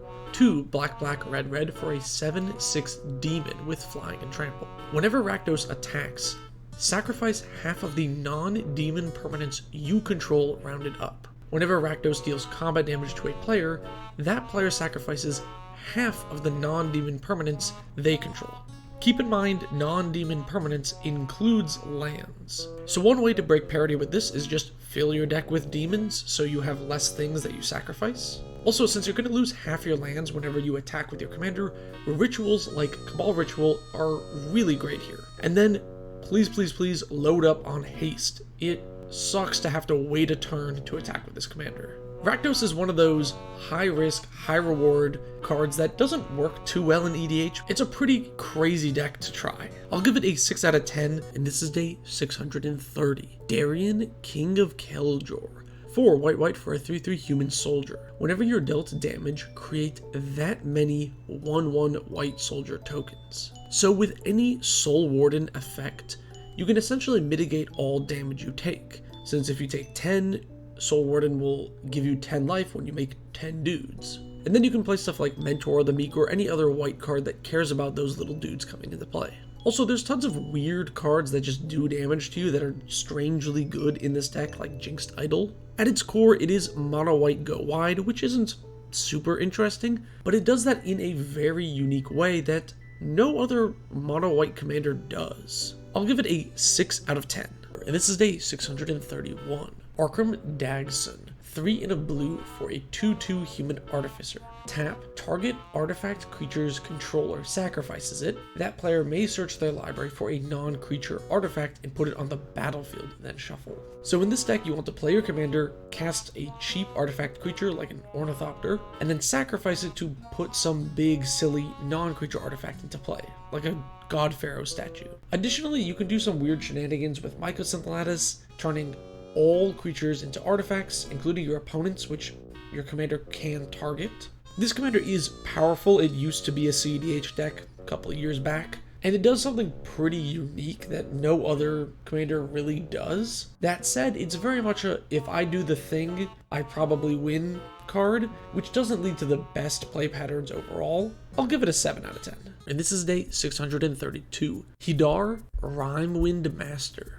4 in a blue for a 3/3 human wizard. You may pay 2 and tap him to return target permanent to its owner's hand. Activate only if you control 4 or more snow permanents. So if you play all snow lands and snow islands, getting the 4 snow permanents should be really easy. And then you can just play like mono blue control, you bounce things, you counter things, etc. You can also bounce your own stuff to reset enter the battlefield effects. This commander's got great art, but other than that, it's very okay. It's just bad Venser, really. I'll give it a 4 out of 10. And this is day 633. Hakan, Stormgold Scourge. Black 1 for a 3/3 zombie knight. You may cast Hakan from your graveyard, but not anywhere else. As long as Hakan is on the battlefield, you may cast knight spells from your graveyard. When Hakan dies, you lose 2 life. This is one of those commanders you need to get out of the command zone so you can play it from elsewhere. And then you just want to play knights. There's a bunch of them that have different utility, like Murderous Rider, for example. And one of the best things you can do is play Nameless Inversion, since it is every creature type. You can just cast it from your graveyard over and over again. Hakan is a one-of-a-kind card that just doesn't work in the format. It's very awkward to have to get your commander out of the command zone with Command Beacon and then into the graveyard with something else. It's just one too many hoops, I think. I'll give it a 5 out of 10 just for being cool. And this is day 634. Lavisa Cold Eyes. 3 red for a 3/3 human. Each creature that is a barbarian, warrior, or berserker gets +2/+2 and haste. So this works great with warriors that have attack triggers, since you get extra value from that haste. Also, one of the best homes for Bloodshot Trainee, pumping up its power and giving it haste. Ultimately, this commander is not super interesting. You can really only build it one way, and it's not like Changelings get +6/+6 or anything. So overall, it's just somewhat boring. I'll give it a 4 out of 10. And this is day 635. Garza Zol, Plague Queen. Grixis in 4 for a 5/5 vampire noble. She has flying and haste, and whenever a creature dealt damage by her dies this turn, put a +1/+1 counter on her. And then whenever she deals combat damage to a player, you may draw a card. So because this is a vampire, you could play this as your vampire commander if you really wanted. It's also very good with cards like Chandra's Ignition, because then you can deal damage to a bunch of creatures, take them all out, put a bunch of counters on your commander. Also, if you're going to play a bunch of flyers with curiosity effects, you can double up on the card draw with your commander. This commander is weird as a vampire deck because it doesn't actually do anything with vampires, and it's a bit too high mana cost to play in a curiosity tempo deck. It's like a decent top end for a control shell because it's a card draw finisher in the command zone. I'll give it a 5 out of 10. And this is day 635. Sekwar Deathkeeper. 2 in Jund for a 4/3 orc shaman. Whenever another non-token creature you control dies, create a 3/1 black and red Graveborn creature token with haste. So this is an aristocrat deck. You want to be playing stuff like Gut, True Zealot to sacrifice dudes to make skeletons and extra 3/1s. This is also a phenomenal deck for Evolutionary Leap. It's a really good sack outlet. And if you've been playing this commander for a long time, maybe add Fountain Port as a new upgrade. This commander is alright, it's a decent value off of sacrificing things, and aristocrats in these colors isn't super common, but that's kind of all it is. I'll give it a 5 out of 10. And this is day 637. Zur the Enchanter. Esper and 1 for a 1/4 flying human wizard. Whenever Xur attacks, you may search your library for an enchantment with mana value 3 or less and put it onto the battlefield, then shuffle. This commander works with almost any enchantment theme. You can go Voltron and put auras on your commander. You can play Toolbox and pull out all sorts of utility enchantments like Imprisoned in the Moon.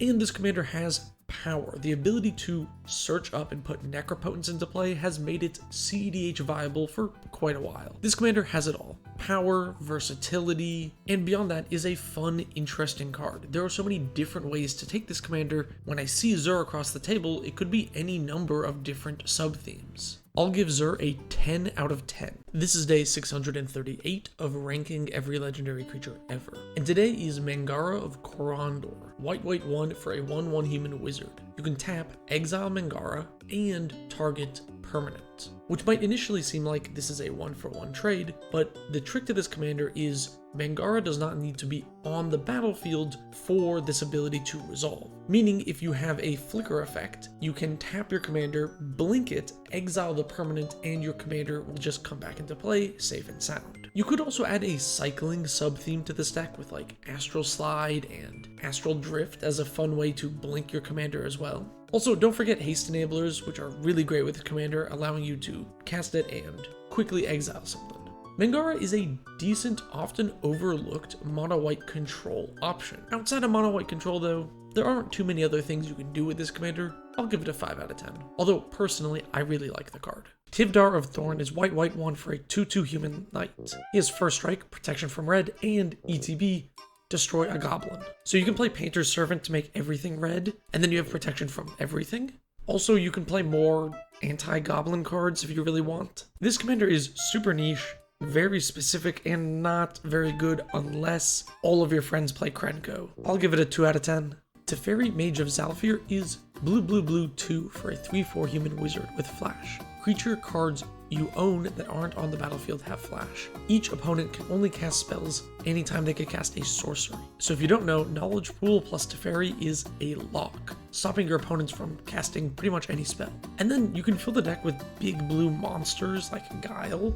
And if you're gonna go the big blue monster route, Thirax the Sudden Storm is a pretty great addition. Teferi is a very powerful mono blue control commander. He lets you flash in huge threats and locks your opponents out of interacting with those threats. This is an old school boogeyman commander that has been forgotten, I think.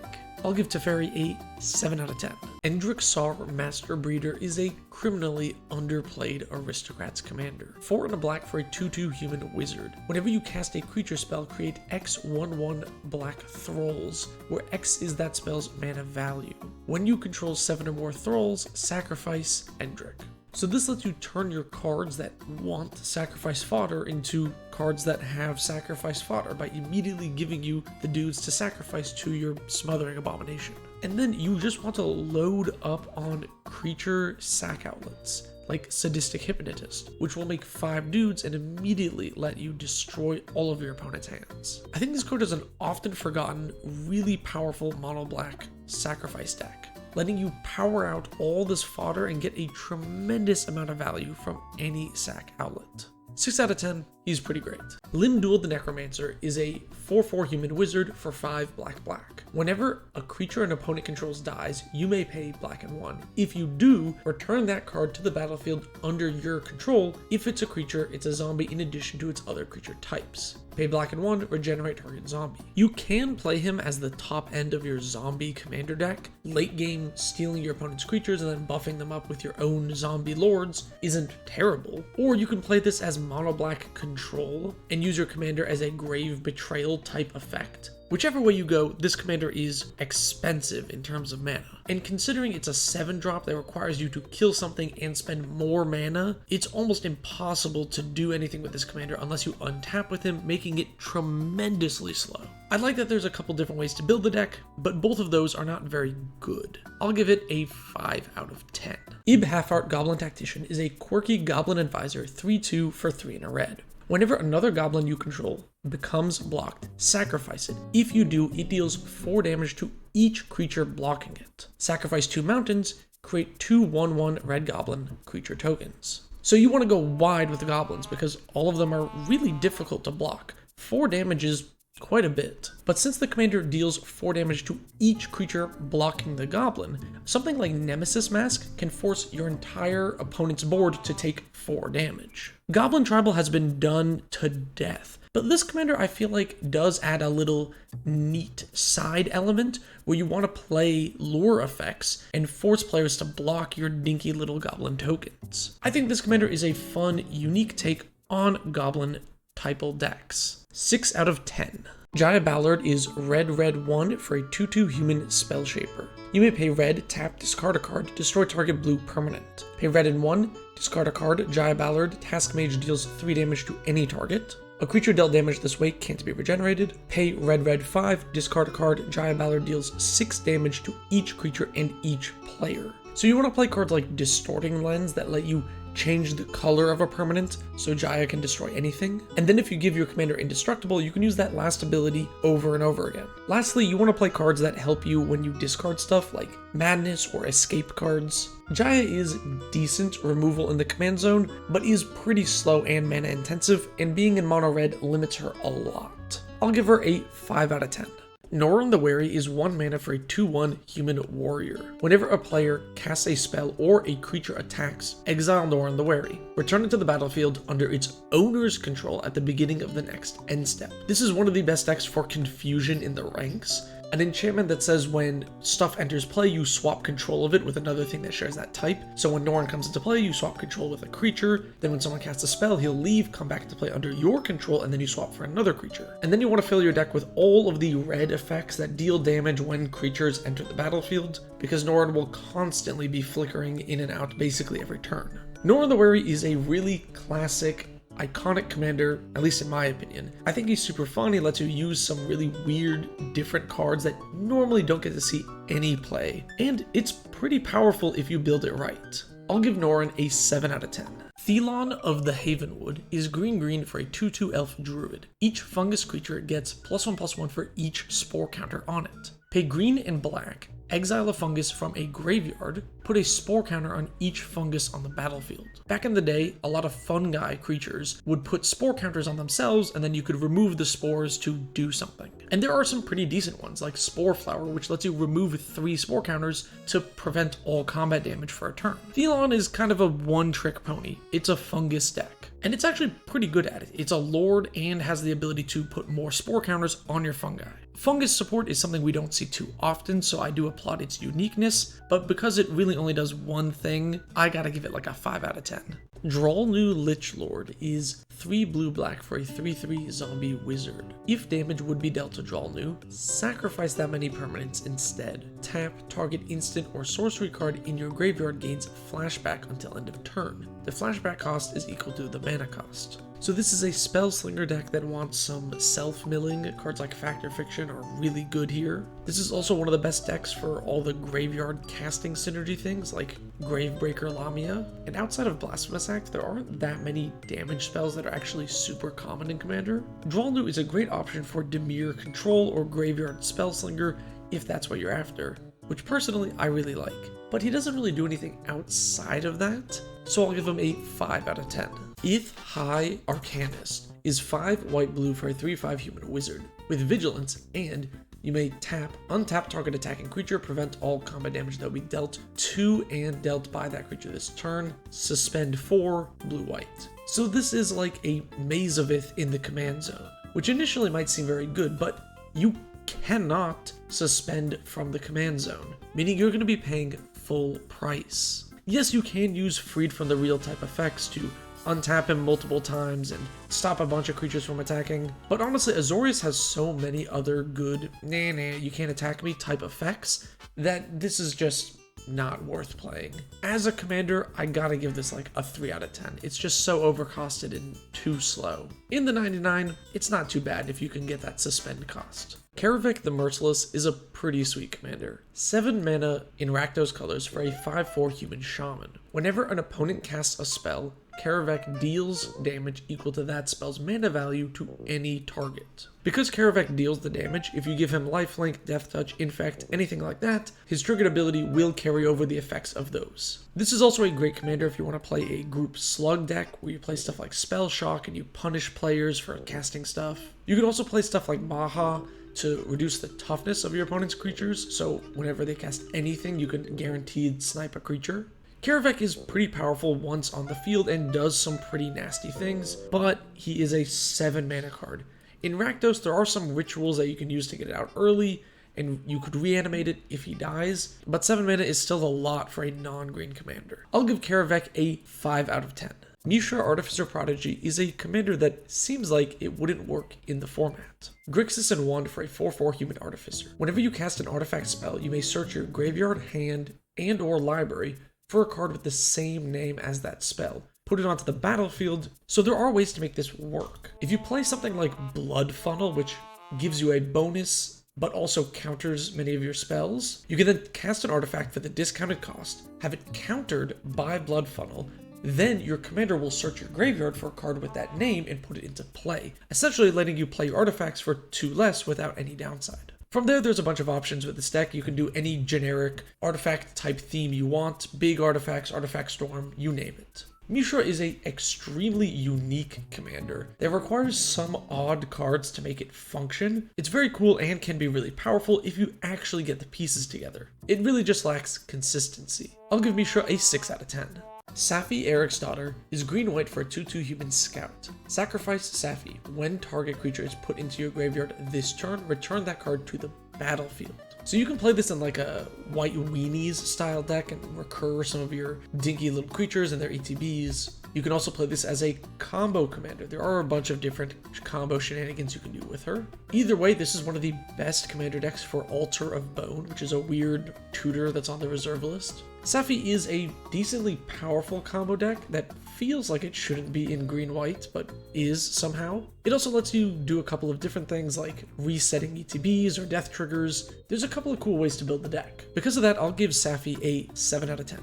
Scion of the Ur-Dragon is way cooler than the Ur-Dragon. Wooburg for a 4/4 dragon avatar with flying. Pay 2 generic, search your library for a dragon permanent card, put it in your graveyard. If you do, Scion becomes a copy of that card until end of turn. This is a toolbox commander. If you're against an artifact deck, you can turn your commander into a Hellkite Tyrant. Do you need a burst of mana this turn? Turn it into a Beledros Witherbloom and untap all your lands. I also see some people playing Marvin, Murderous Mimic, from Duskmourn as a way to get a second commander, essentially.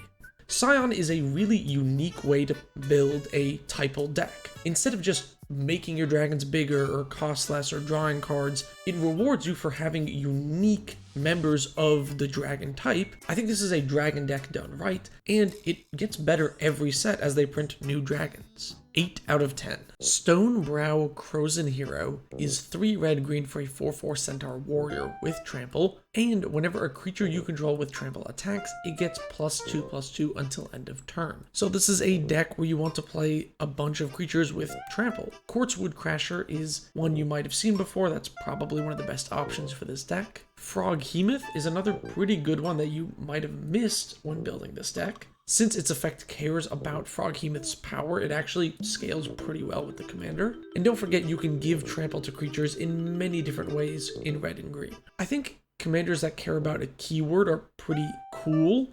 They often get better as more creatures with that keyword get printed. That said, there's really only one way to build this deck, and that's fill your deck with creatures that have trample. So each Stonebrow deck is probably going to look a little similar, and that is kind of lame. Otherwise, decent, unique card. 6 out of 10. Krovak's Ascendant Hero is 4 white for a 4/4 human noble. Other white creatures get +1/+1. Non-white creatures get -1/-1. Pay 2 life, return Krovak's to its owner's hand. So this is a mono white deck where you want to go wide, play stuff like Oketra's Monument and make a bunch of tokens. Although unlike most mono white go wide decks, this one is not as weak to board wipes since your commander does dodge them. And since your commander lets you just basically pay as much life as you want, you can use stuff like near-death experience as an alternative win con. Ultimately, this commander is just mono white tokens. The life loss thing is probably better in the 99 of a different life swap deck. I'll give him a 4 out of 10. Braid's Conjurer Adept is a 2/2 human wizard for 2 blue. At the beginning of each player's upkeep, that player may put an artifact, creature, or land from their hand onto the battlefield. Initially, this might feel like a group hug card, and you could play it that way if you really wanted. But generally speaking, Braid's decks are designed to just have the biggest creatures and artifacts they possibly can, so you can put those into play and get more value than your opponents do. And really, that's all the deck is. The rest of the deck is just full of card draw so you can keep playing the biggest fatties you can. Honestly, once you've seen one Braid's deck, they're kind of all the same, and it's very much a kill-on-sight commander. I feel like in your playgroup, this will get boring pretty fast, and you're going to get focused down. I'll give it a 5 out of 10. Miri the Cursed is a 4-mana mono-black vampire cat 3/2 with flying, first strike, and haste. Whenever Miri deals combat damage to a creature, put a +1/+1 counter on Miri. So in mono-black, there are a few things like Elk Nightblade, which does synergize with +1/+1 counters. And you can suit up this commander with things that increase the power, since first strike means you don't have to worry about your toughness nearly as much. Overall, mono black +1/+1 counters is not super fleshed out. I wish it had a little bit more support for this deck to be really good. And as far as Voltron is concerned, it's decent with all those keywords, but not amazing. I'll give this commander a 5 out of 10. Akroma Angel of Fury is 5 red for a 6/6 angel. It has can't be countered, flying, trample, protection from white and blue, plus fire breathing, and you can morph it. 2 things to note. 1, you can morph from the command zone and just cast your commander for 3 mana. You still have to pay commander tax though. And if you cast it face down as a morph, it can be countered. With a big commander in the command zone, you can play stuff like Ironcrag Feet to try and ramp into it fast, or you can morph your commander early on and flicker it with a Conjurer's Closet. Either way, this commander is not that interesting, it's just a big red thing. I'll give it a 3 out of 10. Jedit Ojanin of Ifrava is 3 green for a 5/5 cat warrior. He has Forest Walk, and whenever he attacks or blocks, create a 2/2 cat warrior with Forest Walk. A lot of you might be thinking Yavimaya is perfect here, and you're correct. But you might have not known there are a bunch of auras which can turn lands into forests, like Lush Growth, and those are also great additions. Otherwise, this commander is pretty great if you just want to go wide, since he makes essentially unblockable dudes once you get some forests passed around. This commander is decent as mono green go wide. It's got a little Forest Walk spin on it, which I kind of like. It's a bit unique, but doesn't have that many different ways to build the commander. I'll give it a 4 out of 10. It is held back a bit by that 6 mana cost. Intet the Dreamer is 3 blue-red-green for a 6/6 dragon with flying. Whenever Intet deals combat damage to a player, you may pay 2 and a blue. If you do, exile the top card of your library face down. You may look at that card for as long as it remains exiled, and you may play that card without paying its mana cost for as long as Intet remains on the battlefield. So you want to fill your deck with tons of big things that you can cast for free with your commander. And then you want to play top of library manipulation, things like Miri's Guile are great here. And be sure to pack haste or protection or both for this commander. Casting stuff for free is very scary, so a lot of players are going to be focusing your commander. Intet is actually decently strong. It's very dangerous if you ramp into it early and are able to hit something big off the top. And then late game, since you're in green, you could just ramp into your big stuff and play a powerful mid-range deck. I'll give it a 7 out of 10. Numot the Devastator is 3 in Jeskai for a 6/6 dragon with flying. Whenever Numot deals combat damage to a player, you may pay 2 and a red. If you do, destroy up to 2 target lands. So you could build this as a land destruction stacks commander and play other things that blow up lands. And you are in the colors where you have access to many other stacks cards like Lavinia, Azorius Renegade. The problem is this isn't a good stacks commander. It's very mana intensive, and mana intensive cards are generally not good in stacks decks. You can politics your way into swinging at someone and then destroying other lands, but that seems pretty not interesting to get 2 Stone Rains. I'll give this one a 3 out of 10. I really just don't think it's very good. Oros the Avenger is 3 in Mardu for a 6/6 dragon with flying. Whenever Oros deals combat damage to a player, you may pay 2 and a white. If you do, Oros deals 3 damage to each non-white creature. So this is a great commander for cards like Repercussion, which basically makes it so when a creature takes damage, it deals that much damage to its controller. And then you can play damage amplification effects. So instead of 3 damage, you're dealing 6 or even more, and then all that damage is getting reflected to your opponents. This is a fun, stuffy doll, burn type of deck. It's not great if your opponents are all playing mono white, but otherwise, pretty cool commander. 6 out of 10. Radha, Heir to Keld, is green-red for a 2/2 elf warrior. She can tap for a green, or whenever she attacks, you may add red-red, which does go away at the end of the combat phase. This is a deck where you can skip all 3 drops if you want and just play 4 mana ramp spells after casting your commander, and then you just fill your deck with any gruel stuff you want. This commander doesn't really point you in any specific direction, it's just ramp. This commander is alright. There's nothing too interesting about it, but it's also not like lame. I'll give it a 4 out of 10. It's fine. Teneb the Harvester is one of the first commanders I ever played against. 3 in Abzan for a 6/6 dragon with flying. When Teneb deals combat damage to a player, you may pay 2 and a black. If you do, put target creature in a graveyard into play under your control. So this can be a reanimator commander. You can put big creatures in your graveyard and then put them into play. And then you can mill yourself with your head shredder type things and go to town. It is interesting that you can mill your opponents and yoink their creatures, which is kind of funny. All in all, Teneb is a little held back by his mana cost and just being kind of slow, but he's a decent mid-range threat still. I'll give it a 6 out of 10. The last 3-color dragon from this cycle is Vorosh the Hunter. 3 in Sultai for 6/6 flying dragon. Whenever Vorosh deals combat damage to a player, you may pay 2 and a green. If you do, put 6 +1/+1 counters on him. So in these colors, there are plenty of +1/+1 counter synergy cards, and you can build Sultai counters. Sadly though, the commander only puts counters on itself, meaning you can't put it on something else to enable other counter synergies. Now the commander does get pretty big pretty fast, meaning things that care about a creature's power can be pretty useful here.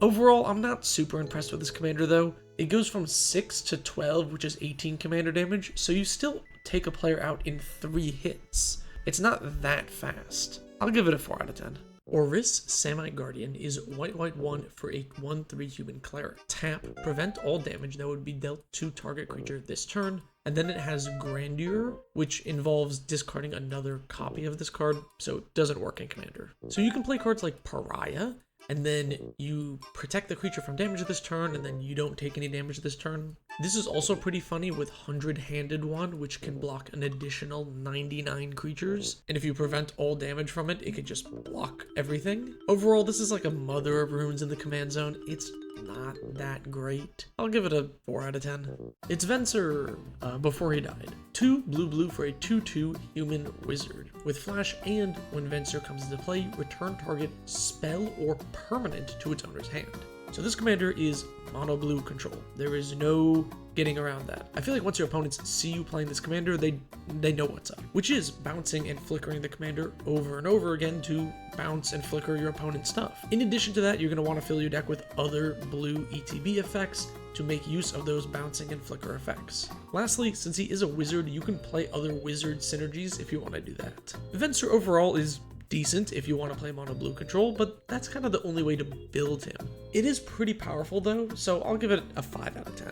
Lanisa Zephyr Mage is 3 in a blue for a 3/3 human wizard. You can pay blue X and tap. Return target creature with mana value X to its owner's hand. It also has Grandeur, which doesn't work in Commander. So initially, you might think that you want to ramp really hard with this deck so you can bounce your opponent's big creatures back to their hand. And while you could do that, it's not a very efficient use of this commander. I think it's a lot easier to just play your own enter the battlefield effects like Spellseeker and bounce them to your hand and reuse that ability multiple times. You can also reuse cards like Voracious Great Shark and get a counter spell that you can bounce around. This is a very slow, grindy, mono blue control style deck, which is something I personally enjoy, but it's not very powerful and there aren't too many other ways to build this commander, so I'll have to give it like a 3 out of 10.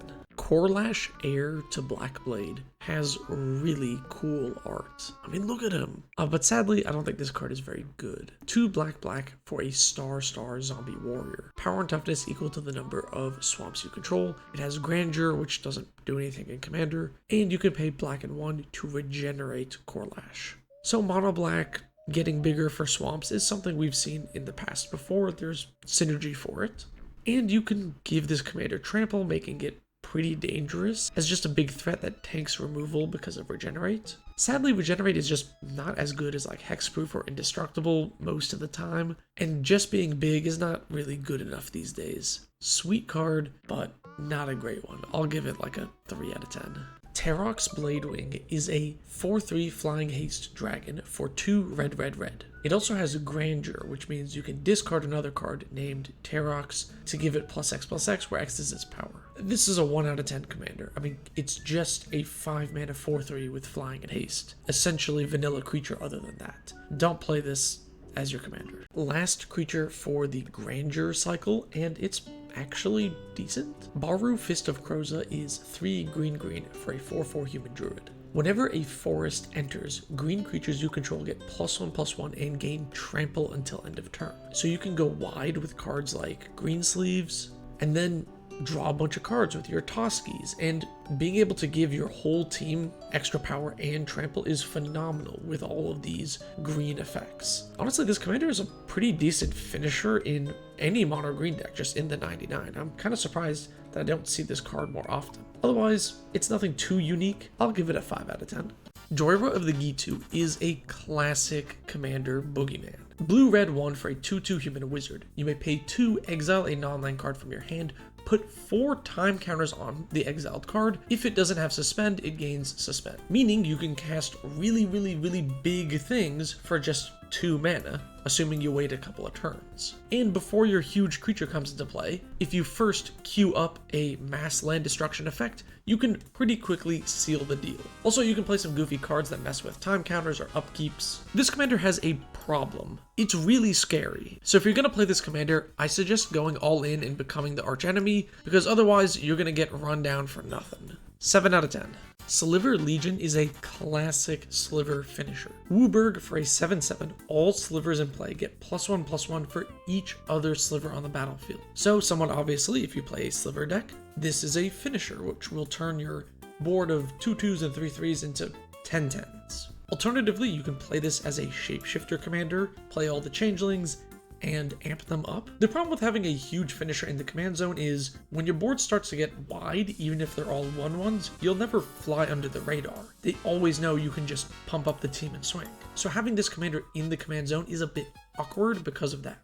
I'll give it a 5 out of 10. It's okay. Brigid, Hero of Kinsbale, is 2 white for 2/3 Kithkin Archer. She has first strike and tap. She deals 2 damage to each attacking or blocking creature target player controls. So giving her Death Touch is pretty great here, making you very difficult to block and really hard to attack into. And then you could play a Kithkin deck, although you don't need to. You can just play mono white midrange because she doesn't actually do anything with Kithkins. I enjoy that this commander can target an opponent even if you're not involved in that combat step, but otherwise it's just kind of okay. 4 mana with a tap ability makes it kind of slow, and it's in mono white. I'll give it a 4 out of 10. Ashling the Pilgrim is red and 1 for a 1/1 elemental shaman. You may pay red and 1, put a +1/+1 counter on Ashling. If this is the 3rd time this ability has resolved this turn, remove all +1/+1 counters from Ashling. It deals that much damage to each creature and each player, which includes Ashling, meaning her power needs to be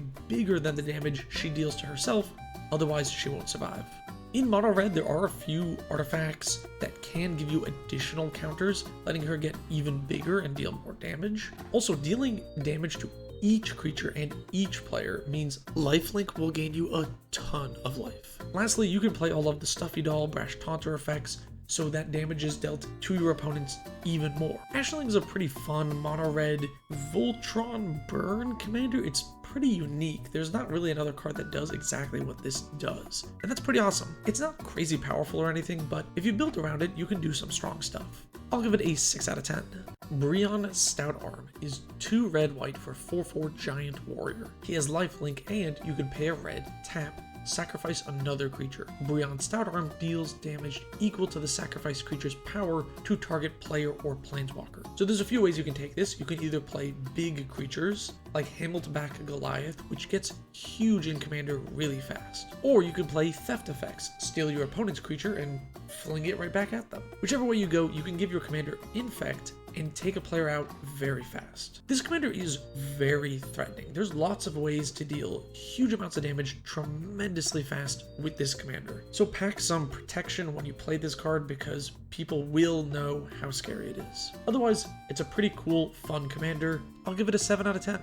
Doran the Siege Tower is Abzan for a 0/5 Treefolk Shaman. Each creature assigns combat damage equal to its toughness rather than its power. So with this commander, you could play a Treefolk deck, since there's a lot of Treefolk that just naturally have high toughness and work well with the commander. Or you could play Abzan aggro and just play creatures that have high toughness, turning them into really cheap aggressive threats. And lastly, you could go Voltron. This is a 3-mana 5/5, and there are things like a Quarter's Shield that buffs up your commander's toughness, allowing you to cheaply and easily make your commander bigger. Doran the Siege Tower is reasonably powerful, has many different options for how to build the commander, and is a genuinely unique card. I'll give it a 9 out of 10. Gaddock Teeg is green-white for a 2/2 Kithkin Advisor. Non-creature spells with mana value 4 or greater can't be cast. Non-creature spells with X in their mana cost can't be cast. So this is a hate bear in the command zone, meaning you probably want to play some others in the 99 to continually annoy and slow down your opponents. And don't forget to pack protection. Your opponents probably only have a couple of non-creature spells that cost 3 mana or less, which can get past your commander or your hardlock. So protecting yourself from those will be really useful. Also, if you're playing this as a stacks commander, the new Winter Moon is still like $1, so pick it up now. Gaddock Teeg is very strong and is one of the few legendary hate bears we have in Selesnya colors. If you want to play a Staxy deck, I think this is a great option. Outside of that, there's not too many other things you can do with him, so I'll give him a 7 out of 10. Horde of Notions is Wooburg for a 5/5 legendary creature elemental with Vigilance Trample Haste. Pay Wooburg,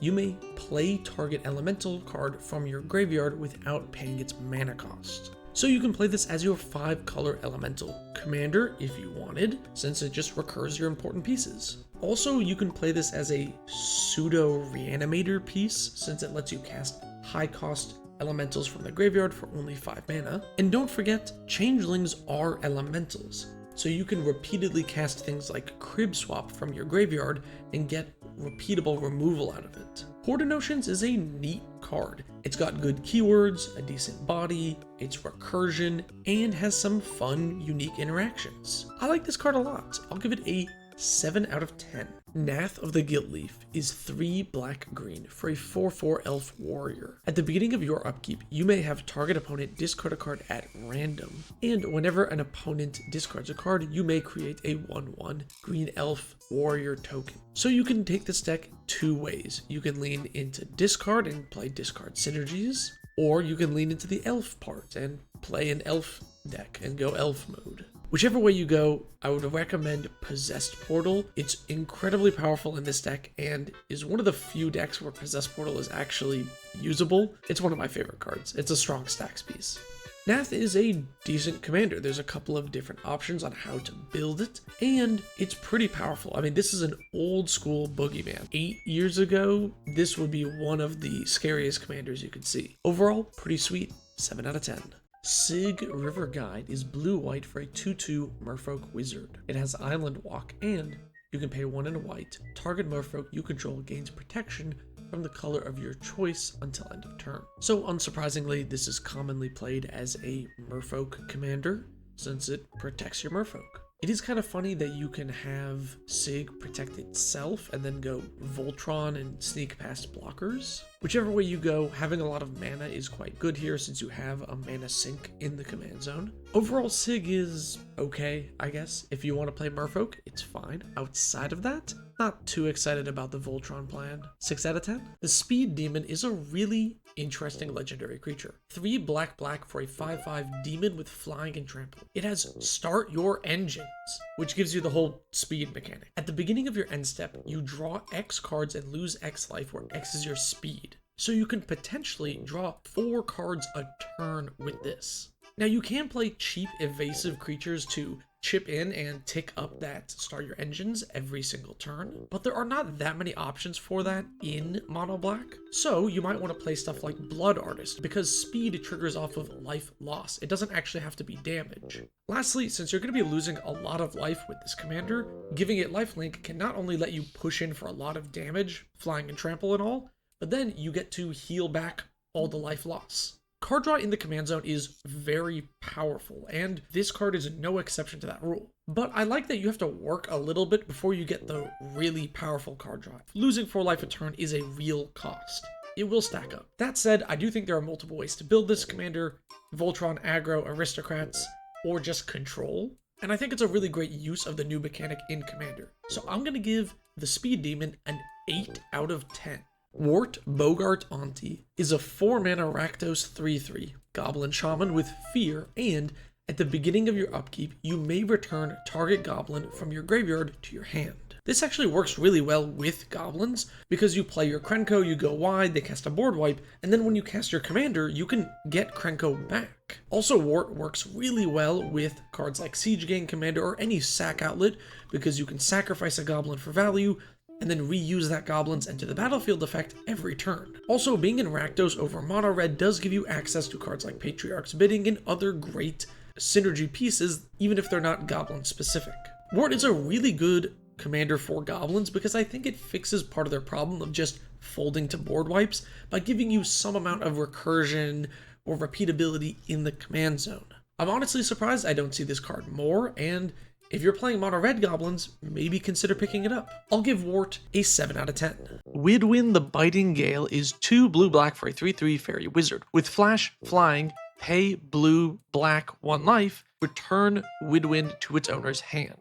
So this commander is kind of interesting with cards that care about you casting spells, especially during your opponent's turn, like a Wave Break Hippo Camp. You can flash in your commander, bounce it to hand, flash in your commander, bounce it to your hand, draw extra cards. It's a bit mana intensive, but it is a card draw engine. Also, your commander does dodge board wipes and flies, which makes it a bit of a prime candidate for a Voltron sub-theme. If you play a Dimir Spellslingery control game plan and play stuff like Runecanter's Pike, you can dodge a board wipe with your commander, flash it back in, equip and slam in for big damage in the air, and potentially take your opponents out with commander damage. Woodwind is an interesting and unique card, which is pretty sweet. I'll give it points for that, but it's ultimately not very powerful. 4 mana up front and 2 mana to bounce is really mana intensive. I personally like grindy, silly control value engines like this, but outside of that, it's kind of meh. I'll give it a 5 out of 10. Vendilion Click is a 3/1 flash flying fairy wizard that says when it comes into play, you look at target player's hand, you may choose a non-land card from it. If you do, that player reveals the chosen card, puts it on the bottom of their library, and draws a card. And all of that for the low cost of blue 1. This commander is commonly played with flicker effects. You can play Ghostly Flicker to bounce your commander and something else, like a Venser Shaper Savant, and play a control game where you bounce things to their hand and then Vendilion Click it all away. And you can play flicker engines like Thassa's Deep Dwelling, so every turn you can start bouncing things and then flickering your click to just yoink it out of your opponent's hand. If you want to get a little spicy with this, you can play cards like Hunted Phantasm and build a politics deck. With Hunted Phantasm, you give your opponents 5 red gobos, but if you make a political deal, you can have all those goblins attack someone else. And additionally, Vendilion Click can be used politically as well. You can favorably choose a card in your opponent's hand that is dead for them and have them draw a new one in return for them helping you with something. Vendilion Click can do the classic mono blue bounce and shuffle away type game plan that you can often do with counterspells. But it does it in a somewhat unique way and has this blink sub-theme, and if you spice it up with some politics cards, I think the commander is actually pretty fun. I'll give Vendilion Click an 11 out of 10. First one in the series. I'm kidding, it's April Fool's. I'll give it like a 5. I mean, it's fine. It's kind of unique, but outside of bouncing and yoinking things out of their hands and maybe some light politics, there's not many other things you can do. It's not great for Fairy Tribal, so yeah, I don't know, 5. Marilyn of the Morn Song is black 1 for a 2/3 elf wizard. It says players can't draw cards, and at the beginning of each player's draw step, that player loses 3 life, searches their library for a card, and puts it in their hand, then shuffles. This commander is pretty fascinating, but I think it gets a bad rap because of the gimmick decks that people make with it. So yes, this commander is a 1-card combo with Opposition Agent. You play your commander, you search up Oppo Agent, you play this, and then every turn you just steal cards from your opponents and they don't get to cast any more cards. If they can't remove the creature with something in their hand, the game's over for them. Or people play this with like ad nauseum in decks that have like mostly lands in them, so you can ad nause, draw your whole deck, and do some other combo. And those decks are well and good. If you want to play a high power Marilyn of the Mornsong deck or a gimmick combo version, that's totally fine. But I think there's more you can do with the card. I think you can play her as a politics commander, where you're playing stuff like Incarnation Technique and giving an opponent a copy in exchange for them doing something for you or attacking someone else with the card they reanimate. You can play stuff like Victory Chimes and have them tutor up something more expensive that you want them to cast. And in Mono Black, you have access to tons of creature removal, especially some that have political uses like Baleful Mastery. And then, by playing lots of these, you can also wheel and deal and say to a player, hey, if you do this, I'll destroy this creature. I think Marilyn is kind of held back by people thinking she's just a combo card, but I think she is pretty interesting as a politics commander. You just need to be aggressive in the Rule 0 conversation to let people know you're not just going to be searching up Opposition Agent, otherwise your commander will get blown up every time. This card's pretty sweet. I will give it a 6 out of 10. Reese the Exiled is 2 and a green for a 3/2 elf warrior. Whenever Reese attacks, you gain 1 life for each elf you control, and then you may pay a black, sacrifice an elf, regenerate Reese. So, surprise, surprise, this is an elf deck that wants you to go wide and make a lot of elves. But it also has like a life gain sub-theme. You can play cards like Sanguine Bond and attack and then deal a ton of extra damage. Additionally, being in Golgari colors does give you access to a few powerful cards like Kindred Dominance, which can be really great for elf decks. Overall, I don't mind this commander too much. Yes, it is an elf go wide deck, but it doesn't go wide in the same way other elves do. It doesn't just make all your elves get huge, you get a life gain bonus for it, so there are some other non-elf synergy cards that you can work in here. Also, the commander does have its own built-in protection, which is pretty nice. I think this commander is pretty decent. I like it as a little twist on the classic elf formula, and I will give it a 7 out of 10. Una, Queen of the Fae is 3 Hybridimir, Hybridimir, Hybridimir for a 5/5 fairy wizard with flying. You may pay X and a Hybridimir, choose a color. Target opponent exiles the top X cards from their library. For each card of the chosen color exiled this way, create a 1/1 blue and black fairy rogue creature token with flying. I think initially a lot of people will see this as a fairy commander, and it kind of is. You make a lot of fairies, so your lords are very effective in this deck. Additionally, you can also play this as a mill commander. It is a tiny bit awkward because Una doesn't actually mill your opponents, so mill synergy cards like Bruvac don't actually work here. Although Una does exile your opponent's cards, which is actually a little bit more powerful than mill in a lot of circumstances.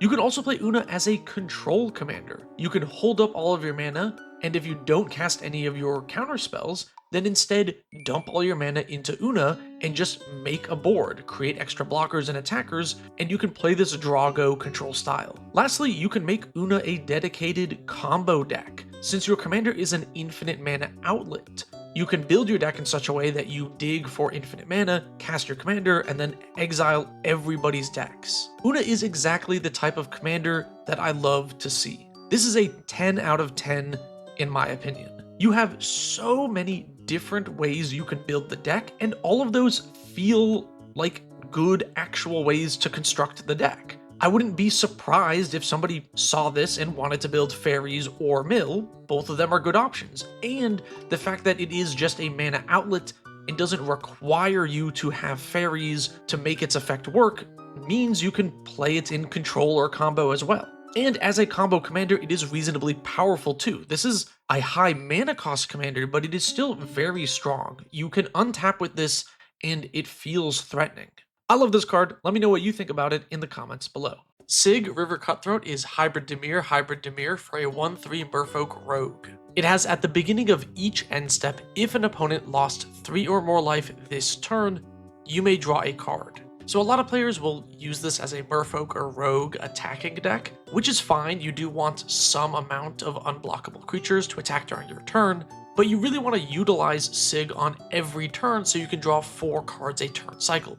And there are tons of ways you can do that, like Undermine is a counterspell that'll make them lose 3 life. Or you can play stuff like Misleading Signpost and redirect attacks. You can even add a discard sub-theme and play Liliana's Caress. What I love about this commander so much is it doesn't actually ask for anything in specific. It just says you want opponents to lose life, and then you get to draw cards for it. Because of that, you can play this in so many different ways. You can build it as discard, control, goad, politics, lots of different options. And at a low mana cost, you can put it down pretty easily and start drawing cards quickly. I currently do play Sig as one of my commanders and absolutely love it. I made a whole video about it. I'll put it as the suggested video for this short. This is a 10 out of 10 commander for me. I love Sig. Rasheen Meanderer is 3 and a hybrid Gruul for a 4/4 giant shaman. You may tap, add quadruple colorless to your mana pool. Spend this mana only on costs that contain X. So many people's first inclination with this commander is to play a Hydra deck, and that totally works. A lot of Hydras have X in their cost, and this is a great way to power out your Hydras. Additionally, you can play instants and sorceries with X in their cost and try and copy those X spells for even more value, and build sort of a Spellslinger deck. Lastly, this works on any cost, so activated abilities that have X in their cost, like Kessig Wolfrun, also work here. Don't limit yourself to just casting X spells. Rasheen is a pretty sweet commander. It's very unique. I don't think there's anything else that has this line of text. And although it is a powerful commander, it's not something that is absolutely kill on sight. This simply amplifies your deck, but your deck can still function without it. Your X will just be a little smaller. I also love that you can build this as a Hydra deck or Spellslinger, and it's always fun when I see Rasheen at the table because I don't know which way they're going to take it. I'll give this commander a 8 out of 10. Wart Raidmother is an awesome commander. It is 4 hybrid Gruul for a 3/3 Goblin Shaman. When it enters, you create 2 1/1 Goblin Warrior creature tokens. And then each green or red instant or sorcery you cast has Conspire, which means you can tap 2 untapped creatures you control that share a color with it. When you do, you may copy it. So I do see some people online trying to play this as a Goblin deck and just copy their Hordling outbursts, which you can do, but I wouldn't recommend it. I think it's just way weaker than playing creatures that make a lot of tokens and then casting big instants and sorceries and copying them. Copying something like a Brass's Bounty is really powerful. You do want some instants and sorceries that make tokens because it lets you copy other spells later on. And don't forget, you can copy ramp spells. If you want to fill your deck with X spells and high mana value instants and sorceries, you can. Just filling your deck with Nature's Lores and Cultivates and stuff like that, and copying them is really powerful and a way to quickly ramp into those big spells. Wart is a strangely flexible commander. You can play it as a pseudo storm deck, you can play it as big spells matter, you can use it as a ramp engine, or you can play it as goblins. There's quite a few options, which I think makes Wart very interesting. It's a powerful card, but at 6 mana, it's not super busted. I think it's a good middle point in terms of power for casual EDH. I like this card quite a bit. I will give it a 9 out of 10.